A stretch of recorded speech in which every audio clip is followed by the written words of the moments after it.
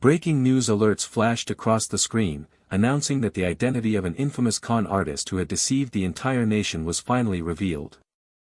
The fraud amounted to a staggering 100 billion won, but the criminal's deceptions ran far deeper than just money.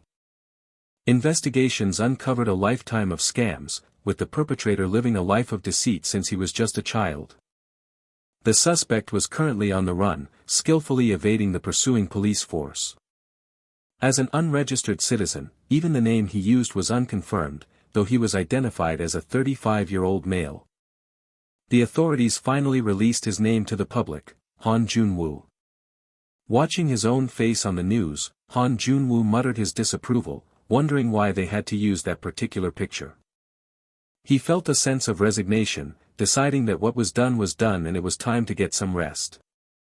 The story rewinds 30 years, where an adult male sternly questioned a young boy, demanding to know if he took the missing item.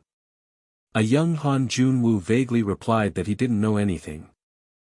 Another boy stood nearby, sobbing as he insisted he didn't see anything either. The man in the suit scanned the room, muttering to himself as he wondered where his lost item could have gone. In his mind, the man cursed, realizing he needed to escape before his entire scheme blew up in his face. His thoughts revealed he was at a daycare exclusively for the children of chaebol families. He questioned his own presence, being unmarried and childless, before remembering the true reason he was there. He deliberately stumbled into a woman, causing her to cry out in surprise. In a flash of movement, two pairs of hands reached out to steady a sloshing wine glass. A hand, adorned with a ring, deftly caught the base of the glass, preventing a spill. The man in the suit offered a profuse apology, but the woman was simply relieved the wine hadn't spilled. He continued his act, blaming the crowded room for his haste, and she reassured him that she was unhurt. After politely excusing himself, he gloated internally that he had stolen the item right in front of her without her noticing. With his prize secured, he thought about heading back to his hideout. However, his foot suddenly slipped on the polished floor. With a cry of dismay, he fumbled the stolen ring, watching it bounce away across the room. He remembered seeing the ring fall somewhere near the crying boy from earlier. The boy continued to sob, hiccuping as he swore it wasn't him. The man in the suit decided against confronting the child, knowing the tears would draw unwanted attention, and quickly made his exit. Meanwhile, a woman in an apron searched frantically, cursing as she wondered where something had gone. The man in the suit then came across a different crying child, young Han Junwoo, and was startled, recognizing the boy didn't belong there. He tried to ask the nearby woman what was happening, but she cut him off. The woman in the apron immediately asked the man in the brown suit if he was the boy's father. The man panicked, realizing he couldn't deny it without revealing he'd snuck in, just as the young boy latched onto him and cried out, "Daddy." The man in the brown suit let out a shocked gasp. The boy pleaded with him not to be left behind, adding to the man's utter confusion. The young boy promised he wouldn't ask for any more toys, while the man silently wondered why the child was calling him Dad. The man speculated that perhaps the boy had been intentionally abandoned at this elite kindergarten, a tactic he'd heard of before. Forced to play along, he put on a fake laugh, reassuring his newfound son that he would buy him anything he wanted before leading him away. As the sun set, the two found themselves in a quiet urban alleyway. The man panted heavily, trying to catch his breath after their escape. He finally turned to the child and demanded to know who he was, but the young boy simply asked what he meant. The man in the suit pressed further, asking why the boy had called him Dad, to which the child replied that the man had said so himself. Confused, the man tried to recall when he could have possibly said such a thing. The small boy looked up at him and calmly stated that the man had been lying. He then revealed that he had seen everything the man had done. The boy asked if the game they were playing was over now, much to the man's confusion. With an unnerving calm, the small boy added that he thought their game was fun. The man, taken aback, questioned the boy about his home and his parents. The small boy simply stated that he didn't have any. He then astutely asked if the man was also homeless like him, prompting the man to ask where the boy lived. The boy explained his method of survival, just going anywhere and doing what he had just done. He elaborated that no one notices an extra child until pickup time, as they all assume someone will eventually come for him. Then, as if remembering something important, the young boy declared that he had won their game. The man in the suit watched in shock as the boy held something out to him. It was his ring, the very item he had stolen and then lost. The boy looked up at him expectantly, asking if his victory was confirmed. The man's mind flashed back to the boy's tearful denial just moments earlier, realizing he had been completely played. The man, whose name was Go-Il-Nam, realized the boy had pretended to be a kindergartner to sneak into the event. He was stunned that a mere child had managed to fool him, the great Go-Il-Nam. Swallowing hard, Go-Il-Nam stared at the boy, who couldn't be more than 5 or 6, and wondered just who this child was.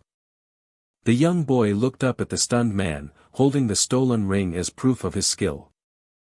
The child's bright blue eyes held a gaze far too old for his years.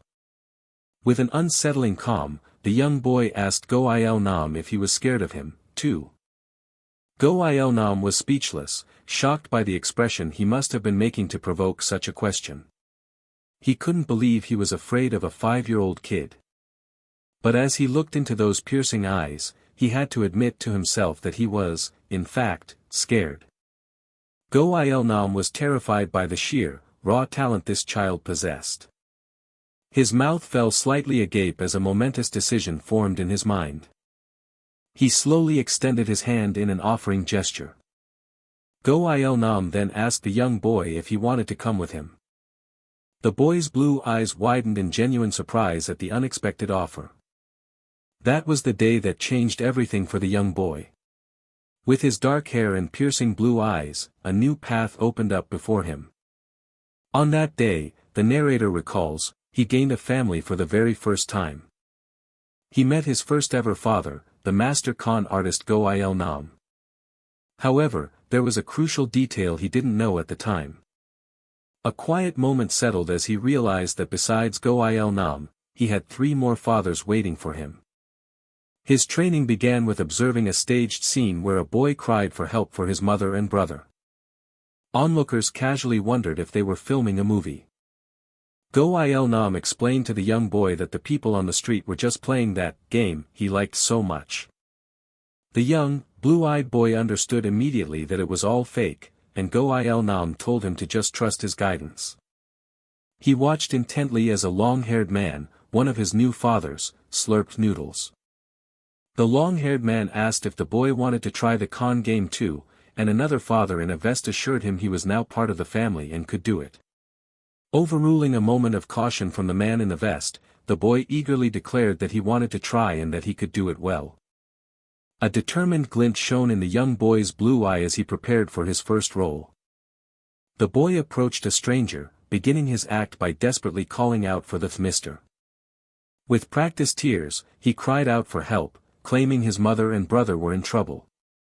Afterward, he proudly thought to himself that he had done well, especially since the man had given him money. He handed the earnings to the long-haired man, who celebrated that their target had totally fallen for the act. The long-haired man eagerly wondered what role he would get to play in their next con. A sinister grin spread across his face, revealing his excitement for their life of crime. From that day forward, the boy, who would become Junwoo, was fully involved in his father's cons. Every single operation they undertook was a resounding success. Eventually, he grew so skilled that he began planning the cons himself. He came to enjoy the thrill of watching everyone fall for his intricate lies. It felt as though the entire world was in the palm of his hands, and he was no longer just family, but a core member of the fraud ring. Years later, an adult Junwoo slammed his fist down in fury. He screamed at his fathers, furious that they had ignored his warning not to mess with a particularly dangerous mark. The long-haired man desperately argued that he couldn't just give up on 100 billion won, never thinking it would escalate this far. The balding man pleaded with Junwoo, begging the smart one to find a way out of their disastrous situation. Junwoo coldly informed them that there was nothing to be done and that it was all over.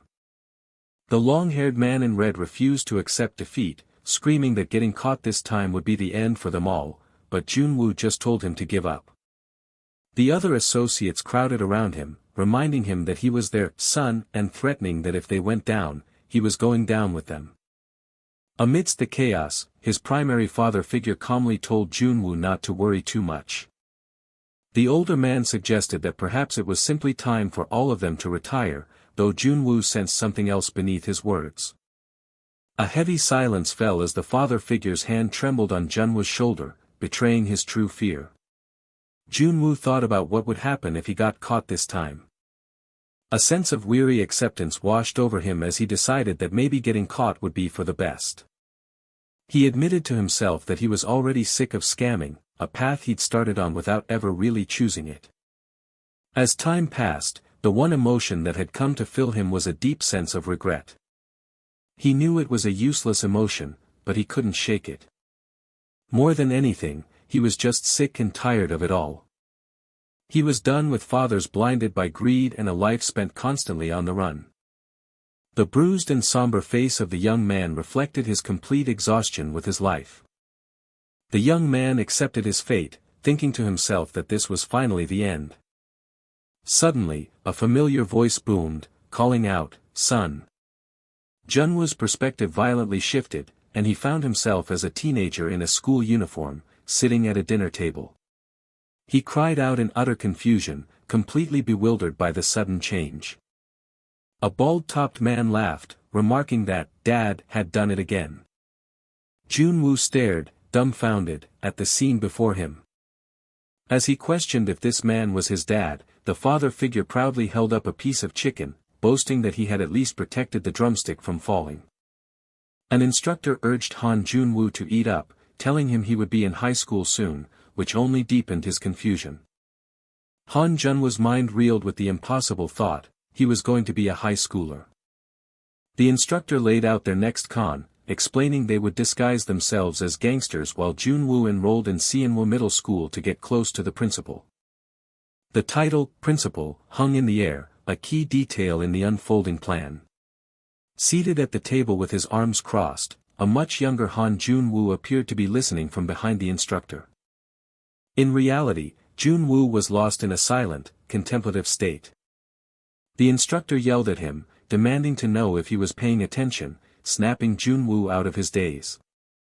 The words, Seonwoo Middle School, echoed in his mind, and he finally registered the target was the principal. A chilling realization washed over him as he placed the event, this was the scam they pulled nearly 20 years ago. The instructor continued, explaining that once Junwoo built trust, he would lure the principal to the Incheon Hotel. Junwoo's mind raced ahead, perfectly recalling the next step, getting the principal to sign a meticulously prepared fake contract. He then remembered how they would move the target to a room full of fake gangsters, startling the principal into wanting to void the deal. Before the heavy-set man could finish, Junwoo laid out the rest of the plan, culminating in demanding a hefty contract termination fee. The man in the brown jacket lunged forward in fury at Junwoo's insolent tone, but Junwoo simply stated his role was minor and excused himself. As Junwoo walked away, the heavy-set man chided the long-haired man for not understanding his own son, who had been acting strangely. But the long-haired man merely thought to himself with pride that his son was a beast who charged the moment he spotted an opportunity. The man in the brown jacket tried to change the subject, asking about a previous job, but the heavy-set man waved it off as long-finished business. A tense silence settled over the remaining men as they processed Junwoo's bizarre behavior. The quiet click of a closing door marked Junwoo's exit from the tense room. Finally alone, Junwoo let out a deep, shuddering sigh. He confirmed what he suspected, the incident he'd just heard discussed was a job from his distant past. After days of grappling with the impossible, Junwoo now knew for sure that he had somehow returned to his past. He accepted that his 35-year life and his current existence as a middle schooler were both real, resolving not to live the same way again, though he knew a problem was looming. Just then, a familiar voice called out his name, Han Junwoo. Jang Junhwan approached him, immediately bringing up the job they had planned for the following week. He claimed the job carried significant weight and that he believed Junwoo was now capable of handling it on his own. As Jang Junhwan stressed the task's importance, Junwoo began to ask a question of his own. But Jang Junhwan cut him off with a stark addition, admitting that the job was also dangerous. He then lectured Junwoo, stating that none of the jobs they undertake are ever without risk. Junwoo inwardly scoffed, knowing full well that Jang Junhwan was a coward who always prepared an escape route for himself. He recalled the details of the escape plan, a secret ship waiting near Incheon Sampyo port for when things went south. The passenger manifest had listed 4 names for the escape, and Junwoo remembered with cold certainty that he was not one of them.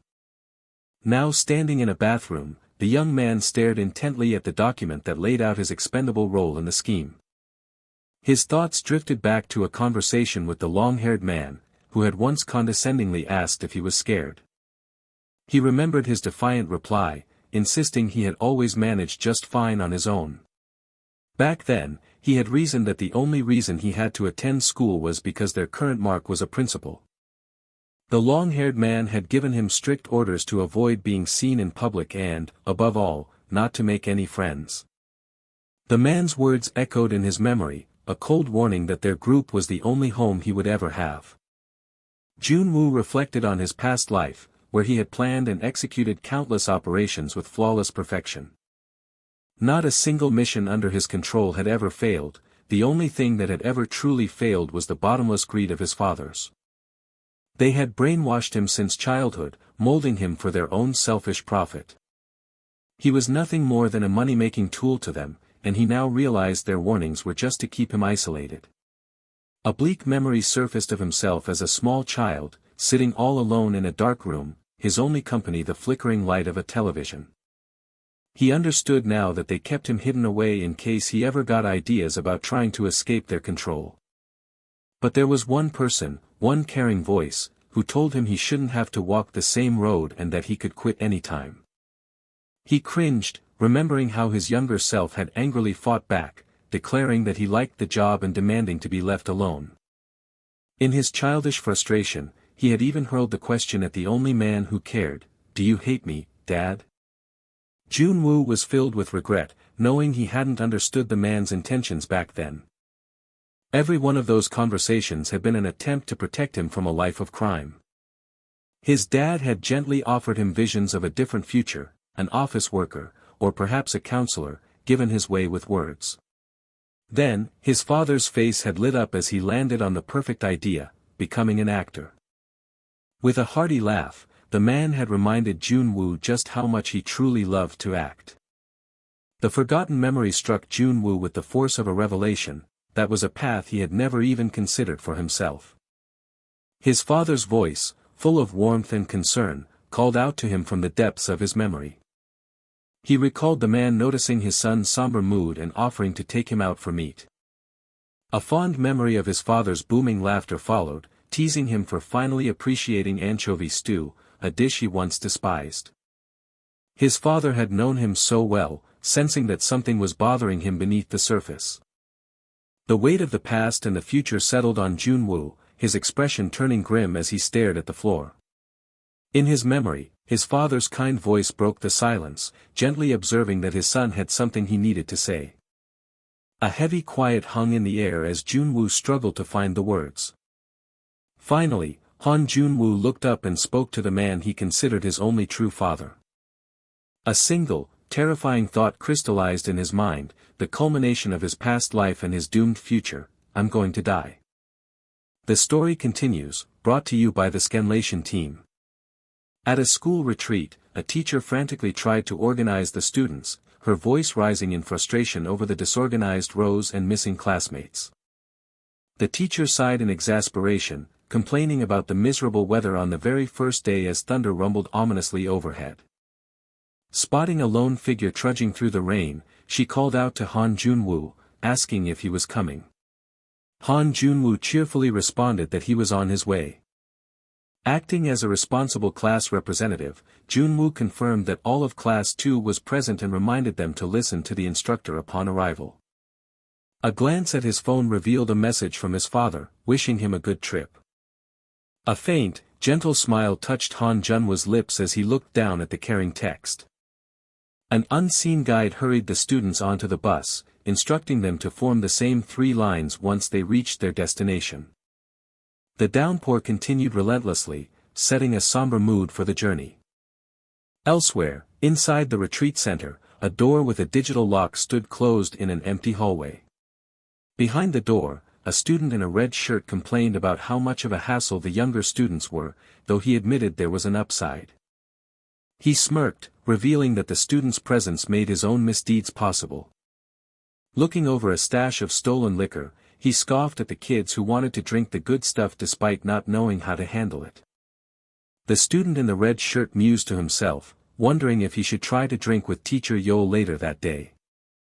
His thoughts then drifted to perhaps drinking with Teacher Hyun-soo instead, before a sudden noise startled him. He tensed, wondering what the interruption could be.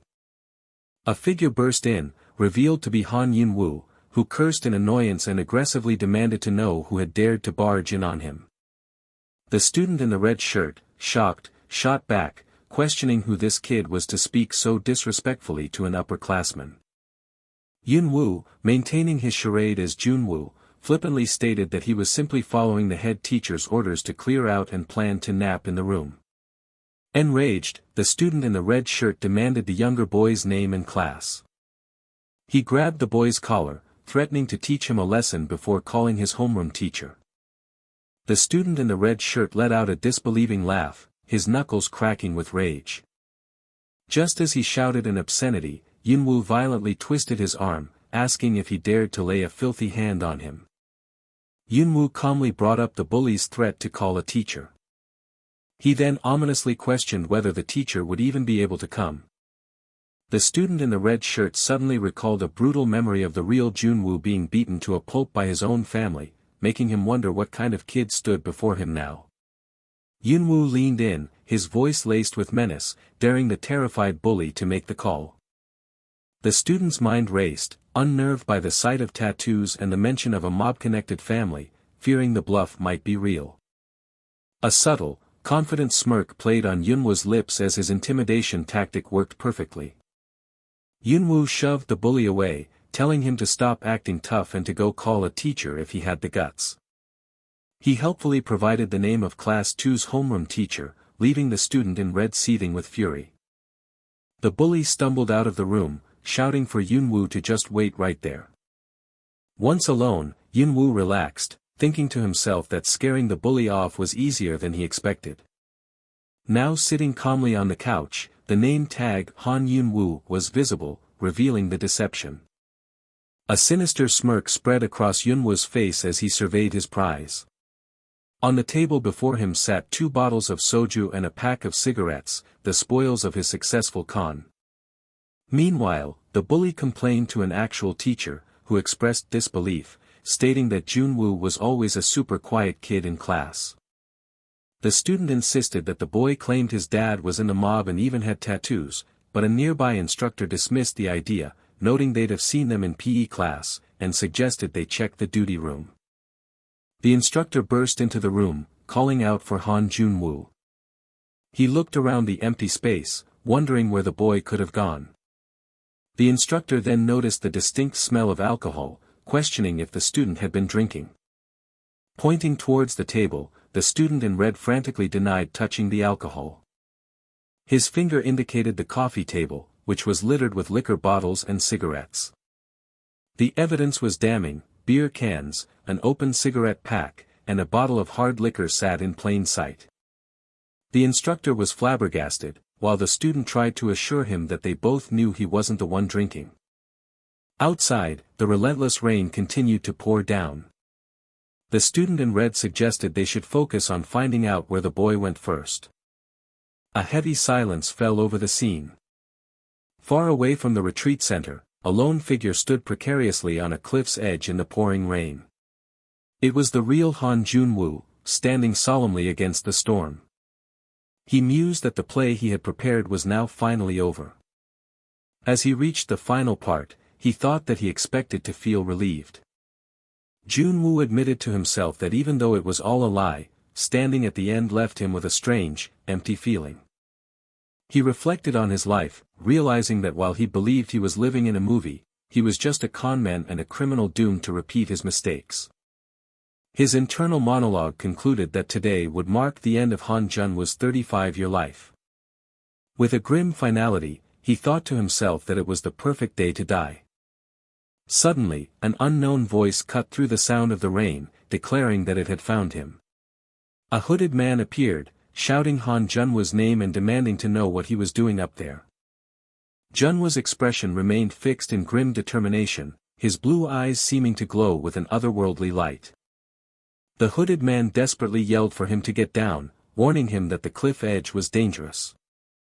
Ignoring the pleas, Junwoo decided this was enough and that it was time to end everything.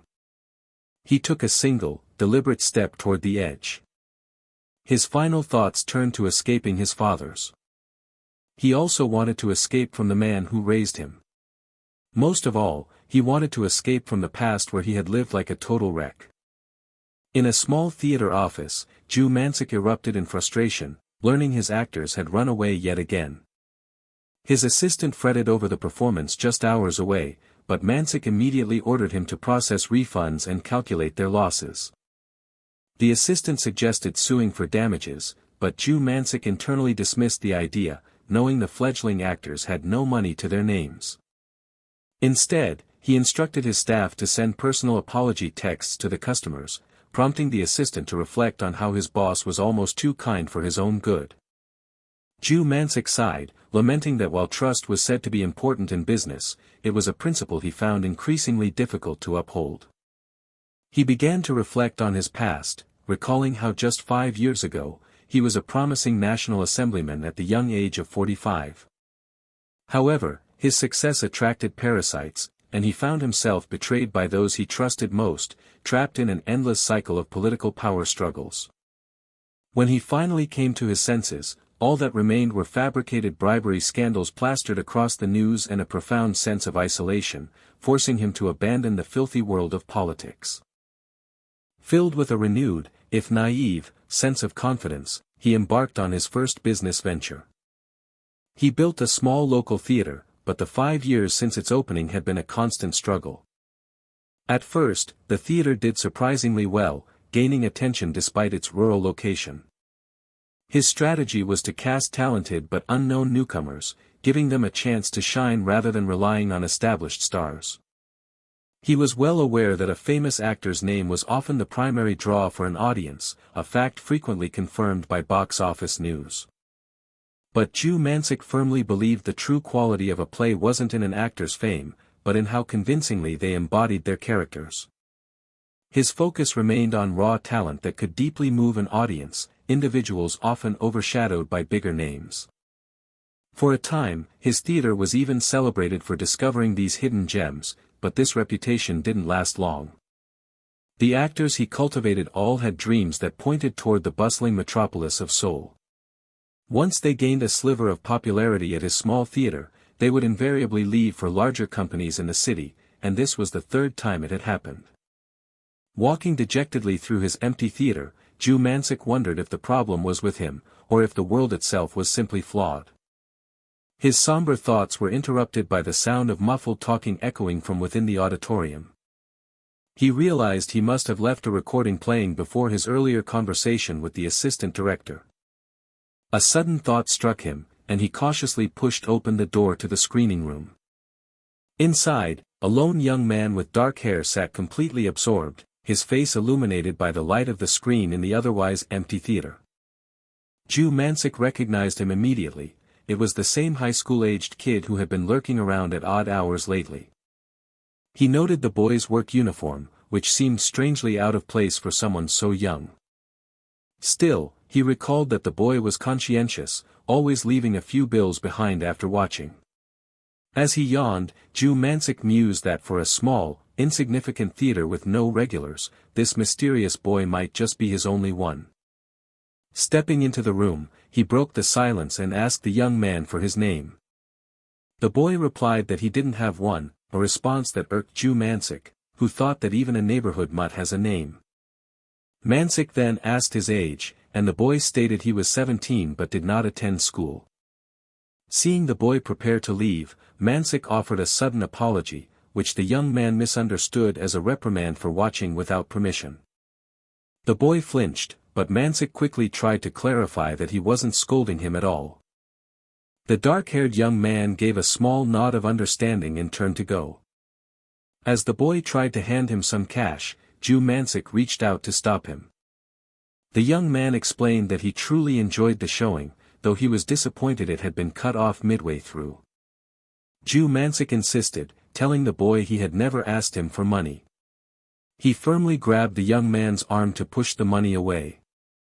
As his hand closed around the boy's wrist, he noticed a fresh injury and asked if he was hurt. The young man quickly dismissed his concern, claiming he would just put a pain relief patch on it when he got home. Despite his haste to leave, he quietly thanked the theater director for his worry. A silent, uncertain moment passed between them in the dim hallway.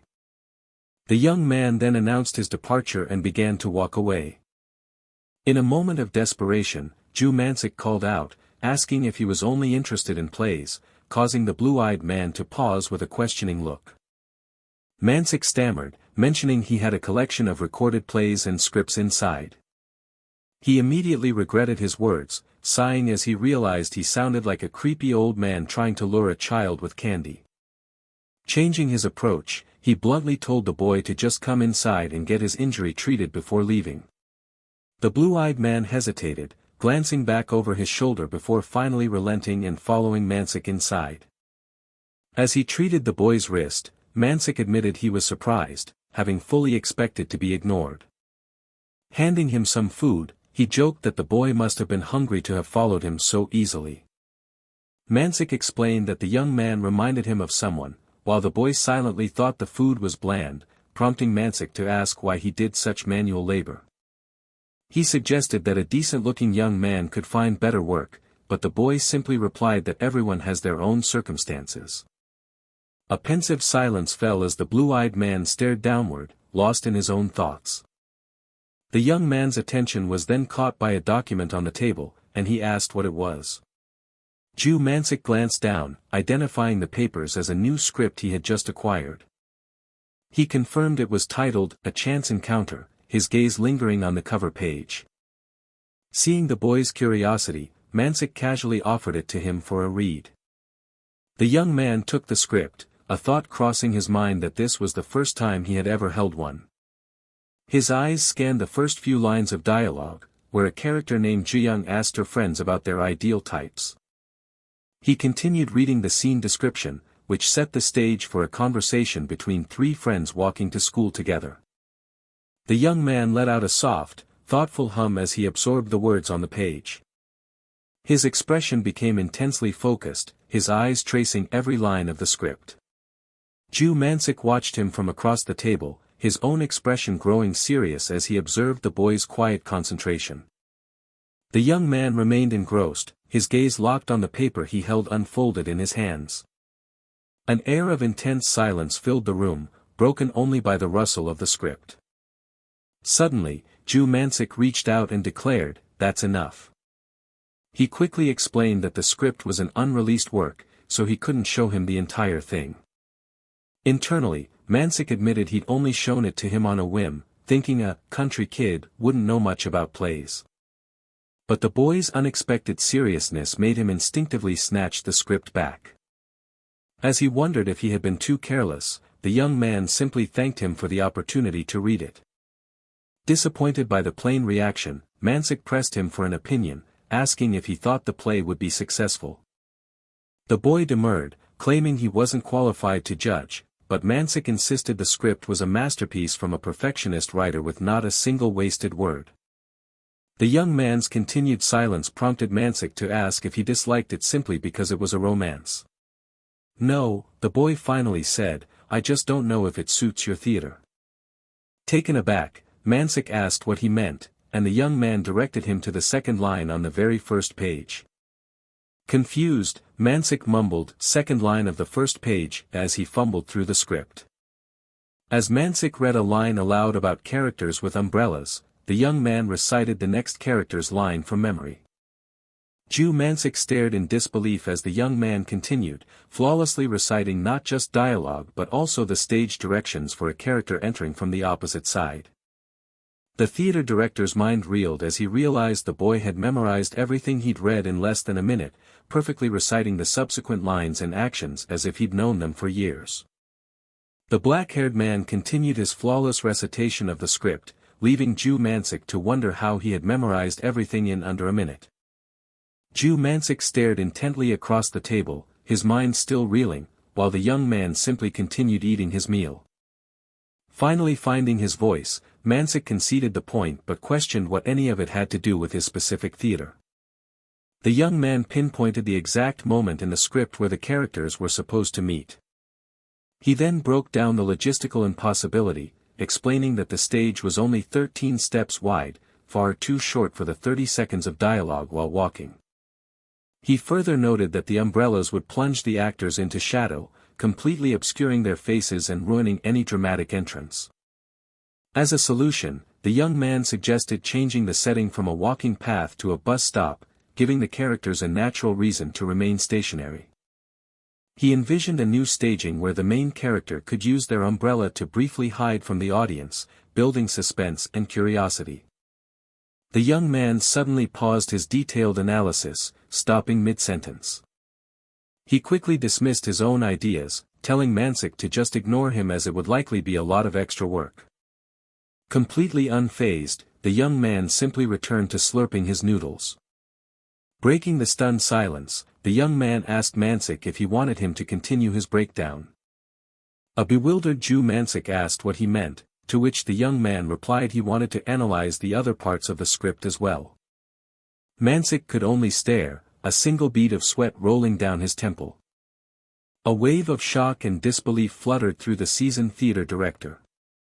Ju Man-sik remained utterly speechless, unable to process what he was witnessing. His mind raced, acknowledging the kid had casually dissected everything from the stage layout and character movements to the audience's sightlines. The young man had even accounted for the precise timing needed for adjusting the brightness of the stage lights. He detailed the exact temperature and positioning of the lighting, down to the seconds of pause and breath between lines of dialogue. Man-sik realized the boy was analyzing details that would be nearly impossible for a whole team of professionals to break down. The director's shock was palpable as he sat there, sweating and completely overwhelmed. He understood that this kid was perfectly tailoring the entire production to his specific theater, all from a single read-through. This chance encounter was rapidly turning into something unbelievable. Ju Man-sik finally broke his silence, his voice filled with incredulity. He rapidly questioned the young man, assuming he must be a professionally trained director from a prestigious theater group. The black-haired young man simply offered an apology, denying any such background. He then admitted that he had seen a play for the very first time at this theater only recently. Explaining that he had been looking for a cinema, he confirmed to the stunned director that this was his first real exposure to theater. The director's mind raced as he processed this shocking new piece of information. Man-sik calculated that this high school-aged boy had completely mastered the feel of his entire stage in just 3 weeks. A play wasn't just actors on a stage performing lines. While ordinary people might only see the acting, the reality was a far more complex machine. It was a comprehensive art form, a symphony of writers, artists, musicians, and lighting experts all working under a director. Yet this kid, with a single glance at a script, had managed to do the work of all of them by himself. The thought that he had only been watching plays for 3 weeks was simply staggering to contemplate. Snapping out of his reverie, Ju Man-sik pushed further, challenging the boy to rewrite the dialogue. He laid out the test, asking him to rework the script based on the structural changes he had just proposed. Internally, Man-sik admitted he had to see more, to know if this genius extended beyond directing into the crucial realm of character and acting. The young man considered the director's proposal with a thoughtful hum. He initially demurred, stating he couldn't do it without knowing the actors, as it seemed like an impossible task. However, the young man then mused that it wasn't just a matter of skill. He explained that to write for someone, you had to truly see their life, including the unconscious habits and muscle tension they couldn't hide. Without that deep understanding, he claimed it was impossible to write dialogue that fit the unique vocal pitch and vibrations of each person. Mansick internally scoffed, thinking that no human could possibly account for all those details. Yet, in his heart, he knew he was just trying to deny a truth that was too difficult to accept. The young man then advised Mansick to try smiling in the mirror when he got home. He calmly pointed out that Mansick's pupils get slightly bigger when he smiles without thinking, making him perfect for playing the role of a murderer. Mansick was left utterly speechless by the deeply personal and unsettling observation. The young man casually brushed it off as a joke and began to gather his things. The director's mind was made up. This kid's talent wasn't just for the stage, he was a genuine, undeniable prodigy. The young man's voice broke Mansick's trance, asking if he was leaving too. Thanking him for the meal, the young man announced he would go first, leaving the director frozen in his seat. Mansick let out a dazed laugh, feeling as though he had been completely bewitched by a force of nature.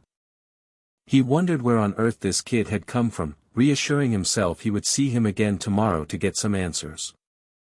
The scene shifts to a young worker confronting his boss, demanding the money he is owed.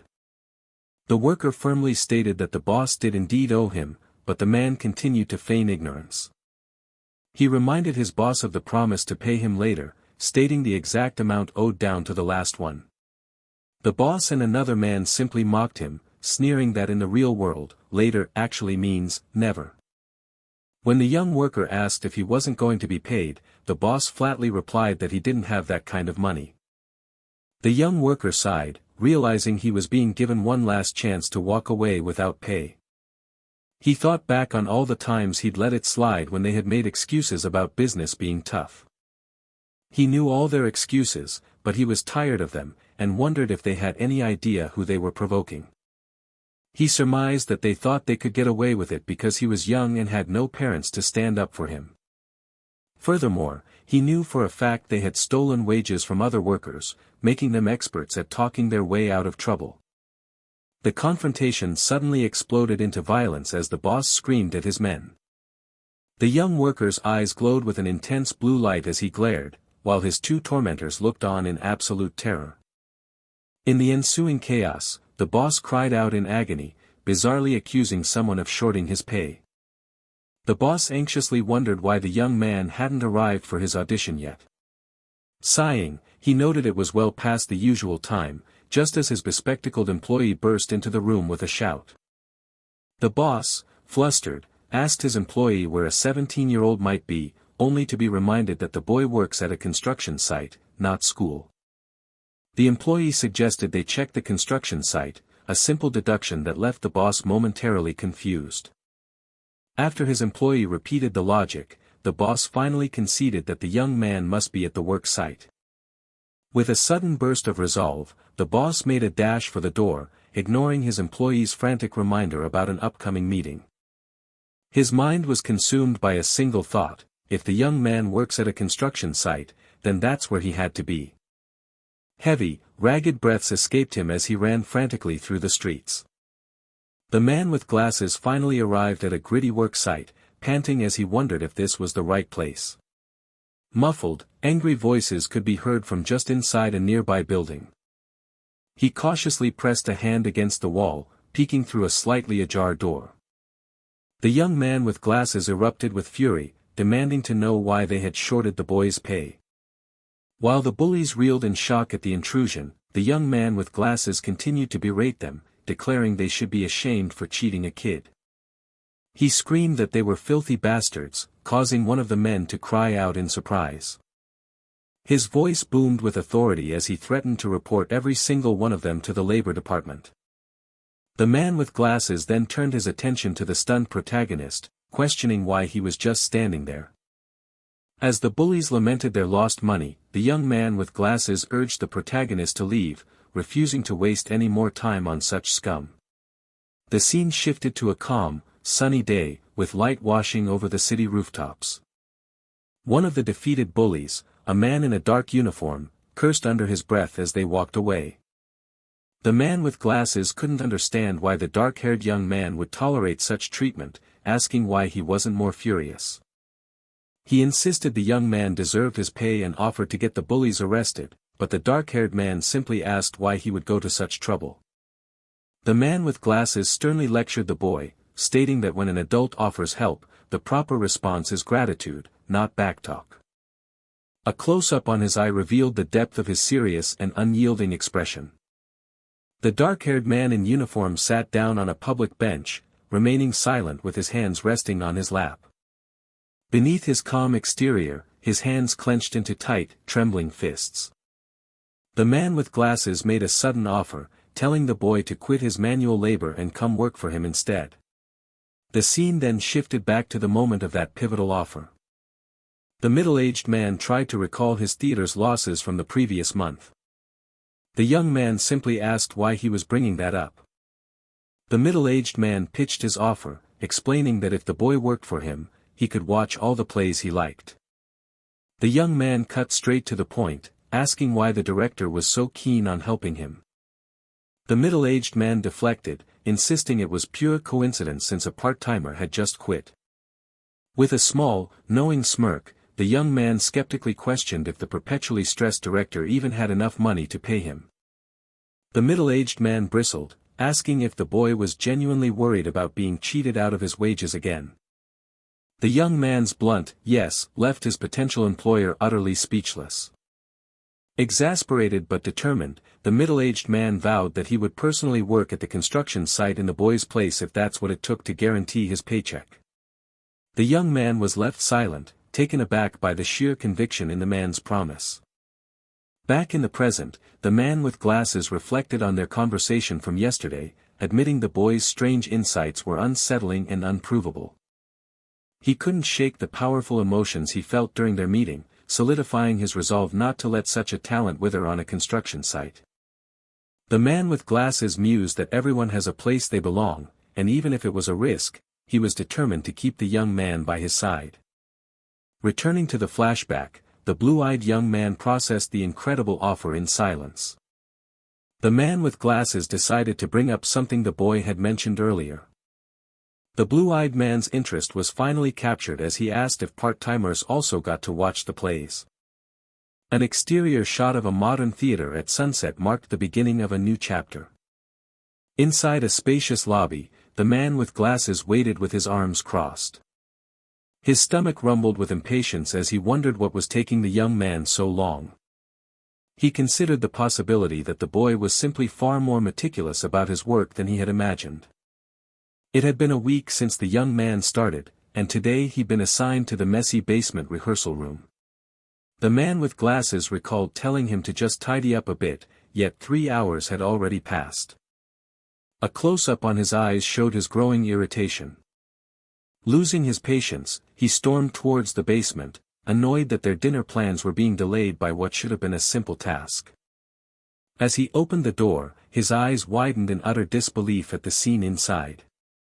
He demanded to know what was going on, and the dark-haired man sheepishly explained that a shelf had fallen over.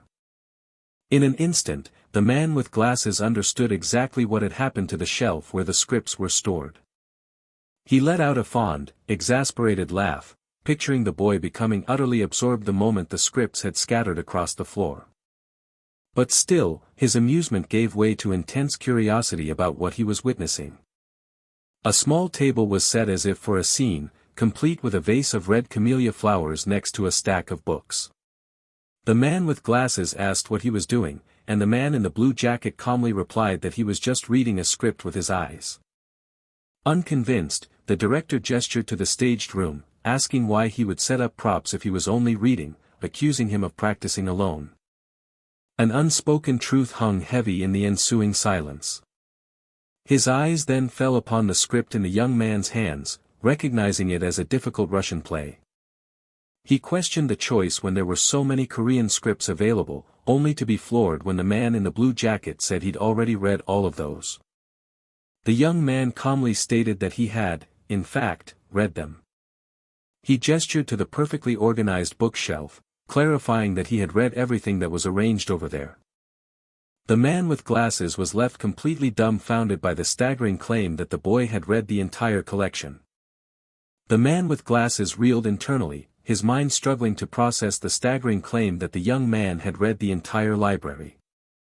He questioned if that was why he had resorted to a Russian script, skeptically asking if he even spoke the language.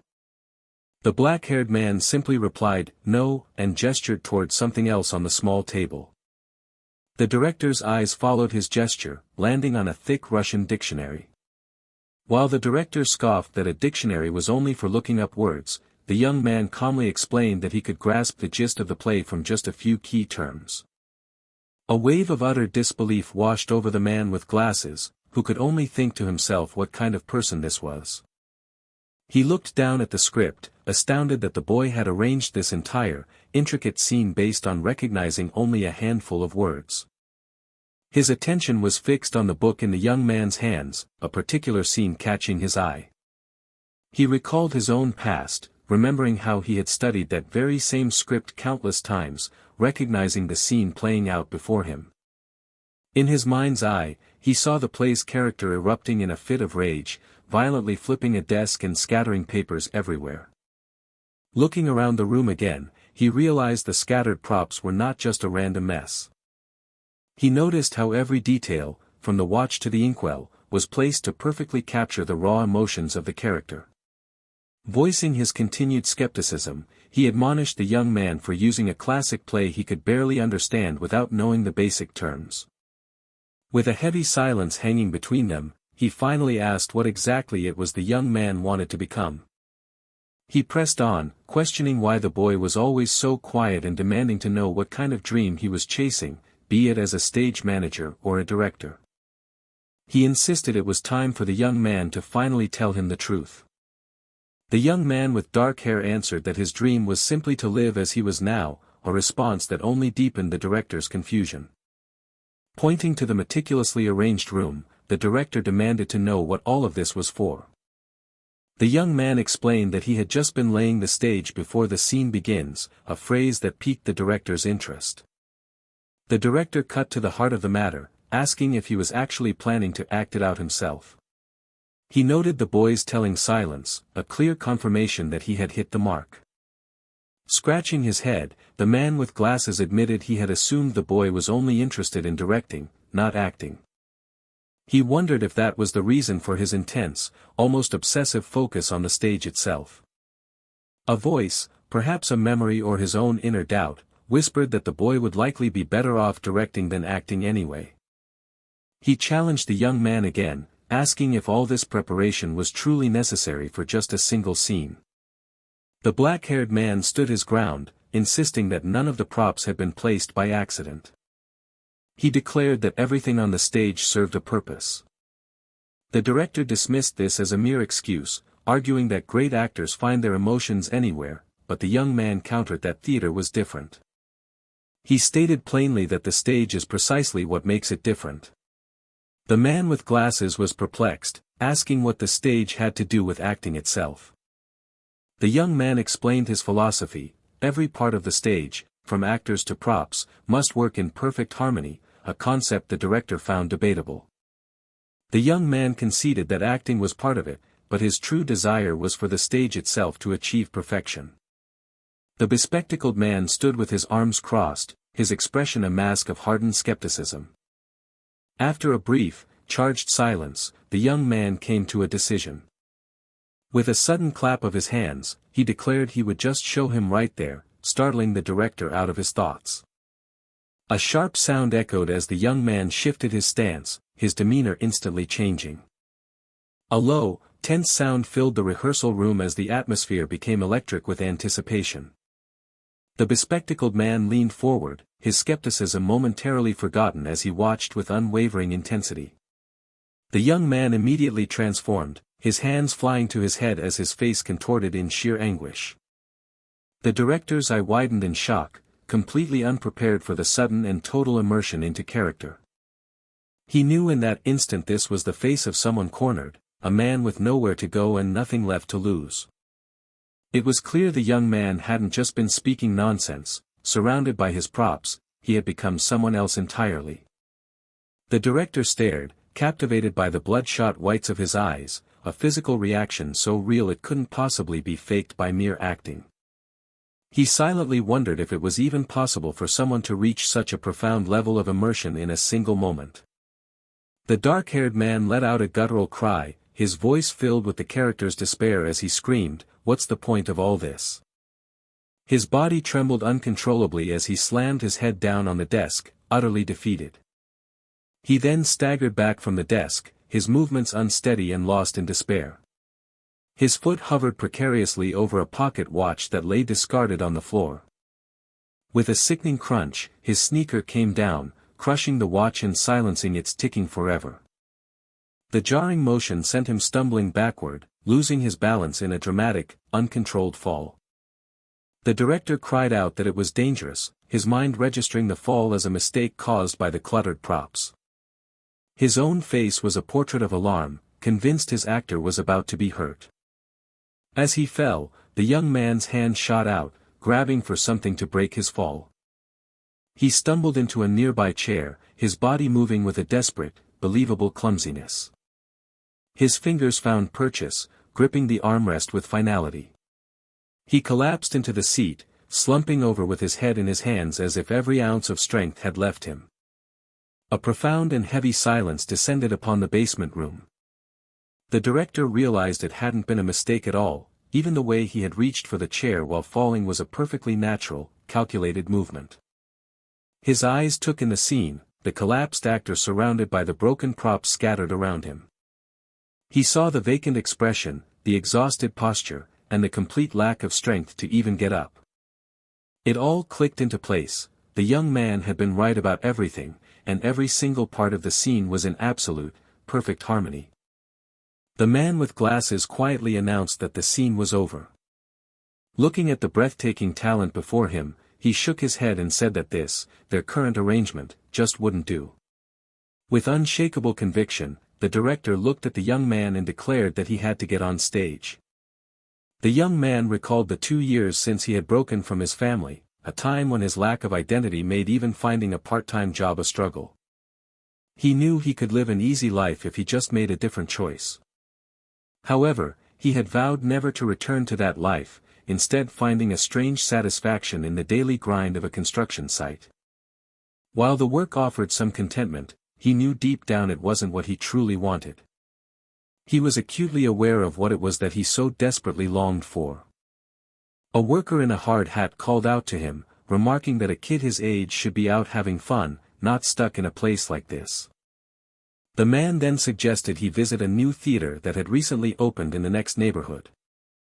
The word theater echoed in the dark-haired man's mind, sparking a flicker of interest. A contemplative silence followed as the weight of the suggestion settled upon him. He soon found himself at that very theater, watching 2 actors perform a passionate scene on a dimly lit stage. It was only then that the black-haired man realized with mild surprise that he had walked into a play, not a movie. From his seat in the audience, his attention was completely captivated by the brightly lit stage. Nearby, a man with a ponytail sighed in annoyance, but the young man barely registered the interruption, his focus unbroken. His gaze was unwavering, his profile illuminated solely by the dramatic glow of the performance. The brief disappointment that it wasn't a movie had already vanished completely. What mattered more was the overwhelming feeling that washed over him, an emotion he hadn't felt in a very long time. The raw, live energy of the actors held a powerful and unique charm that film could never replicate. In that moment, an undeniable urge to be on that stage ignited within him, and from that day forward, everything changed. After that night, as soon as his work ended, he would head straight for the theater. His body moved on instinct, his feet carrying him there before his mind could even process the decision. He became a silent, constant fixture in the back of the auditorium, observing from the shadows. One evening, the man with glasses, a theater staff member, finally broke the silence by asking for his name. The man pressed further, insisting he wanted to at least know the name of their most frequent visitor. The young man recalled how persistent the staff member had been, even asking why he couldn't just accept help and move on. Though he found the man's nosiness slightly annoying, he could tell that despite his rough way of talking, he meant no harm. He remembered the director gruffly yelling at him, questioning why he was wasting time with the wrong kind of people. The young man had mused that people like the director still existed, suspecting the man must have had a hard life himself. The memory faded, returning to the present moment in the basement, as the man with glasses declared the impromptu scene was over. The director then shook his head, stating that their current arrangement simply wouldn't do. Looking the young man in the eye, he declared with unshakable conviction, "You've got to go up on stage." The director's perspective shifted, admitting he initially hadn't expected much, believing true emotion in acting could only come from life experience. He had reasoned that no matter how talented, a 17-year-old would always have his limits. In his mind, the young man was just a kid, defined by the natural boundaries of his youth. He knew the boy was freakishly smart, but he had always believed that intelligence and artistic talent were two very different things. However, what he had just witnessed in that basement room defied all of his preconceived notions. The director now realized that all his prior judgments had been nothing more than his own narrow-minded thinking. The incredible abilities that had amazed him before were merely preparation, tools the young man used to access his phenomenal acting. The director clarified his demand, gesturing emphatically that he didn't mean this basement, but the real stage. To his frustration, the dark-haired young man nonchalantly replied that he had no intention of doing that. The director pleaded, insisting the boy didn't grasp his own talent, but the young man simply replied that he liked things the way they were now. The young man then casually asked about the scripts, leaving the director to question why someone with such immense gifts had no desire to act. His reason, when it came, was shockingly simple: he didn't want to be famous. A sudden realization dawned on the director as he stared at the kid. He understood now that the young man was fully, completely aware of his own talent. The boy's casual attitude wasn't born from ignorance but from the cold certainty that if he started acting, fame was an inevitability. The director couldn't give up, trying to reason with him about his past, even as he suspected, just famous, would be a massive understatement. He tried to downplay the boy's presumed hardships, muttering about his own difficult journey to get where he was. In a desperate plea, the director made a bold promise, vowing to take care of all consequences if the young man would just live and do what he wanted. A small, cynical laugh escaped the young man's lips at the mention of responsibility. Amused that a man he'd known for less than a month would make such an offer, he sarcastically asked if the director was going to kill for him. The director, with terrifying intensity, didn't miss a beat, promising he would kill them all for him. Having laid all his cards on the table, the director then asked the young man if he was in. The scene cuts to the present, with the blue-eyed man standing backstage, peering out through a gap in the heavy red curtains. A single bead of sweat traced a path down his tense face as he took in the waiting theater. He thought to himself with a sense of disbelief that he had actually come all this way to stand on a real stage. Through the gap, he could see members of the audience dozing off, their heads bobbing in sleep. Other patrons were completely disengaged, simply laughing and chatting amongst themselves before the show. The young man acknowledged internally that he understood the director's passionate feelings all along. He recalled the old man's desperation and his fervent belief in his talent. The image of the director's worried, sweating face was still burned vividly into his memory. He had only pretended not to see the man's fervent desire not to let his gift go to waste after he'd been given a job that made seeing plays easy.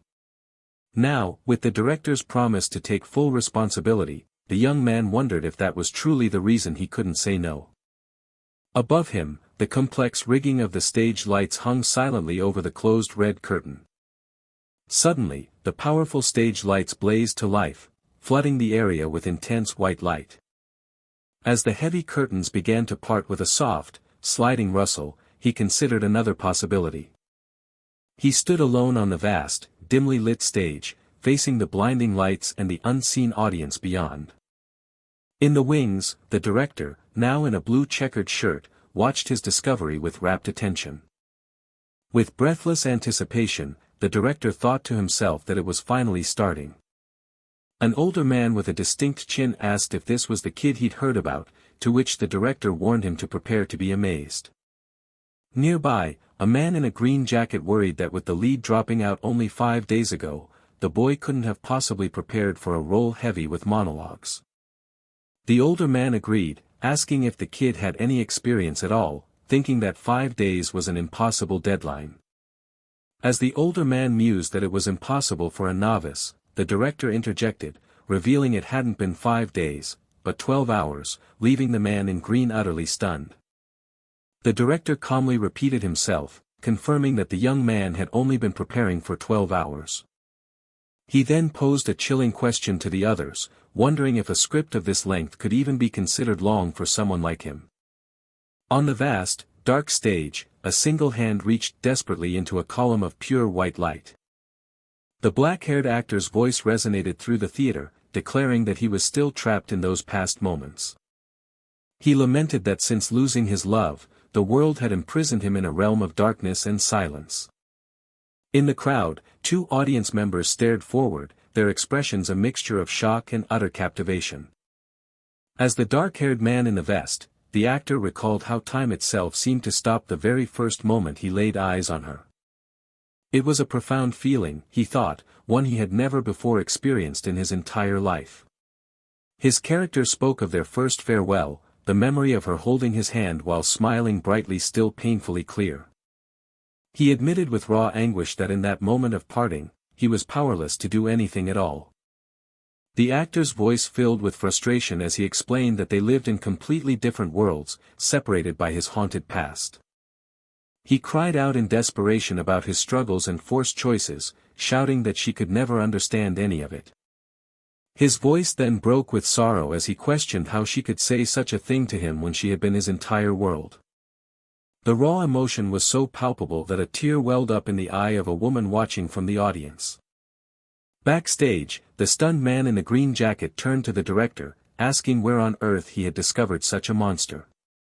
Despite any minor imperfections in vocalization or breathing, every single person in the theater was completely mesmerized by the performance. The man in the green jacket realized this wasn't simple memorization, the actor had wholly embodied the life of the character he was playing. He observed how the lines shifted subtly with each emotional surge, as if the character himself were truly speaking his heart. An unsettling question then crossed the man's mind: was the person on stage truly acting at all? A single, deliberate step on the stage signaled a shift in the scene's dynamic. Under the spotlight, the supporting actress, Ellie, gave a curtsy to conclude her part. The brown-vested actor called out her name, his voice trembling with desperation as he said, "Ellie." He cried out her name again, this time with more force and urgency. He begged her not to leave, insisting there was something he hadn't told her and a reason he couldn't answer her before. As the actor paused for his confession, Ellie reacted with a confused, "Huh," a clear sign she had forgotten her lines. The protagonist stalled for a fraction of a second, stammering as he processed her mistake and instantly formulated a way to save the scene. In the wings, the man with glasses watched in horror, the audible hitch in the performance marking the moment a performer had gone blank. It was a critical error for a rookie in the unforgiving world of live theater, where there were no second takes. The director silently prayed for the actors to push through the stumble as if nothing had happened. He held his breath, desperately hoping the scene wouldn't completely fall apart. But then, the black-haired actor seamlessly improvised, telling her with quiet resolve that she didn't need to say anything more. He salvaged the entire scene and elevated the drama with 2 simple, heartbreaking words: "I knew." In that masterful ad-lib, his mind raced to connect the newfound emotional thread. He then gathered his strength for one final, impassioned conclusion to their tragic story. A heavy silence fell as the 2 actors embraced just as the grand red curtain swept closed. In the audience, tears streamed freely down the faces of patrons who were completely overcome with emotion. A smattering of applause broke the stunned silence. Almost immediately, that applause swelled into a thunderous, theater-wide standing ovation. Backstage, a man in a plaid shirt watched the performers walk off, a look of pure awe on his face. He let out a disbelieving laugh, wondering aloud if this was truly a performance prepared in a mere 12 hours. He knew most actors required over 2 weeks just for character analysis, let alone memorizing lines and movements. A woman in a pink sweater agreed, noting that not only did the actor perform flawlessly, but he had even compensated for his supporting actor's mistake at the climax. The powerful image of the kneeling protagonist embracing his love was seared into the minds of everyone who had witnessed it.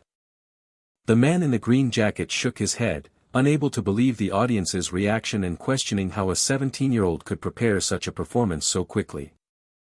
The older man with glasses corrected him, stating it was a misconception to think he only prepared the acting, which left the other man confused.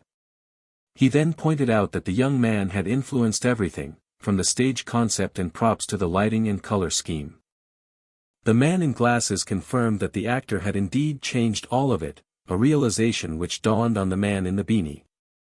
When asked if he understood all the actor's strange suggestions, the man in glasses admitted he found them just as incomprehensible. He paused for a moment before declaring that despite all the confusion, he knew one thing for sure. Amidst the murmuring crew, he stated with absolute certainty that the young actor was more outstanding than anyone else there. Later, alone, the man in the vest was struck by an unfamiliar feeling he couldn't quite name. He reflected that it wasn't his first time acting, having played numerous roles as a con artist in his past life. He had always been keenly aware of his innate talent for performance and deception.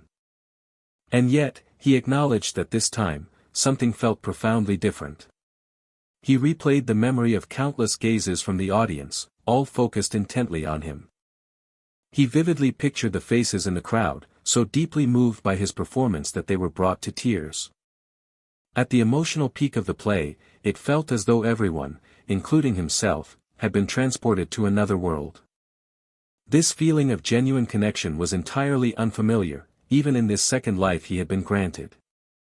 He recalled his grim resolution to die and how he had completely abandoned his name to escape his past. With his heart starting to pound, he remembered how he truly believed he could live that detached, empty way forever. But after the overwhelming experience on stage, the black-haired actor was forced to ask himself if he could really do that.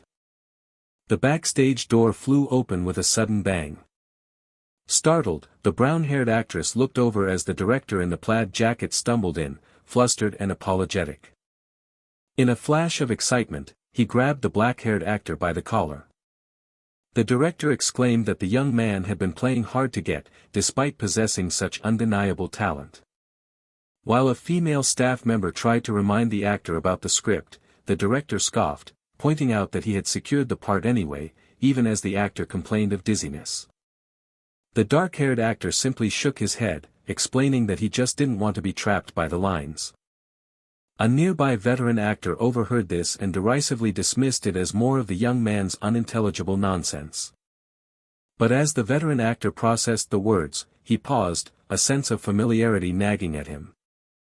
He recalled a famous female judge once stating that true preparation means having the character in your heart, which is why she intentionally avoids scripts on set to let the lines flow naturally.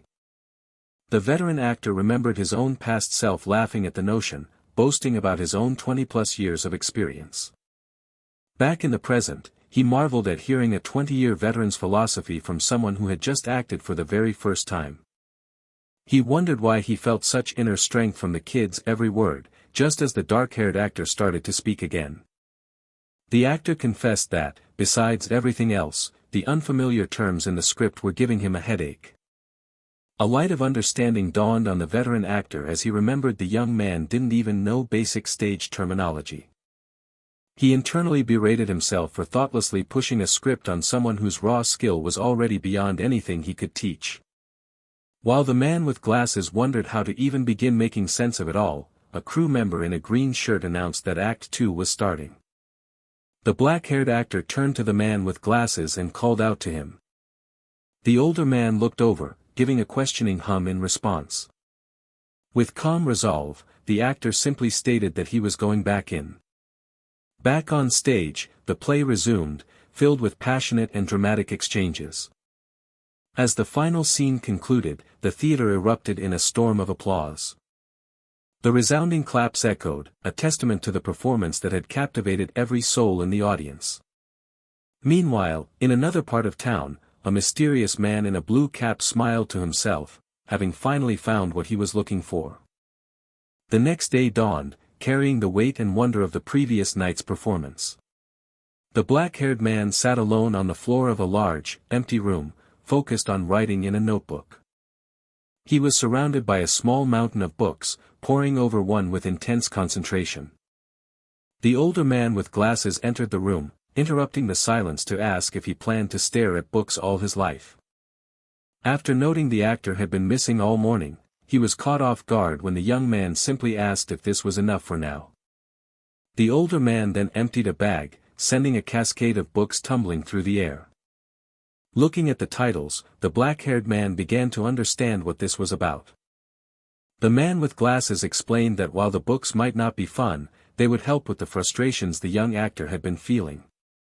In the oppressive heat, he had traveled all the way to the city center, to the only bookstore in the entire rural town. The black-haired man realized his offhand comment about unfamiliar terms had bothered the older man all along. From the doorway, the man with glasses watched the young actor read, his expression thoughtful. He silently wondered if someone with such brilliant instincts truly needed to study acting theories. The older man worried that formal training might just cage the actor's natural brilliance, but knew that providing these books was the only thing he could do to help. The young man suddenly looked up from his book and declared that he was having fun. When the man with glasses asked if the books were helpful, the actor admitted that studying for the first time was more enjoyable than he'd ever imagined.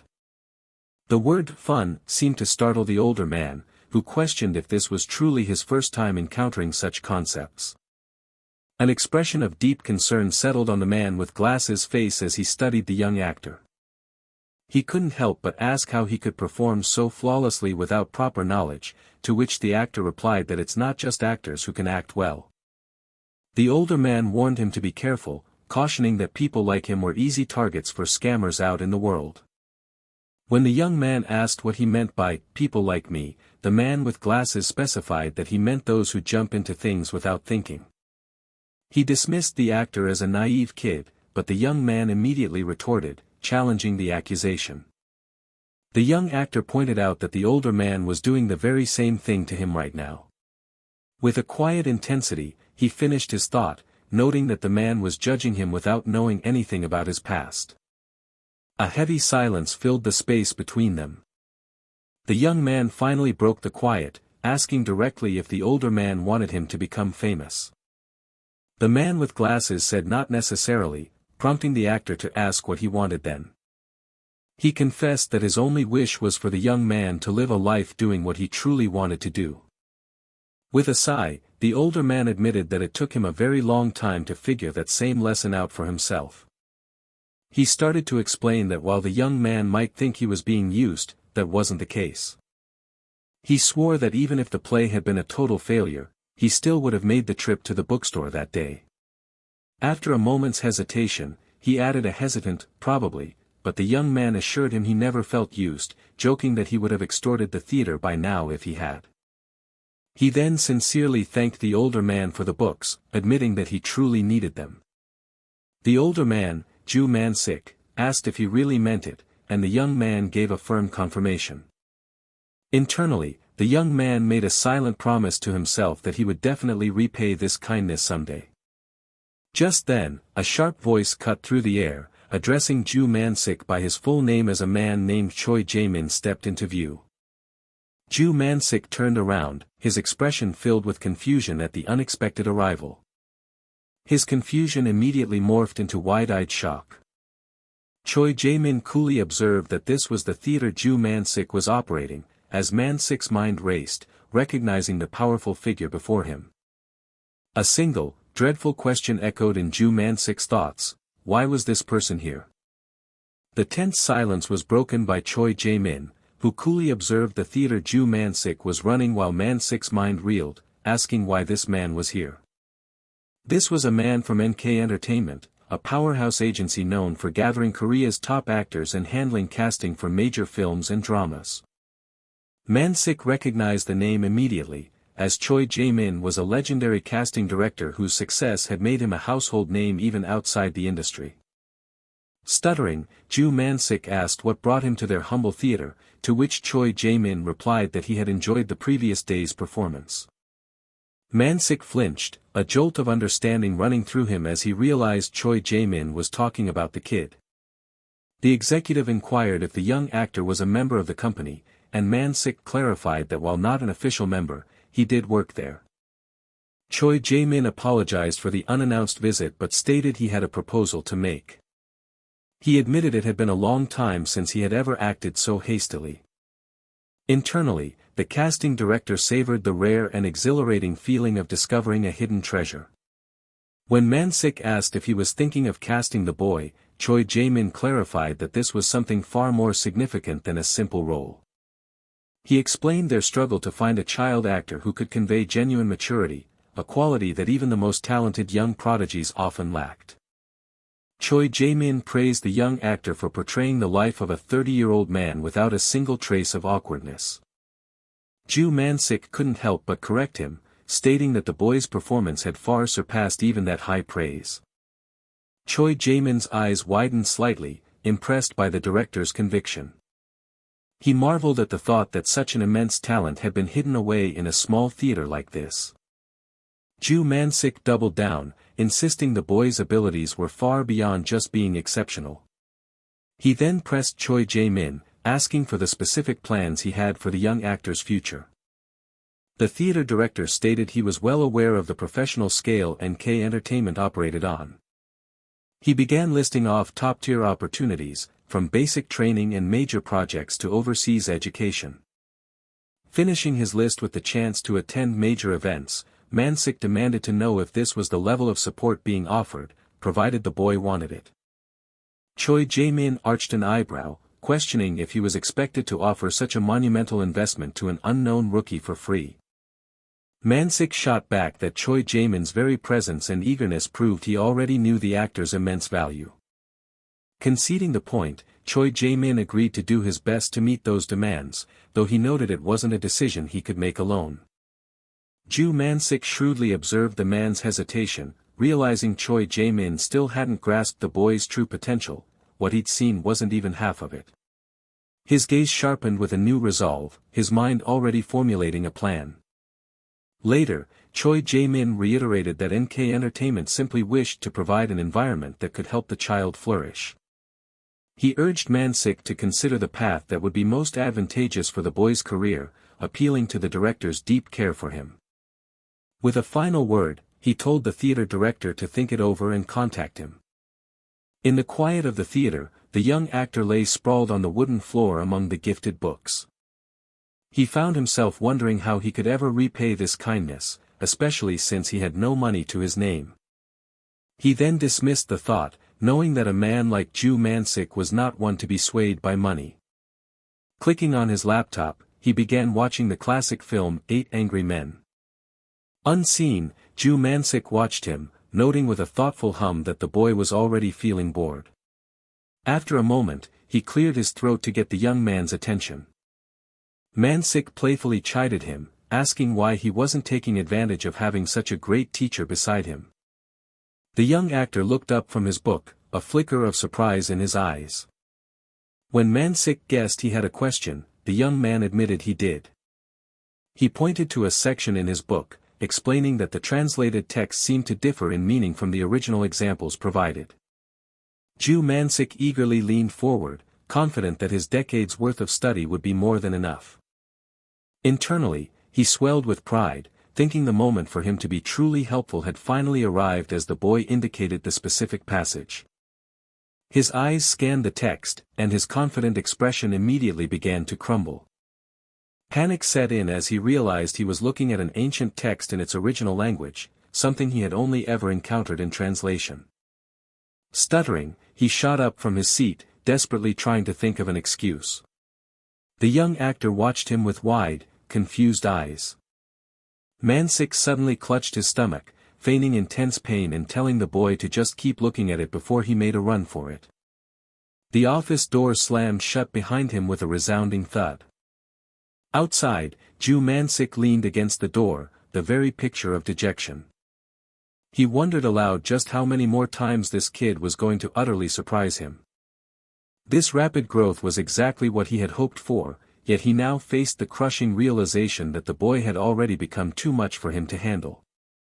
He admitted to himself that while he had experienced many failures in life, this was the first time he had ever felt so profoundly inadequate. A wave of despair washed over him as he questioned how much further his own limited capacity could possibly guide this generational talent.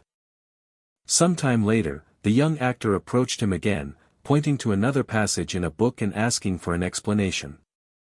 The text detailed the harsh Athenian law from Shakespeare's A Midsummer Night's Dream.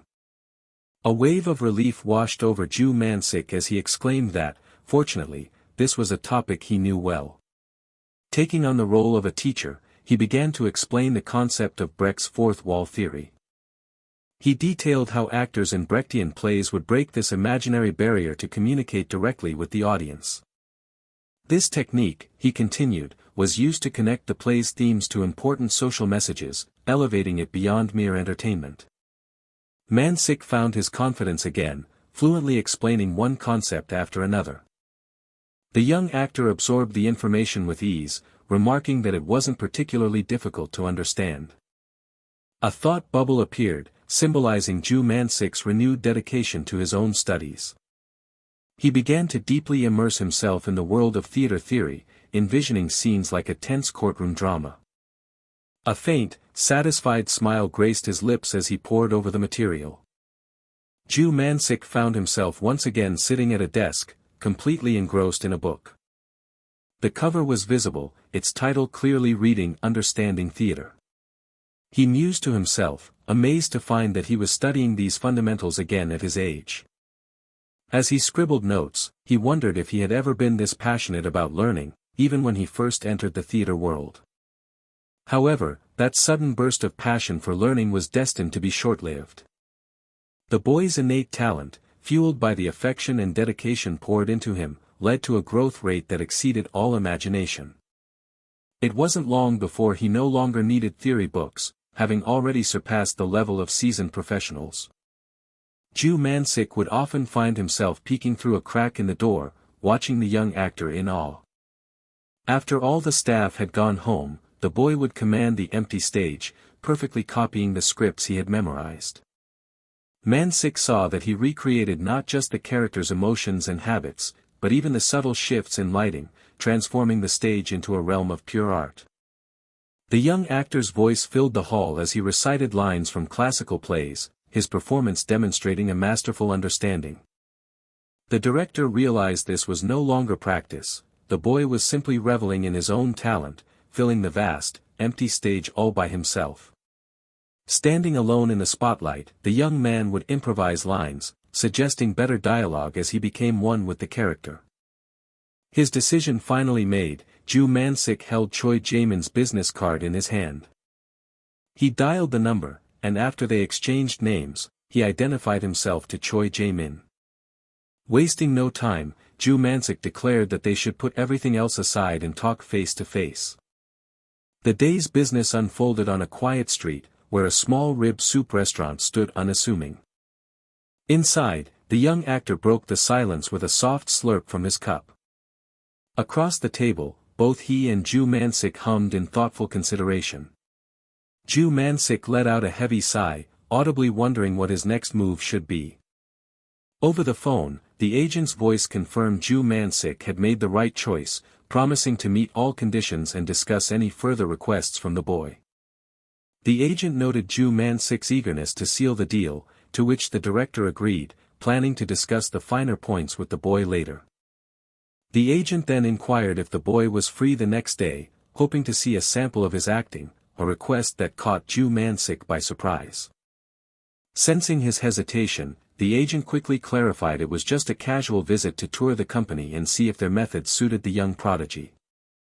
The agent's voice dripped with confidence, asserting that with such a generous offer on the table, no aspiring actor in their right mind would ever refuse. Ju Man-sik, however, harbored serious doubts, knowing the boy was far from easy to persuade. He imagined the actor's dismissive reaction, who would rather read a script than waste time in Seoul, leaving the director to wonder how he could possibly coax the stubborn young man. The young actor, oblivious to his mentor's inner turmoil, simply asked why he wasn't eating and offered to finish his portion. Ju Man-sik politely declined more food, internally questioning why he felt so cautious around a kid he was supposed to be mentoring. After a moment of silence, Ju Man-sik hesitantly broached a new topic, asking if the young actor had ever been to Seoul. The actor's replies were blunt and to the point. He had never been to Seoul, nor had he ever been on a trip anywhere. Ju Man-sik reacted with pure shock, unable to believe that the young man had never once traveled for leisure. He quickly reined himself in, realizing he was getting completely sidetracked from his actual objective. Clearing his throat, Ju Man-sik tried a new tactic, describing the wonders of Seoul's famous Yuksam building as the boy continued to eat, unbothered. He delivered his final, dramatic point, emphasizing the building's staggering 63 floors. The black-haired actor offered a single, deadpan word of feigned amazement. An awkward silence hung heavy in the air between them. Ju Man-sik cleared his throat once more, awkwardly extending an invitation for the boy to join him on his trip to Seoul the next day. He launched into a desperate sales pitch, describing the massive buildings of Myeongdong and how it was on a different level from their rural town. He even invoked the grand scale of the Han River, contrasting it with the small streams of the countryside. The black-haired actor just kept chewing his food, utterly unimpressed. As Ju Man-sik's pitch faltered, the actor cut straight through the pretense, bluntly asking if he was that desperate to send him away. Flustered, Ju Man-sik stammered a denial, but the actor simply parroted the flimsy invitation back at him. The young actor then declared the entire situation to be disappointing. He coolly asked when Ju Man-sik had become so greedy, a question that left the older man speechless. In that stunning moment, Ju Man-sik realized with a jolt that the boy had known his plan all along. His mind raced, wondering if the boy had overheard his call or, worse, had already been in contact with Choi Jae-min himself.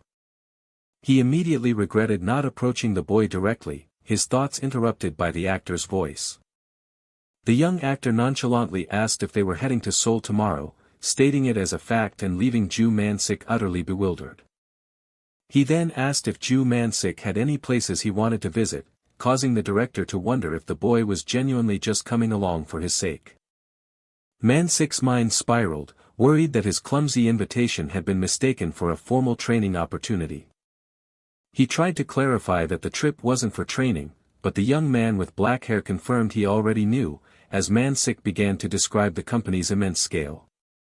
Ju Man-sik explained that such a powerful company might be able to help with the boy's mysterious personal circumstances. He insisted that the actor needed to be surrounded by people on his own level, not the rookies he was currently working with. Continuing his impassioned speech, he claimed the other actors were lucky if they didn't ruin his performances, questioning what they could possibly understand about his talent. The young actor calmly asked for the agency's name, and Ju Man-sik revealed it was NK Entertainment, a place where people would finally recognize his true value. With his point seemingly made, Ju Man-sik trailed off, finally falling silent. He remained deeply suspicious of the boy's sudden compliance, wondering if he'd done something like break the stage to warrant this obedience. He asked one last time if they were really going, but the young man with black hair offered only a telling silence in response. The next day, they stood before the gleaming headquarters of NK Entertainment, and Ju Man-sik was utterly starstruck. He inwardly marveled at seeing the famous production studio in person, even spotting the latest, just-released camera equipment. The young actor's attention was suddenly caught by something specific, his interest piqued for the first time. A woman in a suit inquired about the commotion, prompting a defensive outburst from Ju Man-sik, while the actor coolly stated he hadn't said a word. The woman professionally guided them onward, announcing their arrival at the meeting room and asking them to wait. Ju Man-sik eagerly agreed, ready to head inside and see what awaited them. As he moved toward the door, the black-haired actor started to speak, but his word trailed off into hesitation. Ju Man-sik turned, asking if the actor was coming in with him, catching him with his hand on the doorknob. The young actor thought to himself that he was merely trying to hold the door open for his mentor. Misunderstanding the gesture, Ju Man-sik offered a word of encouragement for the meeting ahead, to which the actor simply agreed. Inside, a man in a sharp suit formally welcomed the young actor. The man added with a professional smile that they had been expecting his arrival. The agent, Choi Jae-min, gestured warmly for the young man to take a seat. The dark-haired young man's eyes narrowed slightly as he internally identified the man as Choi Jae-min of NK Entertainment. His gaze then shifted, moving to the figure sitting calmly beside the prominent agent. There sat Gil Juno, the signature, top-tier actor of NK Entertainment. Choi Jae-min, an agent from NK Entertainment, formally welcomed the young actor, gesturing for him to take a seat. The dark-haired young man gave a respectful bow as he approached the table where the two men were waiting. His gaze discreetly flickered towards the man sitting beside the agent. Inwardly, he identified the star before him as Gil Juno, NK Entertainment's flagship top actor. While not yet at the absolute zenith of his career, anyone with a passion for movies would have recognized his face. At this time, Juno was a solid supporting actor, making his presence at a mere recruitment meeting highly unusual. The young man deduced that the agency had brought their star actor here on purpose. Finding the sight of a younger Gil Juno rather refreshing, his thoughts were interrupted when the agent asked for his name. The young actor calmly replied that he didn't have a name yet, as he was planning to choose one now. Choi Jae-min mused over the "no name" response, wondering if the boy had already conceived of a stage name. He noted the boy's complete lack of nerves and questioned if he was even aware of who he was speaking to. The agent muttered to himself, conceding that such ignorance was plausible given the boy's origins.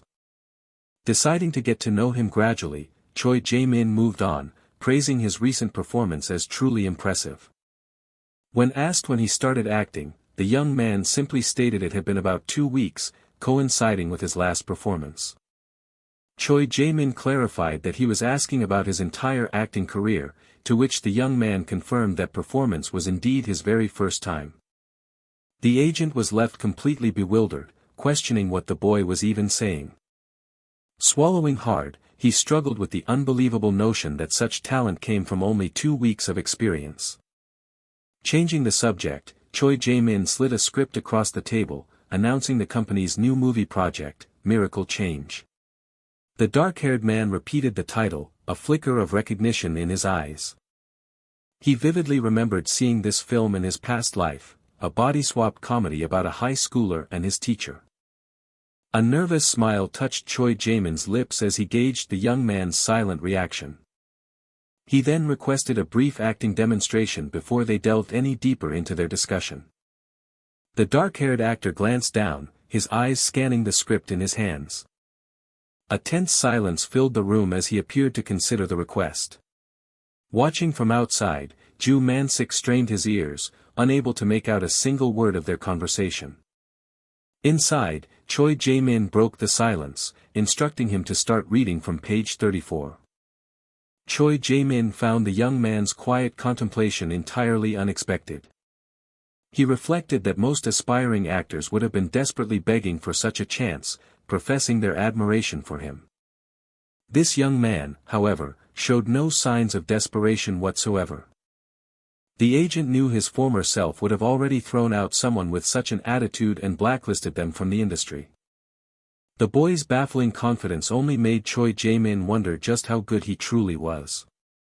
The script described a chaotic school hallway, with a character named Taekyung utterly confused after his soul was swapped. A quiet moment passed as the young actor seemed to gather his focus. His eyes began to dart around the room, taking in an entirely imagined scene. In an instant, his posture shifted, transforming him into the lost and bewildered Taekyung, alone in a crowded hall. He uttered the first part of the line with authentic confusion, flinching as if hearing his own strange voice for the first time. Impatiently, Choi Jae-min attempted to demonstrate the line himself, his voice cracking with feigned surprise. The smiling Gil Juno then offered a gentle word of encouragement, asking if the young man wanted to give it a proper try. The young actor remained perfectly still, his expression unreadable. His gaze simply fell back down to the script resting in his hands. The sleek, modern conference room was steeped in a tense silence. Sunlight streamed through the blinds, illuminating dust motes in the quiet air. Finally, the young man set the script down, stating plainly that he could not perform it there. Choi Jae-min immediately leaned forward, demanding to know if there was a problem. The actor explained that in this sterile environment, he was unable to fill in the lines. Gil Juno stroked his chin, thoughtfully asking if the location itself was making it difficult to act. Choi Jae-min argued that immersion should be easy in such a quiet place, but the actor corrected him, insisting the issue wasn't immersion but the lines themselves. He began to list what was absent, starting with the distinct sound of skateboards on linoleum. He continued, mentioning the ambient laughter and chatter of students in a hallway. Then, he added the subtle sound of wind blowing through an open window. The actor concluded that the crucial missing element was the noise that should be mixed in with the dialogue. Choi Jae-min was utterly perplexed, silently wondering what possible difference ambient noise could make to a performance. Beside him, Gil Juno fell into a deep, contemplative silence. The veteran actor stroked his chin, a pensive look crossing his face as he absorbed the young man's radical idea. Suddenly, Juno's eyes widened as if a profound idea had just struck him. Noticing the sudden change, Choi Jae-min called out his name in question. Juno seemed to snap out of his reverie, turning to the agent as if nothing was wrong. A jolt of realization shot through Choi Jae-min. He was completely stunned. He had never seen his top actor react with such intense interest to an unknown before. The stakes of this meeting were immense, as Ju Man-sik had already secured promises of everything from overseas training to major project roles. Back in the present, both Choi Jae-min and Gil Juno listened with rapt attention. One of the other agents present tried to smooth things over, urging the young man to just treat it like a simple reading.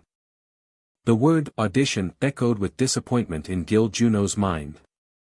Realizing they had misunderstood the request as a mere test, Juno turned to the other agent and asked if that was all they were asking of him. The agent began to fret, remembering that the scene he'd chosen actually required a partner to be performed correctly. Juno looked back down at the script, his chin in his hand as a new plan began to form. The protagonist's mind flashed to one of Juno's past roles, a sudden, wild suspicion prompting an internal question, "Don't tell me it was you?" His thoughts drifted to a line from one of the actor's past projects, a simple encouragement to be happier each day. A slow smile spread across the protagonist's face as he murmured to himself that this situation might actually be fun. Looking up, he confused everyone by asking for another copy of the script. The protagonist then clarified his intention, stating it would be better to match their timing together, his gaze landing squarely on Gil Juno. Han Junwoo stated his simple yet audacious logic, believing it would be better to perform together rather than alone. The director scoffed in disbelief at the young man's nerve. He mused that perhaps it was the audacity of youth that gave him such guts. As the director began to gently shut down the request, Gil Juno suddenly interjected, decisively agreeing to the proposal. The director was left stunned as Han Junwoo immediately asked for another copy of the script. Watching from the side, Choi Jae-min questioned internally if the top actor was truly about to perform opposite this unknown kid. The young man, Ju Man-sik, could only wonder in bewildered silence what Gil Juno could possibly see in this situation. The scene began with Han Junwoo staring blankly forward, already lost in character. Gil Juno immediately exploded into his role, cursing the bizarre predicament his character was in. He yelled at his scene partner, demanding he do something instead of just standing there. Choi Jae-min watched in silent admiration, recognizing that with just a change in his voice, Gil Juno had perfectly embodied a man in his 40s. Ju Man-sik realized with a start that the line was directed at the teacher character. Han Junwoo shot back, retorting that he was just as upset as his student. Gil Juno complained that while the teacher had gotten younger, his own body was now that of a middle schooler. He then commented on his teacher's unique taste in clothes, a jab that Han Junwoo fumbled to respond to while Choi Jae-min questioned if this was the time for such banter. Gil Juno was taken aback, realizing the situation wasn't as it seemed.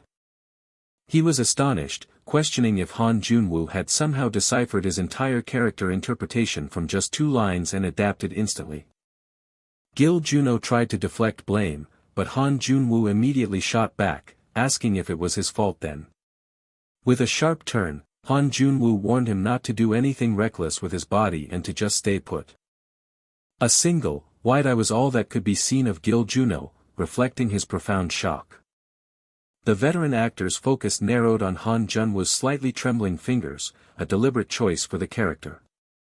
As Han Junwoo finished his warning, Gil Juno's mind deconstructed the performance, the anxious yet firm expression and the cautious trailing off of lines.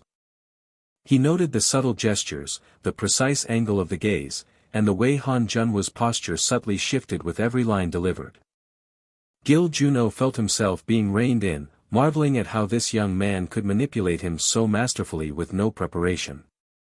He lashed out in character, demanding to know what the teacher was going to do, only for Han Junwoo to yell back that he was just as lost. Despite the shouting match, Gil Juno knew this performance was something fundamentally different. Han Junwoo recoiled with a hand to his head, a sudden display of frustration that startled his acting partner. He gestured towards his own neck, desperately trying to convey the gravity of their character's body-swap situation. Gil Juno stood in profile, sweat beading on his brow as he struggled to keep up with the intense volley. It became clear to him that if Han Junwoo had truly wanted to stand out, his own performance would have been completely overshadowed. Internally, Han Junwoo noted the lack of distracting ambient noise, confirming his earlier theory had not been just empty words. He gave his final line as the character, promising to give a signal later, leaving Gil Juno to wonder where on earth this prodigy had come from. Han Junwoo then broke character, announcing he would stop there. The 2 actors stood facing each other from across the room, the lingering tension of the scene slowly dissipating. Han Junwoo reflected that it was different from acting alone, then genuinely thanked his partner for the fun experience. Gil Juno was left speechless, the words, "thank you," echoing in his mind. He thought to himself that those were the words he should be saying. The veteran actor wondered what it would be like to properly work with a talent as immense as this young man. After a moment, Gil Juno conceded that he had enjoyed it immensely as well. He declared that he believed he would not forget this day. The agent, Choi Jae-min, thought to himself that this was far beyond anything he had expected. Choi Jae-min openly expressed his amazement, admitting he was at a loss for words. Just as he tried to move the conversation toward contract details, Gil Juno interrupted, asking Han Junwoo if his second line had been a deliberate change. Han Junwoo confirmed with a simple yes, admitting he had altered it slightly. He further elaborated that he would have changed the gestures too for a real scene, correctly deducing the shot would have been framed only from the shoulders up. Han Junwoo explained he had adjusted his gaze for their current face-to-face situation, though looking up would have been correct for the camera. He paused for a moment, his gaze sharp and analytical.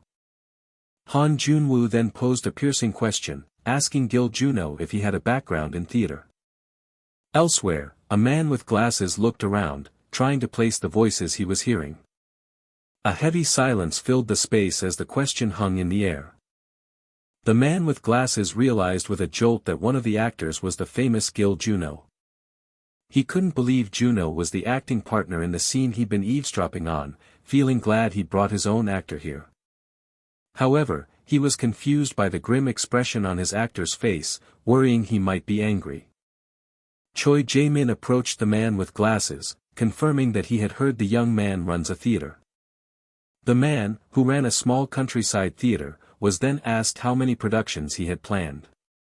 The theater director expressed his confusion, wondering why Gil Juno's agent was asking such questions. Choi Jae-min dropped a bombshell, asking on Gil Juno's behalf if the star could perform on his humble stage, shocking the director. The director's mind reeled at the unbelievable proposition, Gil Juno performing in his small production. He cautiously asked about the conditions, admitting he couldn't possibly match the actor's pay, especially after recent cancellations had hurt their audience numbers. Choi Jae-min waved off the concern, stating that the money was fine. He explained that Gil Juno had simply become greedy for the experience, a statement that only puzzled the director further. The director confirmed that he had come to an agreement with Han Jun-woo, which Choi Jae-min took as a sign there would be no problems. Choi Jae-min hesitated for a moment, a crucial question forming on his lips. He asked if Han Jun-woo had only ever worked at that small theater, confessing he found it hard to believe. Choi Jae-min quickly apologized if he had caused offense, but the director admitted he felt the exact same way. The director confessed that it was hard to even call what Han Jun-woo did, working, at the theater. He admitted he didn't know much about the kid, who mostly studied on his own with books and scripts, learning in a way the director couldn't comprehend. Choi Jae-min repeated the words in disbelief, books and scripts. He was utterly stunned, asking if all of that breathtaking talent was entirely self-taught. The director could only reply that Han Jun-woo was naturally gifted, warning that asking any more questions would only lead to frustration. Convinced, Choi Jae-min declared that in any case, he looked forward to working with him. The theater director extended his hand, sealing the unexpected new partnership. A faint, calculating smile played on Choi Jae-min's lips. The director shook his hand, echoing the sentiment that he, too, was looking forward to what lay ahead. Han Jun-woo stood in the vast hall, his gaze fixed on a distant screen as he processed the day's events. With his hands tucked in his pockets, he contemplated the unexpected new path that had just opened before him. A fleeting memory surfaced, a man and a woman in traditional clothes, sharing a quiet moment in the sun-drenched countryside. Another image flashed through his mind, a younger version of himself in a school uniform, reeling in absolute shock. The montage of his past continued to flicker, a cherished dog, a grieving woman, and a man consumed by a fiery explosion. Through it all, Han Jun-woo's expression remained neutral, a calm facade hiding the turbulent memories within. A quiet moment stretched on, filled only by the weight of his silent thoughts. His mind became a silent whirlwind of calculations and recollections. In a memory from just a short while ago, the agent Choi Jae-min had approached him, calling out to the student with a persuasive smile. The agent's faint smile was thin, barely concealing his determined intent. Choi Jae-min questioned if Han Jun-woo was truly thinking things through, emphasizing the rare opportunities his company could offer. The agent's words were a direct challenge, as sharp and piercing as the intense gaze of Gil Juno's eye. Following Han Jun-woo's firm refusal, the agent could only offer a hollow apology. With a heavy sigh, Choi Jae-min confessed that he had never felt such deep disappointment before. Still, he left the door open, telling Han Jun-woo to contact him if he ever changed his mind or needed help with his performance. To this offer of future help, Gil Juno had simply replied, absolutely. Back in the present, Gil Juno shifted in a theater seat, which creaked loudly as he noted internally how stiff it was. The faint, sharp sound of the creaking chair echoed in the otherwise quiet theater. Elsewhere, the director asked himself if the unbelievable deal was truly finalized. He let out a weary sigh, still struggling to believe that the prodigy Han Jun-woo and the superstar Gil Juno would share his humble stage. The next morning, as the director was working, Gil Juno's voice cut through the air, questioning his early start. Han Jun-woo arrived right behind him, chiding the director for doing manual labor when there was staff for that. With a cheerful laugh, the director waved him off, telling the young man to go practice instead. But Han Jun-woo insisted, urging the director to take a break and recharge his energy for a bit. With a grunt of effort, Han Jun-woo took over the task himself. A moment later, the director tapped on the newly adjusted stage equipment and asked for Han Jun-woo's opinion. Han Jun-woo let out a small, impressed, "Oh." The director noted with pride that it wasn't bad, revealing he'd been carefully observing Han Jun-woo's methods and asking if the tweaks were for their play. Han Jun-woo confirmed he had adjusted it, which prompted the director to admit his genuine surprise at the quality of the work. Inwardly, Han Jun-woo found himself equally surprised by the director's keen eye. He had almost forgotten that the man beside him wasn't just an admirer but a seasoned professional who had studied theater and run this very company for years. The director's thoughtful expression revealed his high expectations for their upcoming performance. Han Jun-woo agreed aloud that the equipment was indeed much better now. The result of his fine-tuning was nothing short of first class. He made a mental note to perhaps refine the setup even further later on. The director then turned to him, a new question forming as he looked thoughtfully to the side. Scratching his head, he admitted there was something he was curious about, and Han Jun-woo prompted him to ask away. The director confessed that no matter how he looked at it, he couldn't understand why Han Jun-woo would refuse a major company like NK but agree to perform with Gil Juno. Han Jun-woo remained perfectly still, his expression unreadable. The director pressed on, pointing out that NK would have provided access to countless scripts and far more acting opportunities than his small theater ever could. He confessed that while he often found Han Jun-woo hard to read, this time he was genuinely curious about his reasoning. A heavy silence hung in the air between them, thick with unspoken thoughts. Finally, Han Jun-woo broke the tension with a casual shrug, claiming he simply didn't remember. The director played along with a laugh, jokingly asking if Han Jun-woo had perhaps stayed for his sake. Feigning disbelief at the jest, Han Jun-woo dodged the question entirely, asking if the director was hungry and suggesting they go for breakfast. As the director sputtered in protest, Han Jun-woo had already decided on kimchi stew, effectively ending the conversation by walking away. The director could only make a choked sound of utter exasperation. Meanwhile, in a pristine office far away, another man was deep in thought. Choi Jae-min stared intently at his notes, his mind focused entirely on Han Jun-woo. The agent pondered whether the young actor was driven by an incredible ambition for the stage, or if he was obsessed with something else entirely. Back at the theater, an unlikely and dedicated partnership was blossoming day by day. The director mused that anyone watching would think it was a scene from a play, as he'd expected the great Gil Juno to only appear on the day of the performance. But every morning, Gil Juno would arrive with a yawn, greeting the director bright and early. He had even rented a place nearby, showing up daily without a hint of fatigue and arriving even earlier than the director himself. Still in disbelief, the director would tiredly greet him back each morning. It seemed to the director that Gil Juno wasn't just practicing, he was genuinely enjoying the process of discussing acting and harmonizing with Han Jun-woo. Yet, as he watched the star actor's intense solo practice one day, the director couldn't help but wonder why the man never seemed to leave. He turned to Han Jun-woo, who could only confess that he didn't know either. The two of them watched the focused actor in silence. Gil Juno sat dejectedly on a bench, a look of deep, constipated frustration etched onto his face.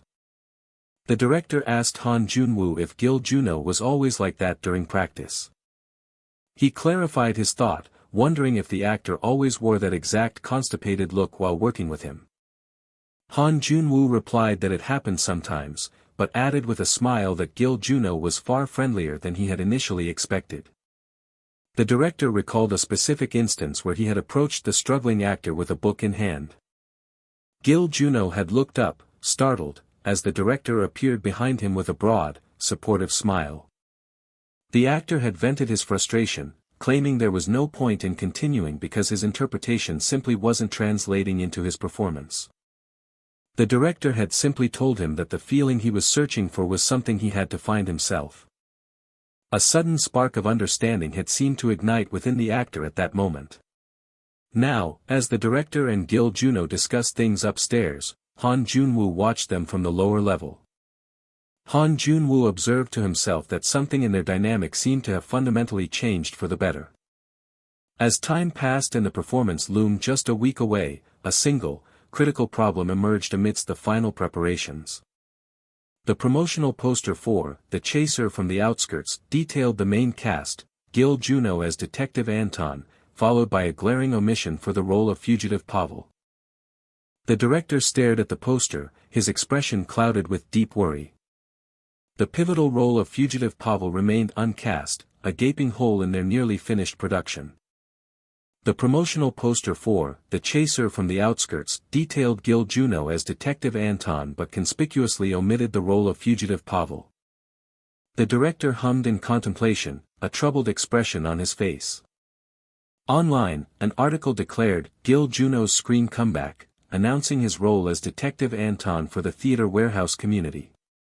As expected, public reaction to Gil Juno's surprising theater appearance was explosive, with comments ranging from excitement to bewilderment over the venue. The director inwardly questioned if this overwhelming public attention was, in some sense, a relief. He mused that thanks to this buzz, the truly critical issue of the uncast fugitive Pavel was being overlooked, despite some online speculation about a child actor. With only a week remaining until the performance, the director felt the immense pressure of their predicament. The blue-eyed man internally worried that they couldn't possibly stage the production without first announcing the complete cast list. The director, startled by a sudden late-night arrival, wondered who could be visiting at such an hour. His eyes widened in disbelief and surprise at the sight before him. "Wow," he exclaimed, clearly impressed by the unexpected transformation. He then wondered to himself if this truly was his own theater. The blue-eyed man gazed to the side, his expression serious and thoughtful. The director, astonished, demanded to know what brought the blue-eyed man there at that hour and what all of the changes meant. The blue-eyed man playfully challenged him, asking if he disliked the changes. The director echoed the question, his voice laced with disbelief. He dismissed the thought of disliking it, again questioning if this grand space, now resembling a national theater, was truly his own. The blue-eyed man inwardly reflected that all his hours spent reading directing theory books had certainly not been wasted. The director mused aloud that no expensive additions had been made to the set, yet he couldn't comprehend how such an immersive atmosphere had been achieved. The blue-eyed man humbly stated that he had merely added a little to what the director had already prepared, leaving the director momentarily speechless. He then clarified that he hadn't just been idly watching all the director's hard work. The director considered the stage, a new understanding dawning on him. The man with glasses experienced a sudden, profound moment of realization. The blue-eyed man let out a small, quiet sigh of relief. The director remained silent, seemingly overwhelmed by the revelation. He then unexpectedly blurted out a question, asking the blue-eyed man if he had always been so handsome. The director further inquired why he always concealed his handsome face, to which the blue-eyed man replied that his past profession necessitated anonymity, and he never thought about showing his full face. A moment of quiet reflection passed between them. A deep, resonant silence enveloped the theater, emphasizing the weight of the conversation. The narration observed that the blue-eyed man seemed to have been burdened by many thoughts, evoking a sense of sorrow. The narrator remarked that this performance promised to be on an entirely different level than past shows with meager audiences, and that rumors about him were now inevitable. Promotional details for The Chaser from the Outskirts listed Kim Jun-ho among the cast, while online comments continued to ignite conversation about his theatrical comeback. Jun-ho offered a faint smile, his blue eyes shimmering with a quiet resolve.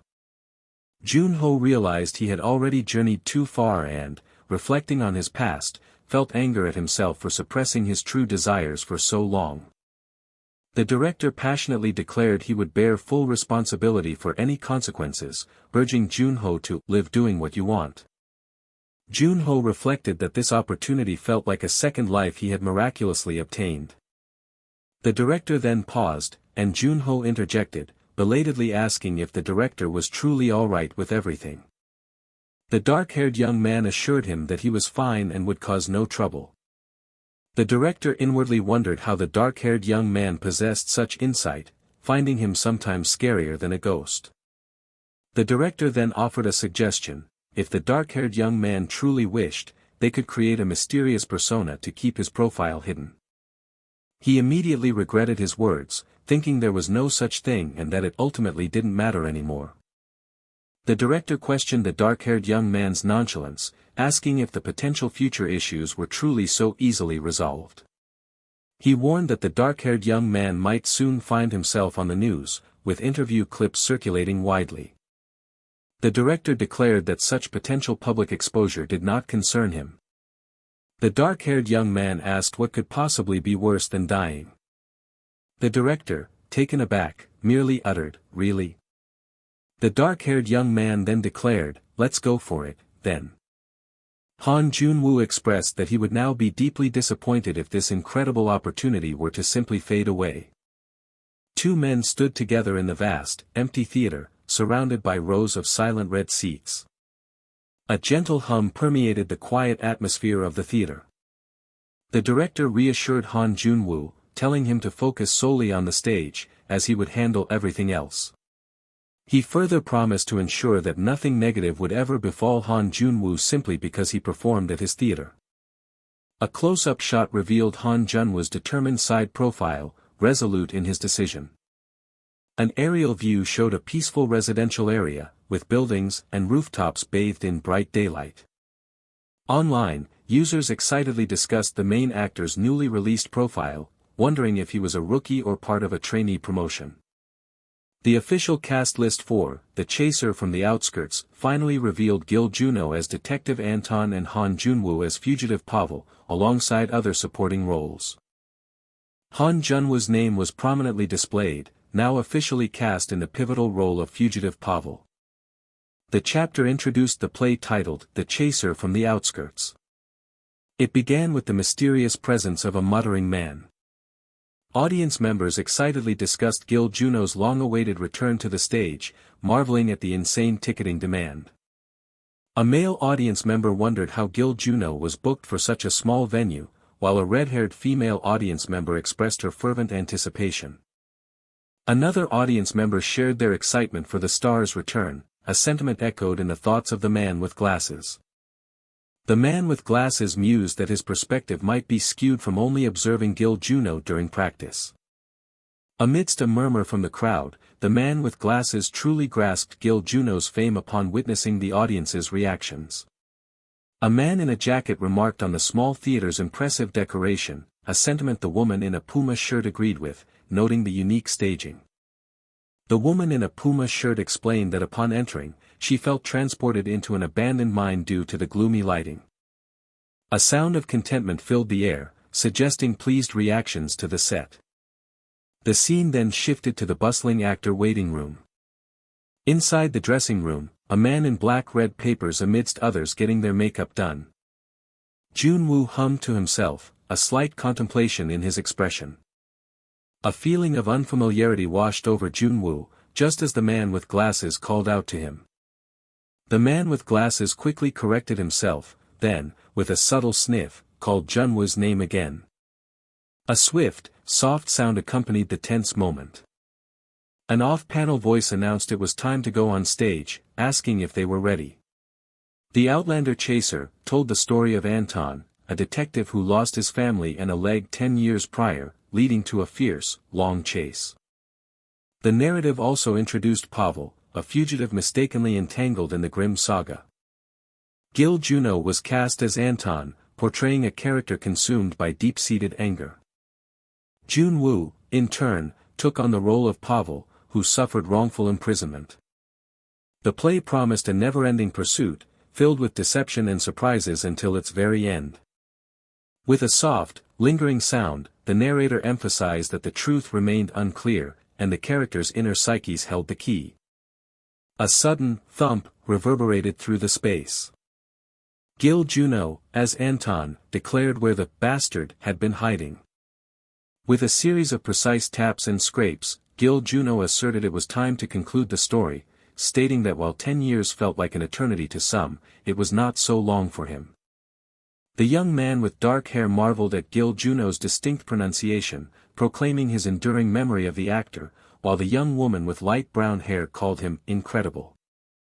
The dark-haired young man admonished his companion for filming, but the young man with a brown scarf retorted, asking when else he could see Gil Juno perform in the theater.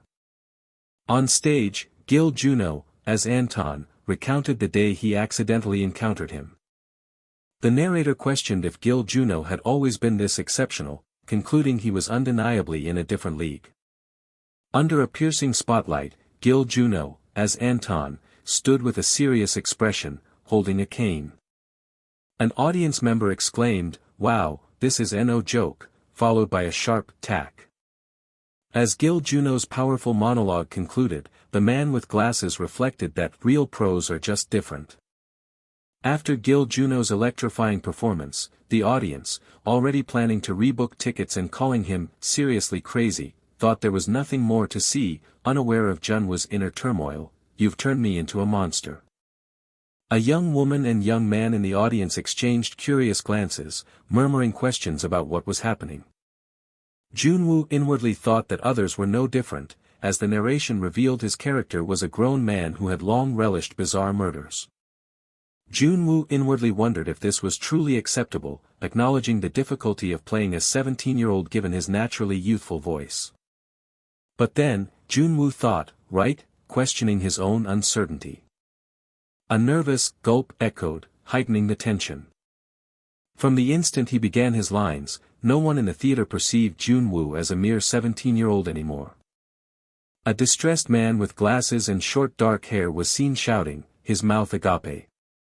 With a soft, SSOOK sound, a woman with dark hair tied back clasped her hands nervously, a single sweat drop tracing her cheek. The audience collectively held their breath, unable to tear their eyes from Junwoo as the play approached its climax. Gil Juno, as Anton, challenged, "Did you really think you could hide everything?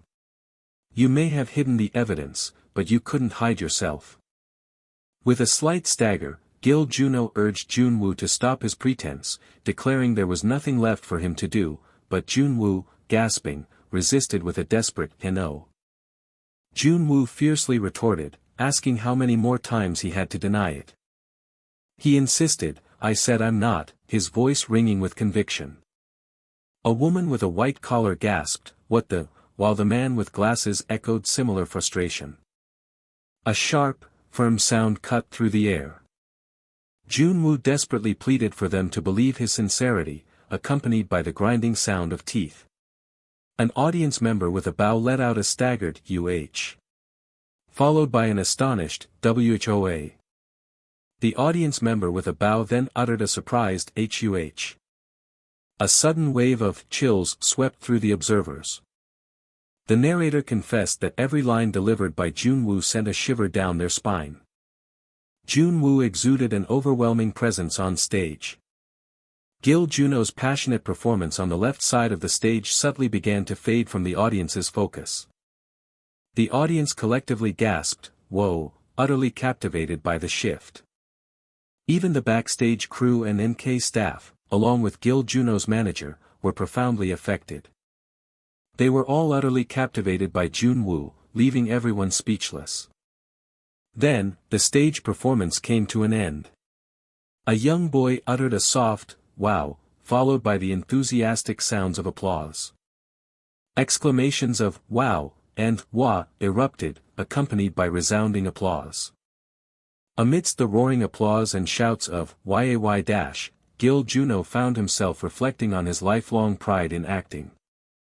He had always held deep respect and awe for the stage. Yet, all his accumulated pride and achievement suddenly felt a bit shameful. Meanwhile, a brown-haired woman, asking about Junwoo's name, questioned if this intense performance was what theater is supposed to be, as the woman in the white top called it, crazy. It certainly seemed that way. The narrator urged observers to note where the audience's gaze was now directed. In a close-up, Junwoo's face was seen looking upwards, his expression unreadable. In the wake of the performance, news outlets began to buzz with articles heralding the revival of the main theater. On the theater community's forums, a columnist's post went viral, posing a simple question: in this grand rediscovery, where was Gil Juno? Another headline sensationally declared the rise of a monster rookie actor, a new legend who had completely overshadowed even the great Gil Junho. At a celebratory barbecue, a sharp voice cut through the noise, warning that the meat was burning. The manager with glasses raised his glass, congratulating everyone on working so hard to conclude the final performance. While he insisted that skipping the after-party wasn't polite, the man in the cap sarcastically questioned if ditching a shoot on the same day was any better. A heavy, unspoken tension lingered in the air. A colleague softly asked one of the actors if the meat wasn't to his liking. The lively background music did little to lighten the mood. The manager with glasses grumbled about certain people being inexcusably late, no matter how urgent their business. At that moment, a boy on his phone took a call, murmuring that he understood and would review the offer. He ended the call with a quiet beep. Nearby, Ju Mansik scoffed at the idea of casting an idol, cynically remarking that good looks were now mistaken for dance talent. Yu Sang-jun, overhearing the conversation, noted the irony of someone who'd never seen a play passing judgment before addressing President Ju Mansik directly. Ju Mansik turned, his expression questioning the interruption. Out of breath, Yu Sang-jun apologized for his late arrival at the after-party, prompting Ju Mansik to ask who he was. Composing himself, the man introduced himself as Yu Sang-jun, a producer from W Broadcasting's production team. He then leaned in, announcing he had arrived with a very interesting offer. The scene shifted, showing Yu Sang-jun standing in a doorway, observing a disheveled room. He let out a sigh, realizing how far they were pushing things. Ju Mansik angrily demanded to know if the offer was so important it was worth ruining his evening at such a late hour. Yu Sang-jun urged him to just hear him out, explaining that he was producing a new program on a massive scale. He then clarified with a grin that it was likely on a scale Ju Mansik had never seen before. The pitch was accompanied by a grand vision of a modern metropolis, symbolizing the project's immense scope. The man behind this ambitious project was team leader Park Joon-gil.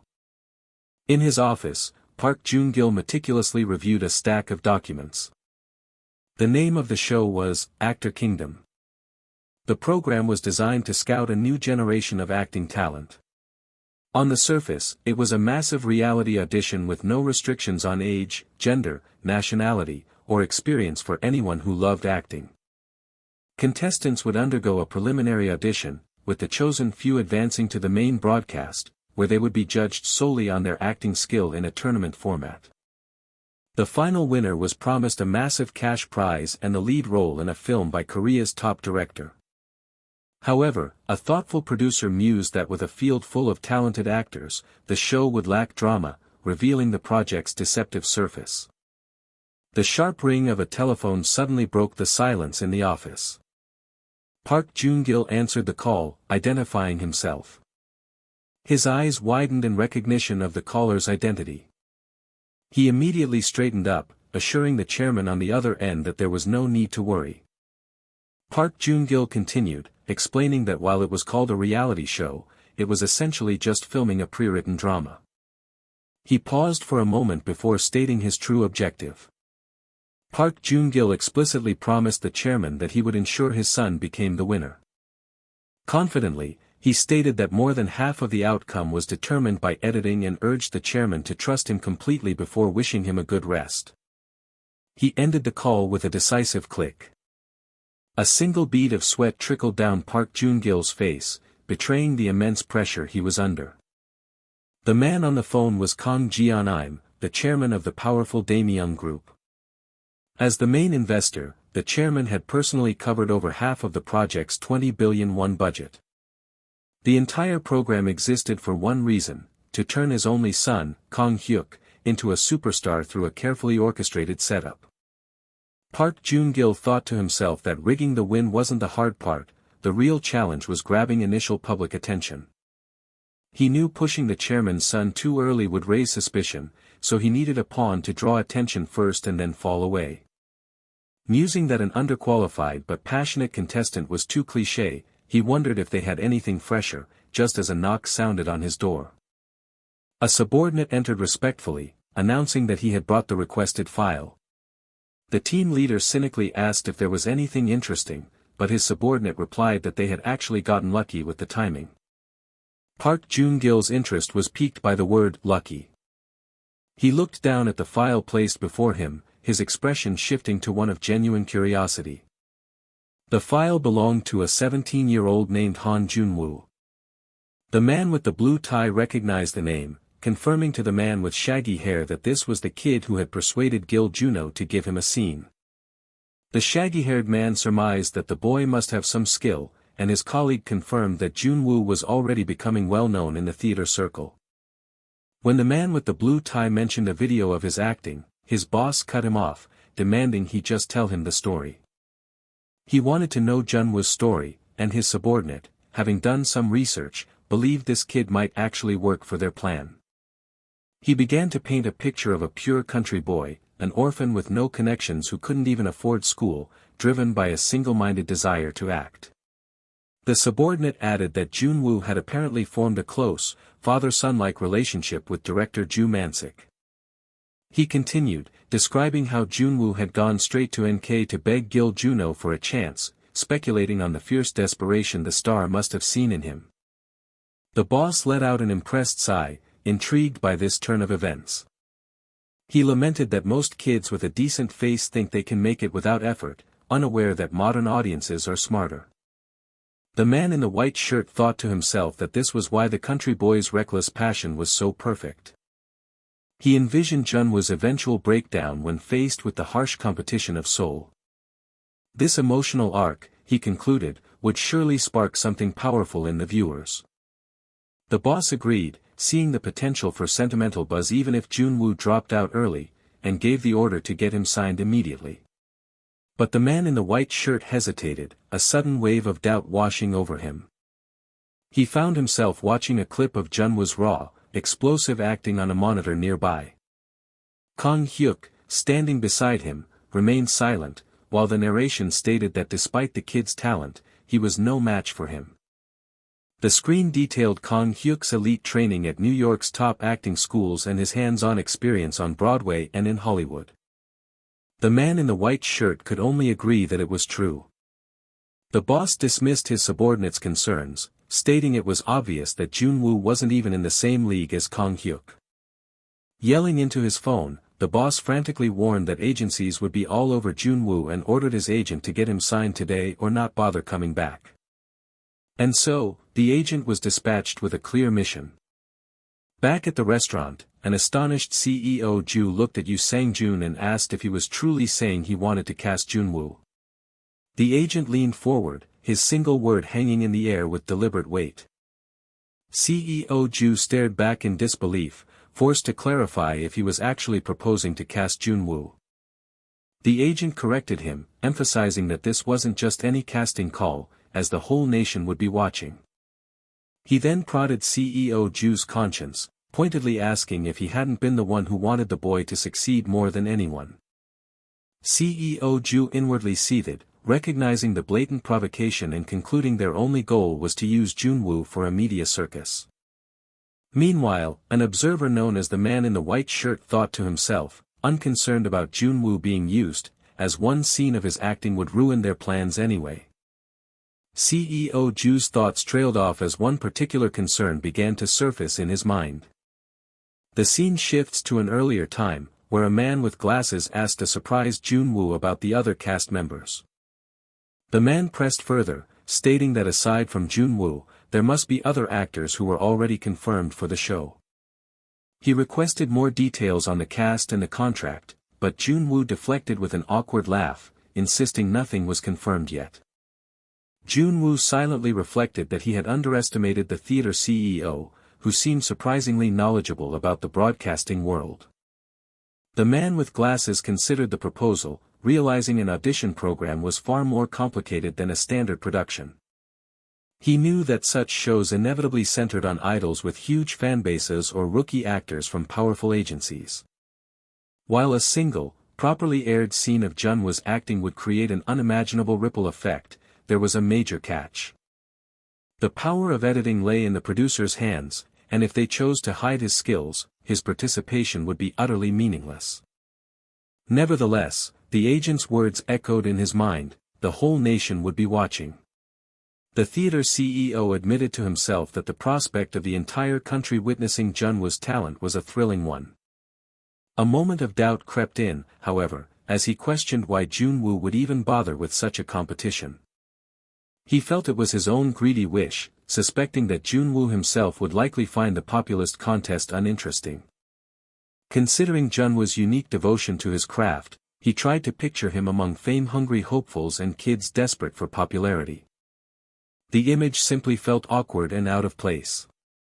With a soft groan of frustration, the man massaged his temples while gazing out at a nearby building. As they parted, Jun-woo paused to glance back over his shoulder at his mentor. Later, Jun-woo remarked softly that his mentor had been very busy lately because of him. A gentle, apologetic smile graced Jun-woo's face. His thoughts drifted to a past event, the massive Actor Kingdom competition that was won by the son of some wealthy family. The memory faded as the sound of footsteps marked his path away from the Daehan Theater at night. The man with glasses broke the silence, asking if Jun-woo had sent the recruiter off properly. Jun-woo, startled, asked if his mentor had been watching the whole time before apologizing for causing him so much trouble.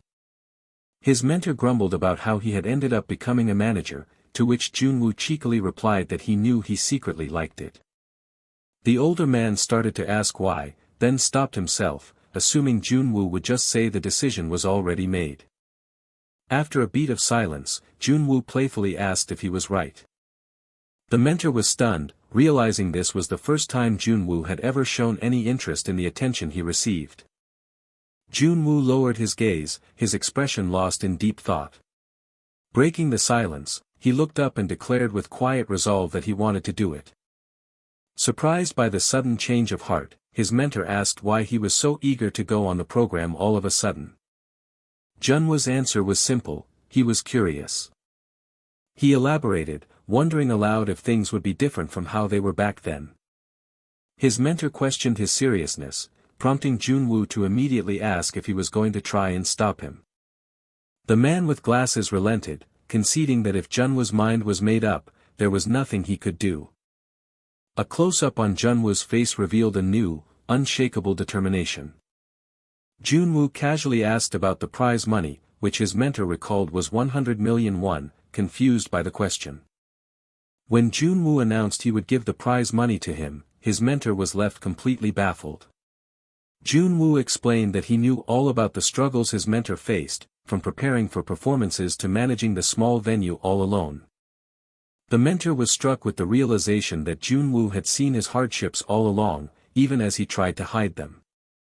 Jun-woo then arrogantly added that to raise an actor of his caliber, they needed to move to a better place, earning an exasperated but fond sigh from his mentor. Returning to the issue at hand, the mentor warned that no matter how well he performed, the broadcasters could still edit him out of the show entirely. He started to suggest that Jun-woo go easy, but the young actor cut him off with a firm, "I don't care." Utterly bewildered by this new attitude, the man with glasses asked what had gotten into him and if he was actually trying to win. Jun-woo's eyes unfocused as a memory of bright, blinding spotlights filled his mind. He pictured a smiling man in a suit, proudly holding a star-shaped trophy and a bouquet of flowers. The vision was from his own past, watching that winner's victory on an old television set as a young boy. As he snapped back to reality, a fierce glint ignited in his eyes. Jun-woo broke the tension with a simple, almost nonchalant reason: he just thought it would be fun. His mentor saw the seriousness behind the words, yet found the idea of having fun in a cutthroat competition deeply unsettling. He mused that stepping on others wasn't in Jun-woo's nature, and a fair competition could only exist between actors of a similar, far lower skill level. Trying to find a compromise, the mentor began to explain that they didn't have to play by the producer's dirty rules. Jun-woo cut him off, his question sharp and direct: the producers just wanted to use him as bait, right? He then asked if his mentor stood to gain anything from cooperating, earning an exasperated shout for being so calculating. Jun-woo pressed on, confirming that there was nothing in it for them, forcing his mentor to reluctantly admit he was right. With that settled, Jun-woo declared that they would simply do it the producer's way after all. Aghast, his mentor questioned if he would really let himself be used as bait, to which Jun-woo calmly replied that it sounded good, as he was good at that role. His mentor could only repeat the words back in utter disbelief: good at it? Jun-woo looked at him with unshakable confidence, asking if it truly mattered how it all started. Hopeful actors flocked towards a modern building, drawn by the promise of the Actor Kingdom audition advertised on a massive banner. Inside, the preliminary judging room buzzed with nervous energy and quiet anticipation. A staff member shouted instructions, trying to control the anxious crowd and clear a path. A woman with puffy sleeves gave last-minute coaching, while a young girl with a bow tie silently prayed she wouldn't tremble during her performance. Junwoo's own nerves began to fray as he wondered if simply making it to the main competition would be enough to get him on television. An off-panel voice offered encouragement, but the reminder that he would be performing for the entire nation only made him flinch. In an office, a man with a mustache and a woman anxiously reviewed a stack of papers, the man sweating with stress. Two other staff members, a man with a goatee and a woman, sifted through scripts, completely unaware of Junwoo observing them from the sidelines. The young actor noted to himself how incredibly busy everyone seemed. The narration explained that to quickly cull the vast number of applicants, the preliminary round consisted of impromptu acting based on a random role and situation. Contestants had to draw 2 keywords on the spot and then perform a spontaneous 1-minute act based on them. For instance, if a participant drew fallen artist and confession, they would have to immediately improvise a scene. This test was designed to gauge an actor's understanding, depth, and versatility under pressure. The difficulty was intentionally high, as the show needed to significantly reduce the pool of talent before the main competition began. Junwoo was then guided down a brightly lit hallway, stepping away from the chaotic waiting area. A guide confirmed to the young actor that he had arrived at the correct location. The staff member then gestured for Junwoo to proceed into the room ahead. Inside, a green-haired producer outlined his strategy, explaining they would record interviews and select preliminary footage for early promotion. The producer identified the first participant they needed to focus on, planning for the PR team to build a narrative around them on various online communities. He was detailing how they would use this narrative to build hype before their star, Kang Hyuk, appeared when the guide interrupted him. Clearing his throat, the guide formally introduced the newly arrived Han Junwoo. An uncomfortable silence descended upon the production team. A woman with short brown hair quickly broke the quiet, cheerfully announcing that they had been waiting for him. The producer, a man with glasses, chuckled and remarked on Junwoo's recent notoriety, joking that he should get an autograph.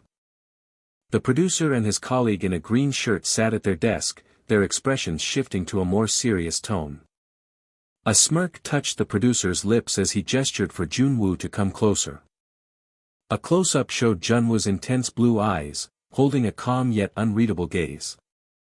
The man in the beige shirt, his manager, patted Junwoo's back and encouraged him to relax, but the young actor remained perfectly still.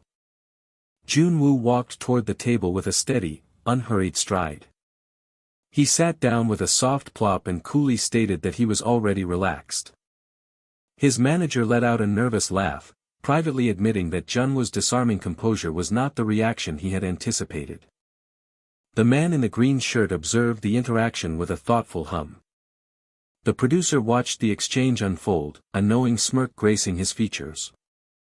He mused that Junwoo's powerful aura was almost too good for the simple, naive country boy persona they planned, but it would undoubtedly create a strong reaction. Junwoo stared back at the producers, his gaze unwavering and direct. The brown-haired director felt unsettled by the stare and asked why he was looking at them so intently. The production notes mentally flashed before them, identifying Han Junwoo as the powerful hook for the first episode. Startled by the intensity, the director barked at his assistant in the blue cap to quickly turn on the television. Junwoo simply stood his ground, his silent gaze fixed on the men. The assistant flinched, unnerved by the heavy atmosphere in the room. The director stammered, attempting to explain that they were merely discussing how to best showcase Junwoo's talents on TV. He then questioned why Junwoo was just standing there in silence. The director was internally confused, as he had been briefed that Junwoo was supposed to be an innocent kid from the countryside. The producer reflected that in this business, playing the game could secure screen time, as winners were often chosen by those in power. He had expected a gullible, innocent demeanor but was instead faced with a young man who defied all his preconceptions. The producer was bewildered by his team's hesitation, seeing as Junwoo appeared willing to play along with their manufactured setup. He adjusted his glasses with an intrigued sigh, contemplating his next move. Junwoo's manager, the older man, finally broke the stalemate, asking what exactly they needed him to do. The producer thought that while Junwoo's presence was compelling, it kept deviating from their script, making him wish he'd asserted his authority from the start. After briefly considering humbling the young actor, the producer instead verbally agreed with the manager, stating he was happy Junwoo wasn't nervous. Junwoo remained silent, his expression unreadable as he listened to the producers. The producer added that it was a relief to see him so composed. He secretly wondered if his hints about the show's massive 20 billion won budget had been too subtle for Junwoo to grasp the stakes. A manager pointed out that even famous idols were desperate for a spot, while Junwoo's own manager worried if his protégé could handle it all. Meanwhile, in another audition room, participant Kim Jin-woo let out a yawn before cheerfully introducing himself. An unseen director assigned Kim Jin-woo the keywords "soldier" and "confession," instructing him to begin whenever he was ready. Kim Jin-woo turned his head slightly, listening intently to the prompt. Back in the tense meeting, Junwoo's manager tried to reassure the producers that everything would go smoothly if they just followed their lead. He then asked if he could step out to watch the other auditions. The scene shifted back to the conference table, where the team's important conversation was about to resume. The director addressed Junwoo sharply, reminding him that they were in the middle of a serious discussion. In the other room, Kim Jin-woo was momentarily confused, thinking the director's comment was aimed at him. Junwoo's manager scoffed, pointing out that they were the ones wasting time with pointless chatter while his actor waited patiently. Frustrated by the lack of direction, the manager decided to cut to the chase and present the narrative summary he had prepared. He began reciting the fabricated backstory of a passionate Junwoo who was kicked out of a theater by CEO Ju but begged for just one chance. The tale concluded with Junwoo saving the failing theater with his handsome looks and unexpected talent. Junwoo interrupted him with a flat denial, stating he had never been kicked out of anywhere. The flustered manager insisted the story's truthfulness wasn't important, but Junwoo cut him off again, demanding to know why it mattered at all. Junwoo then asked if this was not an acting audition, prompting his manager to concede that audiences wanted more than just acting. The young actor's response was firm and unwavering: he had only come here to act. In the background, two staff members looked on with shared expressions of deep concern. The manager stared at Junwoo, his expression hardening as he processed the boy's defiant stance. A short, disbelieving laugh escaped Junwoo's lips as he realized what they were truly asking of him. Junwoo delivered his final verdict, declaring they were not asking him to act, but to commit fraud. Junwoo's manager conceded that Junwoo wasn't an easy participant and apologized for seemingly forcing him, acknowledging his lack of experience. Junwoo's manager then reaffirmed Junwoo's earlier statement about coming only to act, assuring him that someone of his caliber would not fail the preliminary screening. Junwoo then asked himself what kind of acting he was most confident in, while his mind questioned why they stood there blankly. A sudden, sharp sound cut through the silence. Junwoo's manager then noticed that Junwoo, who was supposed to take the preliminary screening, had not brought a single script. Junwoo's manager speculated that Junwoo must have memorized everything, just as he had shared the stage with actor Gil Junho, prompting Junwoo to question, "Memorize?" Junwoo's manager clarified that he was referring to the acting pieces Junwoo had prepared, explaining that skilled participants often memorized everything instead of bringing scripts. Junwoo stated he had come expecting an improvisation test, leading the brown-haired woman to ask if he had prepared nothing for that reason. Junwoo simply affirmed, yes. But why, challenging their expectations? A dismissive sound escaped the director as he internally wondered if Junwoo lacked the right mindset or simply lacked experience. The director continued to ponder, noting that improvisational acting usually required preparation for numerous scenarios, and questioned if Junwoo's attitude reflected a lack of desperation. The narrator explained that human emotions and roles were limited, emphasizing that participants typically prepared for similar situations to deliver appropriate lines immediately. The director then stated that this reflexive ability was precisely what defined technique in acting. He elaborated that skill in improvised acting was largely categorized by such preparation, and then challenged Jun-woo by asking if he found it difficult. Jun-woo, the young actor, then inquired about other things, which the director repeated in confusion.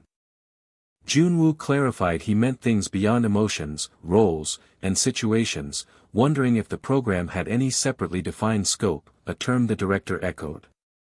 The director sarcastically replied that it would be convenient for him to know if such a scope existed. A dismissive sound filled the air. The director then apologized, attributing Jun-woo's difficulty in understanding to his limited experience, and promised he would gradually learn. A young man advised Jun-woo to simply do his best for now. An older man questioned if Jun-woo's skill was truly terrible, wondering what actor Gil Jun-ho had seen in him to share the stage. A young man suggested that Jun-woo was unlike ordinary kids, speculating that perhaps Gil Jun-ho had been drawn in by his face and atmosphere. The older man then concluded that, in any case, skill was not of paramount importance. Two men sat at a table within a conference room, their discussion ongoing. An empty conference room, furnished with chairs and a projector screen, stood ready for the next meeting. The older man paused, deep in thought. The man with glasses commented on Jun-woo, finding him an interesting kid, and mentioning his countryside origins. He then pondered if it wasn't somewhat wasteful to utilize Jun-woo in this particular manner. Praising Jun-woo's face and presence, the man with glasses declared such individuals fun to tame, and expressed his liking for Jun-woo's personal narrative. Jun-woo's manager agreed that Jun-woo was unlike other young people, while the boss warned against portraying him as unlikable. The boss instructed them not to overconsume Jun-woo's image, but rather to capture him as appropriately pitiful, which prompted Jun-woo's manager to jokingly accuse the boss of already marking his territory. The boss then stated he was not joking, reminding the manager that he never spoke empty words. Jun-woo's manager looked back with a visibly concerned expression. Jun-woo's manager observed that the boss was not someone who acted with such greed just any time. The boss affirmed there was no doubt about Jun-woo's potential, but questioned if the young man would even be interested in becoming an idol, noting that few of their current talents originally aspired to be singers. He proudly asserted that if someone caught his eye, whether models, unknown actors, or ordinary people, he would always find a way to bring them in. Jun-woo's manager marveled at the company's level, even regarding signing bonuses, but the boss dismissed it, stating that Jun-woo's simple desires made him easier to handle. The boss explained that public demand was more crucial than raw skill from unknowns, and then promised to promote Jun-woo appropriately before handing him over to another party. The boss then shifted the conversation to something he had mentioned previously, which Jun-woo's manager immediately acknowledged. The man with glasses, after a moment of consideration, assented with a resigned, "Yes, well, let's do that." An unseen announcer called out for number 176 to enter. Jun-woo stood facing a door, surrounded by other anxious individuals waiting their turn. The man with the headband then asked if his companion thought they had seen Jun-woo somewhere before. The brown-haired man exclaimed in recognition, identifying Jun-woo as the one who had performed theater with Gil Jun-ho. A blue eye flickered, intensely focused. Two men sat on a bench, their gazes fixed on open books.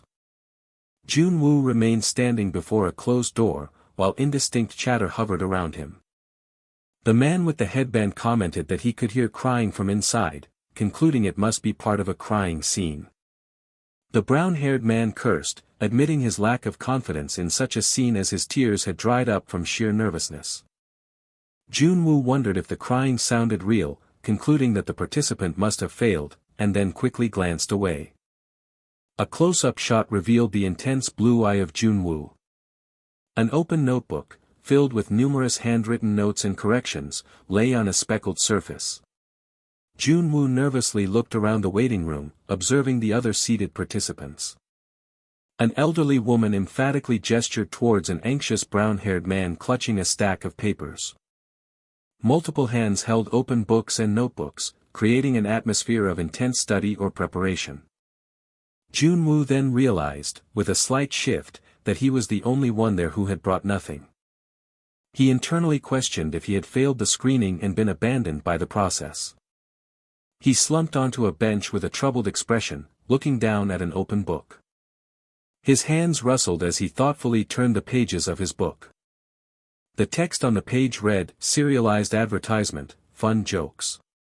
Further text on the page indicated, "Number 3 highlight, fun club, simply, fun, fun." Junwoo, the book's reader, wondered if his voice can't come out, as the narration revealed he hadn't failed but had simply given up. Junwoo let out a soft, "oh." Junwoo then reflected that he had never considered such a concept before. A distinct click echoed.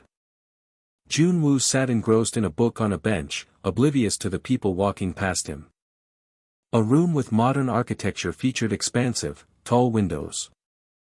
A young woman let out a weary sigh. A scratching sound and an indistinct murmur caught the young woman's attention, causing her to react with a surprised, "Huh?" A young man with dark hair sat intently, writing in a red notebook. The brown-haired woman abruptly demanded to know his identity. She then asserted ownership, emphatically repeating her question, "That's mine, who are you?" A quiet scratching sound broke the silence in the waiting area. Startled by a sudden interruption, Junwoo looked up to see what the commotion was about. The woman, Kim Yujin, angrily declared the script was hers and demanded to know who he was. She then accused him of using her personal script for his own practice. Junwoo quickly apologized, explaining that he had mistaken it for something that had been thrown away. Kim Yujin scoffed, pointing out the high cost of their academy's materials and berating him for reading it for free. He denied practicing but admitted to scribbling in it, which only earned him a sharp accusation of being a liar.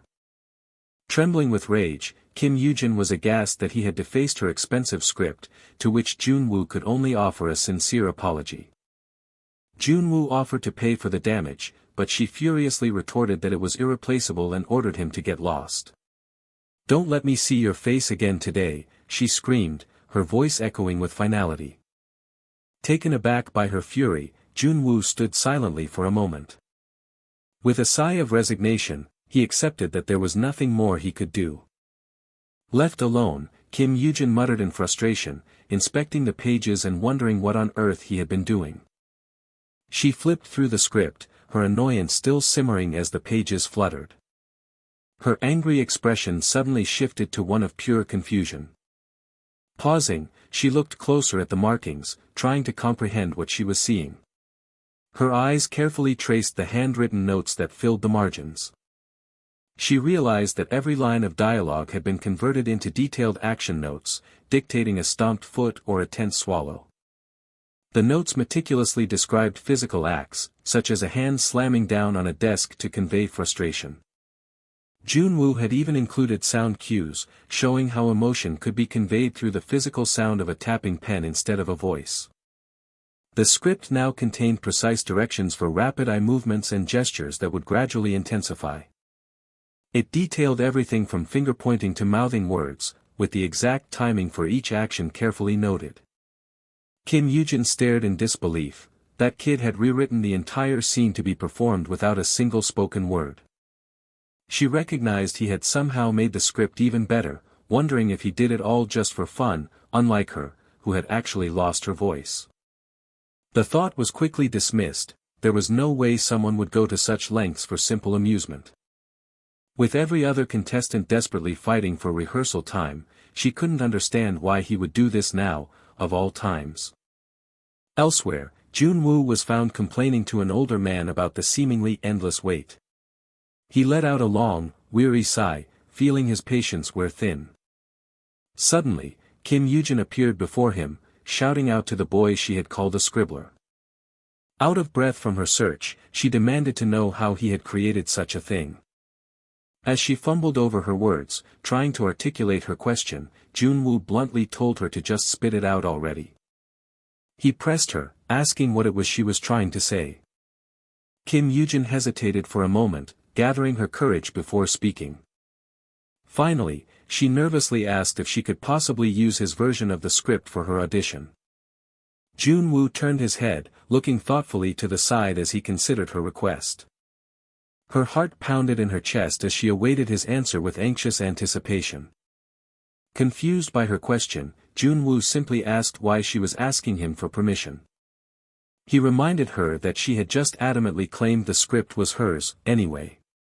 Kim Yujin was stunned by his nonchalant approval, wondering why he would so easily give away something he had worked so hard on. Her mind flashed to the cutthroat environment of the academy, where students fought relentlessly for the slightest edge. This young man, however, was nothing like them.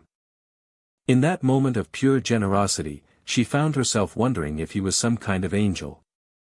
Overcome with a strange mix of gratitude and admiration, Kim Yujin thought he was absolutely dazzling. The scene shifted to a hallway where people walked past a closed audition room. A sign on the door confirmed that the preliminary audition was in progress. Inside, contestant number 234, Kim Yujin, stood before the judges and announced that she would do her best. A judge recognized her as a promising talent from the Star Maker Academy and expressed his high hopes. Kim Yujin boldly declared that she intended to showcase her acting in a way that was completely different from the other contestants. The judges remained skeptical, with one mentally noting her voice was shot while another offered a half-hearted word of encouragement. A cameraman shared their doubt, thinking she couldn't perform with her throat in that condition, before refocusing on getting his footage for the broadcast. Meanwhile, in a quiet office, a dark-haired man looked up from his work with a puzzled expression. An older man in a green jacket knocked on the door and was promptly told to come in. The dark-haired man immediately got to the point, asking if his associate had found out anything about that kid. The older man placed a folder on the desk with a thud, insisting that he needed to see this first. Reading the name on the file, the dark-haired man asked aloud who Kim Yujin was. He opened the folder, his eyes widening in confusion at the heavily scribbled-on script contained within. The older man clarified that the script wasn't the important part, but rather the kid involved, prompting the dark-haired man to utter the name, Han Junwoo. At that exact moment, another staff member entered, urgently telling them to look at something else as well. On a tablet, he presented a video file titled Star Maker Kim Yujin.mkv, ready to be played. In the quiet office, the rapid tapping of keyboard keys filled the air as the video played. The judges watching the recording were floored. One thought it was far beyond simple body language, while another wondered how Kim Yujin had managed such incredible detail. A man in a white shirt remarked that while he expected a high standard from Star Maker, this performance was truly on another level. Watching nearby, a tense contestant in a blue cap clenched his hands together, his face a mask of disbelief. The contestant couldn't begin to comprehend what he was witnessing on the screen. Back in the audition room, Kim Yujin let out a quiet, steadying breath as her performance came to a close. Her green eyes, burning with intense focus, remained locked forward. The judges sat in stunned silence, one of them worrying that a performance without spoken lines had been too much for them to process. Finally, a judge broke the silence, his voice filled with awe as he struggled to find the words. He asked her how she had even conceived of doing something so revolutionary. Another judge added that despite her lack of experience, this must be what people meant when they talked about genius. The word genius echoed in Kim Yujin's mind, a label she had never imagined for herself. Stuttering her thanks, Kim Yujin was overcome with emotion as the judge confirmed what she barely dared to hope, of course you've passed. Meanwhile, in the executive's office, the man in the dark green shirt demanded to know if Han Junwoo had really orchestrated all of this by himself. His associate confirmed that he had, explaining that they conducted an interview with Kim Yujin immediately after her audition. In a flashback, the associate recalled stepping out for a moment, only to return and find the young man holding Kim Yujin's script. The man in the dark green shirt finally understood the meaning behind all the scribbles on the script, shocked that such a talent could emerge from the countryside. He concluded that Gil Junho's influence must have been a factor, but acknowledged that Junwoo's own ability to absorb and learn was truly something else. As a door clicked open, one of the men asked about the whereabouts of the final round's main judges. A woman's voice clarified the question from the doorway, and the men inside expressed their hope for decent candidates from the preliminaries. The conversation turned to the show's winner being cast in director Gu's new film, a major project for Chairman Kang Jianim's rookie son. One man wished the veteran actor Chong Myung had taken the role, but Chong Myung himself noted he was too old, while still acknowledging the show's powerful marketing potential. When called harsh, Chong Myung confidently asked if he had ever had a flop, to which the other man laughed and agreed it was a given. A brief, contemplative silence fell over the meeting room. The quiet was broken by the sound of another door clicking open. A man in glasses poked his head in, calling out a greeting to Team Leader Park. Team Leader Park acknowledged the visitor, commenting on how hectic the auditions must be. The judge reported that a real oddball had appeared, a contestant with enough raw potential that they decided to keep him around. He elaborated that he knew the contestant wasn't normal from the moment they met, and that even KOS's CEO, Lee Jae-won, was showing interest. The judge then dropped another bombshell: the contestant had even tweaked another person's script, pointing to the evidence in the file. Team Leader Park sharply questioned why they were bringing show business talk into this meeting. The judge paused, confused by the sudden change in the team leader's tone. Just as he was about to defer the conversation, Team Leader Park's gaze landed on the file and he abruptly asked about the kid's background before the show. The man with brown hair explained he was a country bumpkin who had likely learned acting from Gil Juno. A thoughtful sound escaped Team Leader Park as his interest was clearly piqued. The man with brown hair called Junwoo an interesting kid, but dismissively predicted he would just vanish after the early rounds. Another agreed, assuming he was just there for a quick burst of popularity despite his talent. The man in the green shirt stared at the heavily marked script, finding it hard to believe Gil Juno taught such a radical method. Back at the audition hall, an announcement called for the final contestant to come in. A short-haired woman on the judging panel realized it was the guy from the first episode, which the judge in the cap confirmed. The heavy sound of solitary footsteps echoed as Han Junwoo walked towards the stage.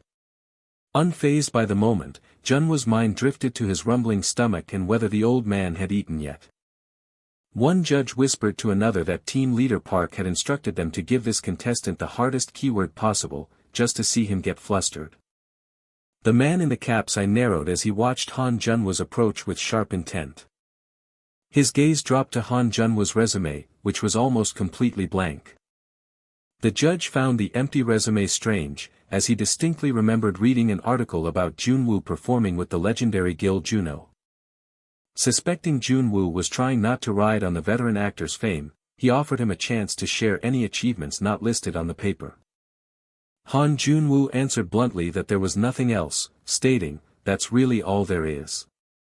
A judge reacted with stunned disbelief at the curt response.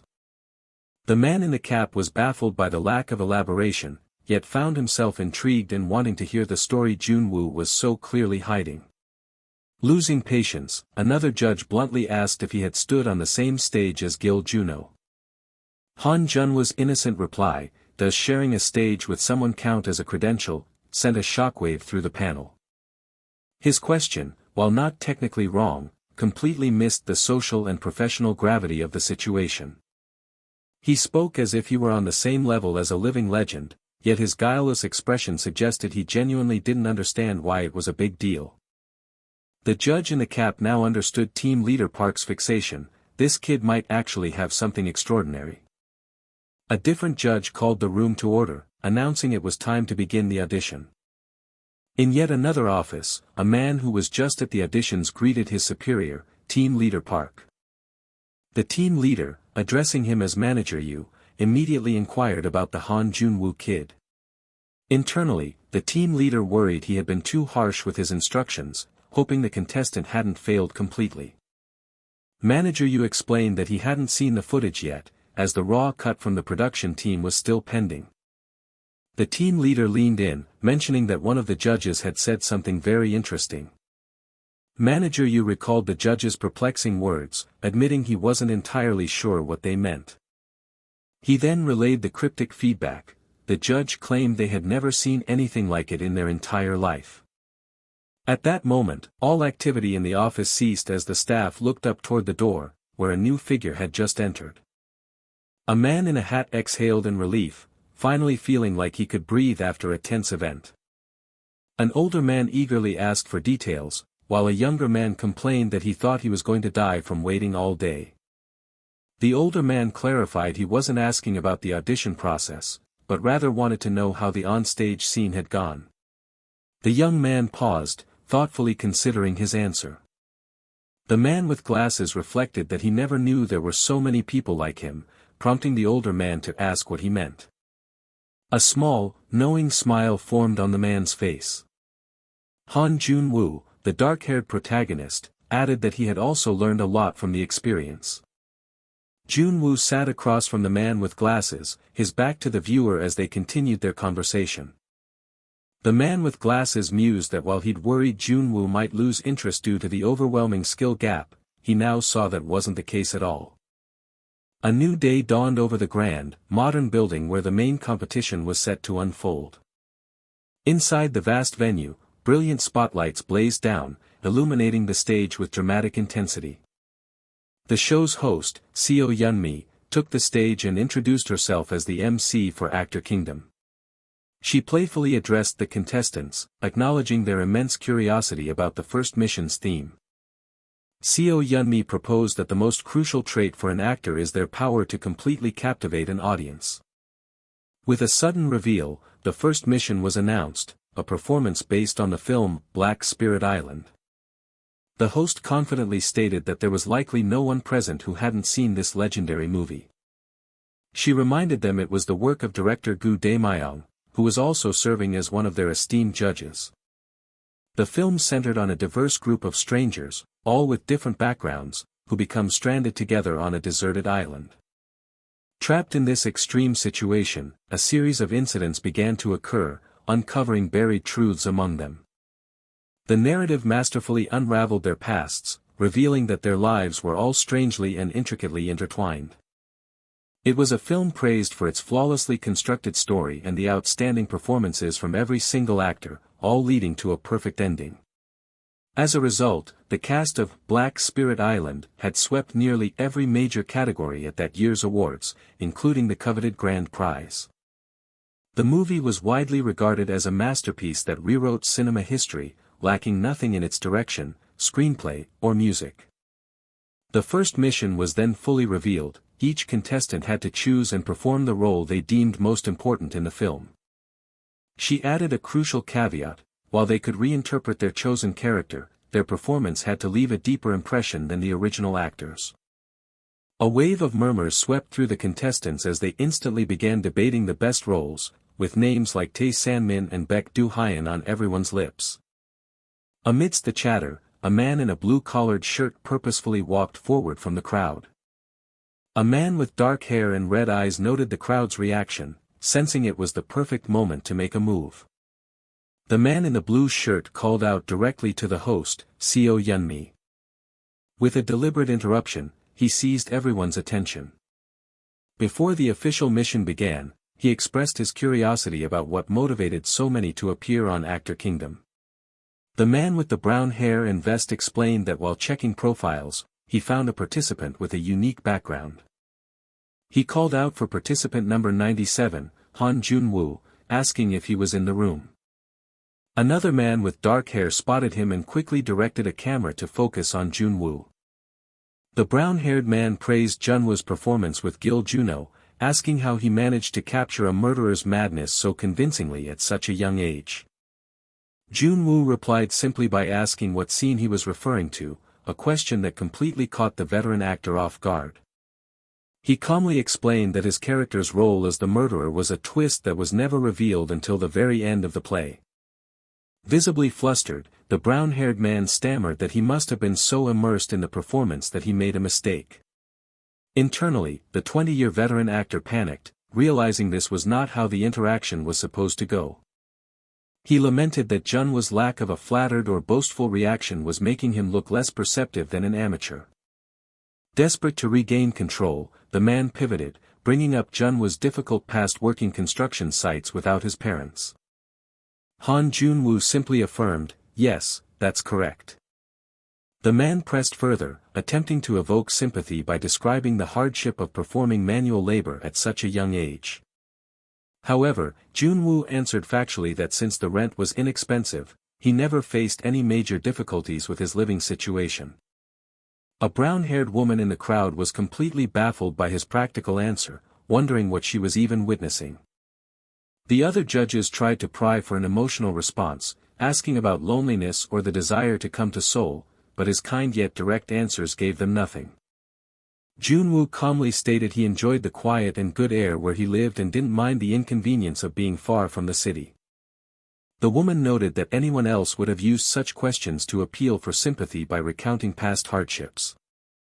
Through it all, Han Junwoo merely looked ahead, his focused gaze revealing nothing. The man who had initiated the questioning now looked utterly defeated, his head bowed in distress. An uncomfortable silence fell over the room as the other contestants watched the bizarre exchange with worried expressions. The veteran actor could only manage a strained and miserable smile. The judges quietly admitted to one another that they were at a loss, as no question could provoke the reaction they wanted. Han Junwoo, however, remained perfectly composed, his profile radiating a calm and serious intensity. Sometime later, the role selections for the first mission began to appear on the main screen, flashing popular character names. A man in a vest noted that, as expected, Baek Do-hyun was the most popular choice, with 2 of the first 5 contestants picking him. As yet another contestant chose Baek Do-hyun, a man with maroon hair agreed, but the man in the vest insisted the movie's true gem was Tae San-min. Suddenly, an unfamiliar name flashed across the screen, catching everyone's attention. The man in the vest pointed it out, remarking that a contestant had chosen a very odd role. A woman with maroon hair speculated that by choosing an extra who barely appears, the person was probably just trying to stand out. The man with maroon hair confessed his curiosity was piqued, as he had only ever heard high praise for this particular contestant.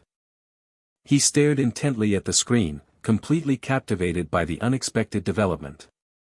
The name was Lee Min-jun, an extra whom the man in the vest knew held a significant role, a savvy choice made by the talented Kang Hyuk. Another staffer commented that Kang Hyuk, having built his experience overseas, was clearly on a different level. Just then, a man monitoring the submissions let out a gasp of confusion. Another crew member turned to the director, asking if a name he saw on the board was even from the movie.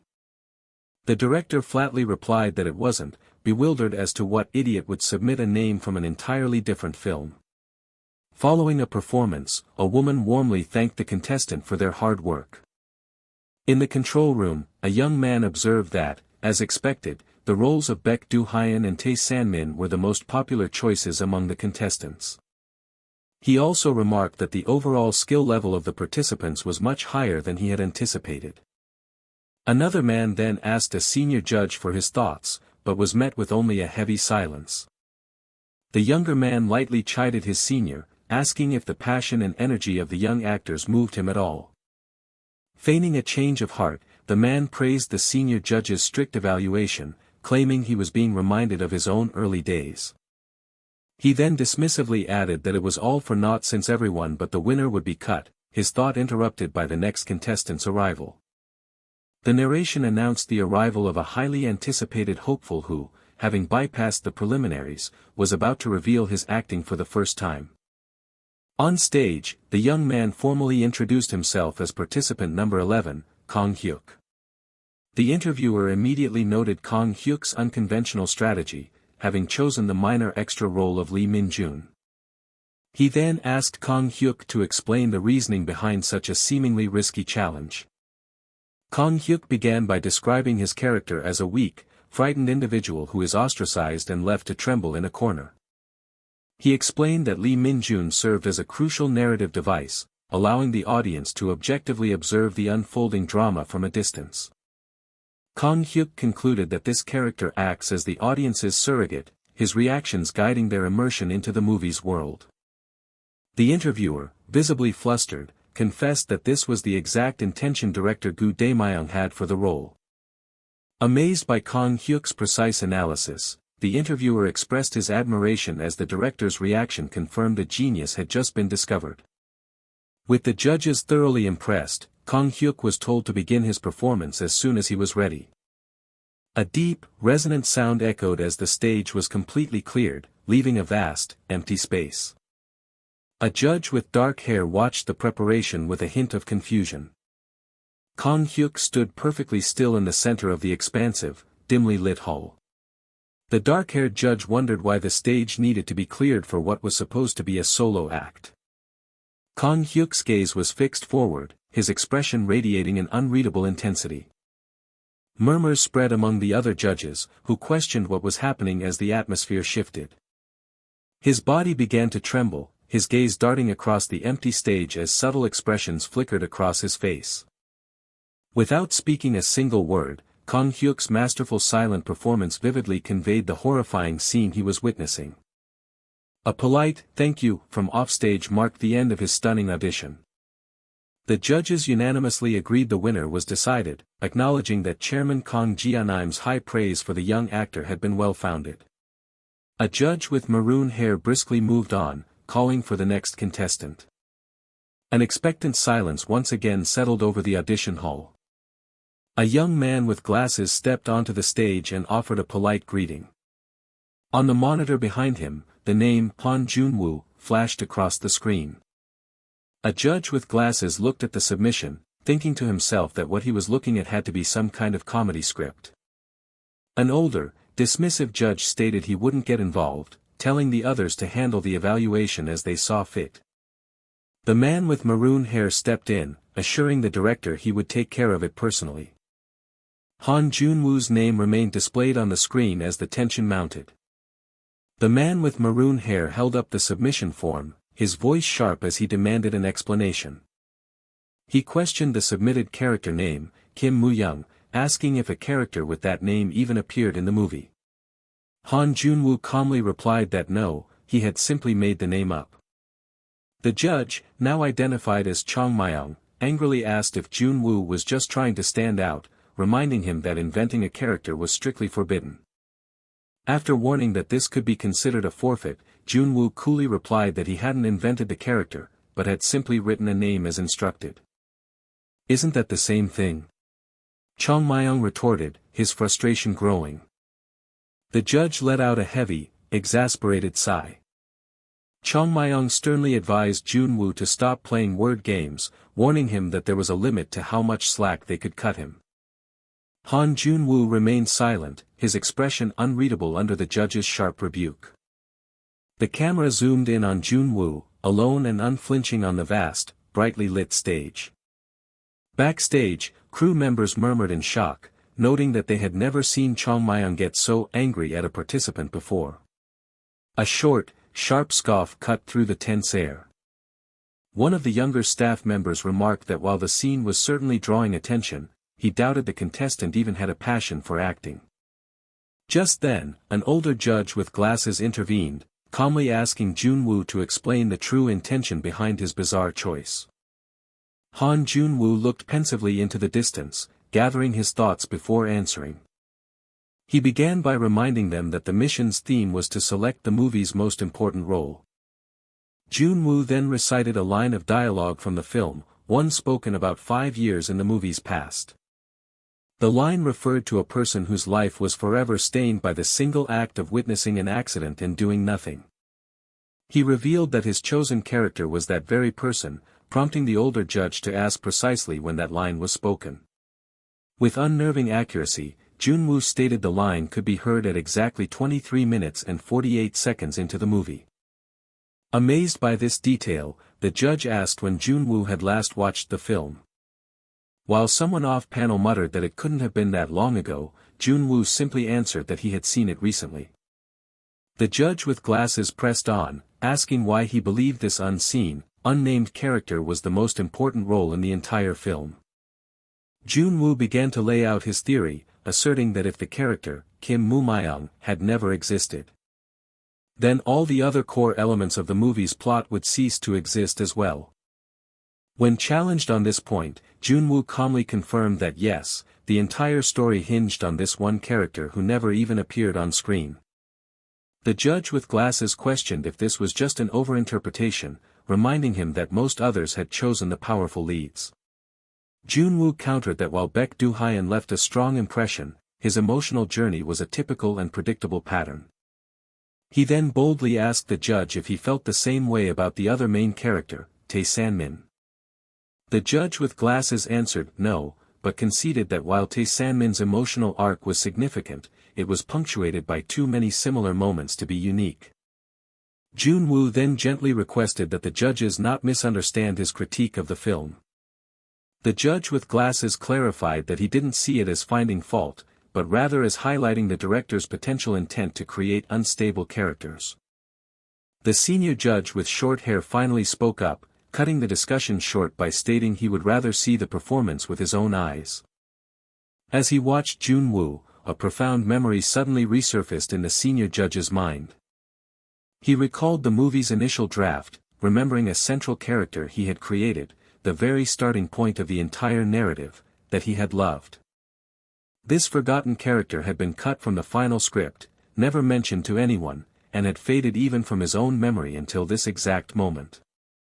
Han Junwoo then spoke, acknowledging that just discovering this forgotten role was an unbelievable feat in itself. Still reeling, the senior judge voiced his disbelief, wondering aloud what sense it made to act out a role that existed only as 5 seconds of passing dialogue. In the center of the audition room, Han Junwoo stood illuminated, ready to begin his performance for the 3 judges.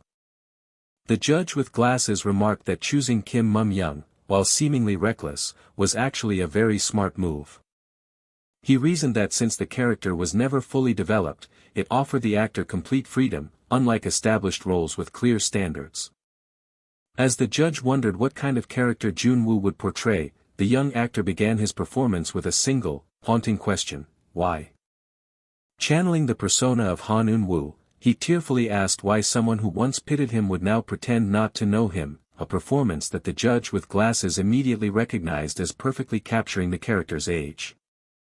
The character then broke down, apologizing to Sanmin-hyung and lamenting that they had agreed not to do this. Begging for just one more chance, a profound realization began to dawn on Junwoo's face as he saw the truth of the character.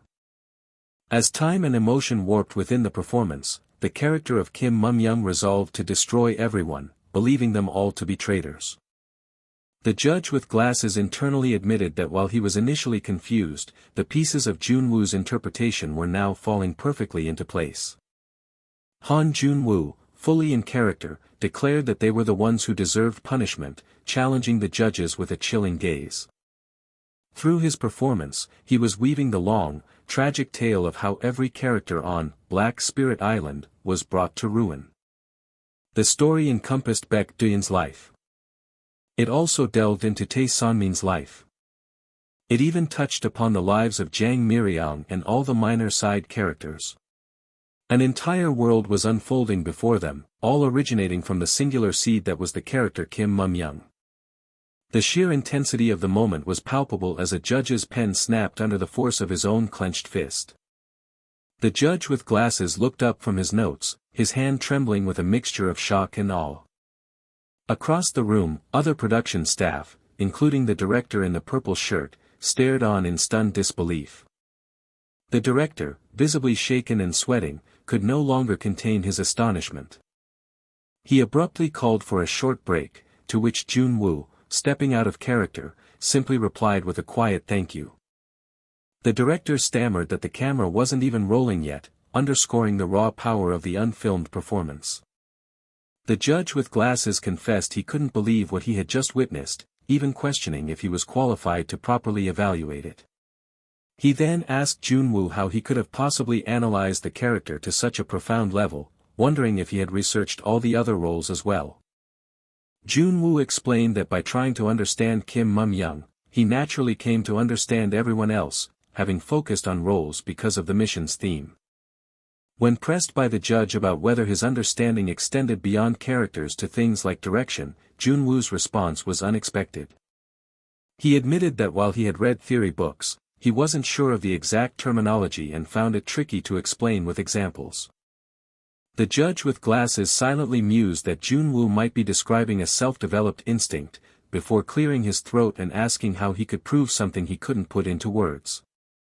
Junwoo conceded that he wasn't sure, but added that proving it would take him outside the scope of the current mission's theme.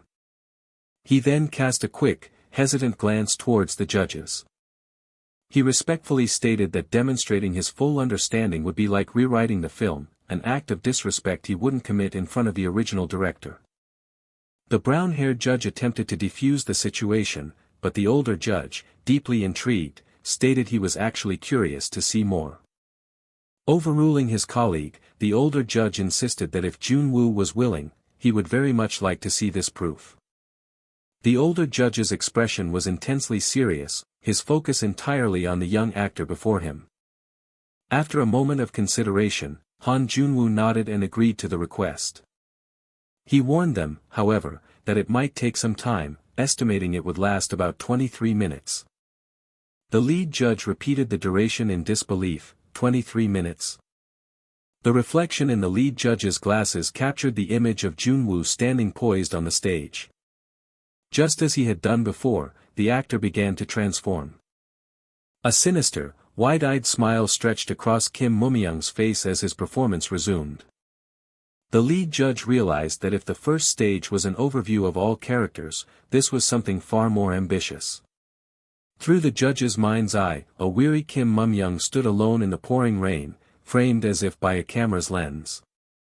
He understood now that Junwoo was about to perform a solo short film starring only Kim Mumyung. The precision of the 23-minute runtime sent a thrum of anticipation through the lead judge's heart. His heart pounded in his chest as he was completely overwhelmed by the sheer power of a single person's acting. The judge questioned if it could even be called acting, feeling in his gut that he was witnessing something truly unreal. He thought back with absurdity on how the show's producers had tried to hype up Junwoo by comparing him to the famous actor Gil Juno. In the face of such a monumental talent, any such comparison now seemed utterly foolish. Elsewhere, in a high-tech control room, complex multi-screen setups displayed the audition feeds against a dark city skyline. A young man on the production team noted the difficult situation, especially with the live broadcast about to resume. The film's original director hadn't spoken a single word since Junwoo's performance had ended. An older man observed that his senior, one of the judges, kept oscillating between looking deathly serious and bursting into incredulous laughter. He watched as the judge once again fell into a state of stunned contemplation. Another person mused that the kid probably hadn't even shown half of his true capabilities, admitting that seeing such talent would have made him want to quit acting in his youth. As a staff member announced they were resuming filming, the real problem became clear. The issue wasn't public opinion or ratings, but the fact that the rival show, Actor Kingdom, was about to be completely overshadowed by the unimaginable attention Junwoo would attract. A man named Director Gu knew he had to act before that happened. Director Gu turned and asked an assistant when the second round of auditions was scheduled. Meanwhile, in a brightly lit conference room, 5 executives were gathered around a table for an urgent meeting. The tense silence was broken only by the nervous rattling of a pen against the table. A younger man seated at the table thought to himself that he had truly miscalculated, never expecting things to escalate to the point of potentially canceling the broadcast. He worried that the show's entire pre-planned script was on the verge of derailing, knowing it would be too late to fix once it aired. He knew that all the attention would naturally flock to Junwoo, and that they had to do something before that happened. The younger man realized, Actor Kingdom, a massive global co-production, was starting to crack because of one kid, and their first priority was to get him away from his agent, Kang Hyuk. His eye narrowed with sharp, focused determination. In another discussion, a man in a blue shirt confirmed that an upcoming drama had a massive budget specifically to promote new actors. A man in a black cap gave a direct order to set up a meeting with that drama's production team immediately. With a confident smirk, the man delivered his final instruction: tell them to leave one of the main roles open. A smirking man leaned back in his chair, remarking that their plan had worked out nicely. His associate, an older man in a suit, admitted he hadn't expected things to move so quickly. When a man in a light brown jacket offered to go in person, his colleague stopped him, insisting their network would handle the negotiation as they oversee all participant contracts. The colleague then mused on the true obstacle, whether the KOS team could propose conditions tempting enough for CEO Ju to change his mind. The older man dismissed the concern, confident that while idol-related offers wouldn't work, being the first contestant offered a major acting role was a different story. He declared that if Junwoo was truly hungry to act, there was no way he wouldn't take the bait. Meanwhile, at a different location, PD Sang-junyu formally introduced himself to CEO Ju. A heavy silence fell as CEO Ju, a sharp man with glasses, observed that they had clearly done their research before coming. He pointed out that they had arrived with documents in hand immediately after the first recording session had concluded. With a knowing sigh, CEO Ju acknowledged that he understood the gist of their visit. An assistant in a short-sleeved shirt gestured for the visitors to enter as the office door creaked open. The soft click of a lighter briefly cut through the tense atmosphere of the room. CEO Ju wondered aloud where to even begin, while his associate bluntly asked the men what brought them there. PD Sang-junyu confirmed he was there regarding contestant Han Junwoo, prompting a dry remark from CEO Ju about their hurry to arrive unannounced so early in the morning. A woman on the PD's team cited a packed afternoon schedule, as Ju's associate apologized and promised to call ahead in the future. CEO Ju coolly repeated the words, "next time," his expression unreadable. He then confidently stated his belief that they would be seeing each other more often from now on. A KOS representative in a suit began by apologizing for their previous, rushed attempt to cast Junwoo before realizing his true talent, placing the new contract on the table. His colleague then conceded that CEO Ju had been right all along, acknowledging Han Junwoo as a phenomenal prodigy. The representative reminded him of their company's stature, noting that KOS, run by CEO Lee Jae-won, is Korea's top agency.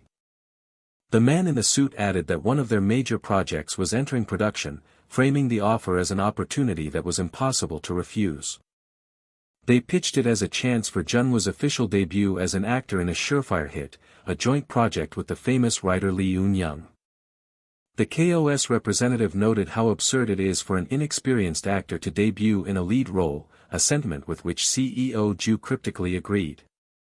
Thinking they were on the same page, the representative expressed his relief, only for CEO Ju to cut him off, stating that wasn't what he meant at all. CEO Ju delivered his stunning clarification: what truly didn't make sense was giving a talent like Junwoo this particular role. A stunned silence filled the room before the KOS representative could only ask him to repeat himself. Misunderstanding the objection, the representative argued that signing with KOS would guarantee a swift rise to the top via the common path of an idol-turned-actor. CEO Ju let out a small, derisive smirk as the man presented this as a well-known shortcut within the industry.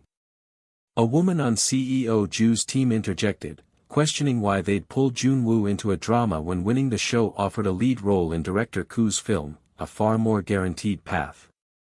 The KOS representative shot back, asking if they were simply scared that he might actually win the competition. He then revealed that Actor Kingdom was never just a show but a system designed to identify stars in advance, warning it would be too late if they didn't sign now. With a huff, the representative played his final card, declaring that the CEO of KOS himself now wanted Junwoo. Another KOS employee pointed to the contract, explaining they would assume all responsibilities, but a woman on Ju's team immediately began to question a specific clause. As the clause was read aloud, detailing the company's full control over earnings, CEO Ju drily summarized that they intended to take all rights and profits from Junwoo. The KOS representative defensively stated that this clause applied to every single talent in their agency, not just Junwoo. CEO Ju scoffed at their proposed curriculum of acting, dance, and vocal lessons, bluntly stating his opinion that the kid didn't need any of it. He then cut through their entire sales pitch with a single, piercing question: had any of them ever actually seen him perform? As the question hung in the air, sunlight streamed through the double doors of an empty hallway. Alone in his thoughts, CEO Ju recognized that KOS making a move meant the situation had escalated significantly. He scoffed internally, wondering if this was truly the best that Korea's top agency could offer, constrained as they were by the level of their current talent. His mind raced, questioning if any company in the industry, including the failed NK agency from the past, could truly support a prodigy like Junwoo. Staring down at the KOS contract, he came to a firm conclusion: Junwoo needed a company that would move for him and him alone. He was suddenly haunted by old news headlines detailing his own past bribery scandal, a dark chapter of his life. CEO Ju grimaced, recalling how he had grown sick of that filthy world and severed every connection he once had. A new resolve hardening his gaze, he decided it was finally time for him to start moving again. Meanwhile, at a modern corporate building, the fallout from the failed negotiation was just beginning. A man in a purple shirt yelled in disbelief that the contract fell through, as his subordinate could only report he'd barely secured a request for revisions. The superior furiously questioned why they didn't just agree, but the employee explained the unwavering condition that nothing could interfere until after Actor Kingdom had finished. The man in purple cursed the small-time agency for acting so high and mighty from their backstreet theater. He slammed his hand on the desk, frustrated that with both Jo Sung-gai and director Koo Dae-won now eyeing the kid, they couldn't force him to drop out of the show. It was rumored that Jo Sung-gai had even gone directly to the veteran actor Gil Juno to learn more about the boy. The superior wondered aloud just how good Junwoo could be to cause such a commotion, just as the renowned casting director Shin Han-jun entered the room. Relieved, the man in purple greeted director Shin, immediately seeing a new opportunity. He urged Shin Han-jun to watch Junwoo's performance, declaring that with his famed eye for talent, they could trust his judgment. Shin Han-jun was the casting director for Actor Kingdom, a man with over a decade of experience and an uncanny ability to assess an actor's potential at a single glance. The employee from the meeting confirmed Junwoo's immense talent but lamented that he was breaking the very structure of their carefully built show. He began to explain how Junwoo had even meddled with another contestant's script but trailed off as he noticed the director's transfixed expression. Shin Han-jun, a man with a distinct goatee, stared at the screen and whispered that he had never seen anything like this in his entire career.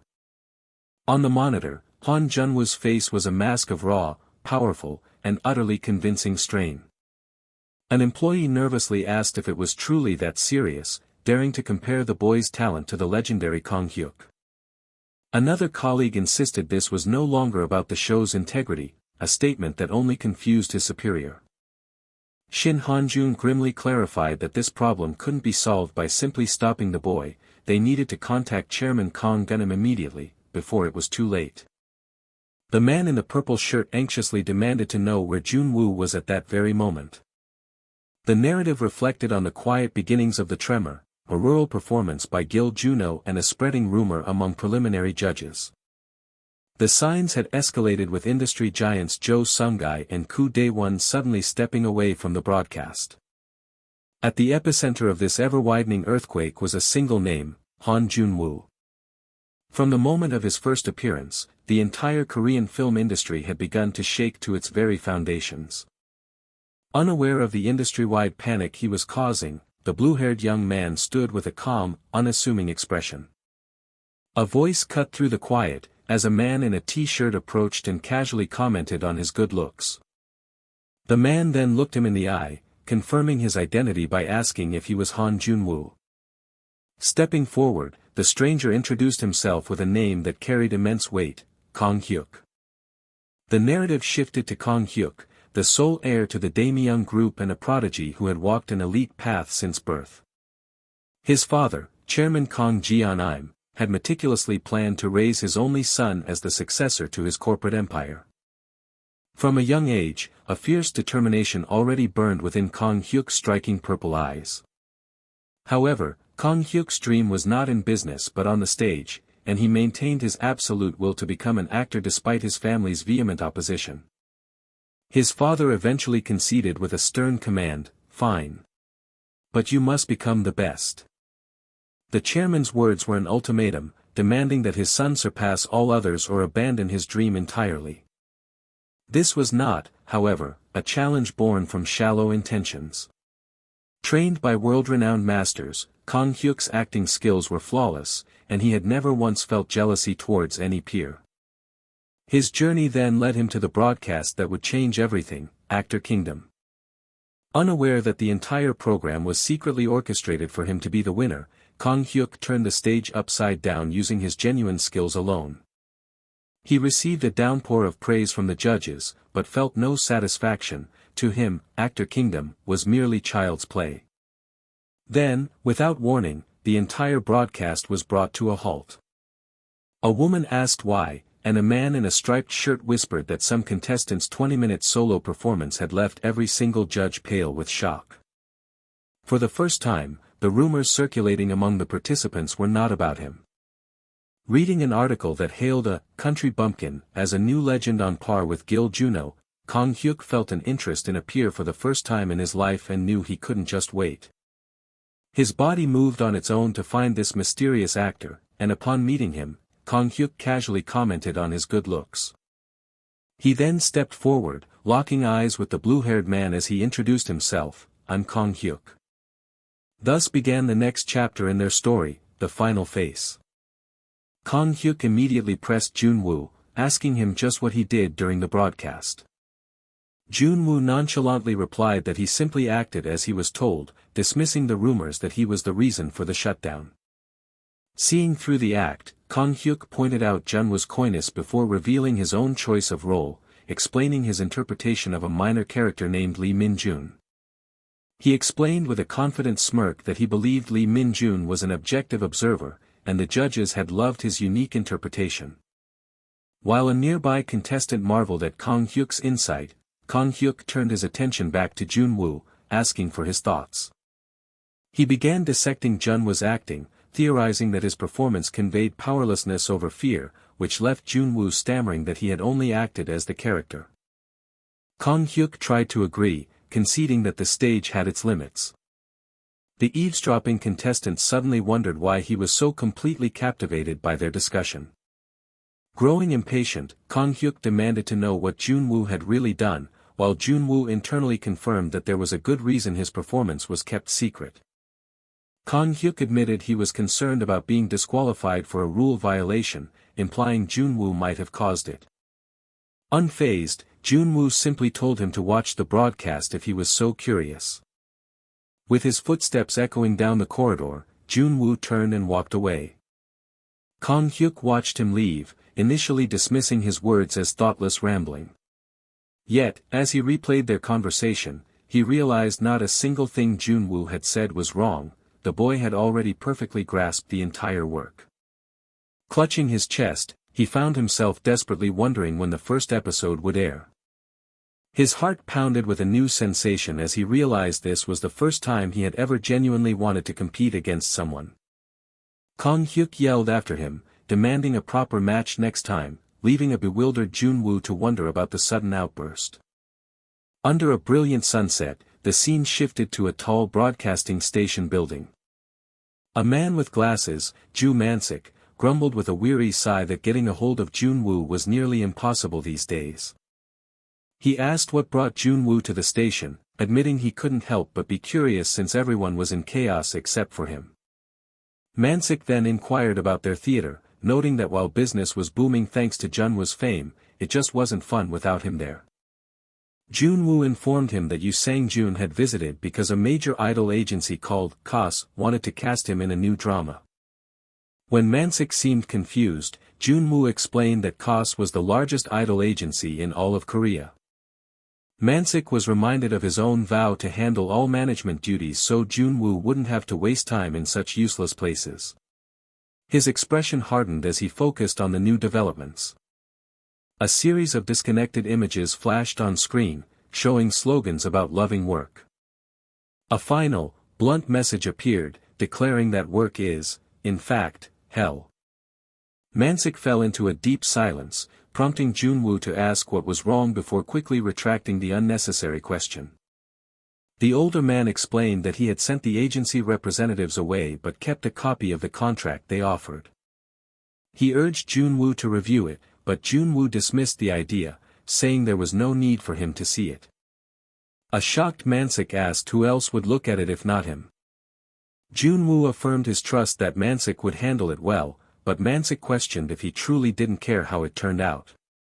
Of course he cared, Junwoo clarified, he just believed Mansik understood these matters far better than he did. An unseen voice seemed to refute this sentiment. Mansik's inner thoughts revealed that he had been relying on Junwoo's judgment, realizing his own passivity wasn't laziness but absolute trust.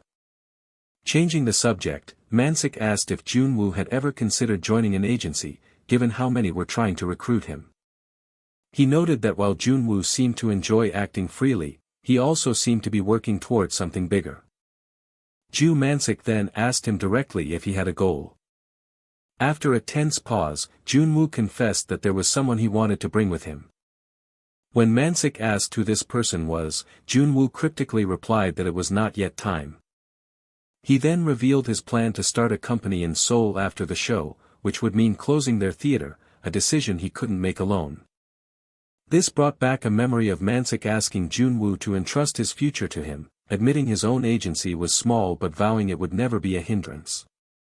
In that memory, Mansik had promised to focus solely on management, allowing Junwoo the freedom to do whatever he wanted to his heart's content. Mansik had then second-guessed himself, worrying he was too hasty in telling Junwoo to just ignore the offer. Junwoo, however, had pointed out that Mansik always spoke as if he expected to be turned down. Mansik had admitted he was being timid because Junwoo's talent was so far beyond his level that he couldn't be careless. Back in the present, Junwoo reminded him of that promise, stating that Mansik had saved him once and should now stop trying to sell him off and just push forward together.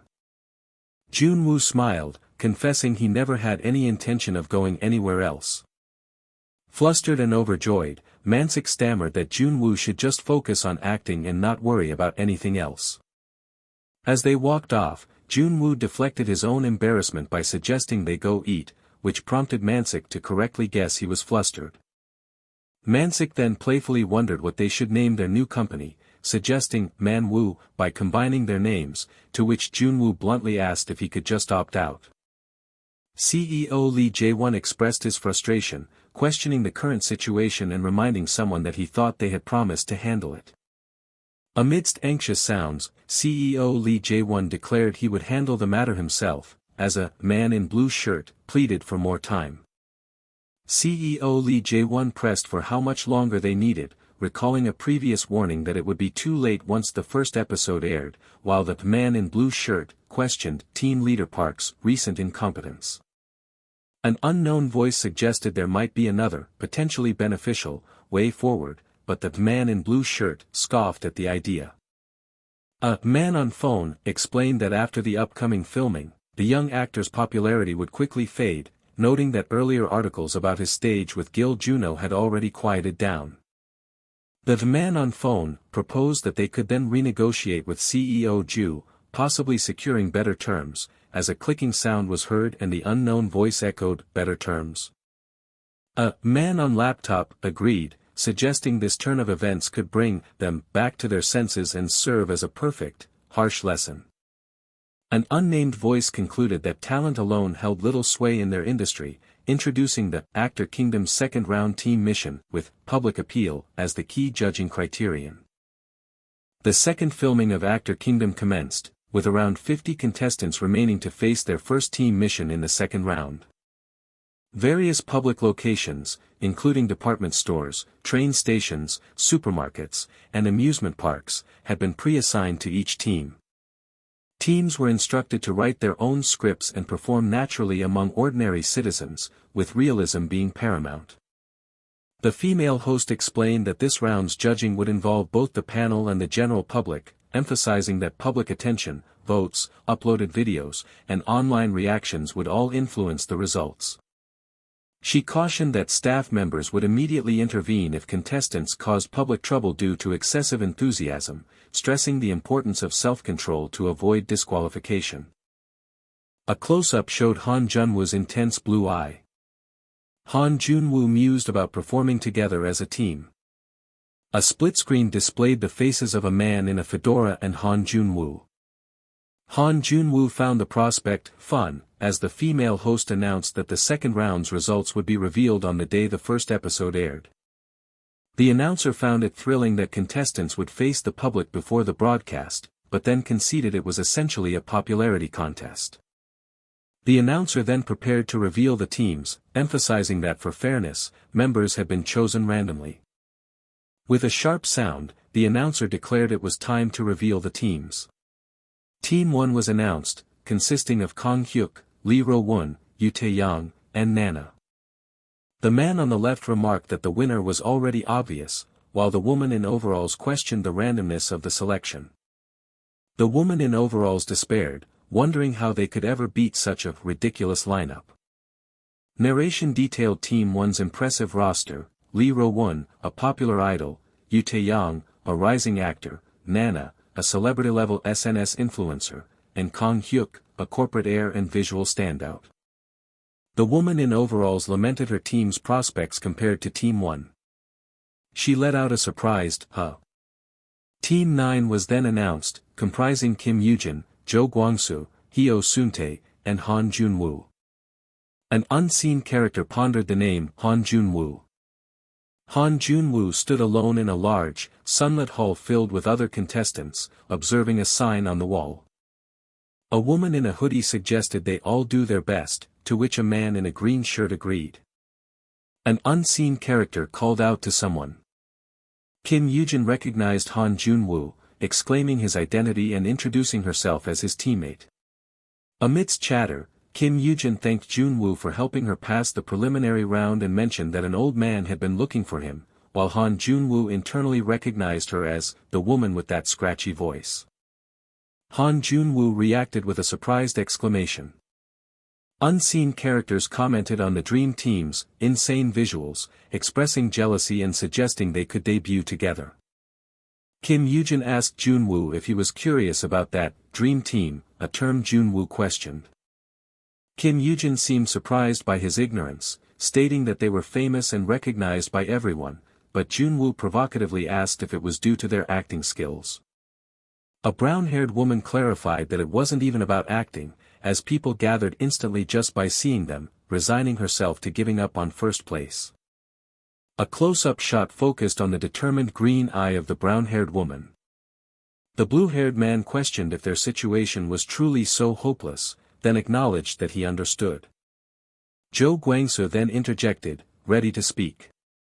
Jo Kwang-soo introduced himself as actor Jo Kwang-soo and identified Hyo Sun-tae as an aspiring actor grandpa. He offered to answer any questions, boasting 5 years of experience, while the brown-haired woman acknowledged him, privately deeming him unknown and fanless. Jo Kwang-soo reacted with a surprised query. He then recognized Jun-woo as the performer who had shared the stage with Gil Juno. Jo Kwang-soo optimistically wondered if articles about Jun-woo might lead to some recognition, potentially helping them avoid last place, a sentiment with which Hyo Sun-tae expressed relief.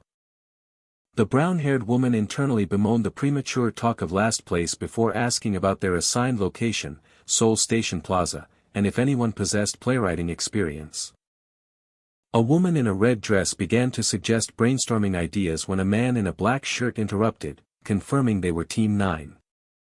A man in a blue cap informed them that the production team had already prepared scenes and instructed them to take their scripts. A woman with brown hair questioned this, recalling they were supposed to choose their own topic, but the man in a blue cap dismissed it as a mere tactic to raise viewer expectations, doubting amateurs could handle it. The man in a black shirt added that they would clearly ruin it, and that this was the industry's standard practice. The woman with brown hair reacted with confusion, asking, "What's this?" An elderly man complained that even as actors, they couldn't garner votes with such unlikable roles, accompanied by a sharp sound. The man in a black shirt added that their varied ages and genders would make it difficult.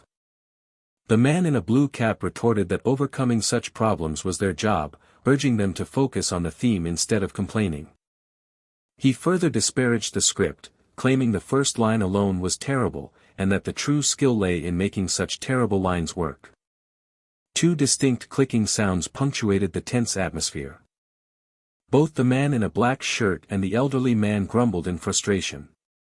The young woman exclaimed in disbelief, questioning if things were going too far, as a sharp sound emphasized her frustration. The young woman demanded to know the point of it all, inwardly believing that no matter how well they acted, the theme itself was unsalvageable. An older man observed that Han Junwoo had vanished after practice began, having hoped things would work out with him as an actor, only to find him, despite securing the most important role, struggling more than anyone else. The young woman stated that with such a script, they wouldn't even beat other teams, let alone Team 1. The young girl lay on the floor, staring blankly up at the ceiling.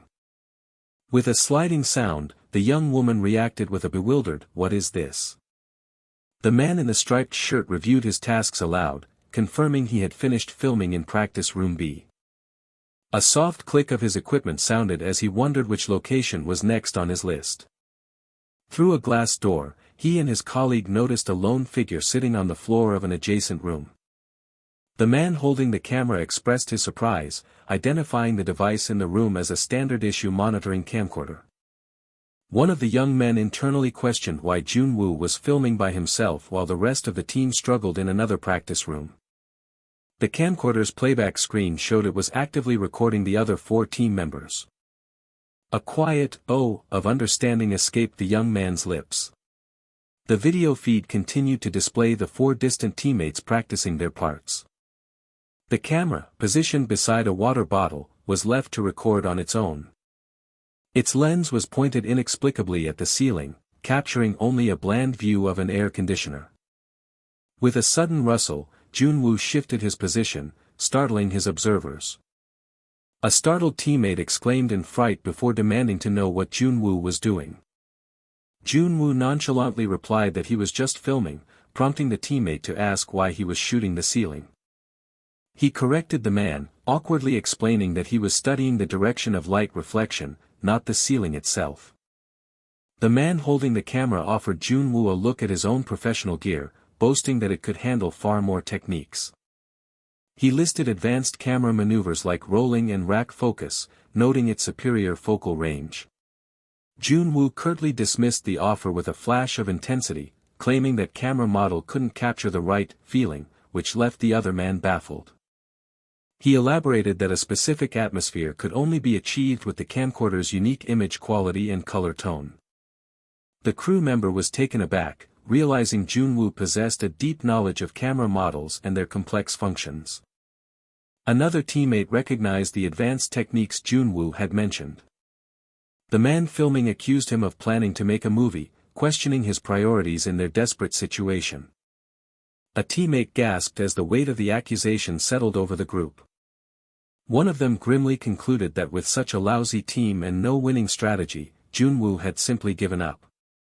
They challenged him for not preparing for the second mission, reminding him that everyone was counting on his acting. A teammate chided him, stating that by giving up he was causing trouble for the entire team. Junwoo calmly announced that he had, in fact, finished everything he needed to do. The young girl's interest was piqued, and she asked if he had some kind of plan. The young man suspected it was another calculated scheme, a thought the elderly man eagerly latched onto. Junwoo shamelessly asked for their trust, admitting he'd only changed parts of the script he disliked without a fully formed plan. A sharp tap on the script drew their complete attention. Junwoo then made a bold proposition, asking if everyone was willing to do exactly as he said. A teammate scoffed, repeating the audacious request, "Do as you say." Junwoo declared they would start by reassigning roles, prompting the young girl to ask if they were ignoring the official script. He dismissed the provided script as a rough sketch and explained his need to assess each person's true strengths and weaknesses. The young man confirmed there were 4 roles, and the young woman instructed everyone to perform one scene for Junwoo to evaluate. An older actor fumed internally, finding it deeply embarrassing to have to audition for a mere kid.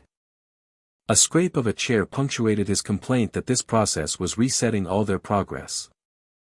The woman in purple overalls urged them to hurry up but questioned if Junwoo himself would also be performing. The young man insisted that as teammates, they all deserved to see Junwoo act, with the woman adding it would be unfair for him to get a good role otherwise. Two of the actors locked eyes in a tense, challenging gaze. Junwoo defused the situation by agreeing to take whatever role was left and offering to be the scene partner for everyone's audition. With the term set, the woman in purple overalls accepted and volunteered to perform scene 5 first. Her eye narrowed in a look of profound concentration as she prepared for her scene.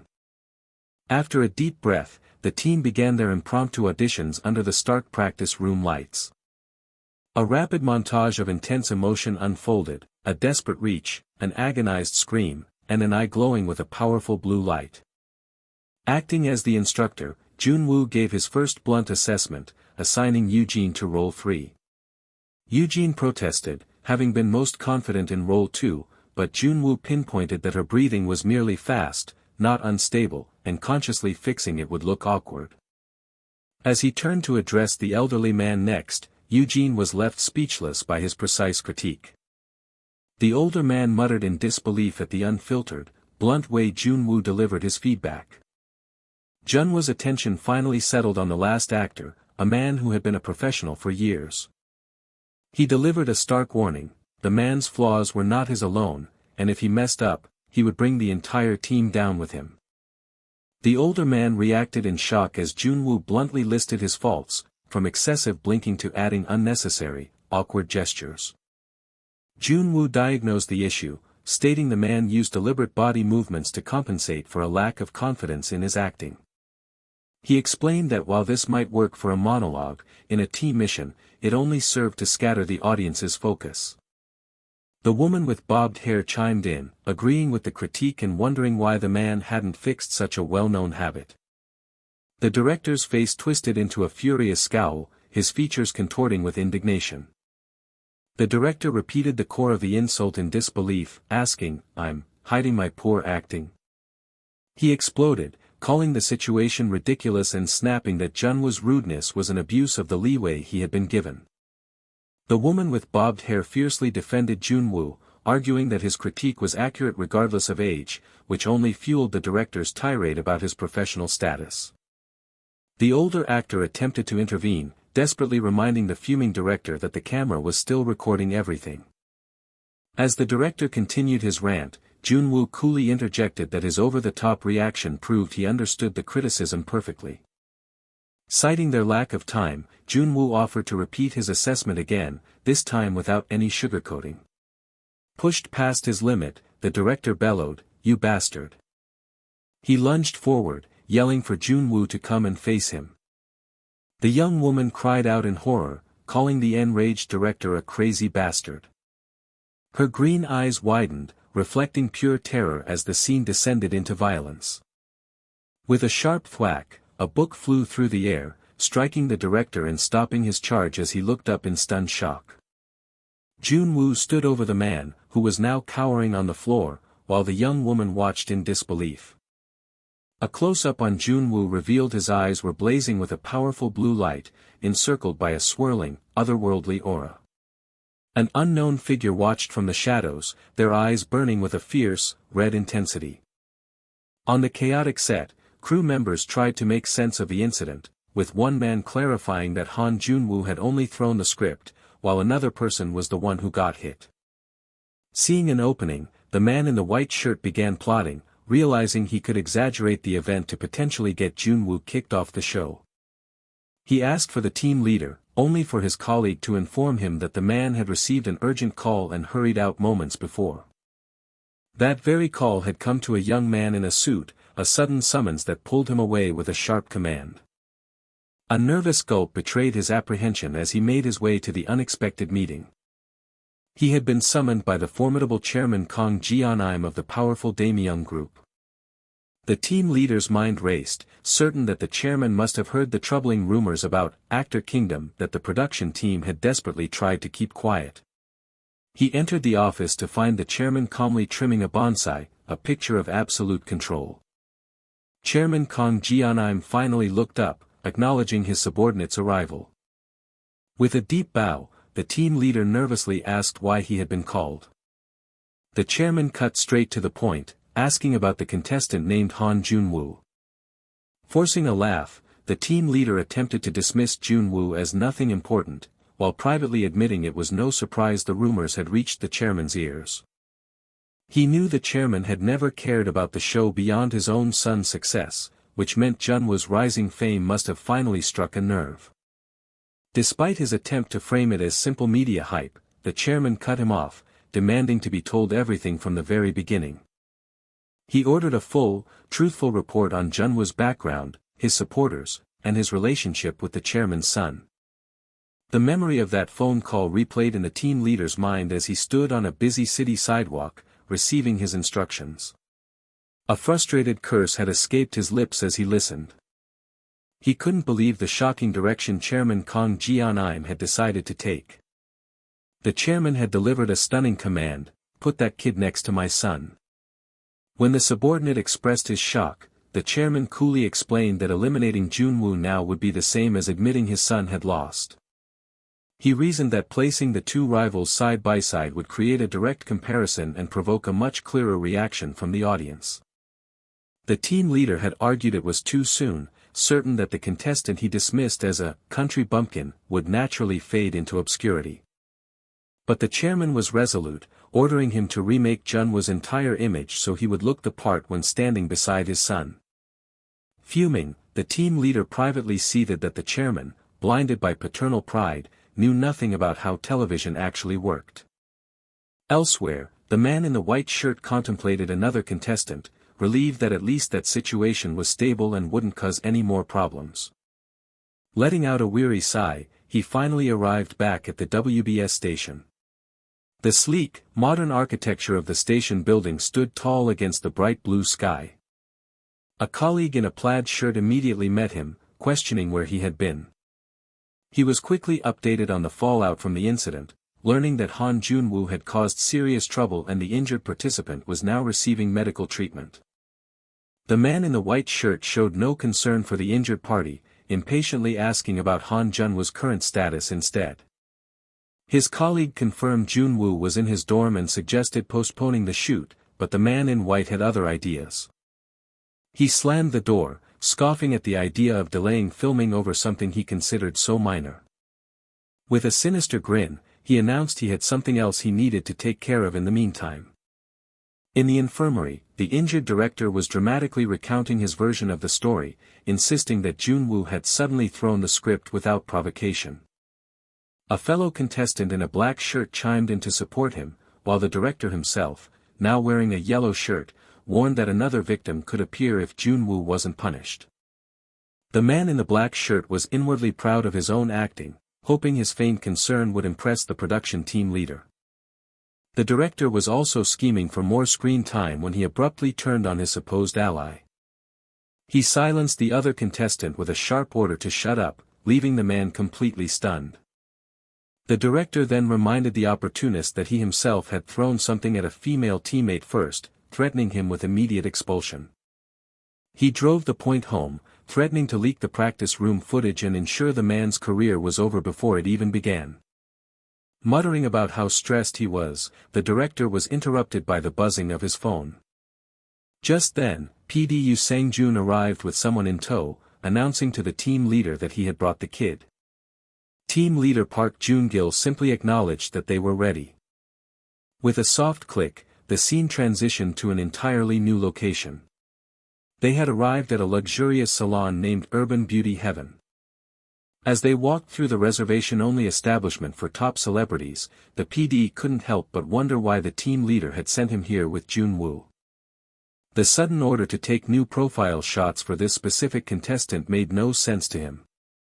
An unseen person greeted the PD as he entered the main styling room. A woman with a bright smile introduced herself as Oh Seon, the salon's head makeup artist. Oh Seon's professional gaze immediately fell upon Junwoo, her expression thoughtful. She noted his disheveled appearance but was instantly captivated by the undeniable star power in his visuals and aura that shone through. Thinking to herself that transformations like this were the most fun, she warmly invited him to take a seat. An immaculate vanity displayed countless makeup palettes and pristine brushes, ready for the artist's touch. Oh Seon began her work, skillfully applying makeup to Junwoo, who sat quietly in a white smock. Junwoo had worried the PD would become suspicious about the sudden special treatment, but was relieved to see him complying without question. He noted with some surprise that the producer was going along with the bizarre plan far more easily than he had expected. Meanwhile, a pink-haired assistant commented on Junwoo's odd questions, telling Oh Seon he had asked if he could draw facial muscle diagrams on his own face. The assistant confessed she couldn't tell if he was genuinely knowledgeable or simply not interested in the makeover process at all. A soft brush hovered for a moment before lightly dusting powder across Junwoo's cheekbone. With a final, gentle puff of air to set the makeup, the assistant announced that she was finished and asked him what he thought. Junwoo stared at his reflection, admitting that even though he expected a big change, the result was still astonishing. His remade visuals now possessed a polish that could easily surpass those of most established celebrities. A close-up highlighted a single piercing blue eye, now perfectly framed and defined. The camera panned across the expensive, high-end products that were used to craft his new look. The final preparations were now complete. His gaze was sharp and focused, his blue eye radiating a newfound, formidable confidence. A dramatic shadow fell across his profile, accentuating the sharp lines of his face. Junwoo gave a small, satisfied smile and simply said, "Looks great." "Thanks." Following his professional makeover, Han Junwoo's renewed visuals were perfectly mirrored, radiating an entirely new level of star power. A man in a pink shirt let out a sound of impressed surprise. A young staff member in a white shirt reported that the profile reshoot for Han Junwoo had been successfully completed the day before. A woman with glasses remarked that he was more cooperative than expected, with the man in white agreeing he was surprised Junwoo showed no awkwardness despite it being his first time. The makeup artist added that he never imagined Junwoo would see both the makeup and the photo shoot as mere tools for his acting. Elsewhere, a man in a pink shirt rallied his team, telling them to stay sharp for a mission focused on Team 1 and Team 9. A man in a black cap questioned this, but the man in the pinkish red shirt aggressively ordered him to stop talking and just follow directions. A woman with short brown hair realized that this meant pitting Kang Hyuk's Team 1 against the team with that person of interest, Junwoo. She then wondered if this strategic move held the potential to completely change the game. The man in the cap asked if the two teams were being set up as rivals, while the woman worriedly questioned if there was any chance Kang Hyuk could be eliminated. Growing tense, the man in the black cap reminded the team leader that they had all agreed there would be no revival round this season. The leader finally exploded in frustration, angrily demanding to know why they had so many questions like they were just part of the audience. He then confirmed they had switched out a troublesome member from Junwoo's team, stating he disliked how the tall man stood out. The team leader announced that filming would begin in 2 days, warning them to be ready to perform in front of a live audience. The scene shifted to an aerial view of the Sosin University Hospital, standing stoically amidst the city. Inside, an empty waiting room held a somber and silent vigil. A man in a suit stood with his back to the camera, facing a large set of double doors. The man in the suit thought to himself that it had been nearly 20 years, a return he never anticipated.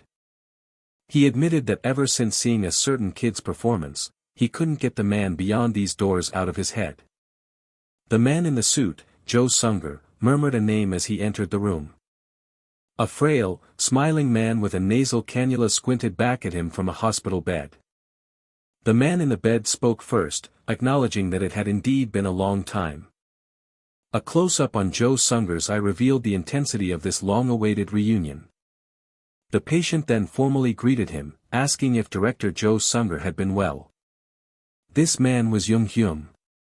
He was a genius who had once sent shockwaves through the film industry, the very man who inspired Jo Sunger to act and served as his first director. The veterans of the industry called him a legend, whose mere involvement would elevate a film to unbelievable heights. But at the peak of his career, Jung Hyum suddenly stopped making films, plagued by an unquenchable thirst for something more. Even his prized pupil, Jo Sunger, couldn't understand what he was lacking, a desire that no one could fulfill. In the end, Jung Hyum declared his retirement, stating he could no longer find an actor capable of embodying his cinematic world.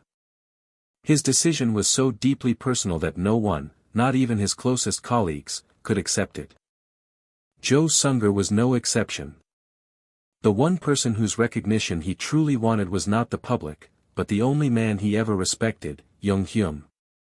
He carried a deep resentment mixed with self-blame, and to continue his own career, he was forced to avoid his mentor's presence entirely. Now, the legendary director lay frail and unconscious in a hospital bed. A thought echoed, after 20 years, why had a kid with that same spark appeared only now, at the very end? In a memory of their recent conversation, Jo Sung-gur told his mentor that he knew better than anyone how much he loved movies, and that was precisely why he left. The old director listened from his bed as his former student stood before him once more. Jo Sung-gur then softly asked if Jung-hyun had resented him for all those years. With profound regret, he admitted he was always sorry and had wanted to tell him that. Jung-hyun confessed honestly that yes, he did hate him. Jo Sung-gur lamented that he should have been the one to seek him out much sooner. But the old director was just grateful he came at all, telling him that thanks to this visit, he could finally go in peace. Jo Sung-gur fell into a deep, somber silence. Jung-hyun began to speak again, addressing him as director. Jo Sung-gur cut him off, his voice filled with urgency as he insisted there was someone he absolutely had to meet. Floating green leaves against a bright sky marked a quiet transition. Back in the present, Jung-hyun lay weakly in bed while Jo Sung-gur sat by the window, observing him. Jo Sung-gur pleaded with the old man, acknowledging his poor health but insisting that he had to see this kid. Jung-hyun dismissed the idea, asking what the point was at this stage, but Jo Sung-gur persisted. With weary finality, the elderly man reminded Sung-gur that he didn't have much time left. The question of whether this fated encounter was a gift or a curse hung heavy in Jung-hyun's mind. He wrestled with the thought that this boy might truly be the actor he had searched for his entire life, just as Jo Sung-gur claimed. The director feared that if he met this perfect actor only now, at the end of his life, he wouldn't be able to accept it and would come to resent the man he cherished. A bright, clear sound cut through the air, signaling a change of scene. The story moved to a bustling outdoor film set, alive with crew and equipment under the bright sun. A brown-haired woman sighed heavily, complaining about having to work while sweating so much. She wanted to move indoors, but her teammate Kim Ji-hoon coolly stated that losing focus due to the elements was the entire point of the scene. Nearby, a younger boy excitedly called out to Jun-woo, eager to show him something. The boy pointed to the script, asking his Hyung if they should approach a particular moment in a certain way.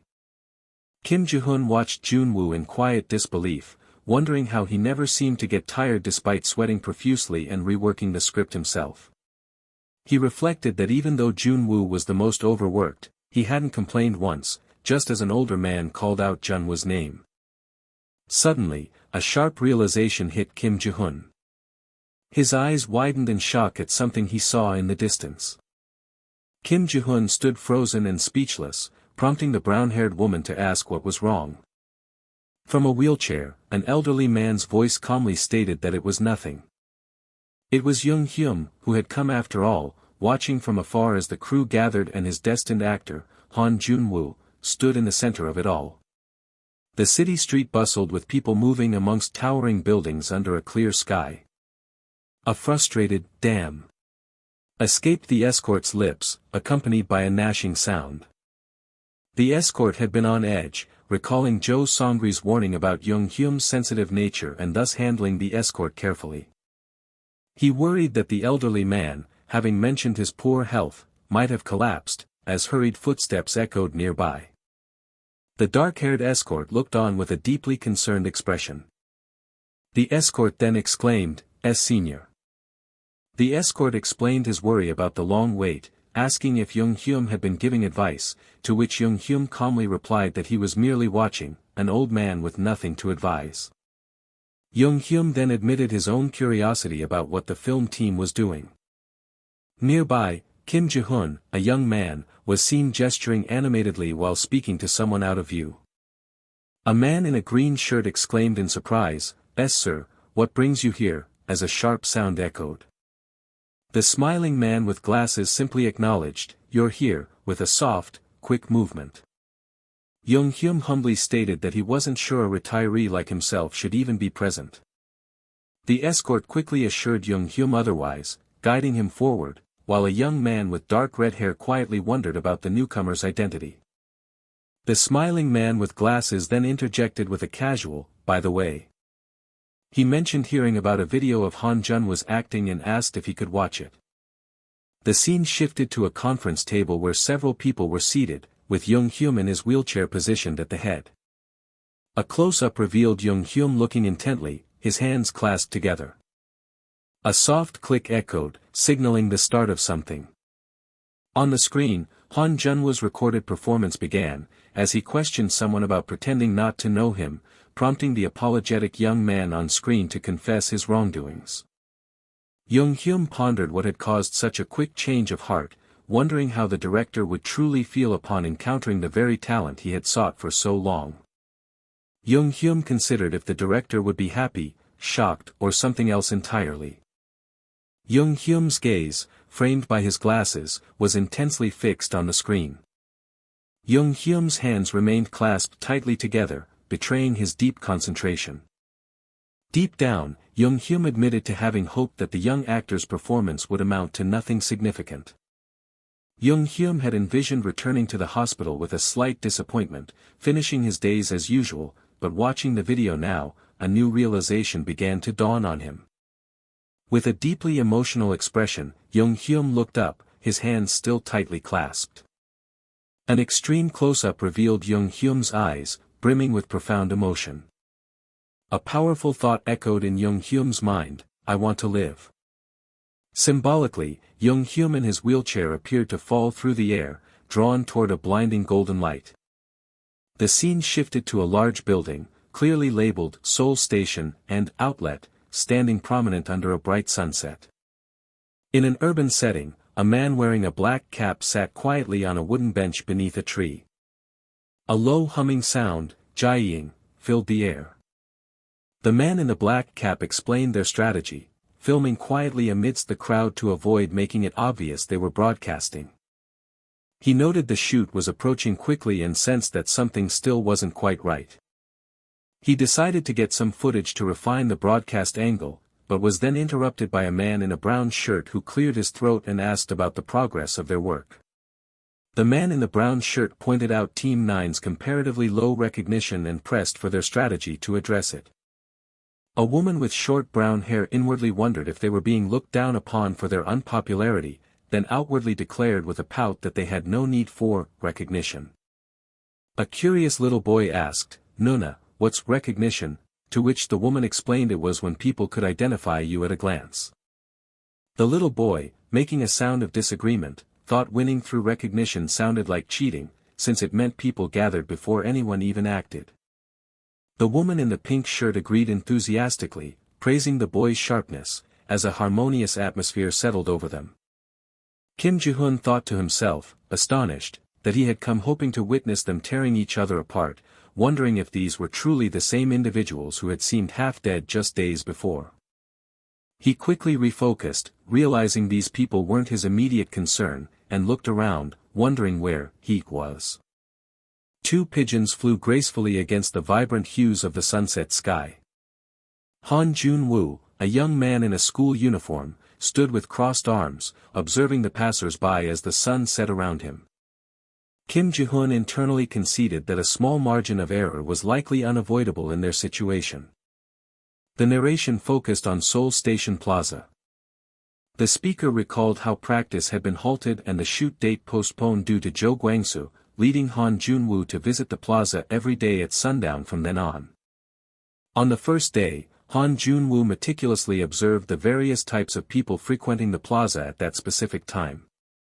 He sought to understand more than just the simple visual scenery. Han Jun-woo described how he made the entire area his own, utilizing every sense to absorb its essence. From people's clothes, shoe types, expressions, and walking speeds, Han Jun-woo explained, he could roughly gauge their destinations. Another day, Han Junwoo continued. He circled the surroundings, noting the distinct smells, the flow of traffic, the timing of signals, and the cacophony of horns and engine sounds. He even observed the rough paths and routines of the pigeons that frequented the area. Han Junwoo was then seen looking intently at a feather held delicately between his fingers. Han Junwoo realized he needed to grasp the subtle psychological shifts occurring moment by moment, having meticulously mapped every element of Seoul Station Plaza at that time of day. He then only needed to assign the team's roles to fit this intricate understanding, realizing that while they were told not to cause a disturbance, they were never explicitly told the public had to merely watch from afar. Han Junwoo concluded that in such a case, the method would be simple. A young boy suddenly declared, "The conformity effect." A man with a camera, confused, asked, "What effect?" To which the young boy clarified that it was the conformity effect, something Hyung had taught him. The young boy explained that if people believed they were the sole reactors, they would quickly lose interest. A collage of images depicted a young child alongside various other people, illustrating the concept. The scene showed 3 individuals intently watching multiple televisions. 3 men, appearing to be judges, were seated at a table. The man in the hat uttered a disappointed thought, realizing, so he's not coming after all. An old man expressed his strong desire for him to have witnessed the young actor at this shoot. A man in a blue shirt lamented the missed opportunity, admitting he too wanted to see it in person, but resignedly stated they would have to endure the inconvenience as they couldn't visit every single site. A young man, still excited, confirmed that today's filming focused on Team 1 and Team 9, then speculated that Team 9 would likely lag in recognition, seeking an opinion. An older man responded, "We'll see," clarifying that the theme was noticeability, not mere recognition. A cameraman meticulously adjusted a 4K camera while another person stood ready behind him. Han Junwoo, a young man with short brown hair, stared forward, his eyes wide with intensity. The man in the blue shirt stammered, "What's that?" as a person in the foreground looked on in confusion. The man in the hat demanded, "What is happening there?" as murmurs and confused chatter rose from the crowd. A man in a white shirt urgently called for the C camera, amidst a loud bang and chaotic sounds of hitting and reversing. A person wearing a blue scarf sharply commanded, "Zoom in on screen 9." The grand building with its clock tower stood illuminated by the golden light of the sunset. As the sun set, its golden light bathed a grand building topped with a clock tower. In the judging room, an older man leaned forward, demanding to know what exactly was happening on the screen right now. The man in the hat wondered if an incident had occurred at the plaza, while the man in the white shirt remained silently focused. What unfolded on screen wasn't Team 9's performance, but a strange phenomenon where nearly all the citizens in the plaza were performing the exact same actions. Watching from a separate room, the protagonist, Han Junwoo, wondered aloud what in the world could have caused such a situation. His mind raced with confusion, trying to discern if this was orchestrated by Team 9 or if a genuine incident had broken out. Amidst the chaos, Han Junwoo couldn't even spot a single member of Team 9. Suddenly, as if struck by inspiration, Han Junwoo realized someone in the crowd must have shouted about a winning lottery ticket. A man in a blue polo shirt, caught up in the fervor, echoed the word "lottery" in disbelief. Another man in a white t-shirt confirmed the rumor, repeating that someone had lost a lottery ticket. Immediately, one man urged his friends to join the search, not wanting to miss the chance. A dark-haired woman frantically asked if anyone had found it, dismissing her sweating companion's complaints by insisting their lives could change. Nearby, a man in a hat and glasses instructed his group to get it together, planning to run the moment they found the ticket. A sweaty fist clenched, resting on a public bench, embodying the greed that had swept the plaza. Han Junwoo felt as if he were dreaming, realizing the words, expressions, and actions of everyone at Seoul Station Plaza were unknowingly following stage directions from a script. He understood that these roles, originally meant for Team 9's actors, had somehow been transferred to the general public. A girl with a bun, one of the actors, finally broke the tension by shouting that she had found it. A young boy, another actor, approached her with audible sobs of relief, whimpering that he thought he had lost it forever. The actor playing the man in the hat and glasses mused to himself that this was a deviation from the script, which didn't originally involve a lottery ticket. The sounds of frantic running filled the air as a hand reached out, resting on the crying boy's shoulder. The older brother, played by Kim Ji-hoon, began to scold the younger boy with a choked voice. A gentle hand wiped away the younger boy's tears. The crying boy looked up at his Hyung as Kim Ji-hoon explained just how much that lost item meant to them. He continued his performance, lamenting that with their parents gone, they couldn't afford to lose this last memento. The crying young boy apologized profusely to his older brother, admitting his mistake.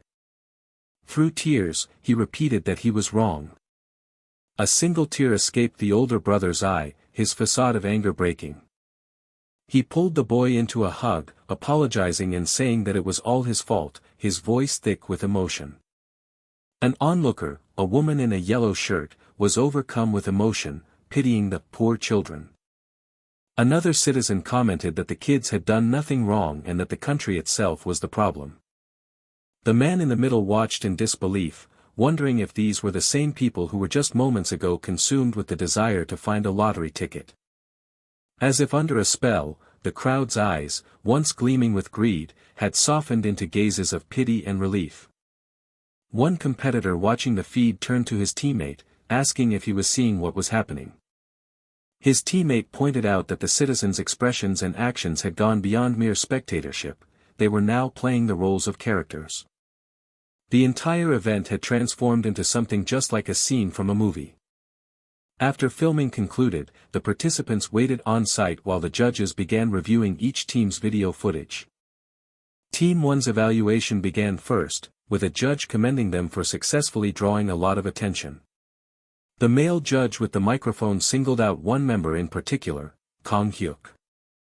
He noted that he had felt it since the first round, but Kang Hyuk's acting depth was truly extraordinary. Kang Hyuk thanked him, stating it was a good experience, as the narration confirmed his team finished safely and he received the most reactions. However, the elderly judge tapped his pen, unable to shake a feeling of distraction.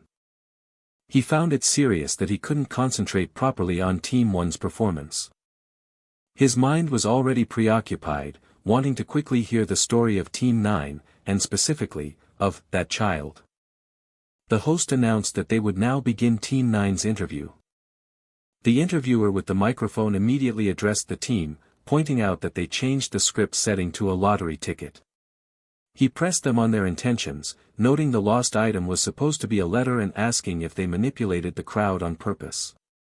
Team 9's Ji-who calmly denied it, stating they never touched the basic setting. He did admit, however, that they had slightly adjusted some of the dialogue. The interviewer was taken aback, questioning how a letter could be mistaken for a lottery ticket if they hadn't deliberately provoked the citizens. Ji-who clarified that the scene they created was about someone losing their deceased mother's last letter, and the various people who would search for it. He concluded simply that they just acted that scene out. A flashback revealed the scene's beginning, with a young man in a blue scarf frantically searching for something. He cried out in distress, wondering where the item could have gone. He yelled at his companion, reminding him that he had been told to take good care of that really important paper. This vague dialogue sparked an idea in a passing woman, who thought to herself that finding that paper could turn her life around. A man in a brown cap was similarly entranced, thinking that if he could just get his hands on that paper, everything would change. The flashback showed how a bystander like Han Junwoo would process the scene, connecting the word paper to the idea of a winning lottery ticket. The narration explained that the moment someone assumed a lottery ticket had been dropped, the idea became an accepted fact. Team 9 had been clever, only using vague terms like that thing and that paper, never once uttering the words lottery ticket. From the very start, their acting was designed to stimulate and manipulate the desires of everyone in the plaza, fooling them into becoming part of the play. After a moment of stunned silence from the judges, the narration confirmed that every single team member gave an excellent performance. The team collectively bowed, saying their thanks. The interviewer turned to Han Junwoo, asking him one last question. He wanted to know just how Junwoo was able to get so many ordinary citizens to act together in their scene. On stage, another team member, Kim Jin-woo, remained silently focused as the question hung in the air. The answer was simple: it was only possible because all the characters created by the script, including the unwitting citizens, played their roles perfectly. A bustling film set came to life under the soft glow of the setting sun, filled with crew and equipment. A stern, contemplative elderly man's face was captured in a close-up. Even before filming commenced, the narrator realized the young man's intentions just by observing him at the site. A mere 5 minutes was all it took for the narrator to discern the full scope of his plan. He yearned for the simple pleasure of watching the young man's acting in person, just once.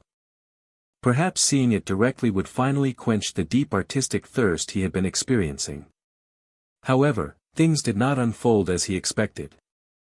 The elderly man in his wheelchair sat observing the expansive cityscape, bathed in the hues of sunset.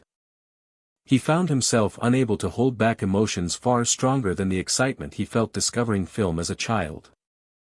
If not for his debilitating illness, he would have already thrown himself into the very center of the square the young man had created.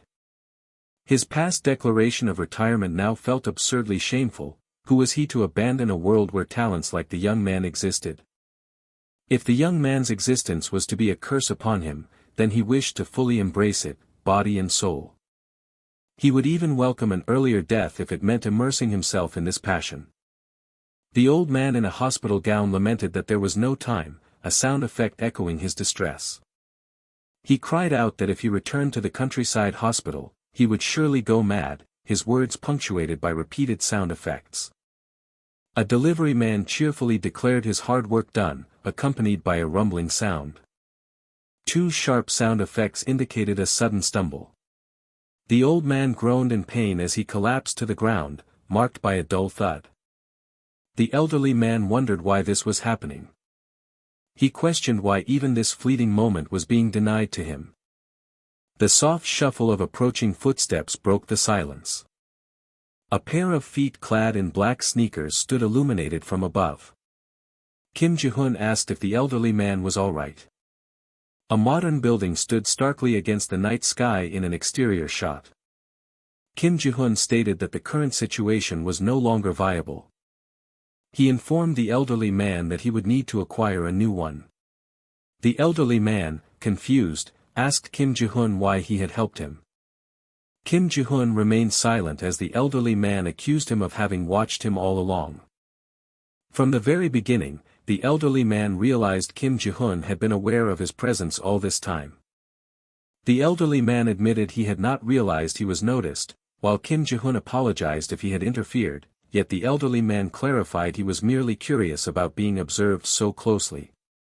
Kim Ji-hoon immediately denied the elderly man's interpretation. The elderly man expressed regret that if his body had permitted, he would have joined Kim Ji-hoon's stage with more passion than anyone. Kim Ji-hoon pondered the elderly man's use of the word stage, recognizing that his expression was far more complex than simple curiosity. The elderly man reflected on how Kim Ji-hoon had almost entirely deciphered his intentions, then mentioned he had seen Kim Ji-hoon's earlier performances through Songri. Kim Ji-hoon inquired about his performances, and the elderly man confirmed he had visited the broadcast station specifically to see him. The elderly man confessed his bewilderment as to why someone of Kim Ji-hoon's caliber would even participate in such a program. He explained that Kim Ji-hoon should already be challenging the biggest names in Korean acting, rather than being a contestant, before asking if his name was Junwoo. The elderly man then directly questioned Kim Ji-hoon about what he truly intended to achieve with his exceptional talent. With a hesitant sound, Kim Ji-hoon began to explain. The elderly man finished Kim Ji-hoon's sentence, saying he was simply doing what his heart led him to do for now, a statement Kim Ji-hoon confirmed. The elderly man then asked Kim Ji-hoon if he wasn't afraid of failure, a tense silence following his question. 2 figures walked away from indistinct shadowy shapes, while a lone shadowy figure stood ominously on cracked ground. A close-up shot revealed the intense focus in Kim Ji-hoon's eye. Kim Ji-hoon stated he understood too well what life was like without this passion. He then rhetorically asked what else he could possibly do, a profound silence hanging in the air. The elderly man questioned his own past fears. He reflected on the constant fear that had plagued him, preventing him from truly enjoying what he loved. He had mistakenly believed he had escaped that fear when he retired from the film world 2 decades prior. But now, he understood he had been trapped in that exact moment for 20 long years. The elderly man spoke of a film he had once dreamed of making, his cherished ambition. He admitted that in the end, he had been consumed by that very dream. Yet, he observed, Kim Ji-hoon already seemed to be far beyond such struggles.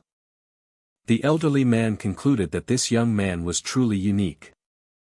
He mused that while others became actors chasing a dream, Kim Ji-hoon was fundamentally different, neither pursuing nor being pursued by one.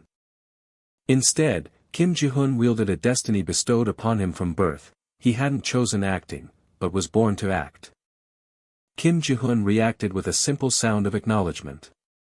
Kim Ji-hoon apologized, explaining he needed to take a call, and the elderly man waved him off, telling him not to worry. Kim Ji-hoon stood in a hallway, engrossed in his phone conversation.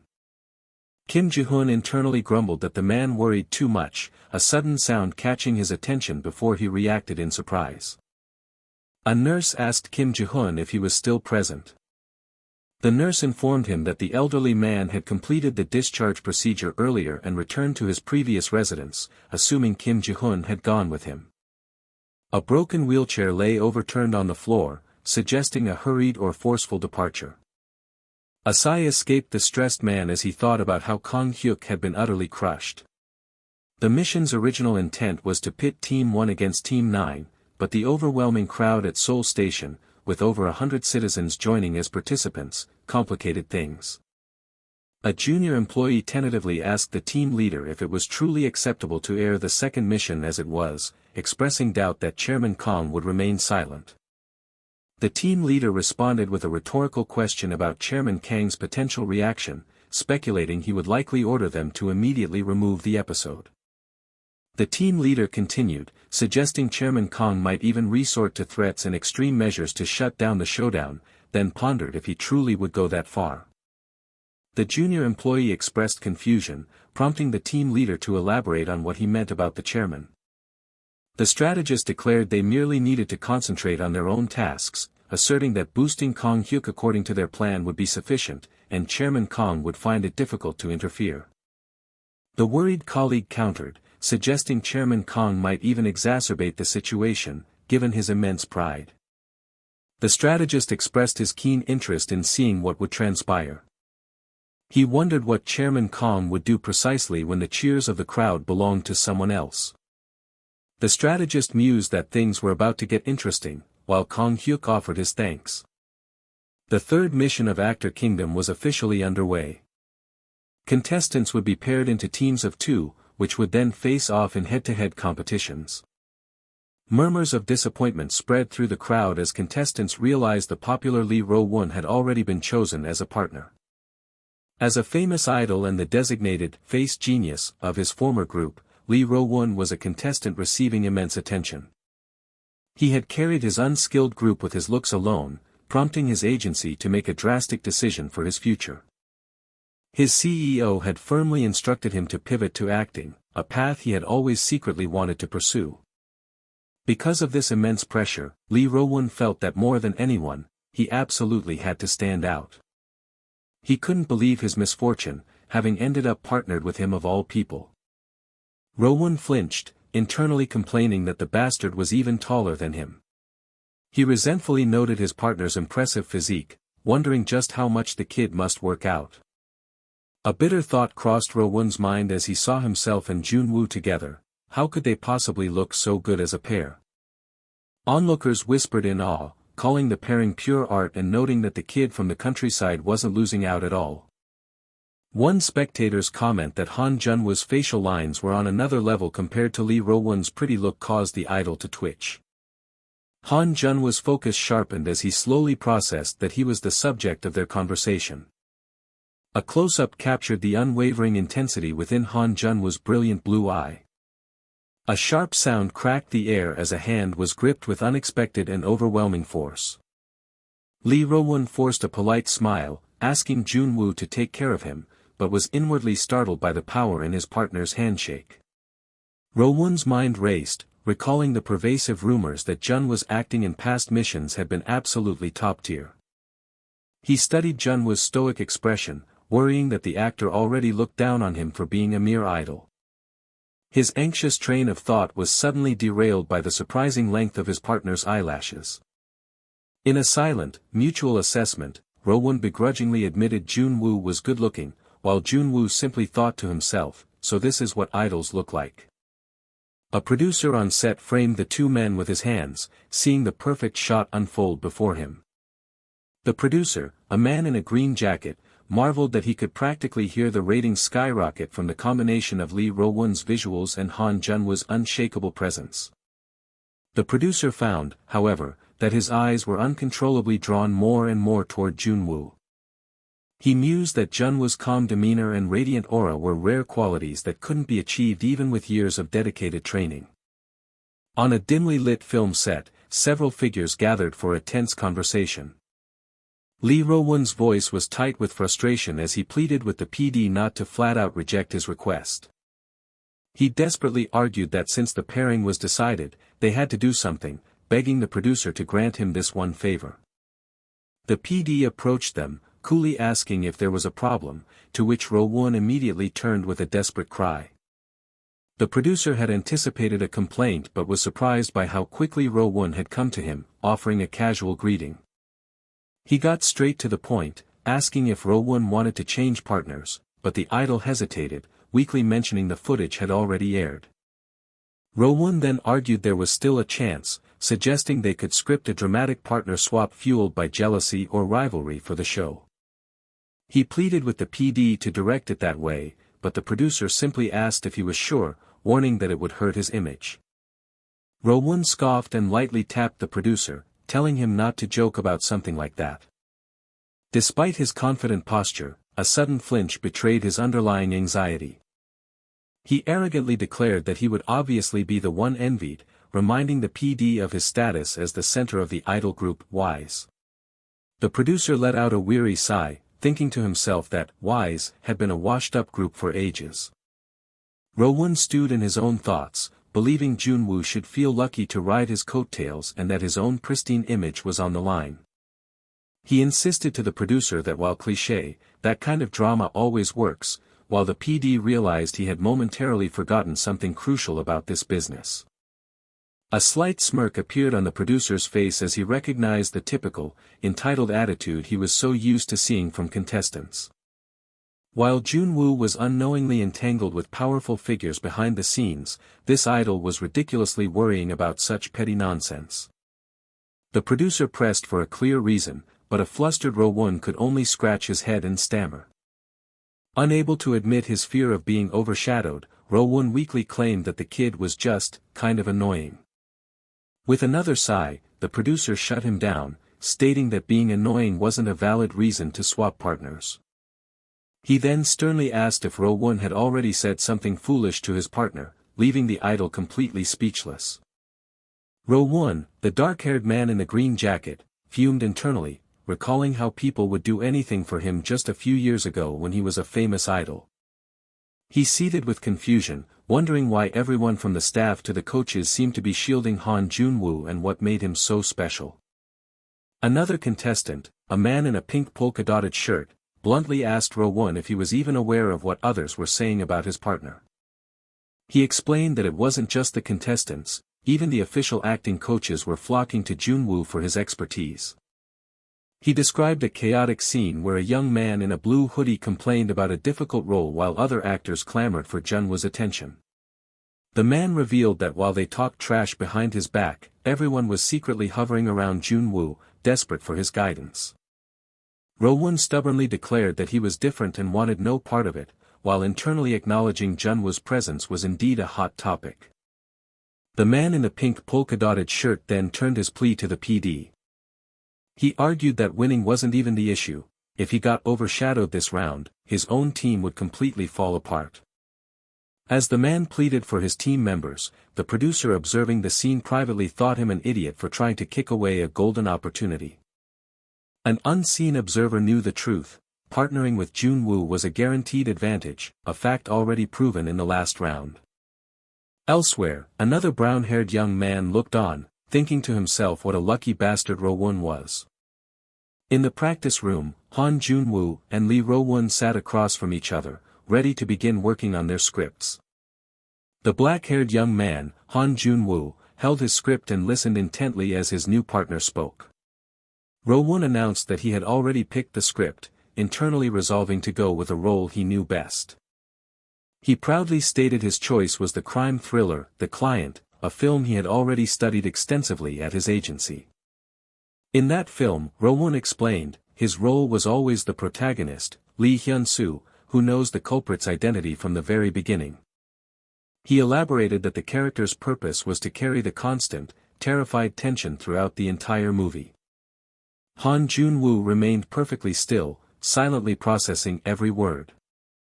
Jun-woo then calmly commented that the role sounded like it fit Ro-won well, a statement that shocked the idol to his core.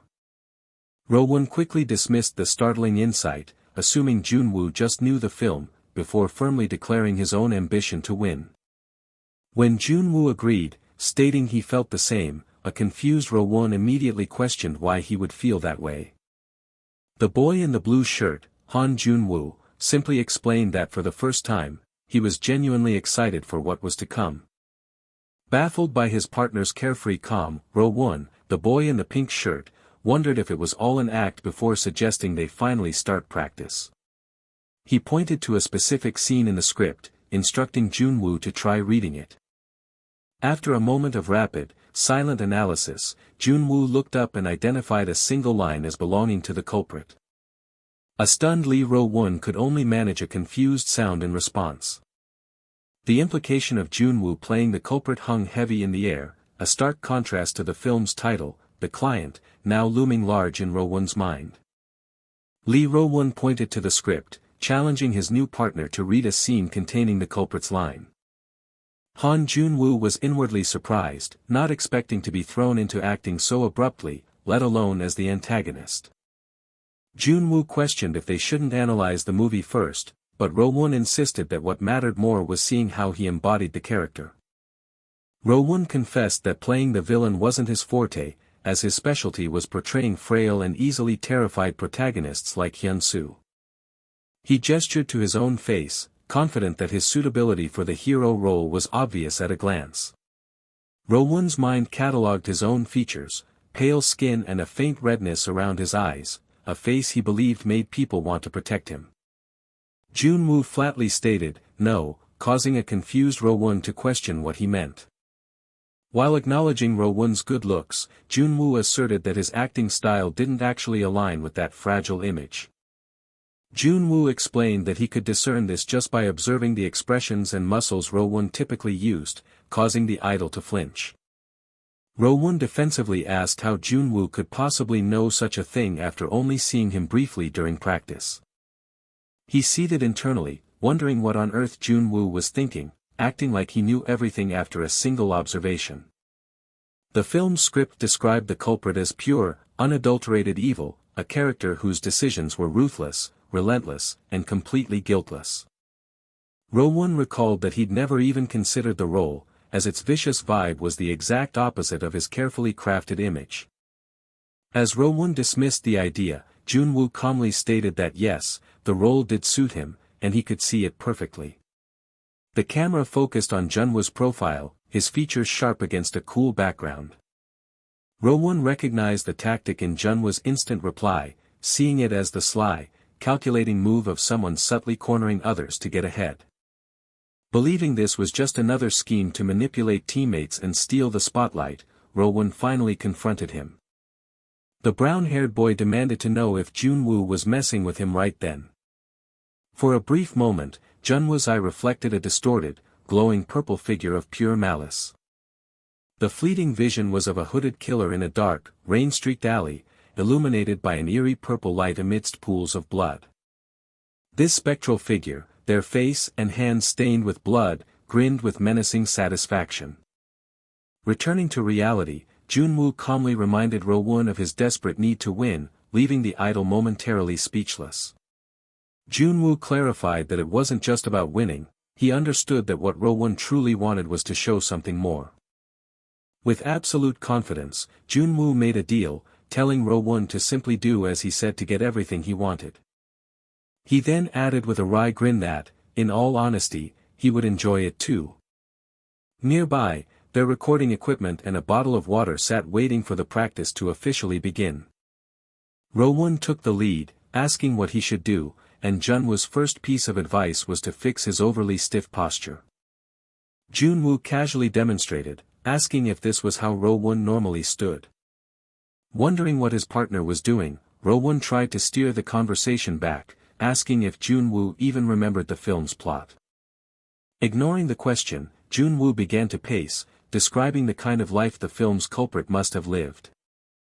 The steady sound of his footsteps echoed as his entire demeanor began to shift.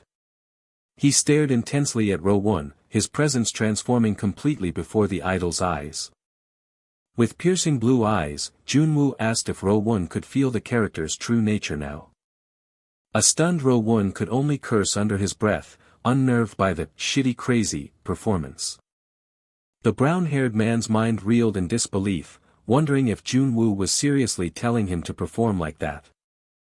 From a distance, a man in a white shirt watched the interaction between the two contestants. The observer found his attention completely captured by the prodigious young actor. He mused that with Junwoo's skills, he could have simply copied the original performance, but instead, he seemed to have reinterpreted the culprit from a new angle. The observer then realized it wasn't just a reinterpretation, the way Junwoo had just played the culprit was far more specific. In a flash of insight, he understood that every detail, expression, body language, and habits, was meticulously tailored to fit Lee Ro-won. Later, as Junwoo stood near a restroom, a young man peeked out from behind a partition. The man quietly called out, asking Junwoo to wait. Leaning against the wall, the man stated he wanted to ask Junwoo a question. Junwoo turned, recognizing the man as one of the show's acting mentors. The mentor confronted him directly, demanding to know why he was pushing Ro-won to take on the culprit role. Junwoo asked what the issue was, and the man insisted that Ro-won was completely unsuited for that particular role. He argued that Ro-won's strength was in pitiful, tragic characters, and that past praise came from coaching him to match his existing image. The man declared he couldn't just let Junwoo wreck the image Ro-won had been building for so long. Junwoo sarcastically acknowledged Ro-won's passionate performances but pinpointed the mentor's true fear, that Ro-won would be reduced to mere background scenery next to a genius. Junwoo fired back, claiming the real problem was that the mentor kept giving Ro-won the same type of roles, and then accused him of judging an actor's potential based on looks. The mentor denied this, claiming his job was to discover and amplify an actor's unique, inimitable aura. Junwoo scoffed at the idea that a story unfolds just by standing still, retorting that the mentor was basically just saying Ro-won is handsome. Junwoo cuttingly remarked that if standing still was all it took, they might as well put up a mannequin and film it. He realized the mentor had likely never even wondered what Ro-won was truly good at, instead trapping him inside a superficial image. Junwoo wondered aloud if Ro-won had only ever been surrounded by people who held him back. He then turned the accusation around, suggesting the mentor was the one locking Ro-won into a preferred, limited concept. Junwoo's blue eyes narrowed as he reminded the man of his supposed desire for Ro-won to grow. He pointed out the hypocrisy of this claim when the mentor had never even let Ro-won try a different type of role, leaving the man stunned. Junwoo then delivered a final, incisive question: if the mentor was so worried, why come to him instead of talking to Ro-won directly? The mentor froze, realizing with a jolt that Junwoo had seen right through his motivations. The truth was, a deep curiosity about the young prodigy everyone was watching had taken hold of him. He admitted to himself that while his worry for Ro-won wasn't a lie, he had also used it as an excuse to talk to this fascinating kid. Seeing the conversation was at an end, Junwoo stated he would be going. The older man made one last attempt, arguing that Rowoon wasn't a natural talent like Junwoo. The two stood in a sunlit hallway as the mentor tried to reason with the unyielding young actor. Clearing his throat, the older boy conceded Junwoo's point but questioned whether Rowoon could truly pull off an unfamiliar role in such a short time. Junwoo paused, giving the question a moment of thought. With absolute conviction, he declared that was something he would take care of, and the mentor had no need to worry. Still baffled, the older boy asked why Junwoo would go so far for him when he could easily win alone. After a brief, contemplative silence, Junwoo let out a small hum. The young boy's thoughtful expression suggested a reason far deeper than simple strategy. He finally answered, because it'd be a waste otherwise. In a painful flashback, Rowoon recalled his boss's surprise when he learned the name of his new partner. The middle-aged man had confirmed it was indeed Han Junwoo. Rowoon remembered confessing his humiliation and fear of being overshadowed, even begging his boss to use his connections to get his partner changed. His boss, a middle-aged man, had sighed heavily, utterly exasperated by Rowoon's plea. The man had thought Rowoon a fool, completely oblivious to the golden opportunity he was trying to cast aside. He knew that rumors about Junwoo were rampant, with industry heavyweights and minor actors alike all fixated on the kid. The boss had yelled that instead of running, Rowoon should have been demanding resources to crush his competition. He had cruelly reminded Rowoon that his own career was built on being young and good-looking, not exceptional talent. He ordered Rowoon to wake up and simply latch onto the kid to create a good picture, dismissing his sputtering protests. The man had called him a pathetic bastard, telling him he should be clawing his way back up instead of complaining. As a door slammed shut in his memory, his boss's final words echoed, blaming his weak excuses for his stalled career. The sound of the door closing punctuated his failure, making him wince in distress even in the present. Rowoon trembled as the phrases, "just a teenager," and "average skill," replayed in his mind, now understanding how wrong his boss had been. He now saw with devastating clarity that Han Junwoo was on a completely different level. Overwhelmed by this crushing realization, tears of distress began to stream down the brown-haired young man's face. Rowoon's internal monologue continued, pondering what was required of him, accompanied by a soft, thoughtful hum. Han Junwoo pressed Rowoon, asking if he was capable of taking on the role he desired, assuring him there was no pressure if he genuinely didn't want it, though he admitted that refusal would necessitate significant adjustments. Rowoon, having reached a decision, declared he would comply, prompting Han Junwoo to infer there were deeper reasons behind his sudden agreement, all while wondering internally who had so thoroughly crushed Rowoon's spirit. Han Junwoo then questioned Rowoon's distraught expression, stating that from that point forward, Rowoon would excel in what he did best, leaving Rowoon utterly bewildered.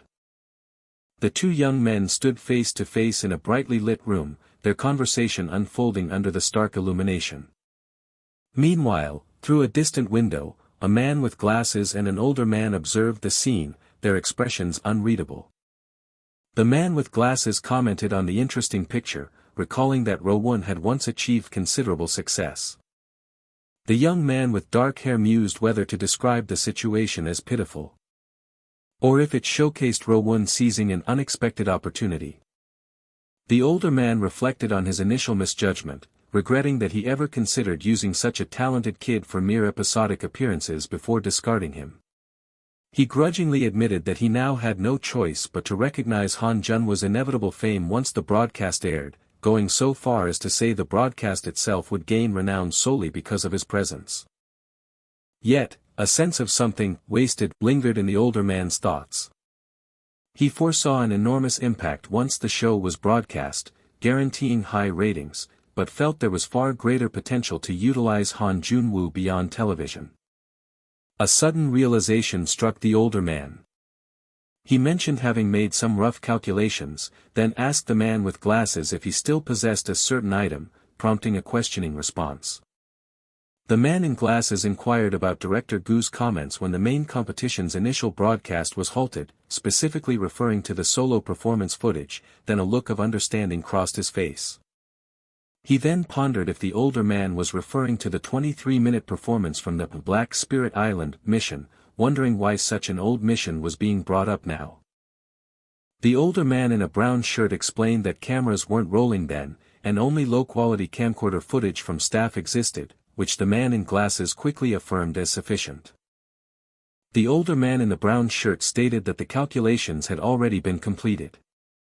The man in glasses internally acknowledged that the older man had seemed foolish lately, seemingly led by the young talent, but then realized that this particular person had never had a program he planned fail.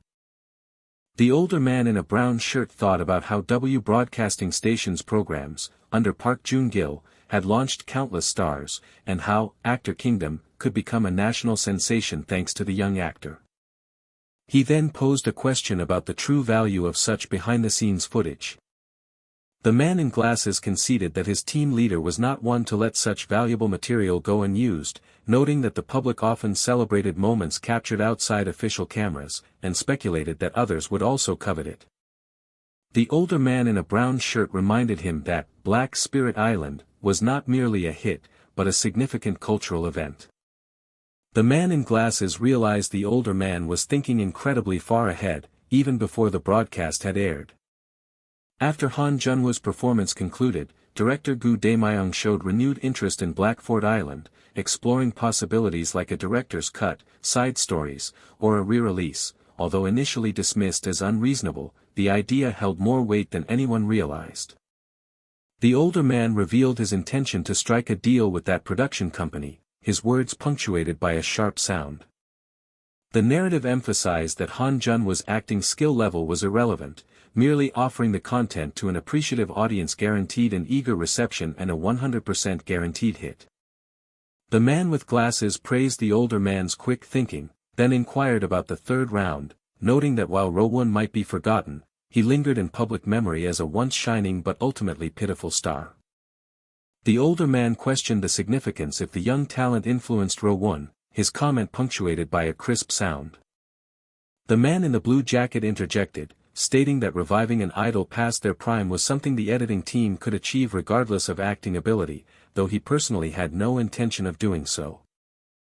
He then asked if the older man intended to focus solely on the young actor this time, but the older man replied that it would happen naturally, leading the man in the blue jacket to acknowledge his newfound trust in the young talent. The older man scoffed at the idea of trust, claiming he knew too little to blindly trust the young actor, but his tone implied a deeper understanding. A young man with blue eyes firmly stated that, skills don't betray you. The older man dismissed the current mission as unimportant, prompting a quizzical look from the young man with round glasses.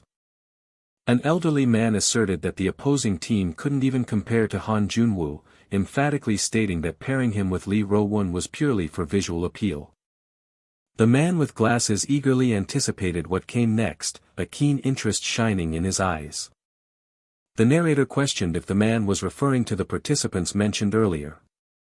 A young man recited a lengthy, self-important speech about NK Entertainment being the top domestic actor agency. A man on the couch complained about all the nagging regarding showing Korea's top status, while the man with glasses confessed that the current situation was boring due to its ease and expressed a desire to finish quickly and move on to other projects. Choi Han-jaeol, full of confidence after winning the Rookie Acting Award, let out a grunt of exertion. A man at the table remarked that Kang Hyuk had been intensely preparing for his third round, observing that his partner was barely noticeable, while a man on the couch commented that despite his youth, Kang Hyuk's skill made him a worthy competitor, wondering how a kid without an agency learned so much, and the man at the table inquired about the upcoming team mission. Choi Han-jaeol mentioned hearing that an odd one out was joining, then repeated the phrase in surprise. The man with glasses confirmed it was indeed an odd one out, but not just any ordinary one. A young man exclaimed disbelief, stating, "No way, you're lying," as the man with glasses clarified it was Han Junwoo, if his information was correct. A profound silence fell over the room. A man on the sofa admitted that they, too, had been curious. A man in a green t-shirt conceded that he knew they would face Han Junwoo eventually, while Gil Junho casually dismissed him as just a 17-year-old kid anyway, and a woman in a white t-shirt added that his inability to win made him irrelevant. The man on the sofa remained silent, absorbing the comments. In the end, the very thing that person had worried about came to pass. A group of people gathered for what appeared to be a photo shoot or filming session. The man in the green t-shirt enthusiastically greeted a senior figure. A man in a dark suit entered a room, his expression stern and commanding. The man in the green t-shirt was awestruck by the presence of senior Gil Junho, his heart thumping, as Gil Junho inquired about his purpose there. The man in the dark suit emphasized that having NK's name attached was no trivial matter, and demanded to know if they wished to survive. The man in the light brown shirt eagerly confirmed their desire to win and carry the company's name with pride, but the man in the dark jacket quickly interjected with a "No." The man in the dark jacket then advised them about a really handsome kid named Han Junwoo, urging them to avoid him if possible to at least reach the middle ranks, leaving Lee Ro-won to question Han Jun. What, as the man promised he would soon find out. Lee Ro-won began to protest, but his words trailed off. The man in the dark jacket paused thoughtfully, while Lee Ro-won internally wondered why he was receiving such advice. Lee Ro-won then pondered if the man was finally showing pride or concern for them. The man in the dark jacket unexpectedly inquired if there were any plans for special judges or guests. His expression showed surprise as he uttered, "What?" After Actor Kingdom's third mission concluded, the shocking scene Junwoo unveiled instantly stunned the one-on-one competition site, but this wasn't the only surprise. Lee Ro-won, previously known only for his looks, underwent a complete transformation in just a few days. He delivered a perfect performance as a mad culprit, captivating the audience. 3 judges stared in visible shock, their stunned faces viewed through a blood-splattered lens, hinting at the intensity of the performance. Tremendous applause erupted, following the incredible display. An unseen speaker exclaimed admiration, stating that Junwoo, as expected, did not disappoint, marveling at his ability to even change Lee Ro-won so profoundly. A man in a white polo shirt addressed Junwoo, asking if he had read all the distributed papers and what his thoughts were. Junwoo responded, confirming he was referring to the hint for the 4th competition mission. The man in the white polo began the discussion, asking Junwoo for his thoughts on the papers they had distributed. Junwoo identified the document as the hint for the 4th competition mission. From across the table, the man in the green polo shirt watched Junwoo intently as he reviewed the proposal. The producer explained that since the new contestants were all professional actors, the mission would be a far more interesting challenge for Junwoo. He casually mentioned the involvement of NK, a prestigious name that left Junwoo silently trying to recall its significance. Hoping to persuade him, the man brought up Junwoo's previous connection to the famous actor Gil Junho, suggesting it would be a hit with the public. The man in the green shirt eagerly chimed in, confirming that Junwoo must surely know of the company NK. He enthusiastically recounted Junwoo's legendary Black Spirit Island performance, which had left everyone in awe during the first round. The man lamented that only low-quality camcorder footage of the performance remained, feeling it was a waste of Junwoo's profound talent. He clarified that they weren't asking for a reshoot, but simply for Junwoo to help organize a script based on his brilliant interpretation. While the man in the green shirt privately gloated, certain the tempting offer couldn't be refused, Junwoo delivered a blunt and unexpected response, "I don't want to." Completely stunned, the man stammered, demanding to know why he would refuse. Junwoo's voice turned cold as he questioned their authority, pointing out that no one present had contributed in the slightest to producing Black Spirit Island. He added a final sharp jab, noting that someone in the room clearly hadn't even bothered to watch the movie properly. Scrambling to recover, the producer sweetened the deal, promising a non-negligible percentage of royalties from the profits. He started to argue the merits of creating new content, but Junwoo cut him off, asking if he truly believed the original director had omitted the backstory out of ignorance. Following the man's confused stammer, Junwoo reminded him that Kim Moo-myung was a character the director created, and he had simply acted the part. The man in the white polo turned to his colleague in disbelief, questioning his audacity for trying to profit from another artist's vision. The narrative acknowledged director Gu Daemyong's artistic sacrifice, a choice to leave things absent for greater impact, which these men mistook for a lack of ability. The man in the white polo shot a worried look at his partner, the gravity of their misstep finally dawning on him. Junwoo stated firmly that he would never have delivered that performance had he known he was being secretly filmed. The producer made one last desperate plea, suggesting the director would appreciate the film's success, but Junwoo curtly told him to go talk to the director first. Declaring the conversation over, Junwoo rose to leave, dismissing their flustered attempts to make him stay. The man in the white polo trembled with anxiety, his mind replaying their disastrous assumption that Junwoo would be pleased. He was gripped by the horrifying thought that their blunder might cause Junwoo to quit the program entirely. In a last-ditch effort, he promised they would resolve every single one of Junwoo's concerns before approaching him again. The scene then shifted to the exterior of a sleek, modern building under a bright blue sky. From behind a closed door, the muffled sounds of someone's frustrated grunts could be heard. A heavy, tense silence permeated the meeting room. Inside, the man in the black shirt condescendingly told Shin Demi to stay quiet and not stand out, fearing she would cause them all to fail. He sternly repeated his command for her to just do as she was told. His hostile demeanor vanished in an instant as he warmly welcomed Han Junwoo, explaining their 5-member team had started discussions early. Junwoo gave a quiet affirmation, his mind already calculating the dynamics of a 5-person group. Shin Demi, momentarily surprised by the team size, quickly composed herself and expressed her admiration for Han Junwoo's acting. After Junwoo's polite reply, the man in the black shirt teased Shin Demi, accusing her of fawning over any handsome man she met.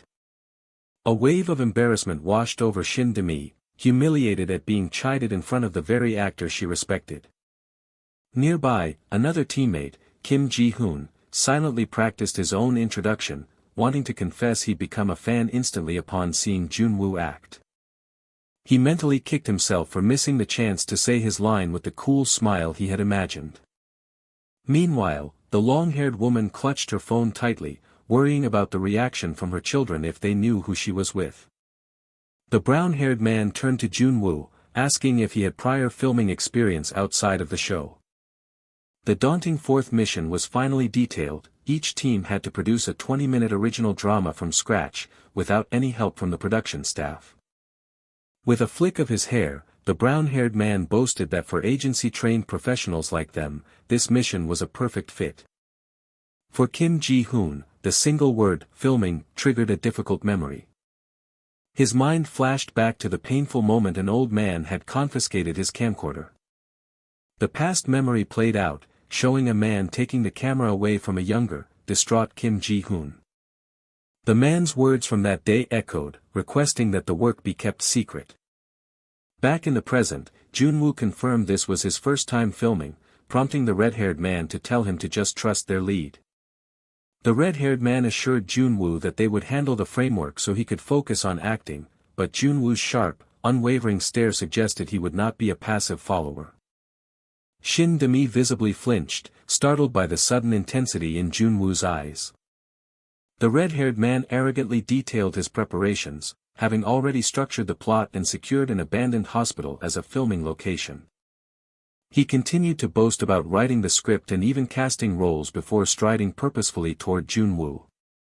In a shockingly invasive gesture, the red-haired man lifted Junwoo's chin to examine his features, leaving Shin Demi stunned. As Shin Demi stared in disbelief, Junwoo remained unfazed, coolly remarking on the man's rather unique methods. Shin Demi couldn't help but notice that Junwoo's presence up close was entirely different and far more powerful than when seen from afar. Junwoo recalled seeing Shin Demi's understated performance in a previous round, where she had simply delivered her lines without any theatrical flair. He recognized, however, that she possessed something special. Though not conventionally striking, she was different. She had a natural, elegant presence, an inherent quality that defined a true actor beyond mere intention.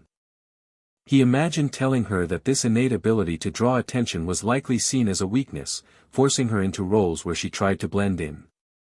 He understood that her teammates had instinctively sensed this latent power and deliberately crushed her confidence to maintain control. In his mind, he urged her to stop being quiet, insisting that she was, in fact, the most talented person in the room. The imagined encouragement hung in the air for a silent moment. The team leader, a man with burgundy hair, abruptly broke Junwoo's train of thought, demanding his full attention for the important part. He proudly announced that he had written many lines for Junwoo, who simply questioned if that was actually a good thing. Junwoo internally scoffed at the script, recognizing it as a hollow shell filled with provocative but meaningless scenes. The man with burgundy hair then shockingly dismissed his own work, admitting the acting wouldn't work because the team lacked the skill for such a project. As a supposed solution, he proposed that the entire team should instead adjust to center the drama around Junwoo. The red-haired man then ordered Junwoo to simply act as he'd been doing while he handled everything else, privately seething at the rookie's challenging attitude. Finding her voice, Shin Demi timidly protested that centering a team mission around a single person didn't seem right. The red-haired man cruelly twisted her words, sneering that the judges would certainly not want the drama centered around someone like her instead of Junwoo. Disgusted by their toxic dynamics, Junwoo realized he had to grab his teammates by the collar and save them from their own delusions. He saw clearly that their arrogance was born from a genuine but misguided belief that they were actually good. The red-haired man suddenly lashed out at Shin Demi, grabbing her and accusing her of acting pathetic while pretending to care for the team. Another annoyed team member quickly backed him up, questioning why she would even listen to the crap Junwoo had said. The red-haired man continued his verbal assault, declaring there was a reason Shin Demi never landed lead roles and should just stick to the background. In a symbolic vision, Shin Demi found herself bound by glowing blue chains, shackled by their cruel words. A single drop of sweat traced a path down her tense face as the crushing weight of their judgment settled upon her. While one teammate feigned innocence, the long-haired woman callously remarked that the leader's harsh assessment wasn't wrong. She deflected any responsibility, sneering that they were the ones acting pathetically towards a newcomer, as the sound of shattering chains signaled the team's complete breakdown. The man in the beige polo hummed thoughtfully to himself, anticipating the exciting drama that was about to unfold. His pleasant contemplation was abruptly shattered by a startling and unexpected sight. He blinked, his mind struggling to comprehend the scene before him. Seeing Junwoo lounging on a couch, he asked what he was doing, to which the rookie calmly replied he was just resting where the air circulation was good. The man questioned this need for rest, immediately assuming Junwoo must have already finished his practice for the day. Believing the talented teammates had inspired a quick session, he asked if they were done, only for Junwoo to flatly deny it. Junwoo then dropped a bombshell, declaring that he simply had no intention of practicing anymore. The frantic man demanded to know why, and Junwoo, playing his role perfectly, claimed the team was looking down on him and he was too scared to continue.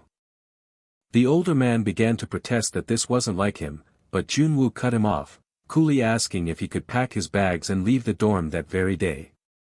Pleading, the older man insisted Junwoo wasn't one to give up, but the boy just tossed his phone aside and said he wanted to sleep. The man called out Junwoo's name in escalating panic, but his calls went unanswered.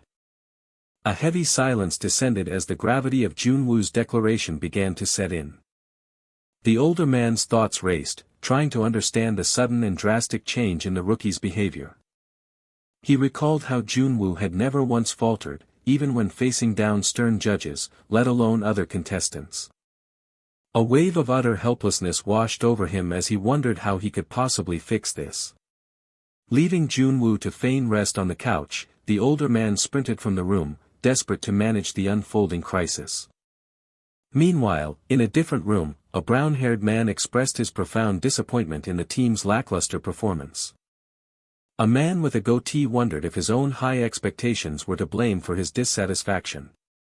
A third man with a mustache smugly agreed, noting that even he could see the team was on a collision course with failure. The long-haired man with the goatee conceded that he didn't care if the team failed, but a far bigger problem was looming. He turned to his colleague, asking sharply if he had even reviewed the project materials. He pressed further, demanding to know if the man had analyzed the data on Junwoo's massive impact and the chaos his involvement stirred up. The man with the mustache awkwardly deflected, questioning the importance of their North Korea-themed drama at a time like this. The long-haired man ignored the deflection, instead beginning to calculate the immense financial loss if Junwoo were to quit. He grimly stated the final, catastrophic figure. The reflection of endless zeros in the man's eye highlighted the astronomical stakes riding on a single rookie actor. Back in the lounge, Junwoo lay perfectly still, the calm eye of the storm he had expertly created. As the producers stormed in, he coolly observed that they had arrived even faster than he'd anticipated. The man in the black shirt complained that he hadn't expected them to bring in a new person, which had caused a delay. He grumbled that all this unnecessary drama was why valuable time was being wasted. Another teammate in a white t-shirt sarcastically asked if he was still sulking somewhere, completely missing the point. The man in the black shirt scoffed that all the praise had clearly gone to the kid's head and decided they should just ignore him and proceed as usual. He challenged anyone to object to his decision, but the woman with brown hair simply looked away in silence. Taking the silence as agreement, he declared that they would begin. Just then, one of the visiting producers, a man with a beard and vest, addressed the arrogant team members with a chillingly polite, "Hello." He condescendingly asked if they had any idea why the network's higher-ups would bother coming down to see them. Acknowledging their inflated egos, he ordered them to use their eyes and realize why a prodigy like Junwoo was paired with them. He furiously berated them for their petty infighting when they should have been clinging to Junwoo, their only shot at having a protagonist, prompting the woman with brown hair to question if he meant that kid. The man with the goatee sneered back, asking if she thought it would be them, and gave an ultimatum, do as they're told or go back to their agency today, but the red-haired man protested the change in direction. As the red-haired man argued that things were progressing well, the producer cut him off, demanding to know where, exactly, things were going well.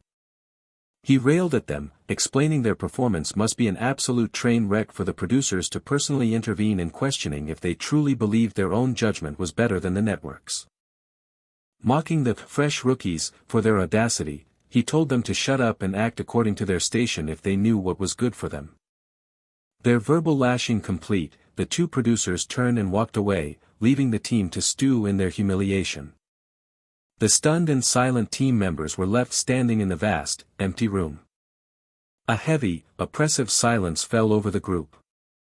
A close-up of the red-haired man's eye revealed the crushing weight of his shame and anger. The woman with the ponytail stared blankly ahead, completely at a loss for words. Letting out a long, defeated sigh, the red-haired man admitted to himself how truly awful he felt. The blue-jacket man muttered that the producer's message was simple, they just had to follow whatever that bastard Junwoo wanted. Hanjaeol thought to himself that while he hated the idea of centering Shindemi, they couldn't just capitulate now that the higher-ups were involved.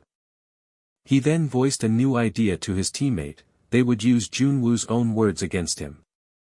He explained that Junwoo only suggested centering Shindemi, not himself, and what truly mattered was the final product, not the practice.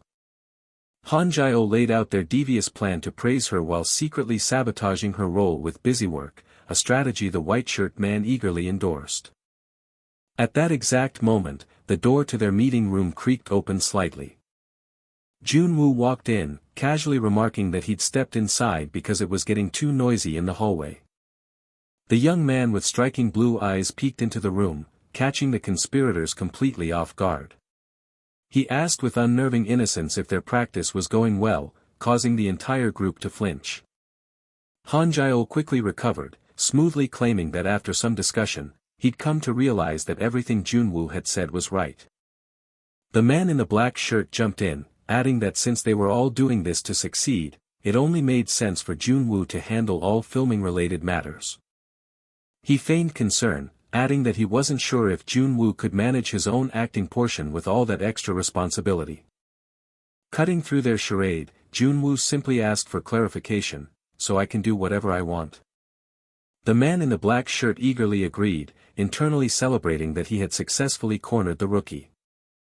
But even as his scheme seemed to succeed, a cold, unshakable feeling of deep unease began to creep over him.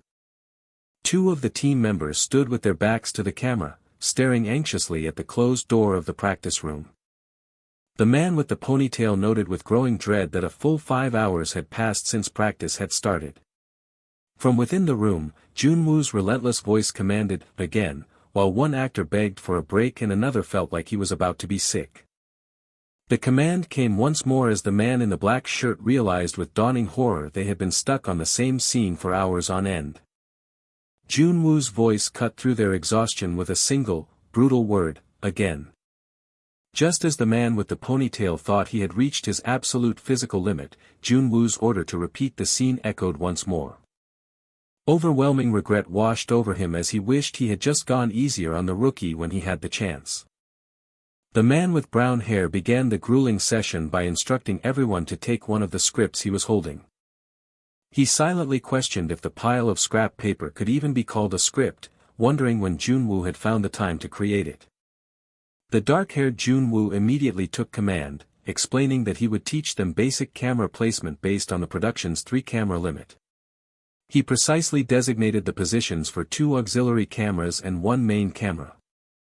Junwoo then casually suggested a high-angle shot might require a crane, a professional request that completely flustered the man with brown hair. Unfazed, Junwoo continued his technical lecture, mapping out the angles for the main lighting and the exact placement for a C-stand. He then began to detail the complex positions for the backlight and fill lighting. The man with brown hair could only stare in utter disbelief, his face beaded with sweat as he processed Junwoo's overwhelming expertise. The brown-haired woman, Shin Demi, internally muttered her confusion, recalling how Junwoo had claimed to have no prior filming experience.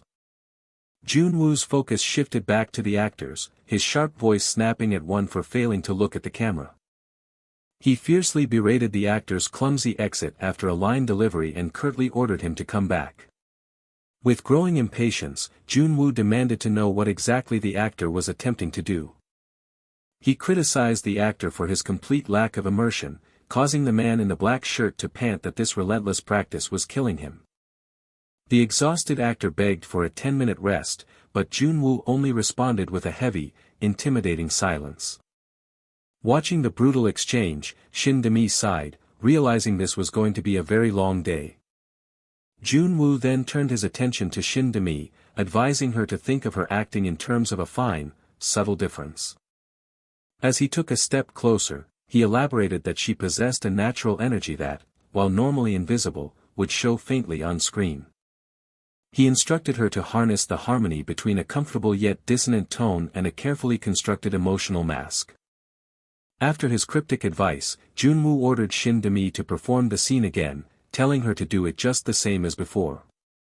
The scene recalled a memory for another actor, one where an instructor meticulously corrected his performance, telling him to inhale before a line and control his gaze. In that memory, the instructor's final advice was to chew every single word of the line for maximum dramatic effect. Meanwhile, in a different part of the building, a presenter explained to a room of executives that the team-up between the rookies and Junwoo was the show's main highlight. A skeptical executive dismissed the need for an explanation, certain that the rookies couldn't possibly match Junwoo's talent. The presenter simply held his ground, insisting that this was something they absolutely needed to see. His confidence intrigued a man with wavy hair, whose expression shifted to one of keen interest. The presenter revealed he had compiled the highlight scenes from Junwoo's rigorous practice session. As a beleaguered editor cued the video, the impatient executives ordered him to play it back immediately without skipping a single frame. The editor nervously complied, silently stewing over the all-nighter he had pulled to create the very compilation they were rushing through. On the screen, a scene played out with a young man holding his hands up defensively against a group of menacing figures. The executives sat in the dark, their eyes glued to the large screen, completely absorbed by the footage. The man with glasses reflected that, just as he thought, broadcasting was far too small a vessel to contain Junwoo's immense talent. He foresaw Junwoo becoming a mysterious, handsome, genius teen star at an unprecedented speed, with companies everywhere rushing to sign him.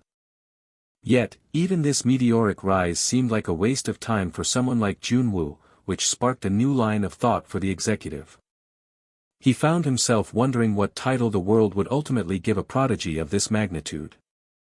Sensing a similar sentiment from the others in the room, he murmured his agreement with their unspoken conclusion. A man in a dark polo shirt was confused, arguing that with Junwoo's skills and looks, his position as a top star was already guaranteed. The red-haired man with a white collar smirked, clarifying that they were thinking much further into the future. He then posed a question that hung in the air: wasn't the simple title of actor Han Junwoo a bit lacking for his potential?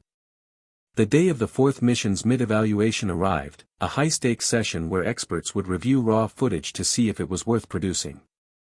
A lead judge announced the grim terms: only half of the works that passed this round would move on to the final evaluation. The red-haired judge underscored the point, stating that many would be eliminated and that it was now time to get serious. The lead judge remained silent, his stern expression sweeping over the anxious participants. Down on the floor, the three members of Junwoo's team stood together, awaiting their judgment from above. The judge's voice cut through the tension as he demanded to know why Han Junwoo himself was not on stage for the evaluation. Choi Han-jaeol, the man with the round glasses, began to stammer an explanation. He clarified that Junwoo had handled directing and filming rather than taking an acting role, prompting the judge to confirm with rising anger that Junwoo would not be appearing. The judge then exploded, roaring, "Then why am I sitting here right now?" After a stunned silence, Han-jaeol weakly mumbled that it was perhaps because he was a judge. A judge with glasses cleared his throat, steering the conversation back by asking if Junwoo was simply too busy with other duties to act.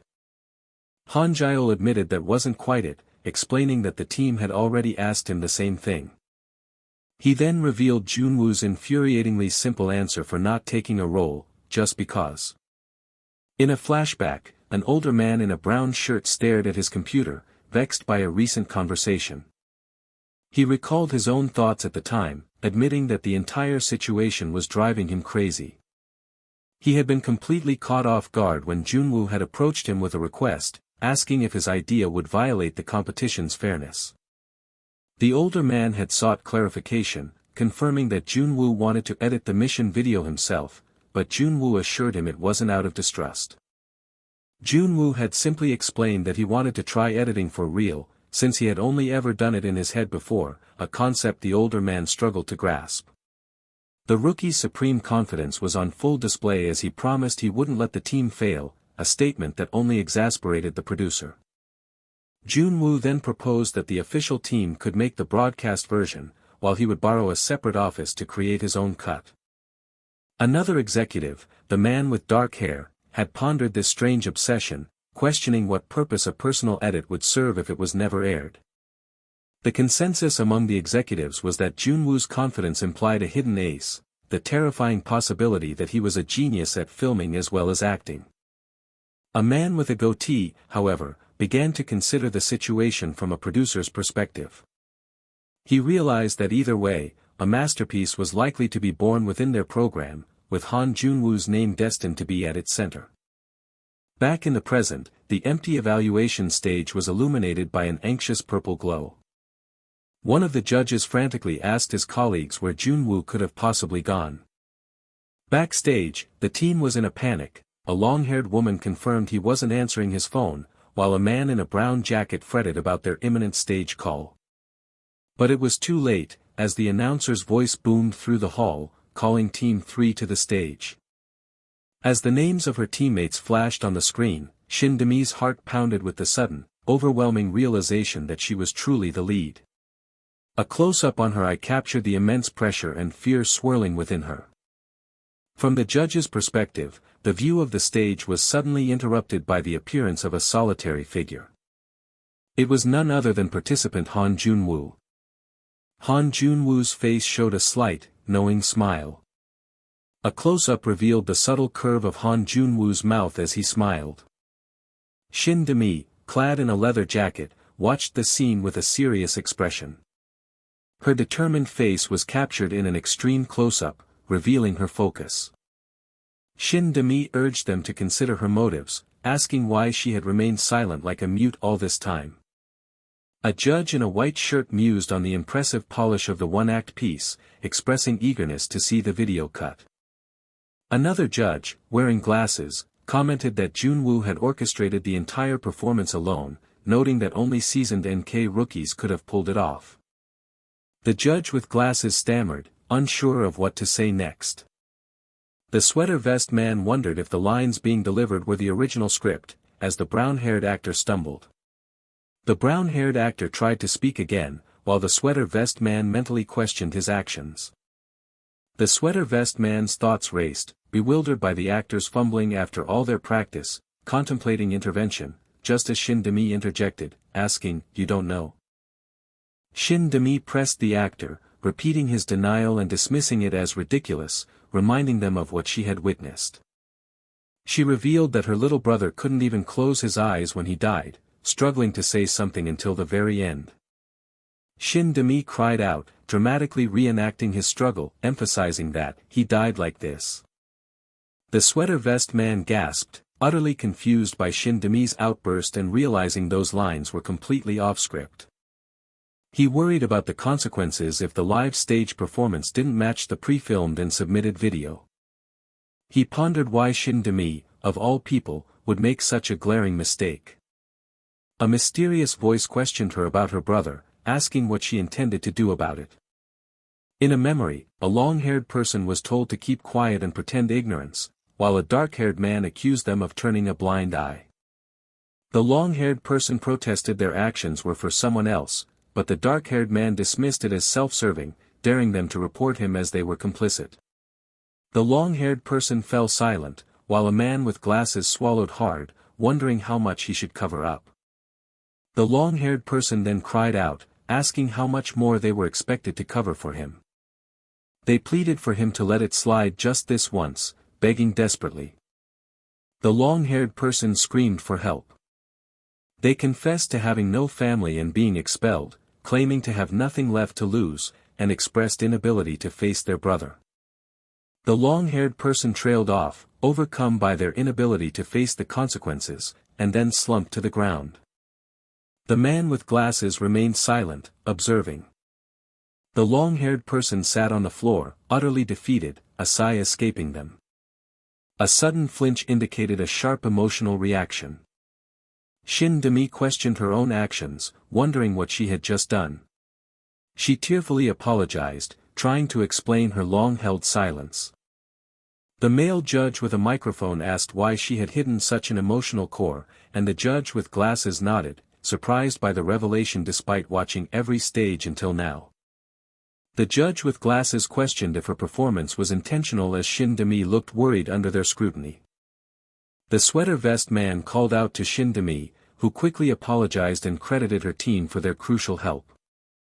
Shin Demi emphasized that she would have been helpless without her teammates' assistance.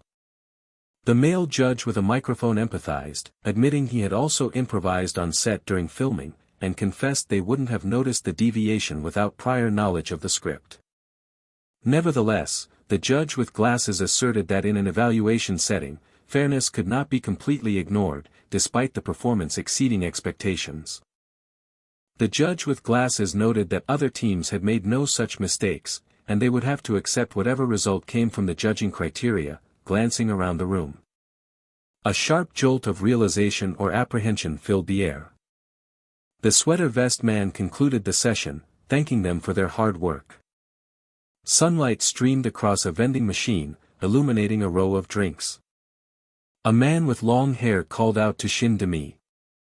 A man with folded arms accused Shin Demi of being responsible for their situation, but she questioned him. The man with folded arms continued, arguing that the actor would have recovered his ad-libbed performance if she hadn't intervened, causing the entire stage to be derailed. The man with the dark jacket cut him off, telling him to, "Can you shut it?" A group of people stood in a hallway, exchanging glances with each other. The man with the dark jacket told the two quarreling men to stay quiet, criticizing their lack of contribution. He then admitted that the same applied to himself. Shin De-mi flinched, startled by a sudden remark. The brown-haired actor told Shin De-mi that she was incredible. Shin De-mi questioned his sudden compliment, to which the brown-haired actor apologized for rashly judging her until then. He admitted that even now, he believed her actions on stage were the best possible choice.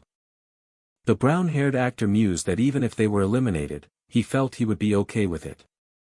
He explained that the mission had made him realize his own arrogance. In a purple-hued flashback, a woman choked and then screamed in pain, her features contorting to reveal fangs. The brown-haired woman, crying, collapsed to the floor, clutching the man's leg. Another flashback showed the brown-haired actor looking shocked at a monstrous version of the woman. The brown-haired actor reflected, feeling he had been nothing more than a frog in a well.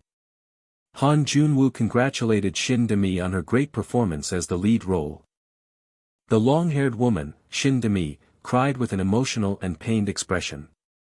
Shin De-mi softly thanked him. A group of men in suits looked on, confused. Han Jun-woo then exclaimed, remembering something.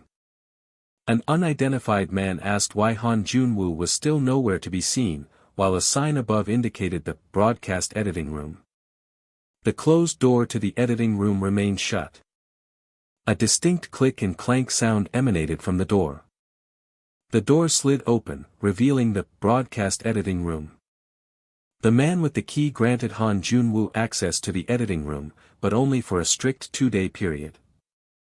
A concerned man in a brown shirt reminded Jun-woo that this was the best they could offer, suggesting he let the professional editing team take over if the task proved too daunting. Jun-woo immediately shut down the suggestion with a firm no. He declared with unwavering confidence that the time he was given would be enough. Later, Jun-woo used a keycard to access a secure hallway, the door sliding open before him. Spotting his teammates, he quietly announced that he had found them. He watched as the man and woman, both in matching jackets, walked towards him down the corridor. The man in the jacket reacted with startled confusion, asking what was happening. Jun-woo cut straight to the point, quietly asking if they had seen their own stage performance. On a nearby screen, the footage of their failed performance, titled Kingdom 01, was ready for review. The man in the jacket called out Han Jun-woo's name, his voice filled with anxiety. The blue-eyed man, Jun-woo, remained silent and impassive. He finally confirmed that he had seen it, causing his brown-haired male teammate to flinch. As he clenched his fist, Jun-woo's mind raced, confirming that the disastrous performance was not just a bad dream.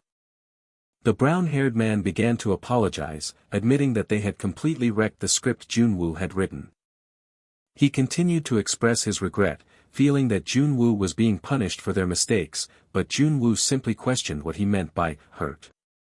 The teammate lamented their likely elimination and the lost prize money, to which the brown-haired woman sheepishly agreed it was a significant amount. Jun-woo told them they didn't have to think that way, leaving his teammate confused. As they stood before the broadcast editing room, Jun-woo cryptically stated that they had already done more than enough to make up for their mistake. Inside, the brown-haired woman marveled at the new, expensive equipment, noting the setup was worth a fortune, while Jun-woo offered a simple agreement. The brown-haired man was visibly moved by Jun-woo's earlier words. The man, now seen with a lip piercing, grabbed Jun-woo's hand gratefully, remarking that he was an even better person than he initially thought. The dark-haired man confessed he had briefly misunderstood Jun-woo, though his thoughts still swirled with confusion.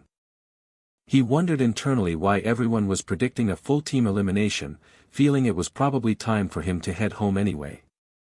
He reflected that creating his own piece had been a satisfying experience, and there was nothing new to look forward to.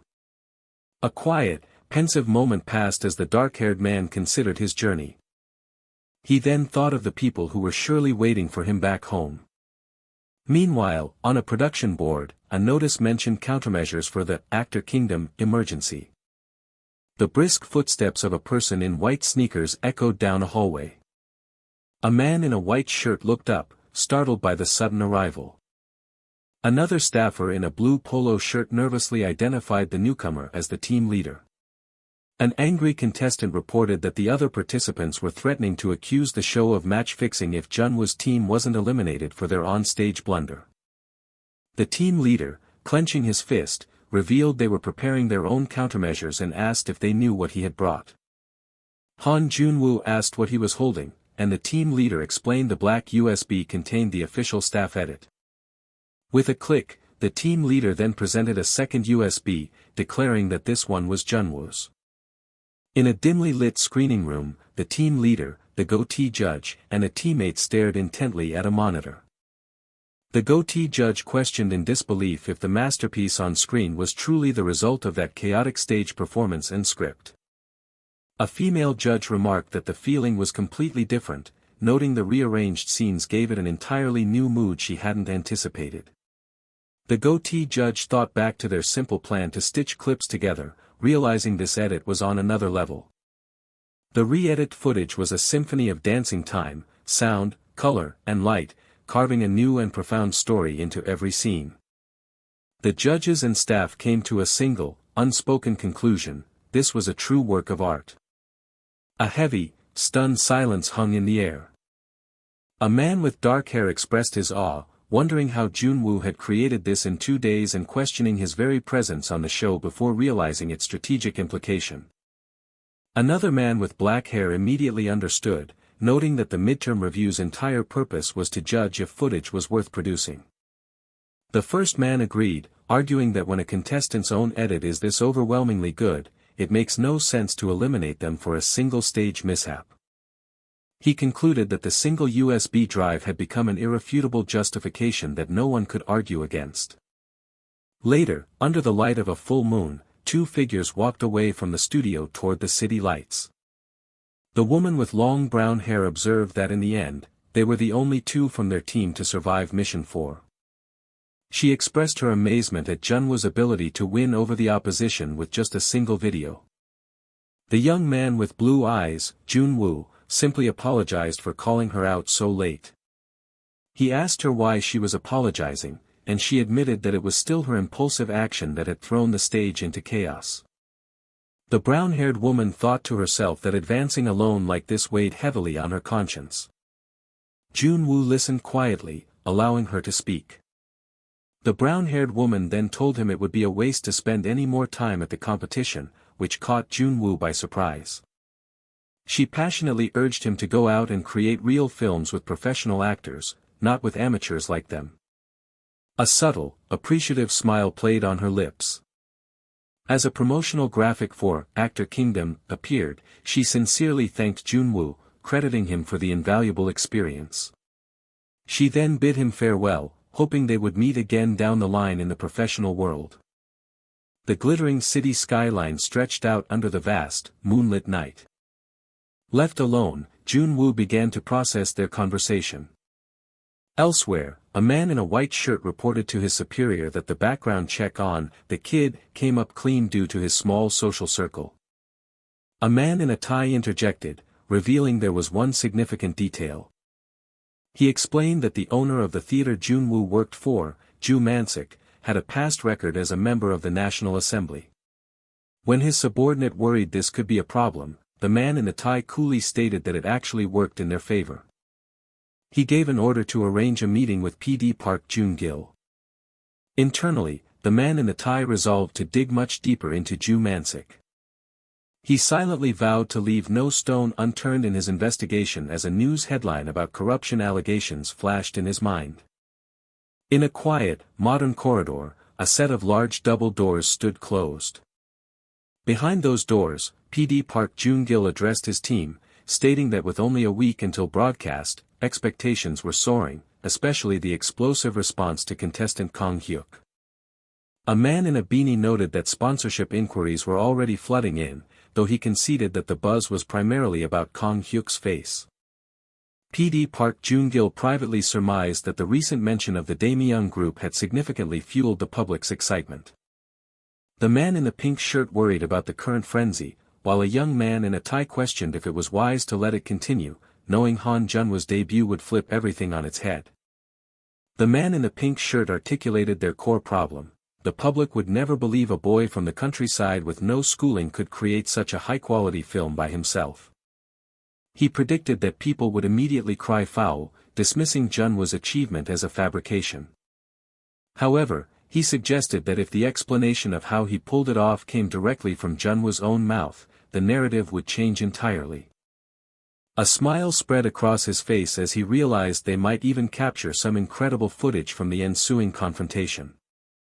In another room, the man in the vest reflected on his initial failure to understand why Junwoo had abandoned his own role during Mission 4.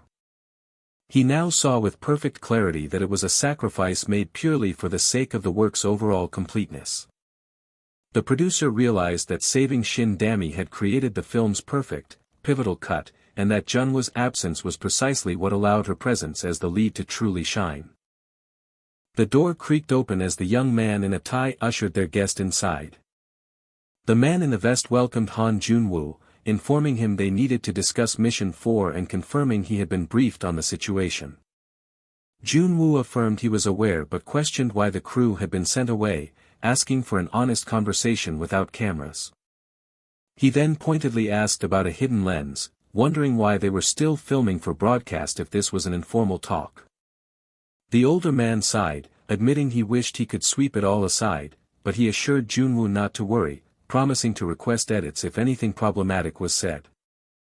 Junwoo simply replied, "Please." Accepting the terms, he finally agreed to proceed with the interview. The older man began by praising the unreal quality of Junwoo's self-edited cut, asking how long the script and storyboard took, especially since it was his first time. Junwoo stated flatly that he doesn't revise, clarifying the entire piece was finished in his head long before it was ever put on paper. He explained the storyboard was merely a formality for judging criteria and the script was for the team, taking only an hour for the former and 30 minutes per character for the latter. The older man's face contorted with a mixture of disbelief and frustrated anger at the impossible claim. The staggering implication was that the characters, dialogue, shooting, and editing were all fully formed in Junwoo's mind from the very beginning. The man with glasses realized this was why no script existed for Junwoo's solo performance, as the young man asked if the work was planned beforehand. As the young man started to call the speed nonsensical, the man with glasses cut in, questioning the very idea of it being planned. Junwoo corrected them, explaining the vision only manifests once he sees the actors and the location, which left the man with glasses stunned by the idea of an entire narrative appearing in an instant. Finding it difficult to explain, Junwoo warned them they probably wouldn't understand, but the man with glasses insisted he tell them anyway. A tense silence descended upon the room as Junwoo struggled to find the right words. In his mind, Junwoo grappled with his process, concluding it wasn't something he saw or thought up, but something that simply existed, like commands, incantations, or even separate personalities. He privately acknowledged that the range of these entities was expanding, and he still hadn't fully sorted out what they were.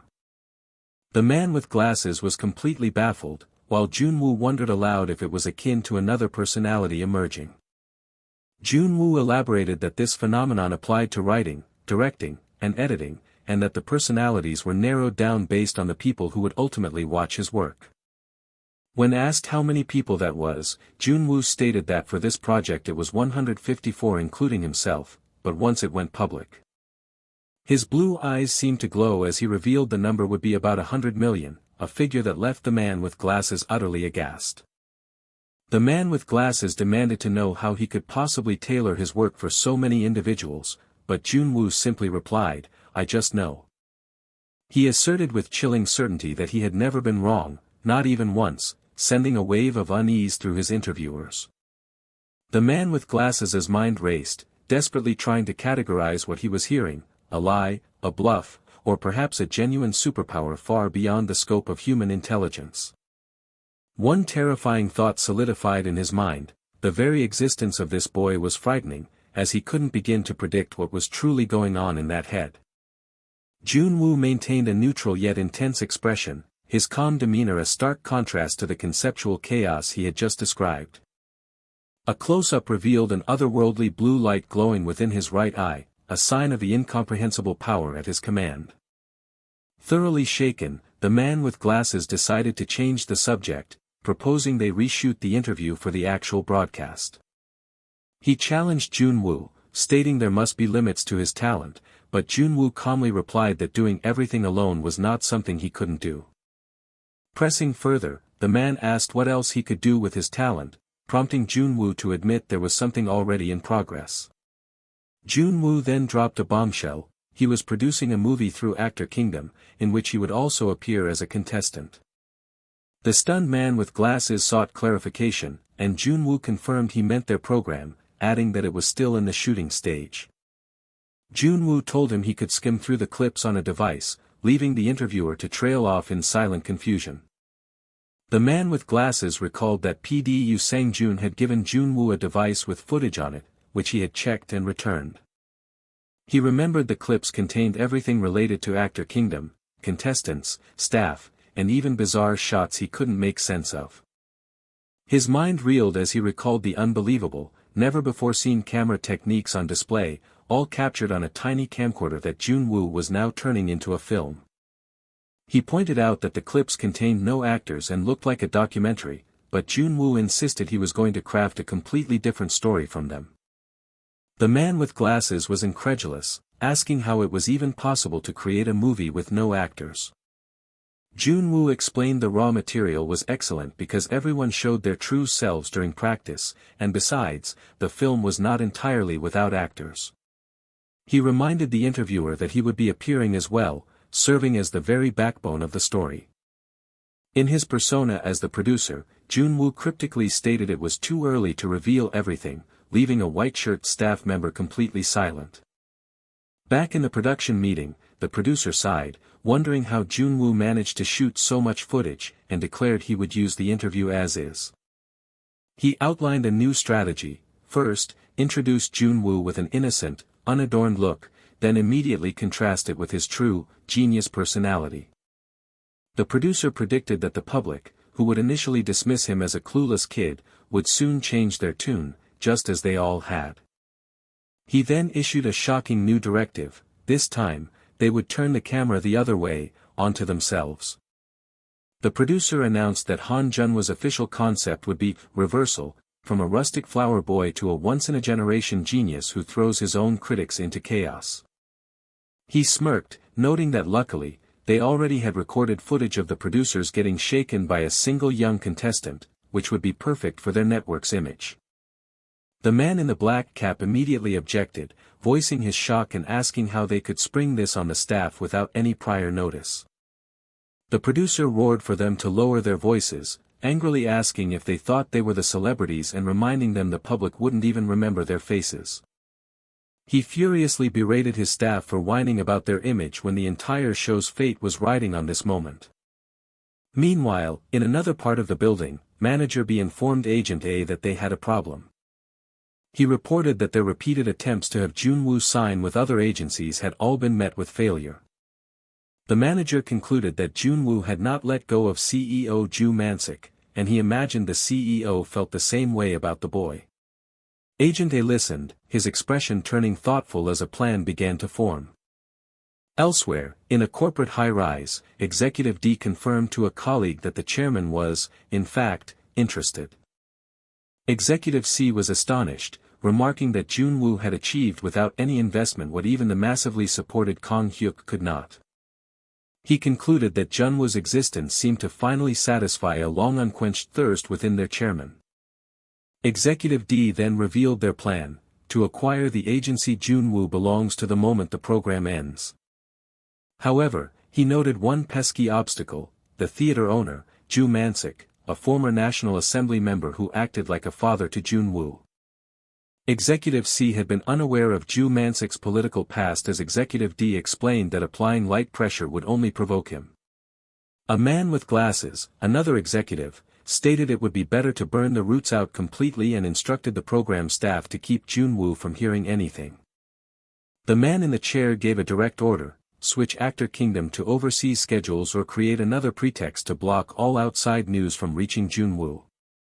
The man with glasses simply replied that he merely acted according to the chairman's wishes, his voice devoid of emotion. But if Han Junwoo were to find out about this insidious plot, he would most certainly not sit still. An expansive city skyline stretched out under a clear sky.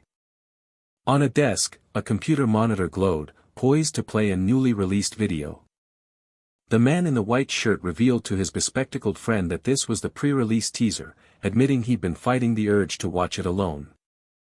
His friend confessed he'd been avoiding the show, but the man in white insisted they watch it together now.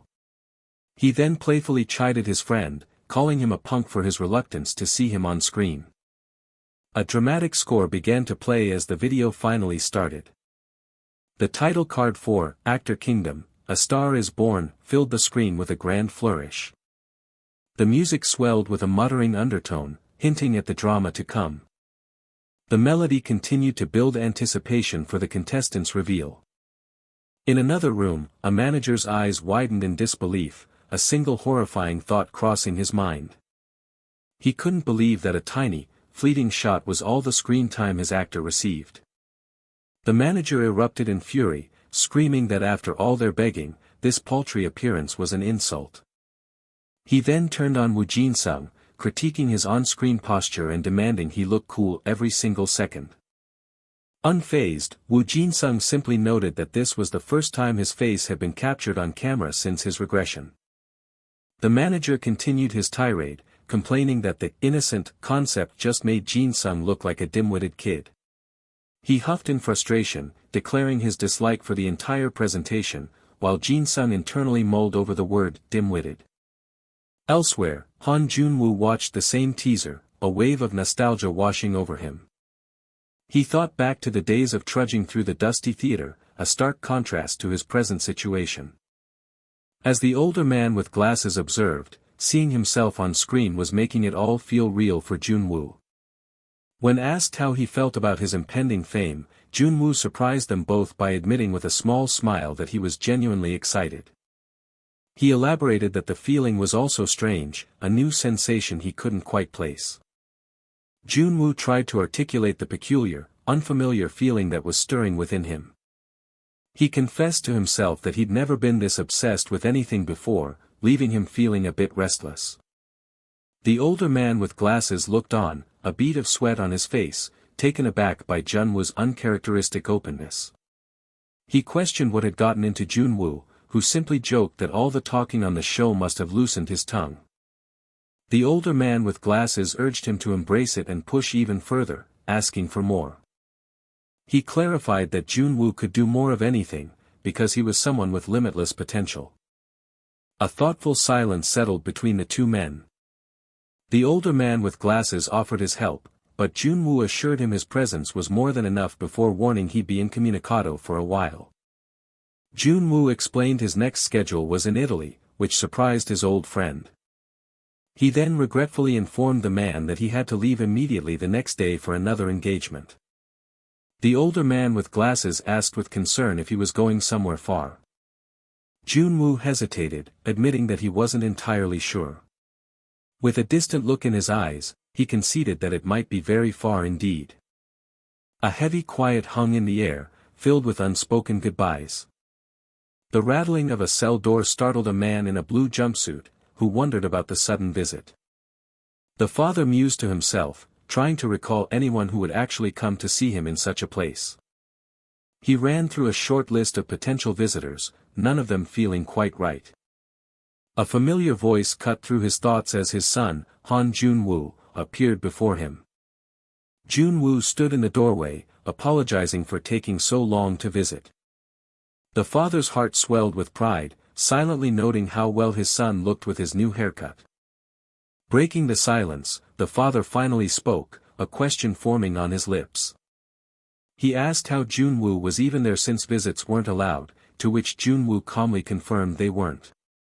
Junwoo then pointed out the irony of his father, of all people, asking him such a question. His father cried out, reminding him of his promise not to use his old ways, but Junwoo just chuckled, saying this much was fine. He reassured his worried father that he wasn't doing anything bad anymore. The father smiled warmly, telling his son that any life, wherever he was better than being stuck by their side. Junwoo's gaze drifted away, lost in thought at his father's words. A small, almost imperceptible smile touched Junwoo's lips. He wondered why his father was smiling like that, as if being locked up was something great. Junwoo found himself thinking that perhaps this strange outcome was for the best, as many things had changed since he disappeared from his past life. He recalled that while his father's health was poor in his past life, in this one, he had quit drinking and recovered after Junwoo left. He also remembered that Jang Junhwan's attempt to flee abroad ended in his capture, a resolution far simpler than he ever expected. His father's voice pulled him back to the present, asking if he had made any friends. Junwoo paused, letting the word friends hang in the air for a moment. He finally answered that sometimes, they reminded him of his father, causing the older man to flinch in surprise. A memory of his mother surfaced, her voice a barrage of questions about his new acquaintances, warning him not to trust people so easily. Back in the visiting room, Junwoo's father firmly told him not to come back anymore. He urged his son to walk his own path, promising he would catch up soon and that seeing Junwoo do well was enough for him. Junwoo quietly agreed to his father's terms. However, he made his father promise that upon his release, he would come straight to him and nowhere else. His father, puzzled by the sudden change, asked for the reason, but Junwoo replied he would explain when the time was right. Meanwhile, at the Actor Kingdom training camp, a new rule was being announced to the contestants. A woman with a microphone explained that during the intensive training period, personal phone use would be restricted and all contact would go through the production team. A male staff member added that this measure was to ensure they could all fully focus on their practice without outside distractions. Junwoo listened to the announcement with a thoughtful, unreadable expression. Nearby, a young man with troubled red eyes clutched his microphone, clearly distressed by the news. The blue-haired young man simply looked on, a question mark forming in his mind. The dark-haired young man tried to placate the group, noting that being overseas meant fewer reasons to call home anyway. Outside, the production crew diligently set up their equipment for the next shoot. Unseen by the staff, Han Junwoo's phone vibrated silently, displaying an incoming call from Uncle Ju, a call he was now forbidden to answer. In his office, surrounded by movie posters, a man with glasses was glued to his computer screen. The main broadcast of Actor Kingdom blared, heralding the explosive arrival of the genius country boy.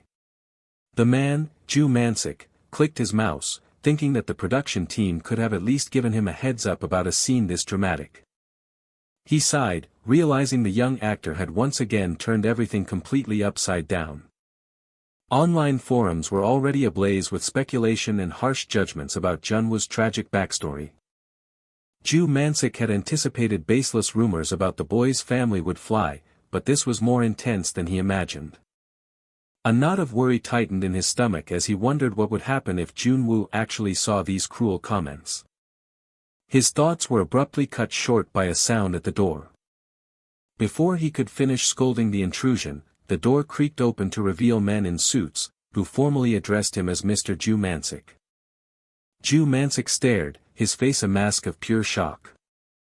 An inspector from the regional labor office announced an on-site inspection regarding a slew of allegations against the Ju Theater, demanding his cooperation. As men swarmed into his office, Ju Mansik stammered in confusion, just as a young employee burst in with a frantic cry. The employee shouted that Ju Mansik was all over the news. A news report detailed accusations of budget tampering, bribery, and the illegal exploitation of a minor orphan, causing Ju Mansik to realize this was a targeted attack. A separate article implicated the young actor in the controversial production, subtly threatening to drag him into a plagiarism scandal. Ju Mansik understood the unspoken message in the carefully worded article, "Stay quiet, or the boy gets hurt." He knew that if he made a wrong move, he could lose everything, and a desperate calm washed over him. He resolved that he couldn't let them destroy Junwoo's future over a battle that wasn't his. The sharp rap of footsteps echoed outside his door once more. His employee returned, his face pale with panic. The young man stammered that police had now arrived and were surrounding the front of the theater. Later that night, under the light of a full moon, the situation felt bleak. Hiding out in a nondescript hotel room, Ju Mansik sat on the edge of the bed, his head in his hands. He cursed under his breath, knowing he had to make a call he never thought he would make again. He dialed a number belonging to a man named Hwang Dojin. The contact was none other than the government's chief administrative secretary. Ju Mansik recalled how he'd once nearly destroyed Hwang Dojin's career and had sworn he would never ask the man for another favor. He explained over the phone that he had traced the attack back to Daemyeon Group, who seemed to be targeting Han Junwoo for some unknown reason. Ju Mansik conceded their plan was meticulous on the surface, but contained sloppy gaps, and asked Hwang Dojin if there was any way out. Hwang Dojin was silent for a moment. He pointed out the obvious, that they would likely back off if Ju Mansik simply handed the kid over, questioning why he would go this far and risk ruin. Hwang Dojin asked him directly if that kid was really that important. After a heavy silence, Ju Mansik answered with a simple, firm, yeah. As Ju Mansik began to backtrack, resigned to handling it himself, Hwang Dojin suddenly declared they should give it a shot. Ju Mansik was stunned into silence as Hwang Dojin told him not to get emotional, clarifying it wasn't an act of charity. The secretary explained that this case was an opportunity to go after corrupt officials tied to Daemyeon, even if they couldn't reach the top. Admitting their chances were slim, Hwang Dojin ordered his secretary to get the car ready.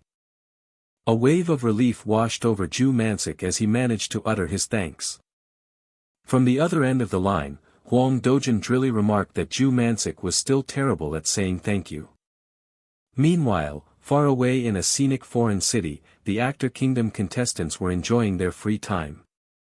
A young man in a cap, assigned as their interpreter, walked through the crowded streets. The interpreter felt a vibration from the hidden camera he was carrying. He griped internally that he was supposed to be catching candid drama, not boring, polished footage of the contestants.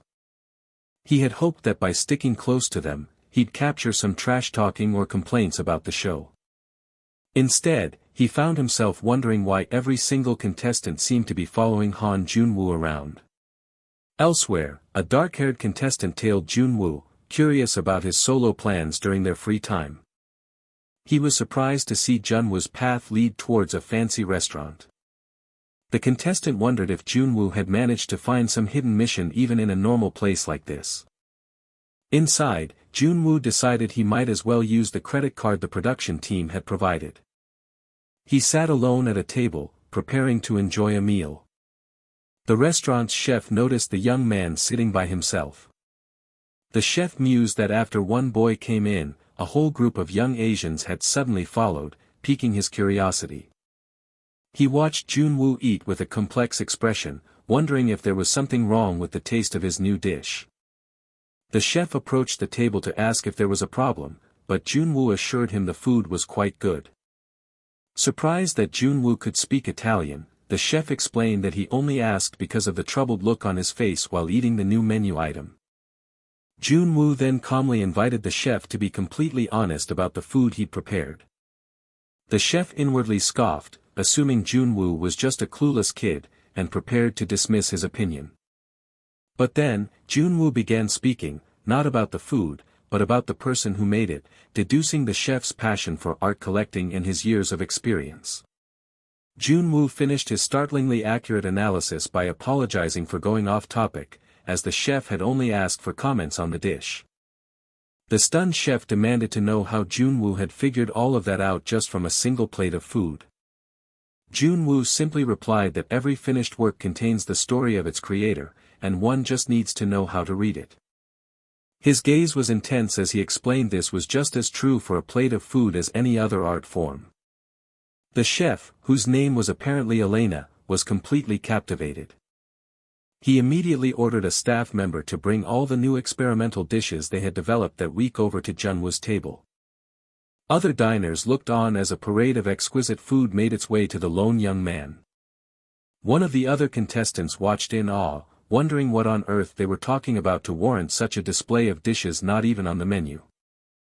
Another contestant whispered that it felt like they were witnessing something profound, something they shouldn't interrupt.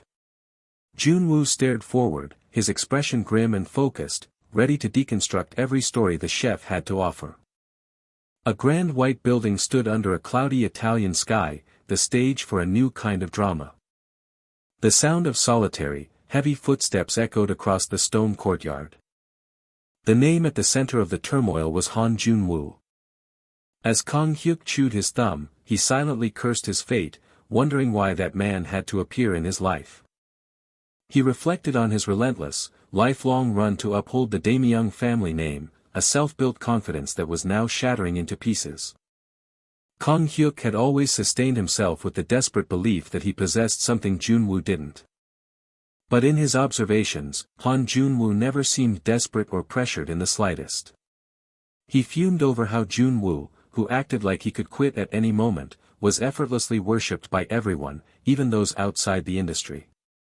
Kang Hyuk resigned himself to the bitter thought that this was simply Junwoo's destiny, to rise high no matter what he did.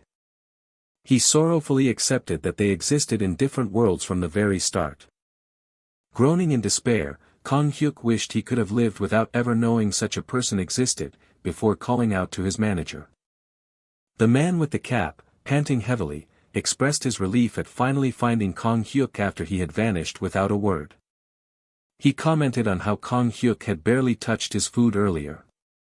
A woman with purple irises chimed in, asking if the pressure for the next mission was getting to him, an act Kang Hyuk privately found disgusting.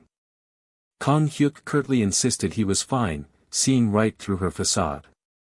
He knew her worried act was entirely fake, just a shallow attempt to get more airtime for the show.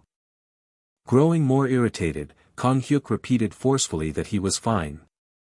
He then glared past them, snapping at the camera crew to stop filming him. The man in the cap conceded that it was probably time for him to stop pretending to be calm as well. Meanwhile, Junwoo stood alone in the cool shadow of an archway. A voice from the darkness suddenly commanded him to hold it right there. Two men approached, one confirmed Junwoo's identity while the other explained he'd understand if they mentioned the name Ju Man-sik. Junwoo's eyes widened in alarm, questioning why that man would be sending people for him. An ominous feeling washed over him, as he knew Ju Man-sik wasn't the type to use such suspicious methods to make contact. Just as this unsettling thought crossed his mind, Junwoo's phone rang, and he answered it, asking who was there. The voice on the other end acknowledged him, stating that he'd heard a great deal about him. Before Junwoo could ask for a name, the man introduced himself as a government secretary and a longtime friend of Ju Man-sik. Junwoo was taken aback, immediately asking if something bad had happened to his friend. The scene briefly cut to a government building, its flags waving as a symbol of the political power now in play. Junwoo deduced that the production team was likely staying quiet to avoid getting tangled in the political mess. After listening to the full story from the secretary, Junwoo simply replied that he understood. A crushing guilt fell upon him as he realized all the recent strange events were because of him, a fact he'd been completely oblivious to until now. He recalled the parts of the situation that had bothered him, which he had foolishly dismissed as natural, insignificant changes. Junwoo silently admonished himself, wondering how he could have been so blind for so long. On the phone, the secretary revealed that in the show's history, there had never been an overseas filming component. The shocking truth landed: the production had deliberately shipped the contestants out of the country while telling them to practice as if nothing was wrong. Though the secretary insisted he wasn't asking for help, Junwoo declared that since this was his fault, he refused to just stand by and do nothing. The secretary admitted he had anticipated that response, which was precisely why he had called, to stop Junwoo from acting rashly. He delivered a grave warning: if Junwoo interfered, Assemblyman Ju would end up in even greater chaos, leaving Junwoo to curse in helpless frustration. Elsewhere, the production staff was in a panic, as Kang Hyuk had gone missing right before the judges' interviews were scheduled to begin. The secretary tried to reassure Junwoo, stating that he also possessed some power to influence the situation. He added, however, that it was not a matter a young person like Junwoo could handle, prompting Junwoo to confirm if he was the Secretary General. Junwoo then made a request, asking him to relay a message that he would be back soon. The Secretary General was skeptical, asking how Junwoo planned to do anything. His question met with a telling silence. Junwoo confidently told him not to worry about the how. As Junwoo stood engrossed in his phone, the filming crew bustled around, completely unaware of the political storm he was about to enter. A junior crew member hurried over to the PD with an urgent look on his face. He announced that one of the judges, Mr. Fabio, needed to speak with him about something important. The PD immediately panicked, recalling the immense difficulty they had in booking the world-famous, and notoriously difficult, Italian actor. Just as the PD braced for a problem, Mr. Fabio himself appeared, stating that he had to leave due to an urgent matter. The flustered PD asked who would judge the mission, but Mr. Fabio bluntly replied that he could not continue under the current circumstances. When pressed for a reason, Mr. Fabio threw his hands up, shouting that he simply didn't want to be the one to say it out loud. He then turned on the PD, acknowledging the show's attempt to boost ratings by showcasing real, raw talent. But he posed a sharp, critical question: would people really enjoy watching a weirdo they couldn't even understand? A black limousine sat parked before a grand, ornate building, a silent testament to the powerful forces at play behind the scenes. A man in a black shirt surveyed the escalating chaos, grimly assessing the situation as bad. Clicking his tongue in annoyance, he wondered what on earth could have happened in his absence to make things go so wrong. Suddenly, a young boy looked up in surprise as a new figure appeared before him. An older man looked down at the child and simply spoke the name, Han Junwoo. The young boy looked back, his expression filled with a sense of belief. The two figures stood facing one another outside the building, a silent, pivotal meeting commencing. The camera zoomed in on Junwoo's face as he looked down, the immense weight of his next move pressing down on him. A limousine drove down a street, viewed from above, highlighting the unfolding drama. The older man declared his subject was insane. He continued, asserting that kid isn't normal. A close-up showed a pair of hands tightly clasped together. The older man dismissed claims of difficult practice as mere excuses, then asked if the young boy needed something, to which the young boy sharply questioned his certainty. The man with green eyes revealed that he had watched their footage in advance. He then added that this was even better, and he had much to say himself, as a palpable silence fell. The scene shifted to the second team mission, where a man with brown hair called out the names Lee Ro-won and Shin Dami. The man with green eyes noted that the three had pulled pretty interesting stunts, specifically mentioning their method of driving actors to the edge to drag out their hidden potential. He elaborated that everyone possessed a trigger for their interest, especially those obsessively attached to their work. He gave examples, citing directors who adorned films with collected dead insects and actors obsessively fixated on naked read-throughs. The man with green eyes then asserted that, from his perspective, he and his interlocutor were the same breed as those people, prompting the man with black hair to question, the same breed? The man with green eyes confirmed, inwardly admitting he had endlessly tried and experimented to become a real character and witness it firsthand. A close-up view showed hands resting calmly on a wooden surface.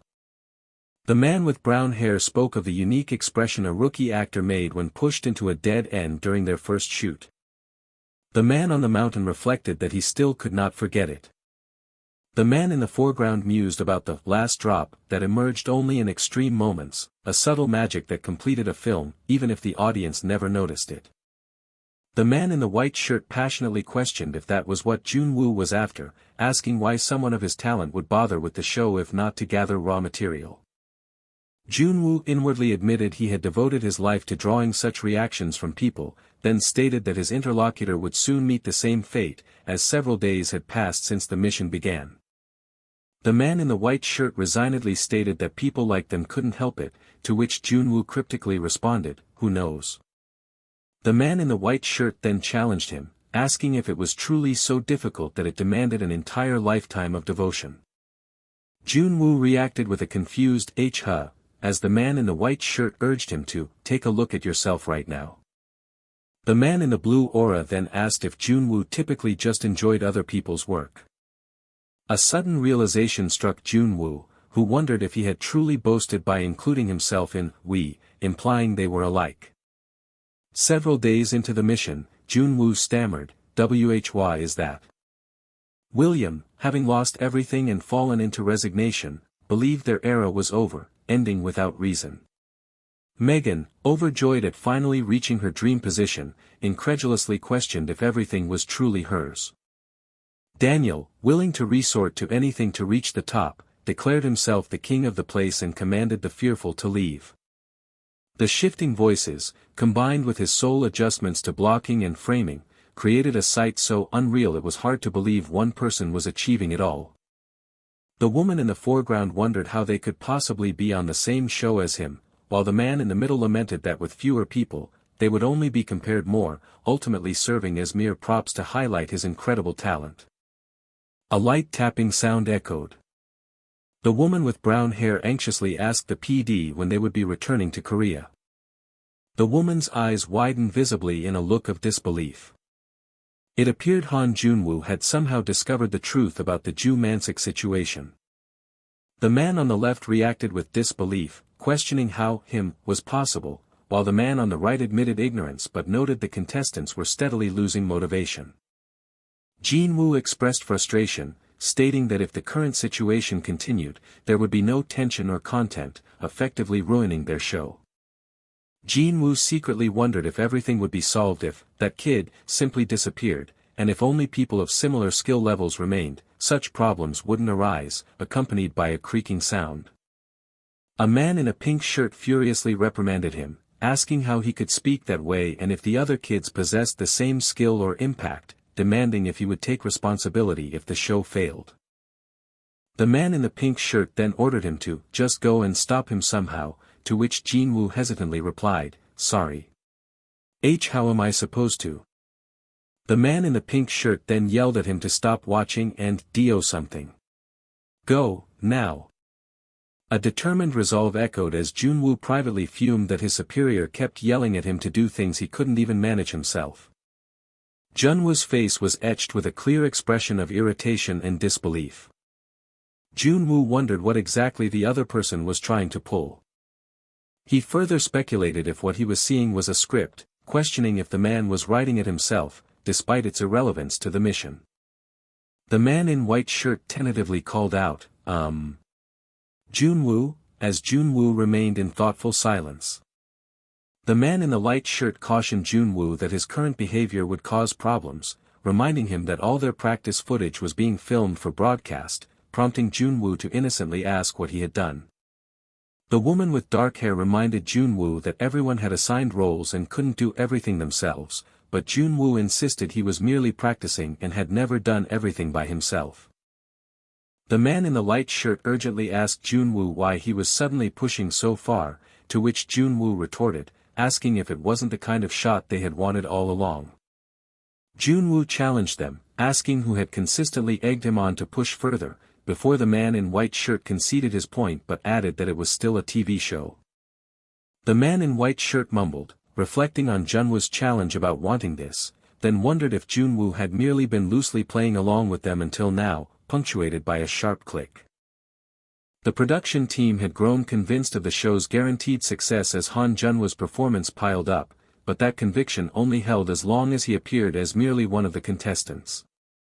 However, his current actions were a completely different story, threatening the show's core concept of competition by making viewers root for no one else, thus eliminating the fun of picking favorites.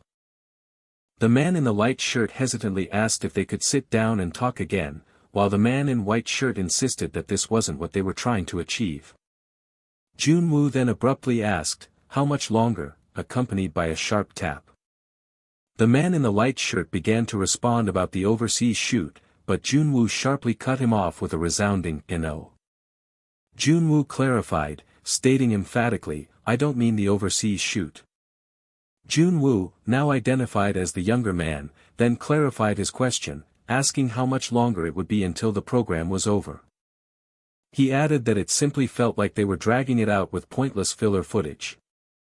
The man in the white shirt's refusal was met with Junwoo's sharp clarification, demanding to know how much longer it would be until the program was over. Junwoo stated bluntly that it felt like the production was just adding useless footage to drag everything out. In the end, despite his confrontation, nothing changed. The other contestants were completely overwhelmed by Han Junwoo's presence, their performances suffering so badly that the month-long overseas shoot was wrapped up ahead of schedule. During the flight back, a heavy and awkward silence hung between the contestants. Finally, the day of the first broadcast arrived, with news headlines heralding the dazzling debut of Actor Kingdom, Birth of a Star. Online forums immediately lit up with viewers captivated by Han Junwoo, praising his unshakable aura and handsome features. A quiet click echoed in the production office as calls began to flood in. A man on the phone, identifying himself as being from WBS, desperately tried to get any information on Han Junwoo's agency or personal contact details. Inside a meeting room, a stressed staff member slammed his hands down in frustration. He let out an exasperated sigh, his efforts clearly having backfired. The stressed man lamented that they had deliberately tried to keep Han Junwoo from standing out in the first episode, all to no avail. A woman on the phone remarked that the public's eye for talent was the same as theirs, while a man worried that their plan to focus on Kang Hyuk was now in jeopardy. However, a young man in charge dismissed their concerns, ordering them to simply let Han Junwoo do whatever he wanted from now on. He brushed off their worries, proposing a new narrative where a surprise genius terrifies everyone into losing their passion and will to struggle. The stressed man argued that they had shown enough of that kind of acting, especially with the overseas footage still to be released. The young man cut him off, asserting that public expectations would definitely be different and asking about Junwoo's separate, unknown plans. Elsewhere, two men sat in a tense silence before a younger man cautiously asked the older one what was going on. The tense meeting was interrupted as someone outside shouted for their team leader. The older man gestured vaguely, indicating the commotion brewing outside the room. Deciding to be direct, the older man leaned forward to ask a pointed question. He directly accused the younger man, asking if the current situation was related to Dae-myung. The younger man feigned ignorance, but the older man shut him down, stating he had already looked into everything. The older man questioned the reliability of Dae-myung, but the younger man countered that they wouldn't change direction so easily. He then added with confidence that things would certainly be different if he got involved, because their side held all the cards. The older man considered this for a moment before advising the younger man to think carefully, reminding him he was only there to offer advice. As he got up to leave, the older man turned back with one final thing to say. The man, now revealed in a white suit, delivered a stern warning that if Han Junwoo suffered even a little because of this, his people would not stay quiet. Alone in his office, the man in the white suit tapped his phone, lost in thought. He fumed internally, exasperated by the program's issues and getting entangled with powerful figures like Chairman Kang Seon-im and a government chief secretary. Deciding he had to act, he placed a call to someone he addressed as PDU. He gave a firm order to pull out of the deal with Dae-myung's side as fast as possible. Meanwhile, sunlight streamed through the trees in a lush, green countryside. A man in a green jacket spoke into his phone, asking if the matter was being taken care of. He then reassured Junwoo, telling him to focus on what he was doing and not to worry about unnecessary things. He then cautiously asked if Junwoo was causing any more trouble. Junwoo replied that there was no trouble, adding that luckily, nothing major seemed to have happened while he was overseas. At a small restaurant, Junwoo's friend, who was serving him, excitedly mentioned that he had watched the broadcast. Junwoo's father, seated at the table, expressed surprise that he had time, but the friend insisted it was a top priority. His father then turned to Junwoo to ask his opinion, only to be met with the surprising confession that he hadn't watched it yet. His friend was baffled, finding it nonsensical that the star of a show the entire country was buzzing about hadn't even seen it. On a television in the restaurant, MC Seo Yeonmi officially welcomed the audience to Actor Kingdom. Two patrons nearby suddenly stopped their conversation, one of them pointing towards Junwoo's table. The man recognized Han Junwoo from the new show, expressing surprise at seeing him in person. His friend squinted, wondering if the person sitting across from the actor was his brother. The first man scoffed at his friend's blindness, stating that anyone could tell it was his dad. At the table, Junwoo's father let out a startled gasp upon being recognized. Junwoo's friend asked what was wrong, but Junwoo, startled himself, quickly said it was nothing. A chilling thought struck Junwoo, with his own face now famous and so many issues unresolved, just being with his family could put them in danger. His friend, however, remained oblivious to his inner turmoil. He called out to get Junwoo's attention, and Junwoo quietly affirmed he was listening. With a light chuckle, his friend teased him, declaring that he had already become a superstar. Junwoo could only offer a confused grunt in response to the declaration. His friend reminded him how he had eagerly replayed his own scenes from the trailer just the other day. Noticing his subdued mood, the friend's tone grew more serious, asking if something had happened and observing that Junwoo seemed different. Junwoo asked what he meant, prompting his friend to search for the right words to explain the change he sensed. The friend thought back to the calm, relaxed vibe that Junwoo had always exuded until now. The two locked eyes, an unspoken tension hanging between them. The friend trailed off before his eyes lit up with a different thought, suddenly remembering something. He asked Junwoo if he recalled what he had briefly mentioned last time about something he wanted to do after the broadcast ended. The friend then revealed that he was thinking of moving that plan up, a small blue device visible in a bag on the desk before him. On the set of Actor Kingdom, vintage televisions and film reels created a nostalgic atmosphere for the show's finals. Suddenly, an off-panel voice noticed a script lying around, wondering aloud if it belonged to Han Junwoo. A man in a green shirt questioned if they were allowed to take it, but his companion in white waved off the concern, claiming Junwoo never cared about such things. A small crowd immediately formed, clamoring to see the back of the script, with a man in a red shirt possessively trying to claim it for himself.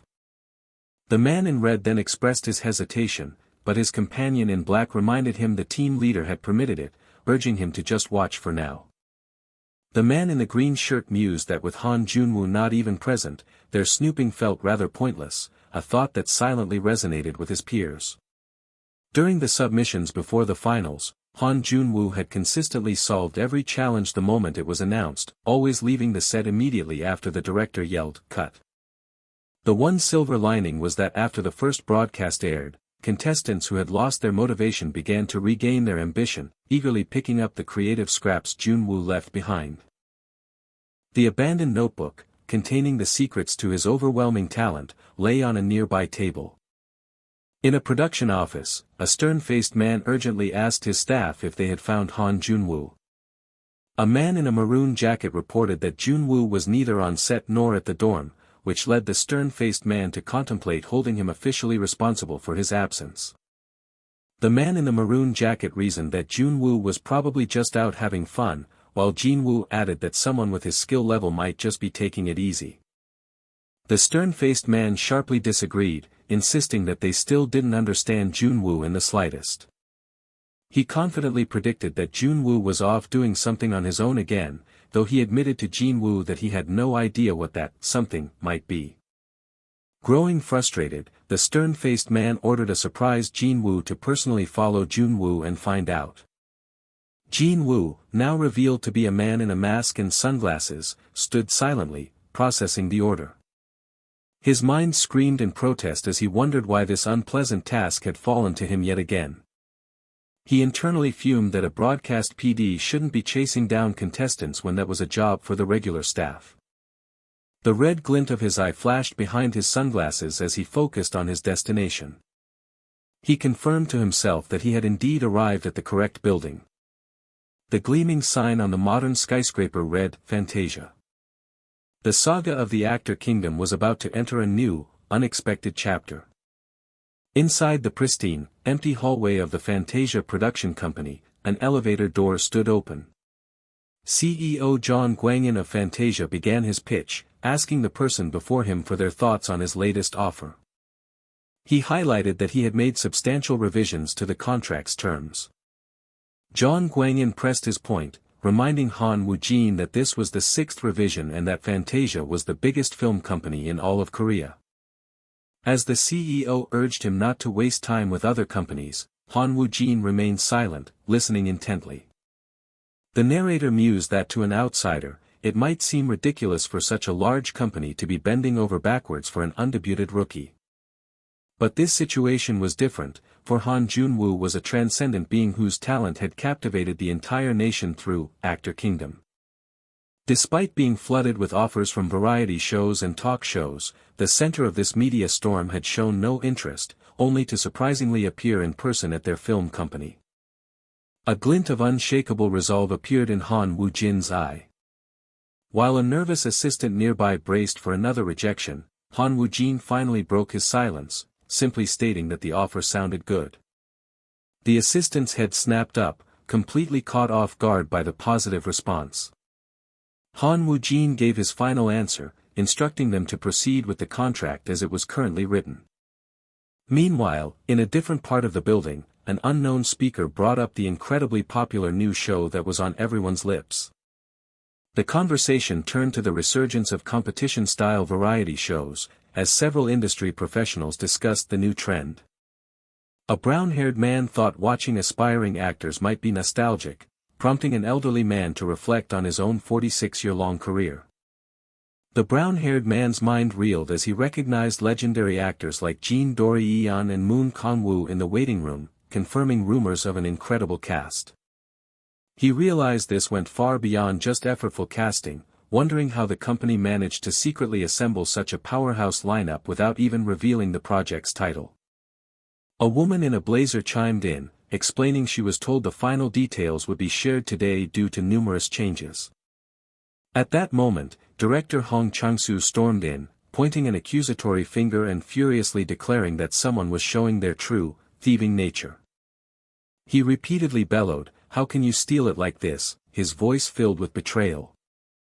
A man with glasses calmly questioned the accusation, but the enraged director Hong shouted back that he had personally visited 7 times. The director ranted about how he had begged for the project, put his other work on hold, and poured sleepless nights into his proposal. The woman in the blazer watched the ridiculous scene unfold, while the brown-haired man had a sudden moment of recognition. He confirmed in a hushed tone that the furious man was indeed director Hong Chang-soo, the head of Film Korea. An elderly woman with gray hair chuckled, remarking that she had never witnessed him so angry before. She was left to wonder just how incredible this project must be to drive such a respected director to this state. The soft, deliberate sound of footsteps cut through the tension in the lobby. The young man with black hair, Han Jun-woo, stood in the center of the room with an impassive expression. A female director's eyes landed on him, a flicker of familiarity crossing her face. She struggled to recall where she might have seen the young man before. Shaking off the thought, the female director turned to her guests and offered a sincere apology for the earlier commotion. She then guided everyone towards the meeting room, though a man in a green sweater stopped to ask what had happened with director Hong. Walking ahead, she brushed it off as him being unreasonable, assuring her colleague it was nothing to worry about. The man in the green sweater then asked if, apart from their group of actors, all the other key staff were already present. The man with glasses confirmed that the director, writer, and the rest of the production team were indeed all there. He promised to explain everything inside as he pushed open the meeting room door, revealing a scene that made a woman with short black hair stop in her tracks. The woman with short black hair wore an expression of clear annoyance at what she saw. Inside the vast meeting room, the young man from the lobby sat all alone at the head of a long table, calmly reviewing a document. The woman with short black hair let out an exasperated sigh of realization. She scoffed that the acting genius kid was involved too, but the man with glasses simply gestured for her to take a seat. A man with brown hair complained to the director that this was too much, while the woman added that he wasn't even a proper actor yet. The man with glasses held up a hand, silencing the murmurs of protest that were beginning to fill the room. He began his address by acknowledging that his news would be hard to accept, but reminded them all that he was not a man who acted rashly. He implored them to at least hear him out and listen to everything he had to say. In his role as the official speaker, the man then delivered the final, shocking verdict: Han Jun-woo would be in charge of the entire movie. The city gleamed under a bright sun, a seemingly peaceful day unfolding over the sprawling metropolis. On the ground, however, a media frenzy was brewing as reporters swarmed Chairman Ju, desperate for a comment. They relentlessly questioned him about the recently debunked controversies, demanding to know how he felt now that they were proven to be fabrications. Chairman Ju calmly dismissed their inquiries, stating he had nothing to feel about lies that were never real to begin with. A reporter then changed tack, asking about the chairman's relationship with Han Jun-woo, the name currently taking the public by storm. Another journalist pressed further, asking what future plans Chairman Ju had for the young prodigy. With a knowing laugh, the chairman cryptically remarked that those plans were already in progress. He praised Jun-woo for always being one step ahead of any expectation, a statement that mirrored the bewilderment in the meeting room, where a woman in a suit demanded to know what that meant. After hearing that Jun-woo was in overall charge, a man with curly hair nervously tried to placate the room, explaining the contract gave the young man control over everything. The dark-haired woman immediately objected, telling the director that this was too much and that they should have been warned. The man in the brown sweater expressed his utter shock, questioning how they could have been gathered under the assumption they would simply accept such an offer. The man with glasses, who had made the announcement, simply looked on with a vaguely questioning expression. Han Jun-woo finally broke his silence, his voice cutting through the tension as he explained the script could only be brought to life by the very people in that room. He then issued a firm ultimatum: without them, the movie had no meaning, and he wouldn't even start it. The dark-haired woman was struck silent, taken aback by his unyielding conviction. Between them on the long table lay the script, its cover bearing the single, intriguing title, Carnival. Still finding the situation unbelievable, the man in the brown sweater scoffed while another actor in a gray shirt questioned if Jun-woo was bluffing. The man in the brown sweater then threw down a challenge, asking what Jun-woo would do if he refused to even review the script. Jun-woo's response was not an argument, but a simple, staggering prediction of 5 million viewers in the first week of release.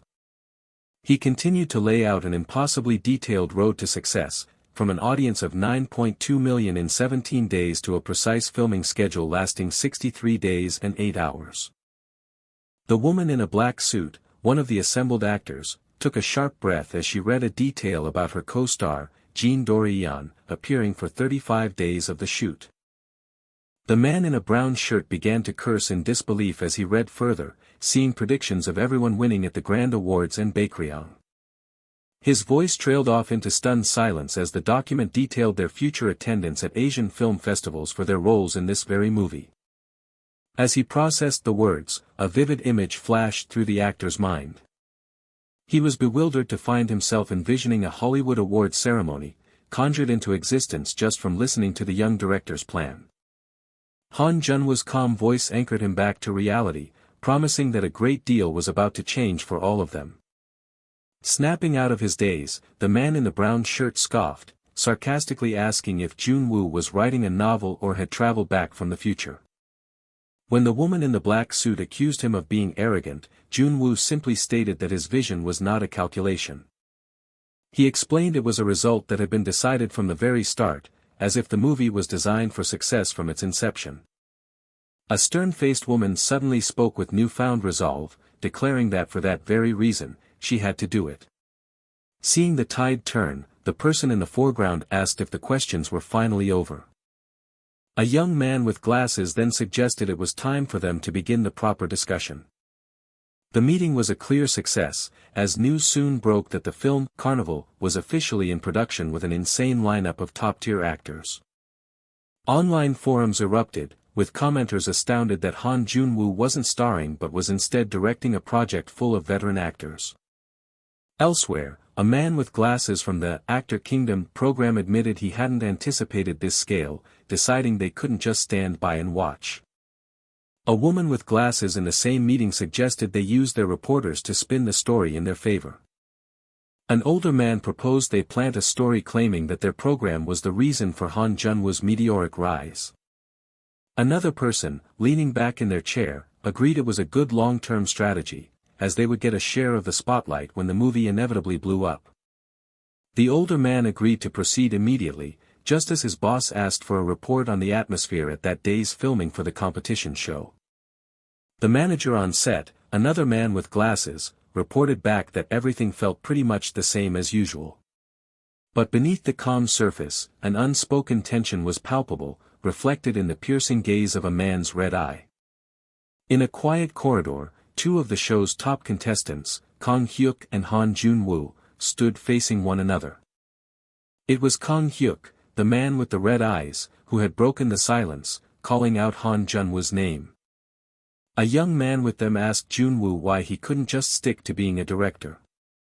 An older actor chimed in, agreeing that Junwoo was good at directing and insisting it was what he truly wanted, not acting. Kang Hyuk repeated the question, his voice low and intense as he asked if Junwoo couldn't just do that. Back at the TV station, the executive with glasses stood by the window, deep in thought about the on-set dynamics. He was clearly contemplating the potential fallout from Junwoo's sudden rise. The elderly man in charge, however, was unconcerned, confident that Han Junwoo was not the type to be swayed by a mere news article. The older man hesitated, looking as if he had more to add. He reminded the executives that no matter what happened with the movie, the final recording for their own show was just around the corner. A younger man with glasses sighed, remarking on how quickly time flies, as it felt like they had just started. He trailed off wistfully, agreeing with his own sentiment that it really did. And in the distance, the grand stage for the finale stood ready, its brilliant lights poised to illuminate the final showdown. On the film set, a golden Buddha statue sat serenely, a stark contrast to the burgeoning creative chaos around it. An older crew member confessed that while props usually helped him visualize a scene, this time was different. He muttered in confusion, admitting he had no clue what was going on inside the young director's head. He let out a frustrated sigh, recalling that even his direct questions were met with answers that only deepened his bewilderment. Han Junwoo had previously laid out his cryptic vision, describing 88 distinct spaces where perception could shift with psychology or where objects themselves would become distorted. He had even dismissed a traditional script reading, arguing that an actor must first understand the world they inhabit before they can become their character. Junwoo passionately explained that a character's potential is infinite, and therefore, the scale of the movie must be too, even if the audience didn't immediately grasp it. He confidently promised that upon the reveal of the final, 88 space, the audience would be left with a feeling of limitless possibility. The veteran actor Moon Kang-woo sighed heavily, plagued by the thought that he may have been swept up by an eccentric and made a pointless commitment. But still, he hesitated, unable to fully dismiss the project. He vividly remembered the young director holding up the thick, imposing book that contained his entire world-bending plan. Kang-woo silently steeled his resolve, reminding himself that his initial gut feeling about the kid wasn't just being dazzled by the eloquence of a young genius. Deciding to follow his instincts all the way, Moon Kang-woo stepped forward and eagerly asked the director how he could help. This was, after all, a national actor who commanded trust with his presence alone, capable of communicating profound emotions through his craft. Though countless articles had celebrated his long career, Moon Kang-woo knew he now had to see the film through a director's eyes. His years of experience taught him that a movie is never achieved by one person's vision, but through the harmonious effort of the entire crew. He had worried if the young prodigy could truly handle a task that often overwhelmed veteran directors with decades of experience. But then, his doubts began to fade as a crew member started relaying precise coordinates for props based on the director's instructions. Amidst the crew's logistical confusion over conflicting orders and overlapping tracks, a new clarity was emerging. It seemed that with a single gesture from the young genius director, the chaos would begin to resolve. Suddenly, everything clicked into place, and the abstract spatial points from the script began to manifest as a precise, tangible set. A senior actor watched in silent awe, realizing that Han Junwoo was orchestrating the entire complex operation purely by instinct. Another man with glasses noticed his colleague's transfixed expression. He then turned to Moon Kongwoo, expressing his surprise at seeing him on set again before principal photography had even begun. Kongwoo laughed sheepishly, admitting he somehow found himself drawn to the set every day, a feeling his colleague readily understood. Even as the staff reached the point of exhaustion, seeing their director work tirelessly through the night continuously reignited their motivation. In him, they saw a profound devotion to filmmaking that went far beyond mere natural talent. As Junwoo sat lost in thought, a hand slowly reached out toward him. The hand belonged to a fellow actor, gently trying to get the director's attention. He called out to the director, his voice soft yet insistent. Han Junwoo finally broke from his concentration and looked up, meeting the earnest gazes of his team. A woman from the acting team asked if there was anything they could do to help. She reminded him that they were a team and he should rely on them, adding that just watching from the sidelines was boring. The profiles of the two men were highlighted as the team presented a united front. A young boy on the team eagerly chimed in, reinforcing that they were, in fact, a team. Han Junwoo looked back at his actors, a flicker of genuine surprise crossing his face. Meanwhile, the dazzling studio lights of Actor Kingdom prepared for an interview with one of its finalists. The interviewer officially welcomed Kong Hyuk, one of the two contestants who had survived to the final round. With a practiced smile, Kong Hyuk turned to the camera and offered a polite greeting to the viewers. The interviewer immediately broached the topic of his famous family, asking if Kong Hyuk felt his father's support contributed to his perfect son persona. Kong Hyuk deftly deflected, joking that perhaps his father was the one benefiting from all the free publicity on television. After a shared laugh, the interviewer shifted topics, acknowledging the massive public expectation for the Actor Kingdom finale. Kong Hyuk agreed, but clarified that his focus was always on delivering a good performance rather than simply winning. When asked what he would do with the prize money should he win, Kong Hyuk paused for a moment. A strange realization dawned on him, the questions were phrased as if his victory was already guaranteed. The interviewer took his hesitation for confidence and moved on, mentioning the final round would be a collaborative stage performance. He then prompted Kong Hyuk to offer a few words of determination toward his opponent. Kong Hyuk scoffed internally, pointing out that his rival wasn't even there and wondering what the point of the question was.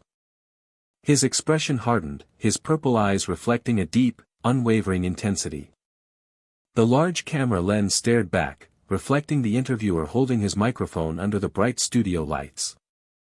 The interviewer simply said, "Of course," queuing up a prepared segment. On the monitor, a pre-recorded message from Han Junwoo played, in which he promised to deliver a great performance regardless of the outcome. Junwoo finished his statement by vowing to do his absolute best until the very end and asking everyone to look forward to the finale. The final challenge was a modern reinterpretation of a classic two-person play from 1701 titled, The Lost Portrait. A mysterious voice echoed from the script, ominously declaring that no amount of regret could ever lighten one's sin. The young man in white scornfully questioned the other's lack of pride, insisting that what was done could not be undone. The pages of the script were filled with dense, handwritten notes, a testament to intense and troubled preparation. After a heavy silence, the young man in white began to mutter to himself, his thoughts drifting to his rival. He lamented that while he was struggling, his rival was likely working in perfect harmony with the top actors in Korea. His voice trailed off in despair, consumed by the stark contrast between their current circumstances. In a starkly modern building, Han Junwoo steadily made his way up a wide, grand staircase. His resolute footsteps were the only sound to break the silence of the large atrium. A close-up on his face revealed eyes shimmering with unshed tears, yet burning with fierce determination. Reaching the top of the stairs, he looked down at the older actor, Gu Dae-myung, who was waiting for him. The air crackled with tension as the two actors faced each other in a pivotal moment. Junwoo cut straight to the point, asking Dae-myung if he truly wanted to win. The older actor's eye widened, a storm of conflicted emotions swirling within him. After a long pause, Gu Daemyeong finally answered, asking if it wasn't obvious. However, his immense pride and the weight of his own name, Daemyeong, prevented him from speaking his true heart. Daemyeong tried to reason with Junwoo, warning him that his exhaustion was clouding his judgment and that he would regret this for the rest of his life. Junwoo admitted that he knew, but confessed with raw honesty that he still wanted to go through with it. "Let me do it," he pleaded, his voice cracking as he admitted just how exhausted he truly was. The sound of fading footsteps signaled that a final, irreversible decision had been made. In a moment of reflection, the weight of their fateful exchange was visible on their faces. With a sigh of resignation, Gu Daemyeong simply agreed to Junwoo's desperate request. Back at the studio, the final stage of Actor Kingdom was set for an unforgettable performance. A woman in the audience suddenly gasped, frantically pointing toward another section of the seats. Her friend looked over and was shocked to recognize the famous actors Moon Kang-woo and Jean Dori-yeon sitting there. It was Junwoo's former teammates, who had arrived as a surprise to cheer on their director in the finals.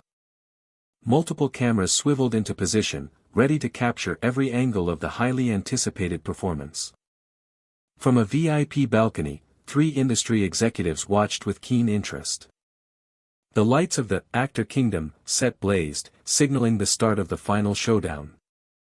One of the executives noted the sudden role switch, wondering about the risky choice that had cut the finalists' practice time in half. As the man in the hat watched Junwoo take the stage, he couldn't help but think that something about the kid seemed different.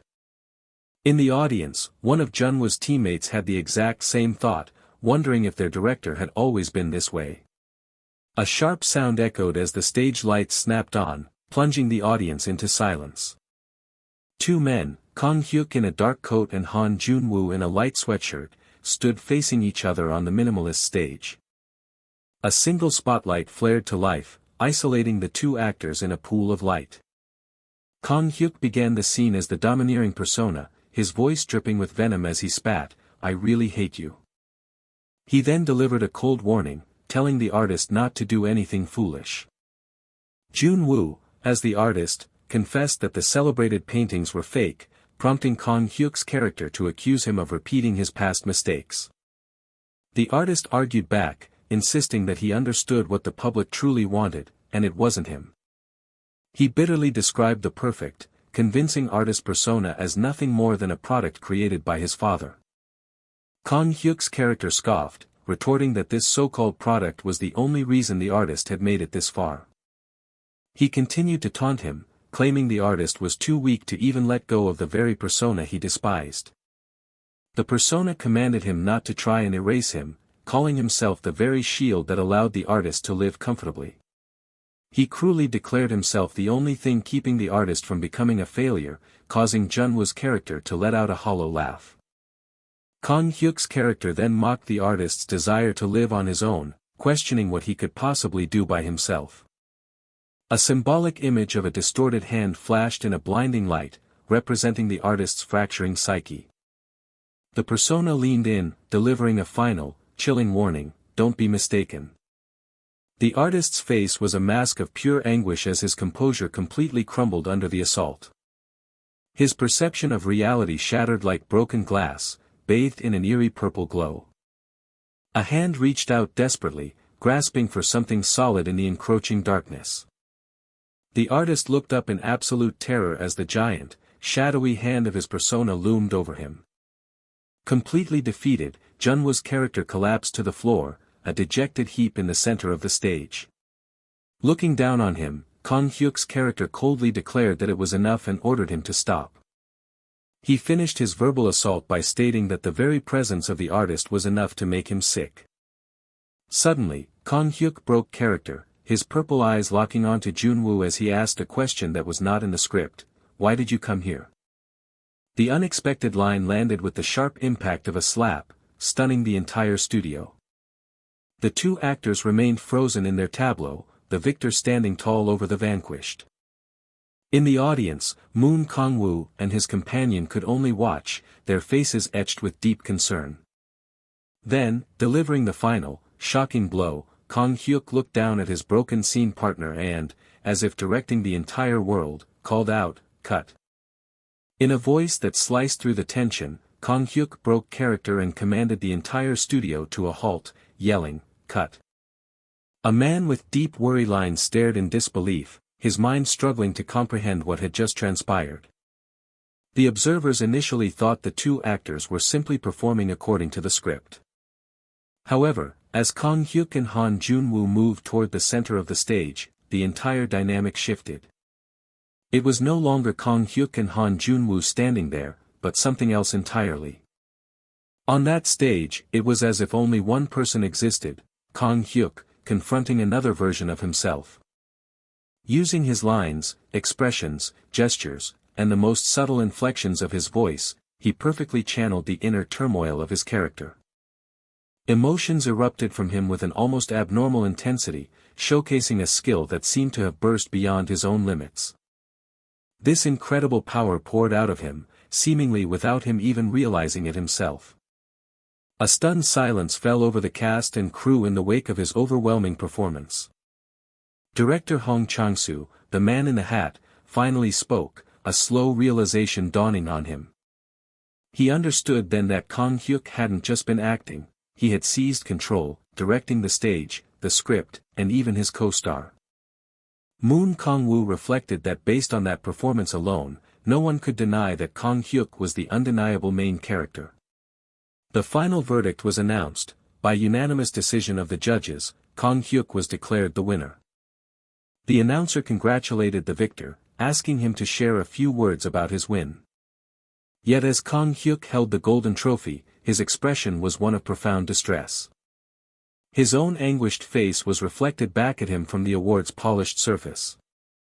A choked sob escaped his lips as he fought to hold back a flood of emotion. The battle was lost as his sniffles gave way to the raw sound of weeping. On stage, in his moment of victory, Kang Hyuk let out a heart-wrenching wail. Scattered applause began to ripple through the stunned audience. The clapping grew louder and more rhythmic, a unified ovation for the victor. For Kang Hyuk, however, the applause was drowned out by an unbearable wave of shame and humiliation. Amid the chorus of congratulations, he felt a strange sensation, as if he were shedding a layer of his own skin. The long-held dream of being an actor and the obsessive need to always be on top suddenly felt distant. Even as the announcer prompted him for a speech, he felt a profound sense of freedom he had never known while clawing his way up. In a dimly lit office, two members of the production crew discussed the shocking events. In that moment on stage, Kang Hyuk just kept crying, experiencing a catharsis for the first time in his life. A junior staff member hesitantly approached his team leader with a concern. The team leader, however, was unconcerned that Kang Hyuk gave no speech, finding the raw emotion he showed to be fresh and unprecedented. They did, however, anticipate a bigger problem. The public's fascination would now shift entirely to Han Junwoo. That problem was compounded by the fact that Junwoo had vanished once again, having already cleared out his dorm room completely. Elsewhere, a tense hand gripped the arm of a chair, betraying unspoken turmoil. A man in a green shirt remarked to his companion that the whole situation felt incredibly strange. The man seated in the chair admitted that even though their obstacle was finally gone, he felt no sense of relief. He confessed that, contrary to all expectations, he felt no sense of freedom whatsoever. His companion urged him to get going, reminding him that the others were waiting for them at a restaurant. A man in a suit insisted that on a day like this, they should at least be popping champagne to celebrate. Meanwhile, Moon Kang-woo walked through a brightly lit gallery with his girlfriend, Yerin, his mind clearly elsewhere. Yerin tried to get his attention, calling out to Kang-woo as he stared blankly ahead. She asked if he was even listening to her, his distraction becoming obvious. Snapping out of it, Kang-woo apologized, which led a concerned Yerin to ask if he was feeling unwell. Later, at a social gathering, another woman gently chided Kang-woo for being so lost in thought in front of his girlfriend. The woman in the black dress then brought up Kang-woo's new film project, commenting that she heard the director was very young. She continued, voicing her concern that working with a director who had no prior experience was a major career risk.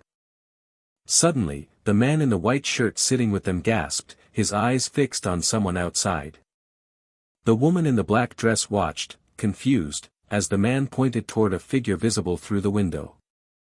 The man uttered a single, astonished word, "Director."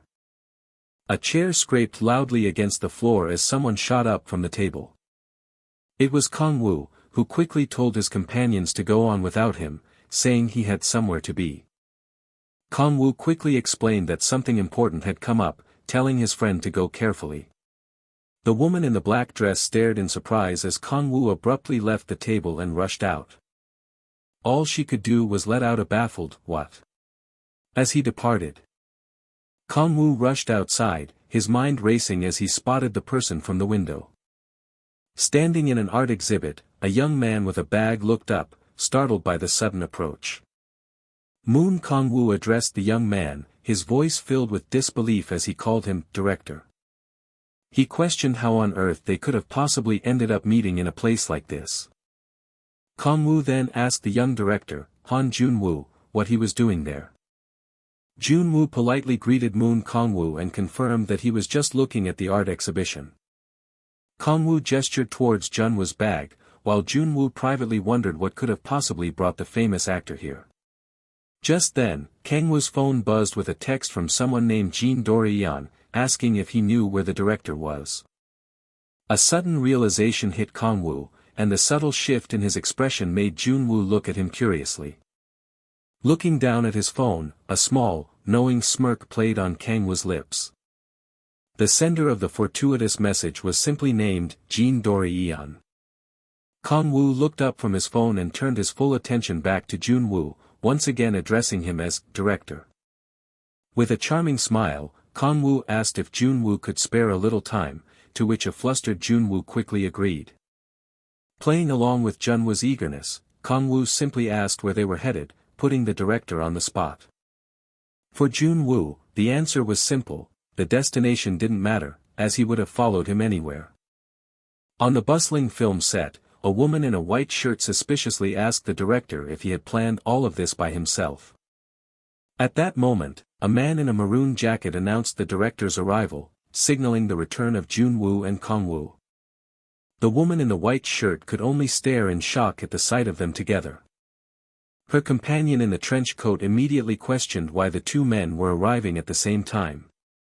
The woman confronted Kong-woo about his text claiming ignorance, forcing the man in the trench coat to stammer that they had just met by chance nearby. A woman with red streaks in her hair simply hummed, her expression filled with doubt. The man with blue eyes, Moon Kong-woo, wondered to himself if this obsessive, almost stalker-like vibe was always a part of him. He reflected on his 20-year acting career, realizing that ever since director Han Jun-woo appeared, every day had become a departure from the script.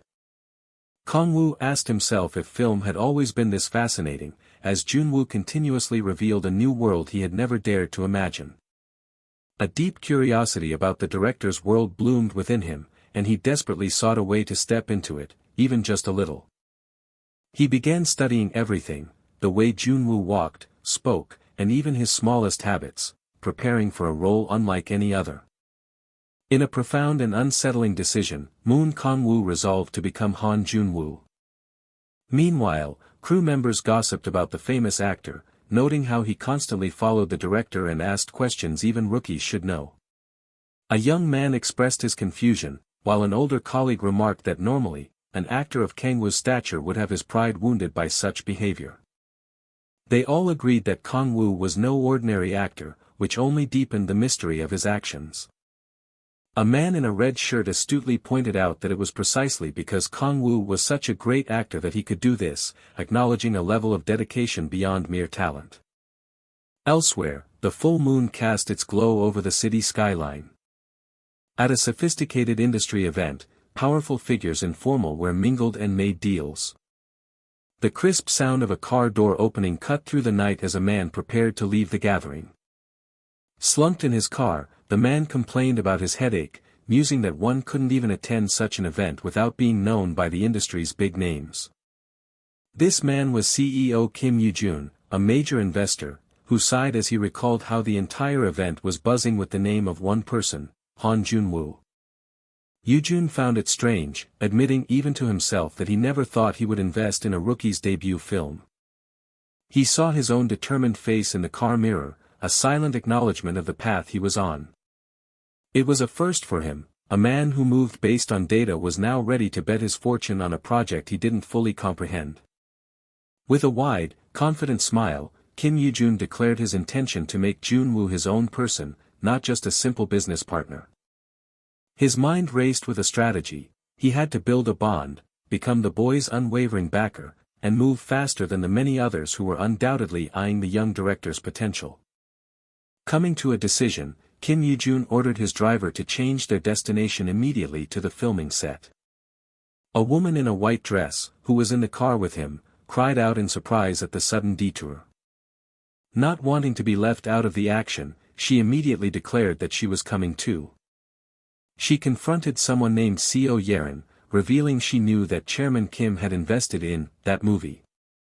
The woman reasoned that where the young director was, Moon Kang-woo would surely be as well, and Chairman Kim begrudgingly allowed her to come, warning her not to cause trouble. Her companion taunted her about being rejected by Kang-woo, a claim she furiously denied as their cars sped through the night. Arriving at the set, Chairman Kim looked around, utterly bewildered by the scene before him. The powerful investor was stunned that, for the first time in his life, absolutely no one was paying attention to him. Chairman Kim voiced his disbelief, confirming with his associate that this lack of recognition was a completely new experience. Despite providing food trucks, premium catering, and an absurd level of support, he remained completely invisible to the crew. He watched in amazement as every single person on set followed the director with the singular focus of kindergartners following their teacher. Kim Yoo-jun realized that at this rate, his plan was in jeopardy. Determined footsteps echoed as someone made their way through the crowd. An actor named Jin-woo eagerly pushed forward, desperate to speak with director Jun-woo about a scene they had discussed earlier. He was just one of many, as others clamored for the director's attention, talking over one another about their own scenes.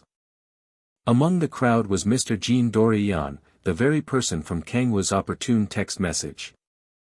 Finally, a woman recognized the powerful investor. Her question met with an exasperated sigh from Chairman Kim. Pushing his way forward, Chairman Kim announced that there was something he absolutely had to discuss with the director today. His mind was made up, it had to be today, while his assistant politely asked some crew members to give up their seats. The crew members nervously obliged, and Chairman Kim slid into a seat, asking Jun-woo if he could join him for a meal. The chairman made small talk about the food he'd ordered for Jun-woo's health, to which the young director simply replied with a polite word of thanks.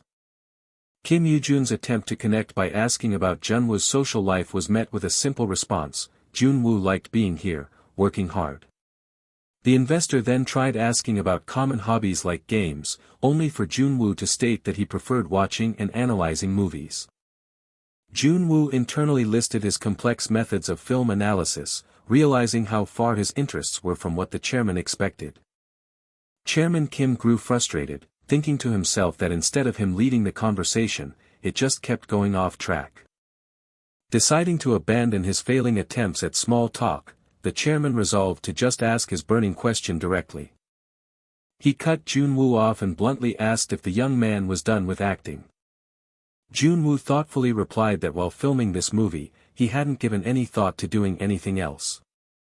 Chairman Kim quickly backpedaled, insisting he was just curious and explaining that he simply thought there must be a clear reason for a talented young actor to suddenly switch to directing. The narration confirmed that there was indeed a reason, punctuated by a sharp, decisive sound. Having finished his meal, Jun-woo stood to leave, prompting a panicked Chairman Kim to call out his name. The chairman tried desperately to explain the kind of help he wanted to offer, but he was immediately cut off as assistants swarmed the director with urgent requests. Above the clamor of the crew, a woman's voice rang out, crying Jun-woo's name. On a quiet street, production vehicles gathered outside a nondescript building as a new day of filming began. Equipment cases were carefully loaded onto the back of a truck, ready for transport to the set. A final case clicked shut, the sound sharp in the morning air. A man in a blue shirt formally placed himself in the crew's care, ready to begin. Director Shin Haksu introduced himself, admitting that despite the abrupt start, he hadn't felt this excited in a long time. The man in blue expressed amazement that such a master director accepted the offer, prompting Shin Haksu to remark on how far Han Junwoo's reputation had spread. As they approached the set, a man in dark clothes acknowledged their arrival. A man with glasses cautiously guided them forward, warning them that filming had already commenced. A man in a gray suit anxiously questioned the man in the green jacket, asking if Junwoo had been properly informed about the documentary, but received only a hesitant stammer in reply. A dark-haired man erupted in frustration, unable to believe they hadn't told Junwoo when his opinion was the most important one. The man with glasses urged them to be quiet, explaining that the team leader couldn't possibly understand how tense the director had been for the past few days. The dark-haired man warned that Junwoo would cut them without a second thought if he felt they were interfering, a sentiment the man in dark clothes grimly agreed with. Trying to soothe their nerves, the man with glasses assured them he would handle the explanation. A heavy silence fell over the group as they contemplated the challenge ahead. The man with dark hair then turned his attention to the team leader. He questioned why the entire documentary project had been entrusted to director Shin when the broadcasting station was originally meant to handle it. The man in the green jacket countered with passion, asking if they didn't feel the pull to personally document a genius like Junwoo, a desire the man with glasses readily admitted to. A man in a gray shirt confessed that he never imagined he would willingly give up control of a project like this. He insisted that this decision was a testament to his sincerity this time around. Inside the studio, a film crew bustled about, arranging equipment within the brightly lit set. One man's intense gaze was fixed solely on a monitor, his focus absolute. Director Shin Haksu, the man with the glasses, admitted that while he knew Junwoo was young, witnessing his command in person was still a shock. He marveled at how Junwoo's presence alone dominated the set, making it feel less like an ensemble piece and more like his own one-man show. A young crew member holding a camera could only breathe out a quiet, "wow," in admiration. An electronic beep from the equipment echoed softly in the background. Suddenly, a loud, disruptive noise echoed through the studio. A man in a cap stuttered in surprise while director Shin Haksu was rendered momentarily speechless. A tense, scraping sound followed, bringing the entire set to a halt. The man in the suit, Junwoo, demanded to know what was happening, causing Shin Haksu to rush forward to explain. Shin Haksu quickly clarified that they wished to film a documentary on his process, arguing that not sharing his method with the world would be a tremendous waste. As he spoke, another man in a suit hastily interjected, assuring Junwoo that they believed the matter was already discussed and would stop immediately if he wished. The man flinched as he nervously backpedaled, agreeing that it was a good idea but would respect the director's wishes. The newly arrived documentary crew stood frozen with their camera, caught in a tense standoff. An awkward energy permeated the studio as the crew and documentary team waited for the verdict. A palpable sense of unease hung in the air. The man in the suit finally broke the silence, promising that their filming would not interfere in any way. After frantic assurances from Shin Haksu and a pledge from a cameraman, Junwoo coolly gave his permission. Junwoo then laid down his strict conditions, demanding minimal staff and threatening immediate expulsion for any noise or disruption, which the man in the suit quickly accepted. The man in the suit then turned to address director Shin Haksu. Shin Haksu sincerely assured Junwoo that his own top priority was the success of the movie. He cleared his throat, hoping Junwoo understood the sincerity of his intentions. With the matter finally settled, Junwoo curtly announced that filming would resume. In the following days, news of Shin Haksu's documentary about Han Junwoo spread like wildfire across various media platforms. Countless articles and news segments speculated on Junwoo's true nature, fueled by released interview clips where he described his talent as something that simply exists. Privately, Junwoo pondered this ability, recognizing it not as a skill he created, but as an external force, an order, a spell, or even another personality whose influence was ever expanding. He knew he hadn't fully grasped its nature yet, as he would often blank out when it took hold during acting, directing, or any part of the creative process. Meanwhile, online forums buzzed with fans expressing their fervent admiration, wondering if the enigmatic Junwoo was even aware of their existence. One user shared a link to a speculative article about the Actor Kingdom finals, alleging a shocking twist and a potential conspiracy. Anonymous comments accused the network of taking money under the table, questioning why Han Junwoo would suddenly abandon a competition to direct a movie. In a quiet office, an employee reported on the flood of negative online reactions. They noted, however, that despite the backlash, ratings were projected to hit an all-time high, proving once again that they were benefiting from the Han Junwoo effect.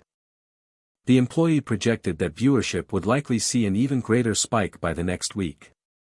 The team leader they reported to listened silently, their eyes glowing with an unnerving red intensity. Noticing their boss's vacant stare, the employee paused and asked if the team leader was still listening. Snapping out of a deep thought, the team leader mumbled an affirmation and told them to continue. The employee noted their boss's unusual lack of excitement before moving on to a proposal about selling unreleased footage to a magazine. In a different room, executives debated what to do, with one man in a gray suit insisting they had to discuss how to respond to the current rumors. After a moment of contemplation, a senior man with deep wrinkles admitted that he did not know the answer. His colleagues watched in confusion as he changed the subject, asking if they didn't find the current state of affairs boring. He confessed that while Junwoo's past antics were stressful at the time, he was only now beginning to understand their value. The older man mused that ever since Han Junwoo stopped running wild, the industry had been missing a certain vital passion. His words hung in the air until the man in the green shirt suddenly declared that their meeting was over. He rose from his seat with determined footsteps, announcing that he now had something he needed to do. On a nearby monitor, a list of names and their corresponding statuses flickered into view. The scene faded to a clear blue sky filled with pristine white clouds, a quiet prelude to the storm that was about to break. The gazes of thousands of audience members were condensed into the narrow aperture of a camera. This concentration of focus highlighted the immense responsibility and weight carried by the one behind it. The filmmaker knew this scene, witnessed by his own eyes, would one day be seen by the entire nation, and perhaps even the world. And on this day, at this very moment, that time had come. As a man in a clerical collar let out a sigh, the day to film the movie's climactic scene had finally arrived. The night was clear, illuminated by the serene light of a full moon. A commanding figure seated on a throne warned his foe that their very existence would soon be erased. In response, a figure robed in red stepped forward, retorting that when he arrived, the one on the throne would vanish like dust. A man in purple boasted of his power, claiming he could paralyze the world, make kings kneel, and turn the Pope into Jesus. He continued his rant, sure the people would cheer him on, but an unseen voice coldly predicted that he and his followers would be the ones to disappear. A sharp click echoed in the silence. A soft rustle followed as something or someone shifted in the darkness. The unseen voice taunted the man in purple, asking if he could still hear the screams of the nameless being he had stained with blood. A swift, whipping motion cut through the air. Junwoo, seemingly an actor caught in this divine conflict, cried out in denial that his master would never abandon him. His mind raced, desperately trying to convince himself that everything he was hearing was just a lie.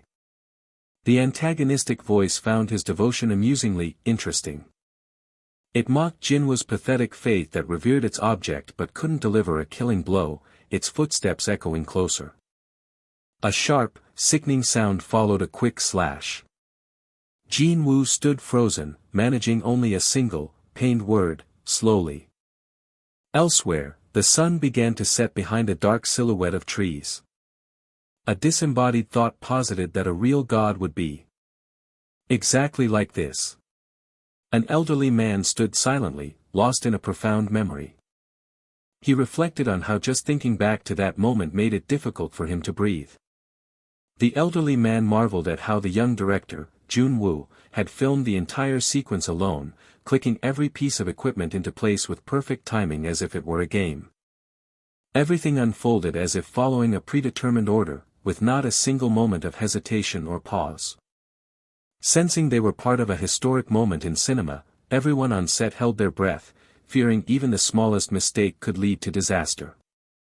Despite the tension, the crew flawlessly changed angles while the actors delivered the same insane, perfect performance again and again without a single bad take. A sigh of awe escaped someone's lips, witnessing the powerful combination of an unbelievable genius director and top-tier actors. The elderly man knew with absolute certainty that this movie was destined to be a massive hit. A soft click marked a sharp transition in the scene. Under the cold light of a full moon, a man stood alone outside a building. He was then seen standing in a lone spotlight, looking up with a deeply troubled expression.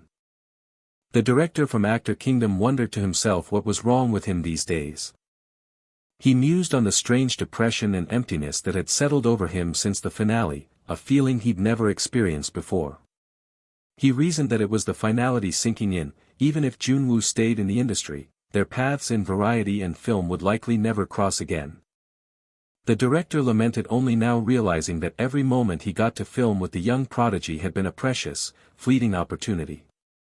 Snapping out of his reverie, he was startled to find Jun-woo right there and asked if he had been waiting for him. The director began to stammer, completely caught off guard by Jun-woo's unexpected presence. To his surprise, Jun-woo spoke first, stating he wanted to apologize, which only confused the director further. The director, the man in light clothes, quickly interjected with his own belated apology, confessing his initial plan to use Jun-woo purely for the show's ratings. He continued his confession, admitting his shame over the incident with CEO Ju Man-sik and how he never expected things to get so out of hand. Finally, the director looked at Jun-woo and sincerely thanked him for appearing on his program. Jun-woo simply replied that it was okay. He admitted he didn't remember the events clearly anymore but did not regret his appearance, much to the director's quiet relief. As Jun-woo turned to leave, the director hastily called out for him to wait a moment. The director fumbled with his words, unsure whether to address him as Jun-woo or as the now acclaimed director, before Jun-woo simply addressed him as Sir. Jun-woo cut straight to the point, asking the flustered man what he was really trying to say. After a tense silence, the director confessed that the apology had merely been an excuse to talk to him. He admitted to himself that he simply missed the young genius and the bond they shared while working on the same show. Jun-woo gestured for him to continue, his eyes falling upon a document in the director's hands. The director pitched himself, leveraging his 30 years of experience and asking if there was any way he could help the young filmmaker. He made his true desire known, stating plainly that he just wanted to work together with director Han Jun-woo. A heavy silence fell between them after the director's earnest plea. Jun-woo looked down at the ground, his face cast in a solemn, unreadable expression. Misinterpreting the silence, the director quickly backpedaled, assuming the request was difficult given how busy Jun-woo must be. Jun-woo started to correct him, insisting that his popularity wasn't the issue. His true thoughts were swallowed before they could be voiced, his words vanishing before they were spoken. Instead, Jun-woo politely excused himself and turned to leave, the director's proposal left hanging in the air. The director watched him go, a single, disbelieving phrase escaping his lips. He was left standing alone, sweat beading on his brow as a worried, shocked expression settled on his face. The story began at the offices of Fantasia Entertainment. Inside the editorial department, a tense silence had taken hold. The man in the blue shirt nervously reflected that it was already the 8th day. He had been waiting quietly outside, trying not to interfere with the director's work. But as time stretched on with no sign of Jun-woo emerging, the man began to worry if everything was truly okay. Fearing that Jun-woo might have collapsed from overwork, he hesitantly called out to the director. A heavy silence answered him as he stood anxiously by the elevator, his eyes fixed on the editing room door. The man's unease grew with every passing moment. He anxiously clasped his hands together, his knuckles white with tension. A concerned voice from off-panel echoed his own thoughts, asking if the director was all right. The editing room, however, was now completely empty. A man in a blue sweater looked around the deserted office, wondering if Junwoo had simply not come in today. His eyes scanned the room in confusion. Then, he noticed a completed file named Carnival_Final.mkv displayed prominently on a computer screen. As the man stared in disbelief, he recalled the monumental effort, 67 days of filming and 21 days of post-production for a simultaneous release on 1,300 screens. A calendar on the desk showed the current date in April. 75 days had passed since the project began, today was that very day.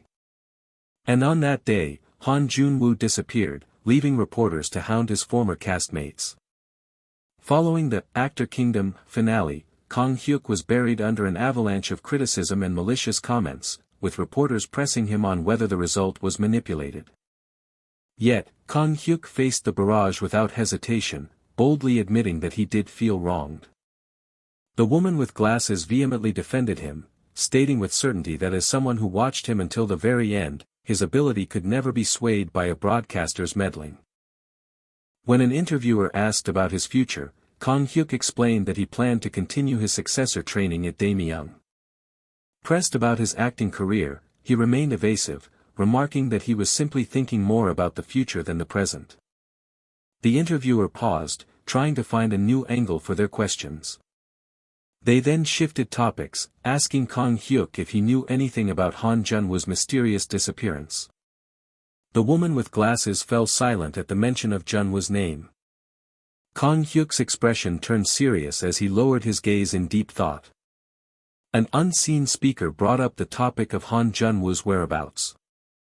The purple-eyed man nonchalantly replied that he had no idea, having only read about the vanishing act in an article, and mused that Junwoo was probably off chasing something new again.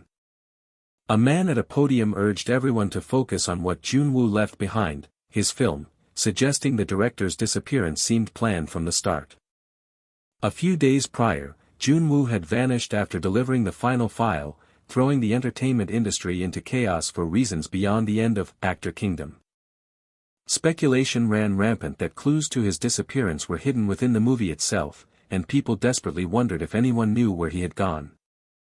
Amid the confusion, a man in a white shirt dismissed the search, only to be challenged by another who couldn't believe anything could be more important than Junwoo vanishing.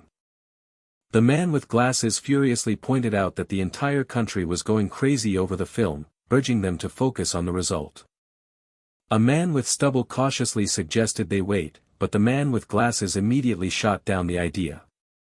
He declared with finality that everything would proceed exactly according to director Han's original plan. That day, a single-line notice from Fantasia Production Company confirmed that the release schedule for Junwoo's movie, Carnival, would proceed as planned. However, the release was unusual, there was no preview screening, and with the actors, especially Moon Kang-woo, too mentally shaken, only pre-edited interviews circulated online. Astonishingly, everything Junwoo had predicted came true as Carnival broke records, from dominating the box office to sweeping international awards. Social media and news outlets buzzed with praise, hailing Carnival as the birth of a new film genre while its box office profits soared to enormous heights. The time soon arrived for the top film awards in South Korea, a ceremony intertwined with the nation's cinematic history.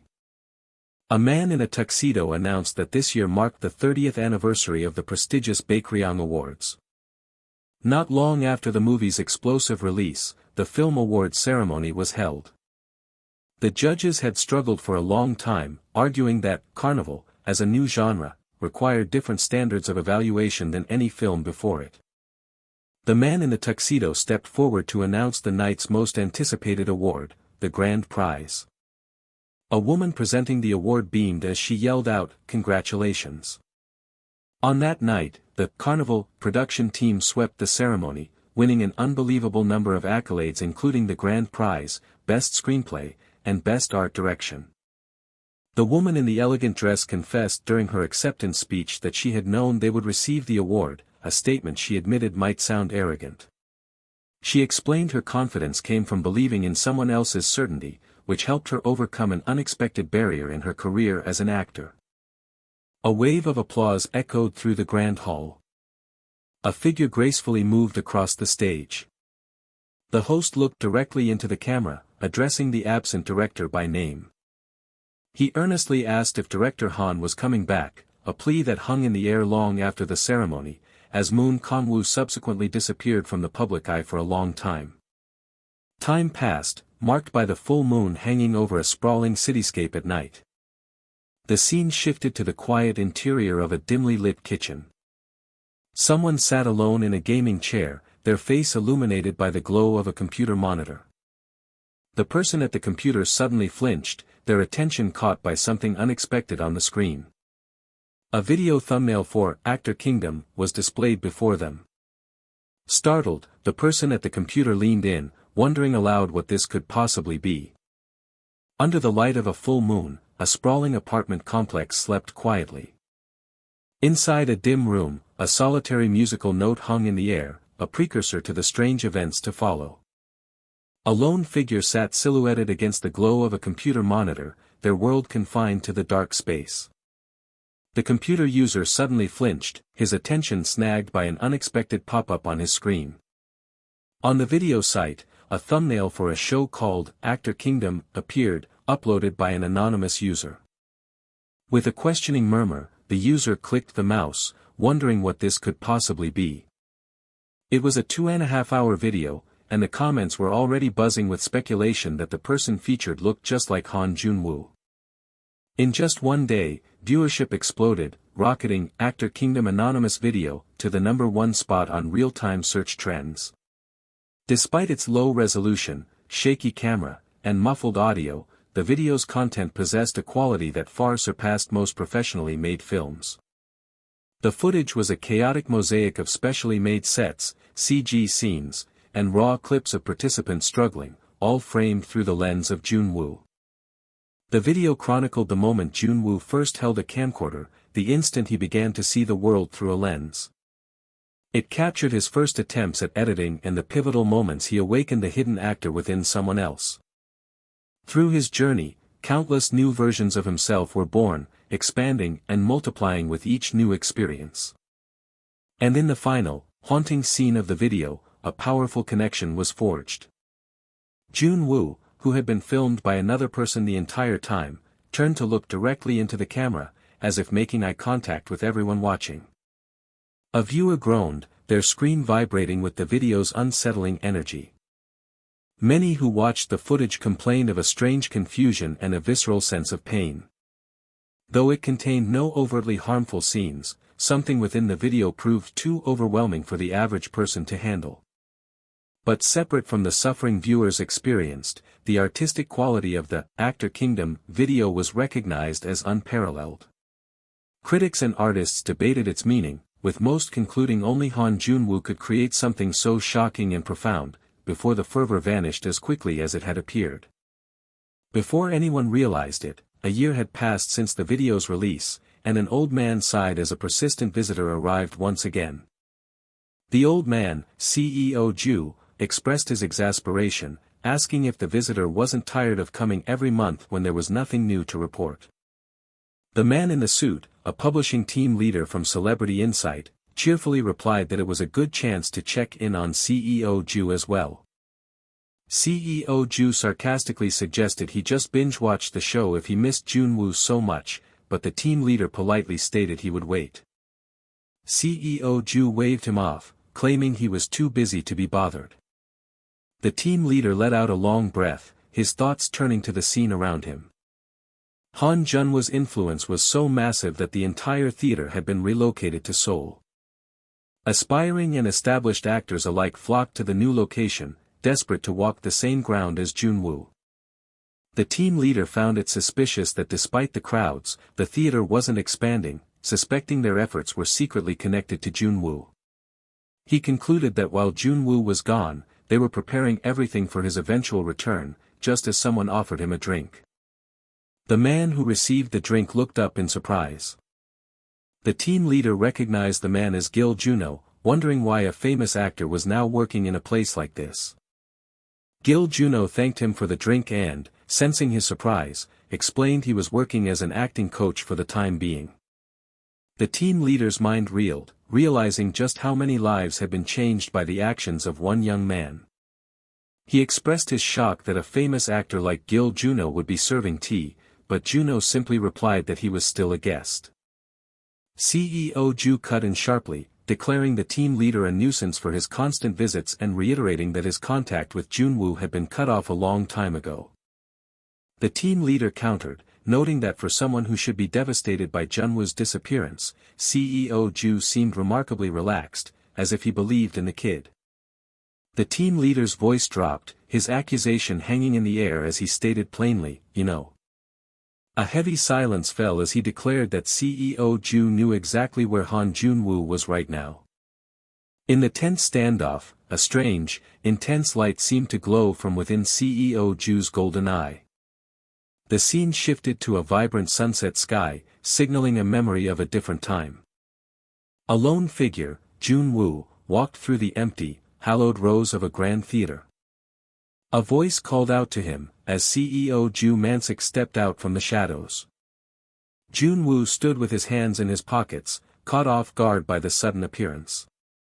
Ju Mansik playfully chastised him for not announcing his presence, mentioning he'd already heard about the stir he caused in Italy. Junwoo could only let out a small, surprised sound in response. Ju Mansik looked around the newly renovated theater, noting how much better the stage and equipment had become. He mused aloud, thinking back to a time when Junwoo would have rushed into any acting opportunity without a second thought. Ju Mansik considered that a grand theater like this might not even interest Junwoo anymore, yet he felt that something was amiss. He began rapidly firing questions at Junwoo, asking about the techniques he used with actress Shin Dami and if his abilities were learned or simply innate. Ju Mansik then shifted his questions to Junwoo's memory, to which Junwoo replied that his memory felt off. Junwoo confessed that the memories he possessed felt strange, as if they didn't truly belong to him. Ju Mansik stared, completely bewildered by the strange turn in conversation. Junwoo tried to explain that countless different personas, varying in age, gender, and skill, would surface, but he couldn't grasp a pattern.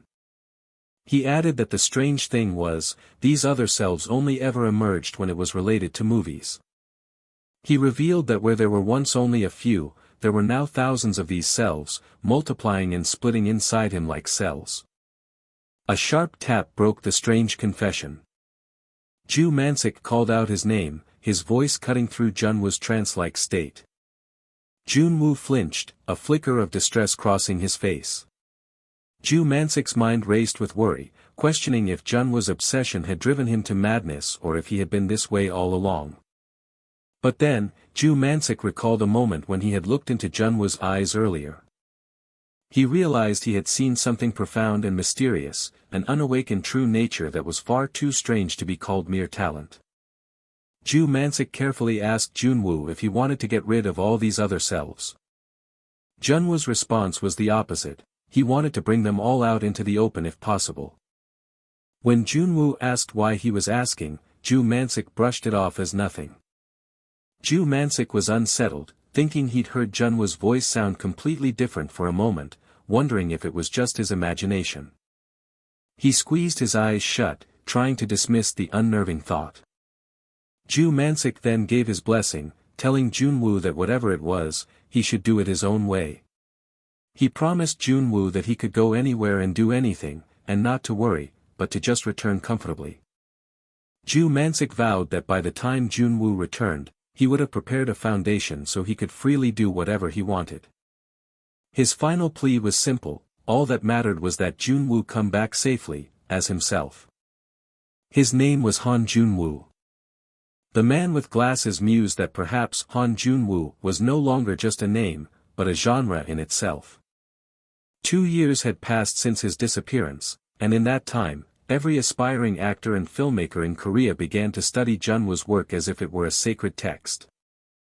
The man with glasses acknowledged that this outcome was expected from the moment he first saw that video. A heavy silence filled the editing room as he thought to himself that he just couldn't do it. He had been replaying the same short clip for hours, unable to bring himself to edit the raw footage of the documentary. The man with glasses despaired, wondering how he, who had studied Junwoo more than anyone, could possibly edit a film about a life he couldn't even begin to understand. But there was another, more unsettling reason for his hesitation. After replaying the footage for the 13th time, details he had previously missed began to emerge. Though it was clearly Han Junwoo on screen, with every shift in a scene or situation, it felt as if another person entirely was wearing his face like a mask. He concluded that it still wasn't the right time to release this documentary to the world. He resolved to wait, believing that director Han would one day return. Meanwhile, at an art academy nestled in the European countryside, a different story was unfolding. An elderly man gratefully welcomed the visitor, expressing his profound thanks for making the long journey. He explained that for the first time in memory, the students had recently united with a shared, passionate goal. The elderly man felt it was his duty to reward their passion with an event like this, as the younger man listened thoughtfully. The visitor, a younger man, noted that if all the students were involved, his own efforts would feel truly rewarding. The elderly man smiled knowingly, his intuition about his guest confirmed. The visitor was none other than Maxim Romanov, a former actor turned legendary Russian director whose name was known to anyone in the film industry. His most recent film would have been a masterpiece, had it not been mired in controversy. Maxim asked what exactly he was supposed to do, and the elderly man explained that the students were creating films for a regional short film festival. He requested that Maxim provide general advice and feedback, noting that it was a competition. The elderly man added that the students would work harder for his recognition and asked him to take good care of them. Inside the classroom, the students were quietly focused on their laptops. An awkward silence hung in the air. Maxim privately wondered if the students were simply too young to recognize him, as this was not the starstruck reaction he had anticipated. One student in a green jacket reflected on his own past, remembering when he too rushed into things without any real knowledge. The student decided to get serious since it was a competition, just as Maxim stepped forward and asked if he could see the work. The renowned director leaned in, his eyes fixed intently on the laptop screen. A brilliant blue eye, filled with an impossible intensity, stared back at him from the footage. Maxim's voice was sharp as he demanded to know where the brown-haired boy got the video. He grabbed the boy, pressing him for the source of the footage, but the student calmly stated it was a movie he was currently making. Maxim was left speechless by the boy's claim. He asked in disbelief if the boy truly made this film himself using the simple cameras they had. The boy, whose name was Ivan, confirmed it and innocently asked what the problem was. Maxim fell silent, thinking there was no way he wouldn't recognize the style. He internally seethed that a mere 10-year-old had somehow understood and perfectly replicated the signature techniques of a famous film director. The director couldn't believe a genius of this caliber was hiding in such a remote place. He asked for the boy's name, and the student simply replied, Ivan. Maxim praised Ivan, declaring his work so incredible that most industry veterans wouldn't dare compare, and offered him a place in his film company. However, Ivan humbly insisted that his friend's movies were also good and urged the director to watch them as well. Maxim was puzzled by the request, wondering if the boy was simply not confident in his own genius. He confidently agreed to review the other students' work before they talked further, certain it would prove Ivan's superiority. Maxim believed that by showing Ivan how much more amazing he was than the others, the boy would trust and follow him, so he casually started the next film. A moment later, his face was pale and beaded with sweat, his professional composure completely shattered. He could only utter a choked sound of disbelief. Maxim's mind reeled, there was no way this was possible. He moved to the next student's film, only to find the same impossible level of talent. And the next one after that was equally brilliant. He began to wonder what on earth they were teaching at this school. His eyes widened in shock as he processed the impossible truth before him. These children, barely 10 years old, were calmly executing directing and filming techniques that seasoned professionals could only dream of. A frantic Maxim approached Ivan, asking if everyone was all right. He demanded to know who all these students were and what exactly they were learning, but Ivan just insisted they were ordinary students. Then, a flash of understanding crossed Ivan's face. The boy explained that they had all simply done what June told them to do, a name that immediately captured the director's attention. Maxim's focus narrowed, his mind racing to understand who this mysterious June could be. The scene shifted to a solitary figure standing inside, gazing out a large window at a lush, green tree. This man, dressed in a simple shirt, stood bathed in the bright, warm sunlight of his peaceful surroundings. With his back to the viewer, the dark-haired person was enveloped by vibrant foliage. The man, Han Jun-woo, turned his head slightly, his face illuminated by the serene green light filtering through the leaves. The scene opened on a tranquil day, where lush green trees stood tall against a bright blue sky. A single white sneaker rested on the vibrant, sun-drenched grass. The man in the blue jacket finally confronted the silent figure, demanding to know if he was the June the student spoke of. The dark-haired man's calm, blue-eyed gaze remained unwavering and silent. A sudden spark of realization lit up the director's face. He excitedly concluded that the man before him must simply be a fan of the legendary Korean director who had vanished after making only one movie. The director insisted he felt that missing creator's unique style in the student films, but his words trailed off as the man began to move. As the dark-haired man turned and walked away, the baffled director called out, trying to continue their conversation. A man with brown hair called out as he approached the departing figure. The brown-haired man's thoughts trailed off into silence as he observed the interaction. An unseen observer watched from afar, wondering just what kind of person this mysterious man was. The shadow that had long been absent began to creep back over the film world. At the Film Academy, a man with a beard remarked on how strange the recent events were. An observer noted that the once unmotivated man was now attending the academy every day, currently receiving instruction on camera angles from a student. The observer mused on who was truly teaching whom, as the pair eagerly prepared to move to their next lesson. Meanwhile, in a sprawling metropolis, towering skyscrapers pierced a cloudy sky. Inside a sleek, modern office, employees worked diligently at their computers. The sound of frantic scrolling on a mouse wheel echoed through the quiet workspace. The rapid clicking came to a sudden, sharp halt. A woman wearing glasses gasped, her eyes wide with disbelief at what was on her screen. She urgently called for her manager, insisting that he needed to see what she had found. Struggling to explain, she simply said the situation online was spiraling into chaos as she wheeled her chair over.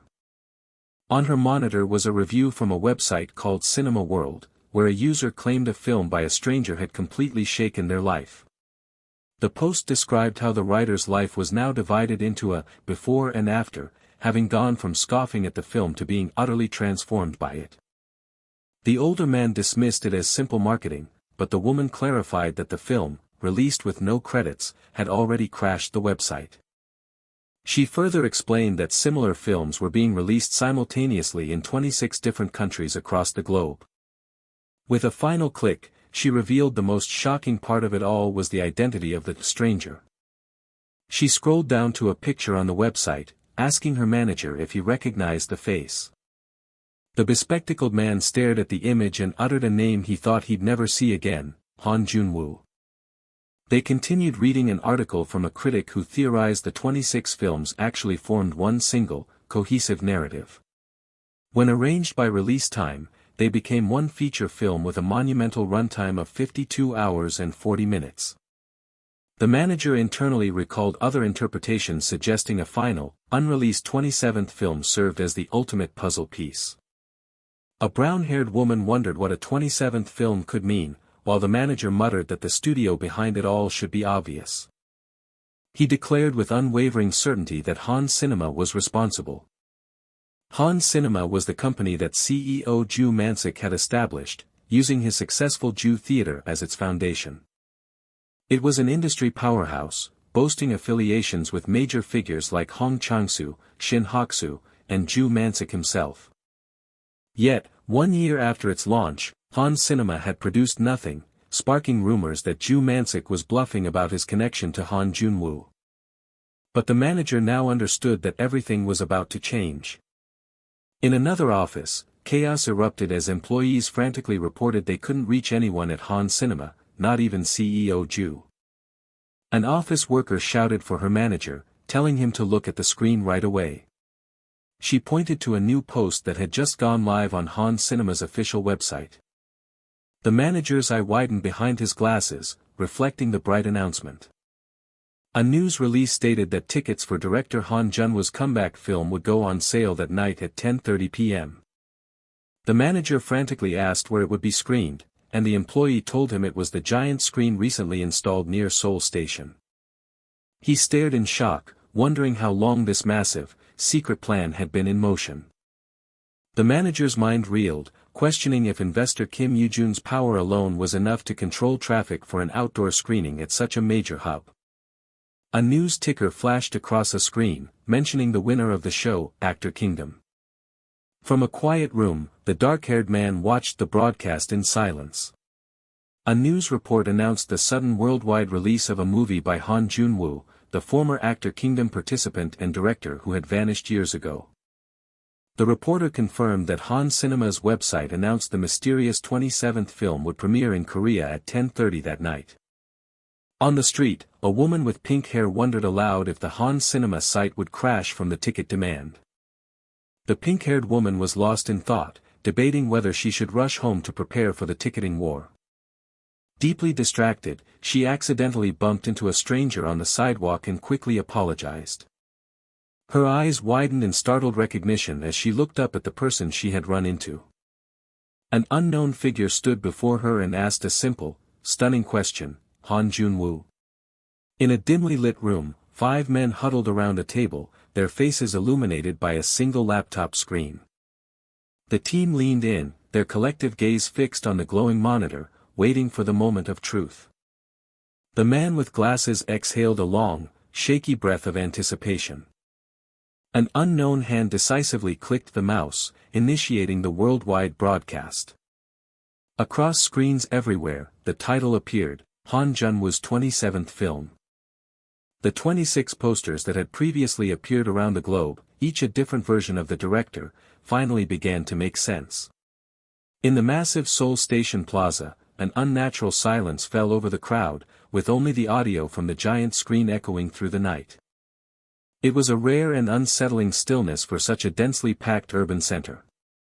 With seats being a distant luxury, spectators stood wherever they could, even gathering on the stairways of nearby buildings for a glimpse.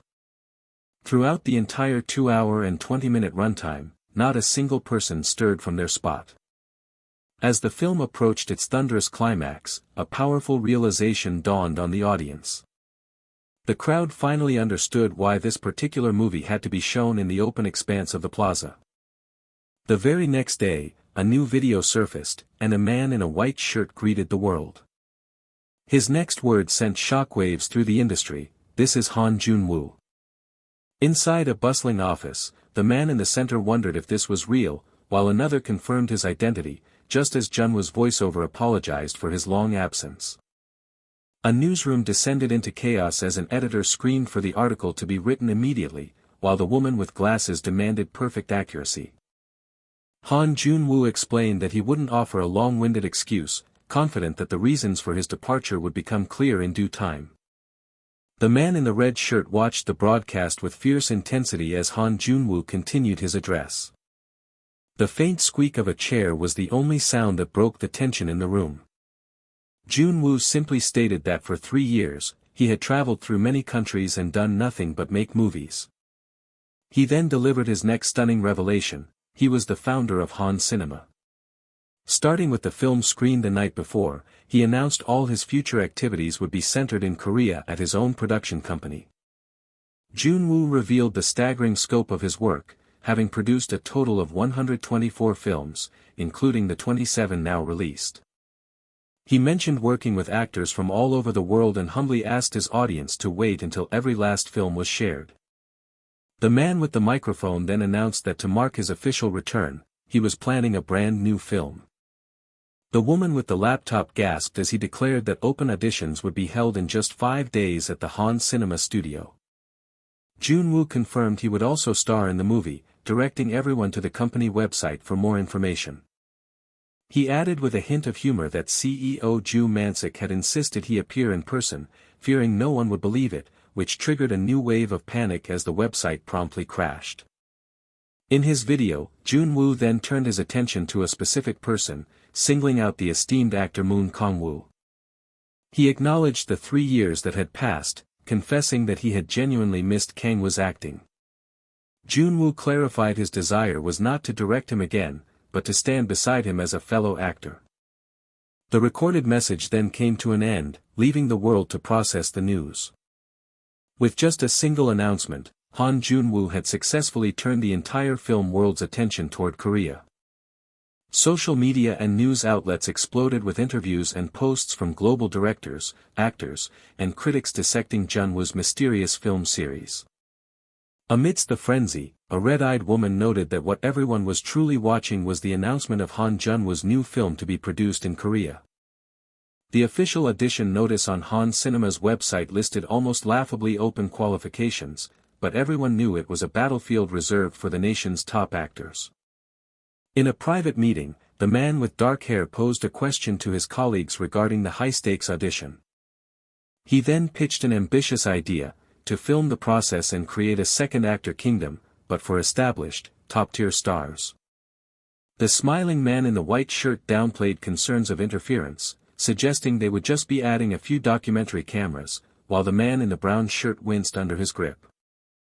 The smiling man playfully called Junwoo team leader, but Junwoo corrected him, stating the smiling man was the team leader now. His old colleague then appealed to their shared history. The man with dark hair expressed his opposition to anything that would inconvenience the CEO, only for the smiling man to pat his shoulder and agreeably say, "Sounds good." To everyone's shock, the smiling man then declared they would proceed as planned, startled when Junwoo unexpectedly gave his approval. When the man in the brown shirt questioned the decision, the smiling man confidently confirmed it and ordered broadcasting equipment brought to the studio. The man with glasses silently marveled at Junwoo's newfound decisiveness before stating one firm condition: the filming must not interfere with the movie even slightly.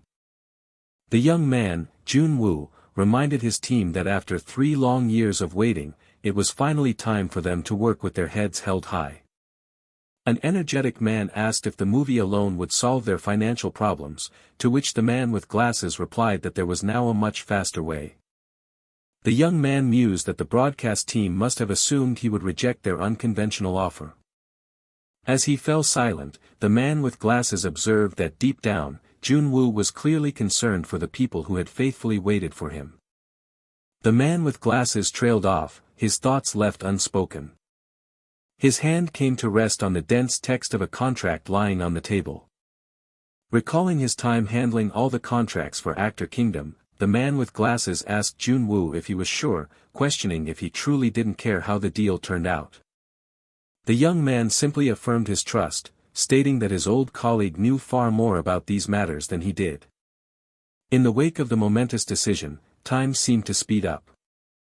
The man with glasses let out a soft, resigned laugh, admitting that it was enough for him that they were all working together again. Across the table, the man in the orange shirt sealed the deal, conceding, "All right, let's do it your way." The city skyline gleamed under a bright sun, a backdrop for the high-stakes drama unfolding within the Han Cinema building. Inside, chaos erupted as an enraged man demanded to be let go. One rejected actor angrily questioned if they knew who he was, while another screamed about his own performance being ignored. The furious actor demanded to know the audition standards, pointing out that even the famous Moon Kang-woo was accepted, though someone noted he was also immediately kicked out. A man in a blue suit added that even the great Jo Songri was dismissed in less than a minute, stunning a woman who knew they had worked together. The man couldn't make sense of it, questioning how an actor of such stunning skill could be cut, as others wondered what the judges were even looking for. A nervous actor reading a script wished he knew the criteria so he could at least prepare for what was coming. Amid the tension, a young man in a dark shirt began to regret his decision to come at all. Hong Kyung-jun's confidence dwindled as he witnessed legendary actors, men he dared not even look in the eye, failing their auditions one by one. Just as he resolved to turn back, a staff member called out for participant number 56, Hong Kyung-jun, to enter the room. Startled, Hong Kyung-jun stammered a confirmation and quickly rose to his feet. Elsewhere, in a quiet office, a man with glasses stared at his desk, his face a mask of distress. Back in the audition room, the lead judge remained silent, his intense gaze fixed on the young actor before him. Suddenly, the judge declared Kyung-jun's performance fucking interesting and demanded he do it again, much to the other judges' surprise. The judge insisted he repeat the line while looking directly at him, leaving Hong Kyung-jun to wonder what he could have possibly done wrong.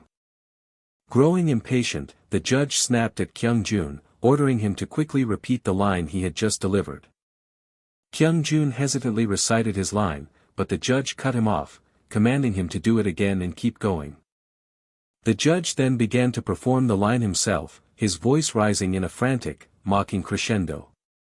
In a starkly different memory, the young actor Jun-woo looked up with genuine confusion. A smiling man chuckled, noting how Jun-woo's true feelings bled through his acting, prompting Jun-woo to ask what he meant. The smiling man pressed on, asking if Jun-woo really felt nothing while delivering that particular line. With a chilling softness, he then posited a terrifying theory, that Jun-woo must have killed someone before. The man cynically remarked that Jun-woo was something else, questioning how someone with such darkness could even think of becoming an actor. Ignoring the taunt, Jun-woo coldly ordered the man to continue with his performance. The smiling man simply affirmed that he hadn't been told to stop. Jun-woo glanced around the silent, frozen room, a question mark hanging in the air. He finally broke the silence, asking what was wrong with everyone. A low hum filled the air as the scene shifted back to the present day. In a sleek office, a subordinate frantically called out for CEO Ju. The stressed man asked what he was doing here, reminding him that everyone was waiting in the meeting room. A bead of sweat trickled down the subordinate's temple, betraying his immense anxiety.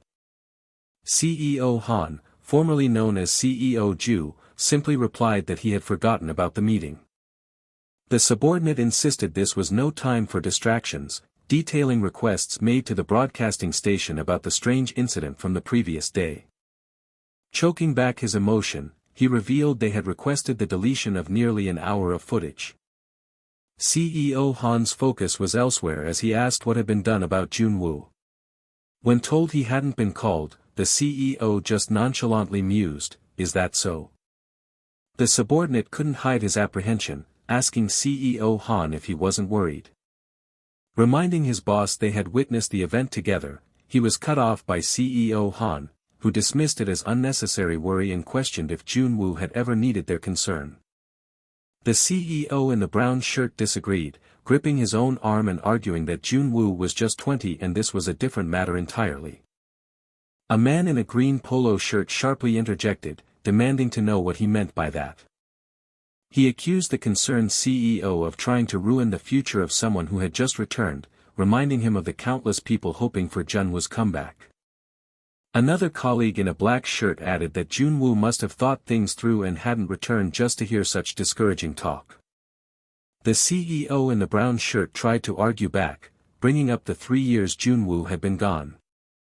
Finally conceding defeat, he excused himself to finish some work, telling the others to talk amongst themselves. The group of men turned and walked away, leaving the concerned CEO standing alone in the hallway. The CEO in the brown shirt stood by the large window, his solitary figure silhouetted against the vast city. An overwhelming silence enveloped him, filled only by his anxious thoughts. He let out a long, deflated sigh that seemed to drain the energy from his body. A close-up revealed sweat beading on a man's temple, his eye reflecting deep-seated turmoil. A woman's voice echoed from a memory, pleadingly asking Junwoo why he was doing this to her. In another time, 3 judges sat behind a desk, their faces etched with apprehension. In that moment, as an observer's eyes met with Jinwoo's, a creeping sense of dread took hold. His persistent, nagging uneasiness finally crystallized into a terrifying certainty. It was a horrifying truth that his mind desperately refused to believe. He knew with chilling finality that the man standing before him was not Junwoo.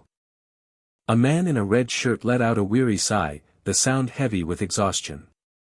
An unknown voice then echoed the same desperate plea, asking Junwoo why he was truly doing this to them. A man with a wide grin explained his preference for actors with a story, believing it brought out their most authentic performance.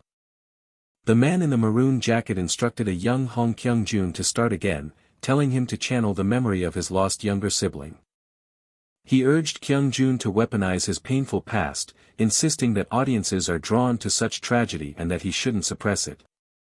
The man claimed even Kyung-jun's deceased sibling would have wanted this, as narration revealed how this 5-minute crying scene quickly made him a star rookie.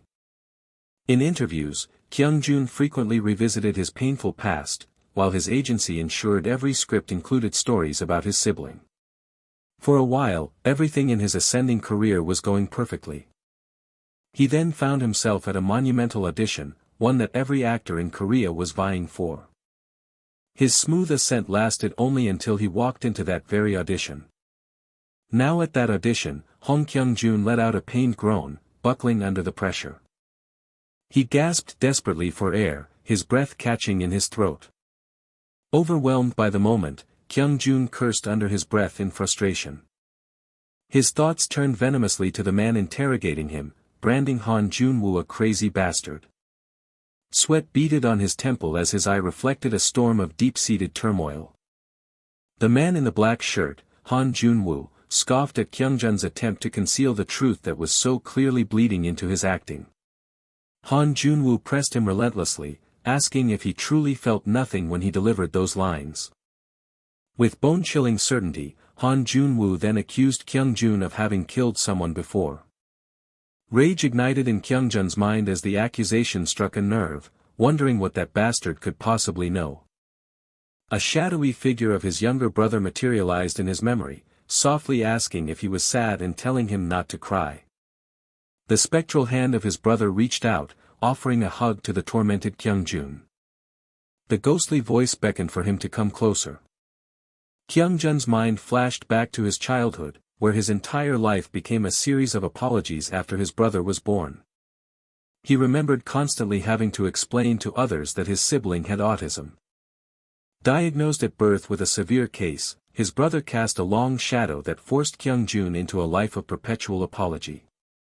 His mother's voice echoed from the past, reminding him that his brother Youngjun's life was entirely in his hands. He would force a smile and agree, stating that his sibling was a person who deserved to live. The crushing weight of that responsibility often stole his appetite and his joy. He repeatedly told himself that he loved his younger brother. But in his heart, he knew he was forcing that love simply to endure the hardship. He would reassure his family that all was well, burying his suffering behind a strained smile. However, as his brother Youngjun grew older, his condition started to escalate beyond what Kyung-jun could manage alone. He recalled horrific moments, from his brother disrobing in front of female classmates to sudden, violent fits of screaming and destruction. Some days, Youngjun would return home with mysterious injuries, utterly oblivious to the harm that had been inflicted upon him. An unseen person from his past pleaded desperately with Youngjun to stop. In his innocence, all Youngjun saw was his older brother's pain, asking if he was crying because he was sad. The little brother would then wrap his arms around him in a tight hug, trying to comfort him. The memory then shifted to that one, fateful evening. A fire had suddenly erupted inside their house. A terrified Youngjun stared, his expression a mask of shock and fear, at the inferno consuming their home. The destructive blaze was reflected with horrifying clarity in the young boy's wide, innocent eye. Within the fiery reflection shimmering on the windowpane, a blurry figure was visible standing amidst the flames. Back in the present, sweating and distressed, Kyung-jun looked down as the traumatic memory haunted him. He forced himself to calm down, reasoning that what was done could not be changed. He decided that he would simply have to continue on. He resolved to keep looking forward, just as he had always done to survive. A text message from Han Cinema suddenly lit up his phone, congratulating him on passing the final audition. A man's voice called out from behind, addressing him as Mr. Kyung-jun. When he didn't respond, the man tried again, calling for Hong Kyung-jun. Startled from his thoughts, Kyung-jun apologized as the staff member in a brown shirt told him not to be nervous for the preliminary meeting. The man explained it would be a simple chat with the director, pointing toward the meeting room where he was waiting. As the staff member departed, Kyung-jun thanked him for the guidance. Kyung-jun was in disbelief. After that traumatic audition, he was sure he had failed, yet he was now part of director Han Jun-woo's film. An unknown woman's internal thought echoed his dread, as she recalled a terrifying gaze from the audition she never wanted to see again. Distracted, Kyung-jun bumped into a young woman, and after a quick apology, she recognized him. The woman identified her as the actress Young So-hee, who apologized and admitted she was feeling disoriented. Kyung-jun let her pass, deducing from her presence that the film was casting fellow rising rookie actors. As Young So-hee walked away, she glanced back, wondering why Kyung-jun's expression looked so deeply troubled. Another man, Mr. Ji Chan-young, called out to Kyung-jun and invited him to enter the room. Mr. Ji Chan-young stated he just wanted to talk briefly about the upcoming film. An expectant silence fell as Kyung-jun crossed the threshold into the meeting room. Kyung-jun quietly agreed, steeling himself for whatever conversation was about to unfold. Sharp sounds of struggle and surprise erupted, as if from a scene of chaos. A terrified soldier stammered, unable to speak, trembling uncontrollably. The terrified soldier let out a guttural groan. A piercing scream tore through the air. A powerful crash reverberated, shaking the surroundings. Another deafening impact struck with immense force. A sustained, high-pitched hum filled the tense atmosphere. A terrified woman gasped for breath, her panting audible. A single tear traced a path down a crying eye, reflecting deep sorrow. Back in the meeting, a man in a blue polo nervously interjected, asking the director a question. The director prompted him, and the man in blue polo hesitantly mentioned that even very senior actors had applied for the audition. Young So-hee, identifying herself and Kyung-jun as newcomers, openly wondered why she had been chosen for the film. Han Jun-woo remained silent, then clarified that while he was paying attention to her points, her apology for being inappropriate was unnecessary. Han Jun-woo then revealed his true intention, stating he simply wanted to see Young So-hee, causing her to flush and exclaim in surprise. Young So-hee eagerly asked if he meant after the project started and expressed her desire to begin filming quickly, but Han Jun-woo gravely told her to listen carefully to his important words. Young So-hee speculated that the project would last at least 6, possibly 8, or even a year, admitting her uncertainty. Han Jun-woo confessed he was unsure of the project's ultimate scope, and thus struggled to explain it. Han Jun-woo gestured dismissively, then tersely concluded his thought with, "Anyway." Han Jun-woo grimly warned Young So-hee that once filming began, the set would be a living hell, filled with anxiety, misery, pain, and even suicidal thoughts. Young So-hee stammered a question about killing, as Han Jun-woo continued, predicting she would want to forget that time even after filming ended. Young So-hee then chillingly stated that she wanted to see someone broken in that way, prompting Han Jun-woo to ask if he seemed strange. A woman in black reminded them that she had already warned them about what was to come. A young man reiterated the ominous warning that the set would be hell, as a loud creak and crash echoed, signaling a shift in scene. Within the film's intense and chaotic reality, a soldier dashed frantically through an area strewn with debris, his hurried steps audible. A swift whooshing sound cut through the tense air. Something sliced through the air with a quick, fleeting motion. A close-up revealed a gruesome splattering of blood, witnessed by 3 shocked onlookers in the background. Sharp clicking sounds accompanied the sight of a man lying silently on the ground, his body rigid. The man in the polo shirt callously questioned if the man on the ground still clung to life, suggesting killing him would be an easier, perhaps even less unfair, resolution. The young man, in response, demanded to be told something in return. The person in the center inquired about everyone else's current actions. A soldier graphically detailed the effects of a shell, describing bodies torn to pieces, leaving nothing but scattered flesh hanging on trees, and concluding that such a death might be preferable. A distinct metallic click resonated sharply. Another soldier posed a chilling question, asking if they knew the most painful way to die. The second soldier then provided the grim answer, burning to death. A third soldier uttered a soft denial, just as a woman in red armor anxiously asked Kyung-jun what was wrong.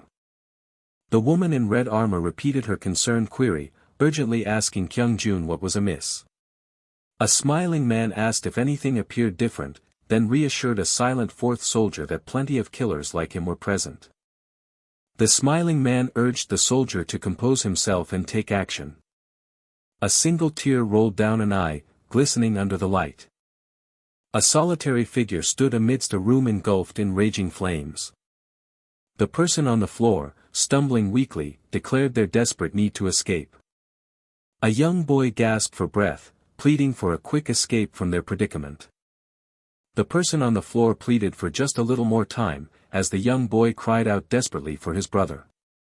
The young boy gleefully claimed he had created the massive fire with something, proudly asking if it was cool.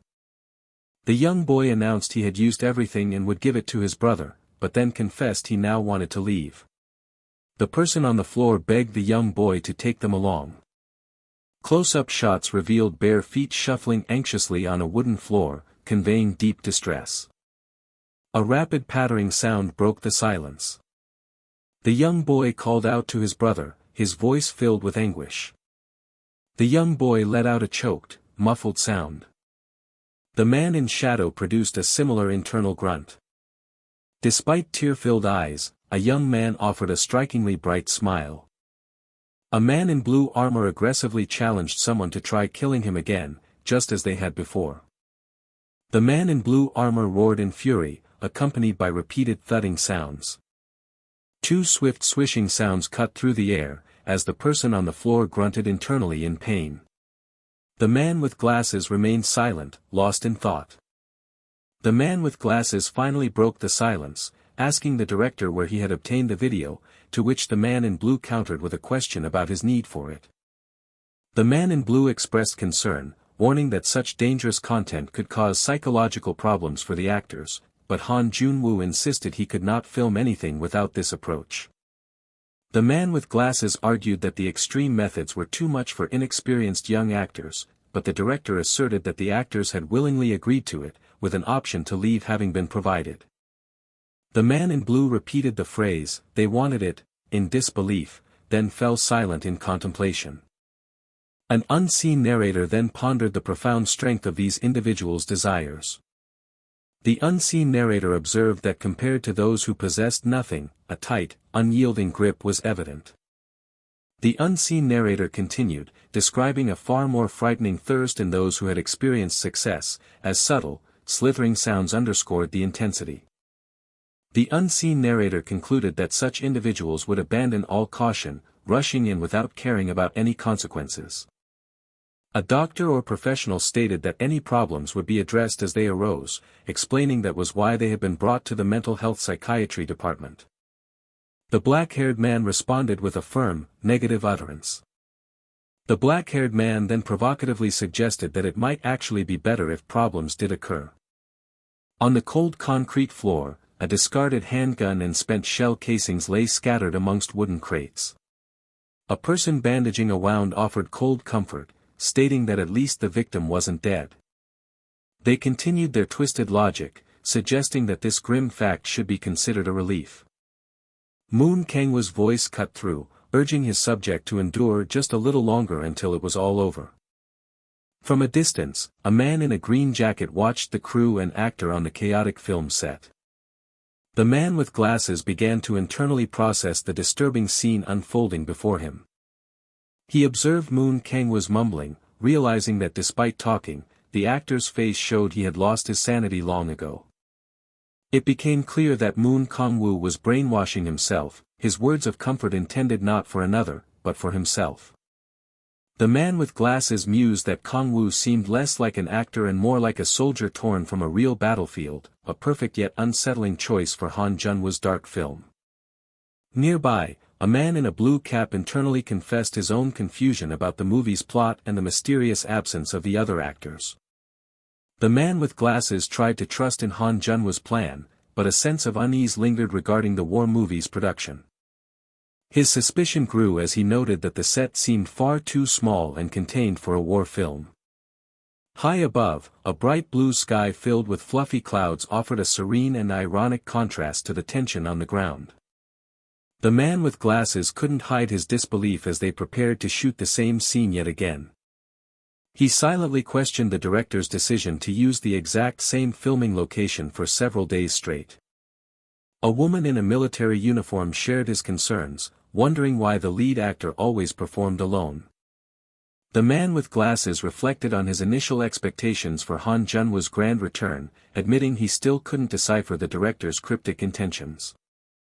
The woman recalled hearing rumors of the actors being pushed to the point of abuse, which now seemed horrifyingly true. The man with glasses grappled with the director's methods, questioning if such extremity could be justified for the sake of role immersion. Through his lens, the man with the camera wondered what on earth the director was actually filming. A close-up of his eye revealed a reflection of the unnerving scene, holding a universe of unspoken doubt.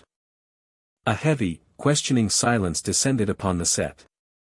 This quiet was shattered by a fragmented memory of a man in a red suit desperately apologizing over and over. The memory shifted to a man in a red cloak, who stoically wished for a quick death. Another fragment showed a man with a sword offering twisted comfort, asking if the target was feeling better now. The disturbing montage of replayed trauma continued in silence. Jin-woo let out a strangled gasp, his mind reeling from the horrific images. The masked boy's voice echoed, desperately calling out for his brother. Jin-woo's own memory surfaced, his face splattered with blood as he stared into the abyss. Another memory showed his solemn expression, also stained with blood, a testament to a past tragedy. A kneeling figure from one of the videos coldly declared that only one person was left to die. A man wielding a spear screamed for death, insisting that another's demise was the only way for him to survive. In a different scene, a man holding a knife defensively asked why he was being looked at in such a way. Kyung-jun's mind fractured under the pressure, desperately trying to understand what all of this was for. A voice from his past echoed, reminding him that his brother Youngjun's life rested in his hands. The disembodied voice insisted that his sibling was a person who deserved to live. Kyung-jun had once replied with false bravado, telling the voice not to worry. Now, submerged in the brutal reenactment, he cursed himself for not acting more ruthlessly from the start. He crouched amidst a pool of blood, the world fading into a low hum. As a chilling realization dawned, the man with glasses finally understood that something had been deeply wrong since the beginning. He connected the actor's suspiciously perfect immersion to the rumors of rehearsals that bordered on outright abuse. This wasn't acting or emotional control, it was a violent unleashing of raw, primitive instincts that had consumed the performers entirely. Suddenly, the unseen director's sharp command to cut sliced through the tension. An actor's bloody hand covered their face, trembling with exhaustion and trauma. The director, Han Jun-woo, stood impassively beside the camera, viewed from the perspective of a bloodied and injured cast member. He praised Hong Kyung-jun's work, callously remarking that his real-life experience made him naturally suited for the role. Hong Kyung-jun remained unresponsive, his eyes vacant, as a production assistant rushed over with a towel. Snapping out of his daze, Kyung-jun looked around and faintly asked if the filming had just ended. The psychological torture continued with another scene, capturing a brutal fistfight through the camera's cold lens. A blood-splattered Moon Kang-woo, his green eyes burning with intensity, pointed a gun directly at the audience. The director looked up from his monitor, a flash of surprise on his face as a bloodied hand leveled a real gun just above his head. A small sound of acknowledgement escaped the director's lips. Unfazed, he began to encourage the actor's terrifyingly real performance, urging him to continue. A deafening gunshot ripped through the air before he could finish his sentence. The sharp report of the weapon echoed and faded, leaving a stunned silence in its wake. Another actor, the man in the black shirt, watched the scene unfold and coolly asked if that was enough. The bloody man holding the gun glared down at the director, his voice dripping with venom as he asked the bastard if he was satisfied now. The man in the black shirt anxiously asked the man with glasses if he was really okay with what had just transpired. While the man with glasses dismissed the danger as mere immersive acting, his companion remained fixated on the fact that an actor had pointed a gun at the director. The man with glasses rationalized the terrifying event, claiming it was all part of director Han Jun-woo's grand design. The name Jun-woo lingered in his mind, pulling him back into a painful memory. In a flashback, he recalled addressing a young Jun-woo, who had ominously declared that he was going to change. Back then, Jun-woo observed that his friend had already changed significantly, leaving the man to feel like he was hearing all sorts of strange things. A past conversation was reflected in the lens of his glasses. The memory brought forth the image of a younger Jun-woo, a young man with intense blue eyes. His past self had asked what Jun-woo meant by change, but Jun-woo admitted he didn't know the exact details, only that it was coming. Jun-woo had then warned his friend not to be surprised if he suddenly started acting like a different person. The man with glasses recalled Jun-woo's explanation that these strange personalities only ever emerged when it was related to movies. An unknown voice from the past explained that there were already thousands of them, expanding and splitting like multiplying cells. When his friend asked if this was the same issue from 3 years prior, Jun-woo had resignedly told him to just consider him crazy. The friend had pressed for details on the transformation, but Jun-woo confessed he had no control and never knew which personality would surface. A chilling realization dawned upon his friend as he asked if this meant there was more than one. The memory then shifted to a different conversation, held in a room with a bright window overlooking the city. The man with glasses pieced it together, realizing Jun-woo had been enduring this struggle alone for 3 years due to his passion for film. He had gently told Jun-woo that people would call his condition a disease, to which Jun-woo had quietly replied, "I know." Though his friend desperately suggested getting treatment, Jun-woo was firm in his belief that it would be useless. The friend had pleaded with him, warning that if this continued, he might truly break. Jun-woo had countered that there was an order to things and that this was how it had to be for now. Frustration boiled over as the friend yelled at Jun-woo for only thinking of himself and ignoring those who wanted to help. Jun-woo had confessed he didn't understand either, but felt he had to at least get angry or try to persuade his friend. The man with glasses then voiced his deepest fear, admitting he was afraid he would completely lose the Jun-woo he knew. Unmoved, Jun-woo simply stated that this was the fate that had been given to him. He explained it was a realization he'd come to during his time away, but his friend shot back, questioning if any fate was more important than Jun-woo himself. The man with glasses was haunted by a phrase Jun-woo had said himself. Jun-woo had declared with unwavering certainty that he had a duty to reveal these personalities to the world. In his mind, the man with glasses trembled at the thought of Jun-woo being completely consumed by that so-called fate. He flinched, wondering if he could ever truly bring himself to accept such an outcome. He questioned inwardly if Jun-woo really had to go this far, feeling he had already endured more than enough. The man with glasses found himself wishing things could just remain as they were in that moment. He had to admit to himself that he honestly didn't know what the point of it all was. He remembered desperately asking Jun-woo what he even wanted to become through all this pain. He had thrown out guesses, asking if it was to become a stage director or a film director. Jun-woo's simple reply, that his dream was just to live like this, echoed alongside the painful memory that he was the one who first put Jun-woo on a stage. The memory showed the man with glasses sitting with his back to his friend, wrestling with the immense weight of Jun-woo's confession. Feeling defeated, he had finally asked what Jun-woo wanted him to do. Junwoo's devastatingly simple reply was, nothing. His only request was for his friend to tell no one, afraid that others would treat him like a madman and stop him. Junwoo apologized for the burden, but insisted that his friend was the one person who needed to know the truth. The flashback dissolved, and the scene shifted to a bustling city street on a different day. An older man approached another man, greeting him as CEO Ju. A young man nearby noted that the CEO had arrived just in time, as everyone had been waiting.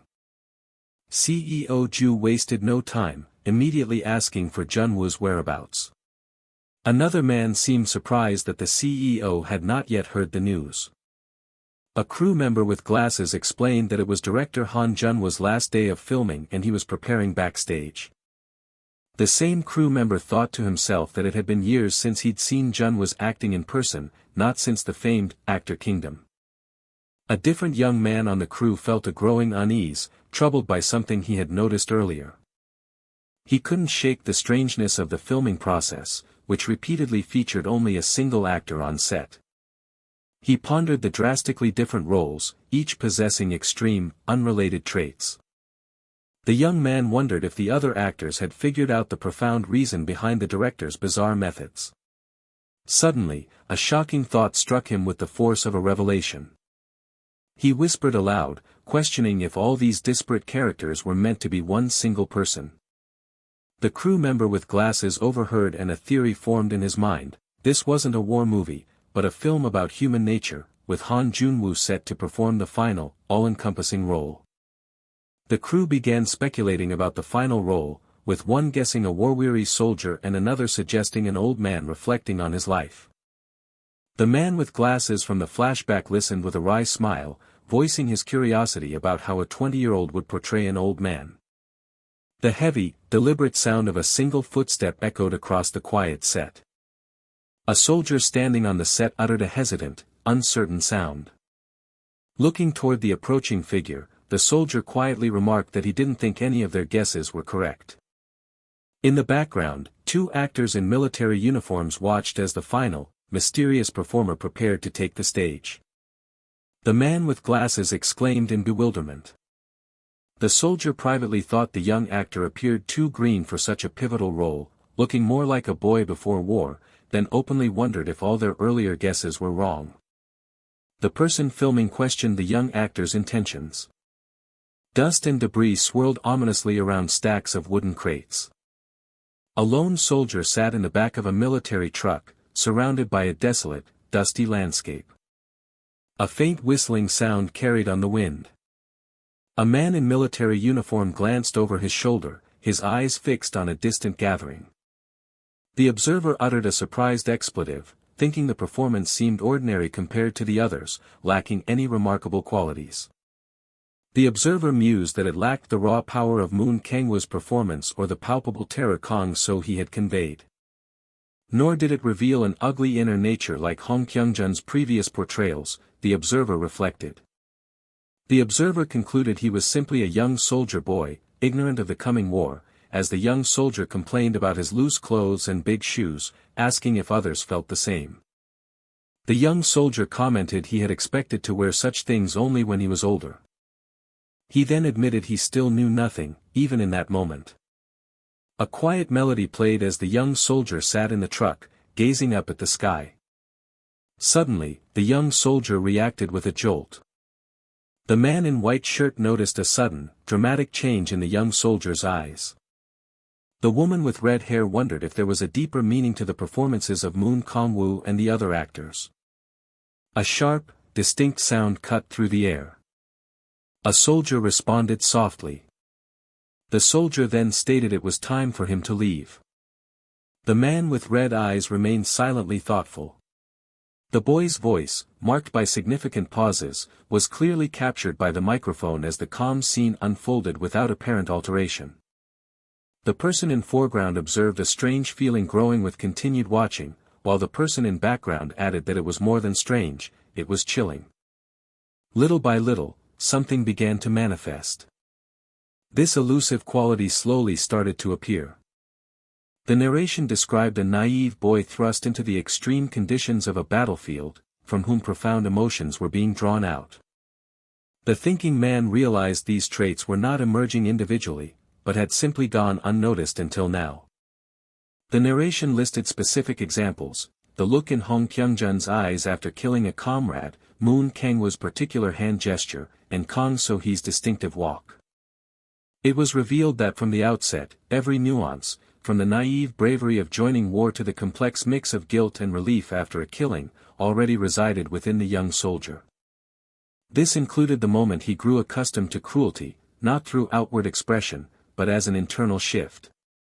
It was something that seeped out naturally, like an iris or a fingerprint, always present, representing behaviors driven by survival rather than conscious choice. A soldier in uniform stood resolute, clutching a rifle against a harrowing backdrop of distorted, screaming faces. The thinking man, swallowing hard, theorized that the actor's previous portrayals stemmed not from individual experience, but from universal human nature. He concluded it wasn't about a naive boy corrupted by war, but about the unconscious emergence of true human nature under extreme duress. A modern building stood prominently under a clear blue sky, emblazoned with the Dreambox logo. A notification stated that 4 films would be temporarily suspended, based on prior discussions.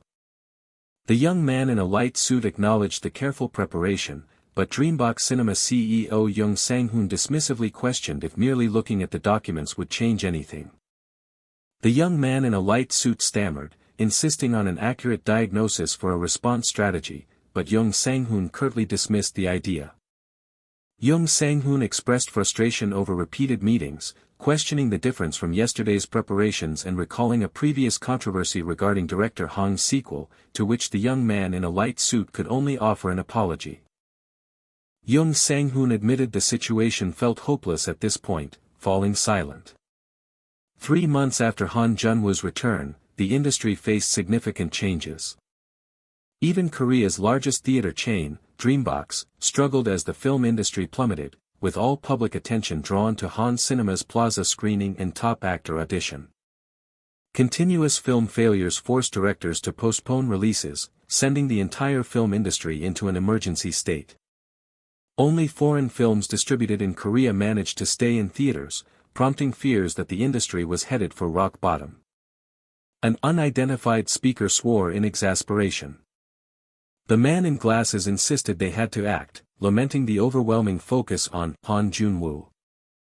The young man in a white shirt wondered why Han Jun-woo had returned so abruptly and loudly, then hesitantly asked if he could speak.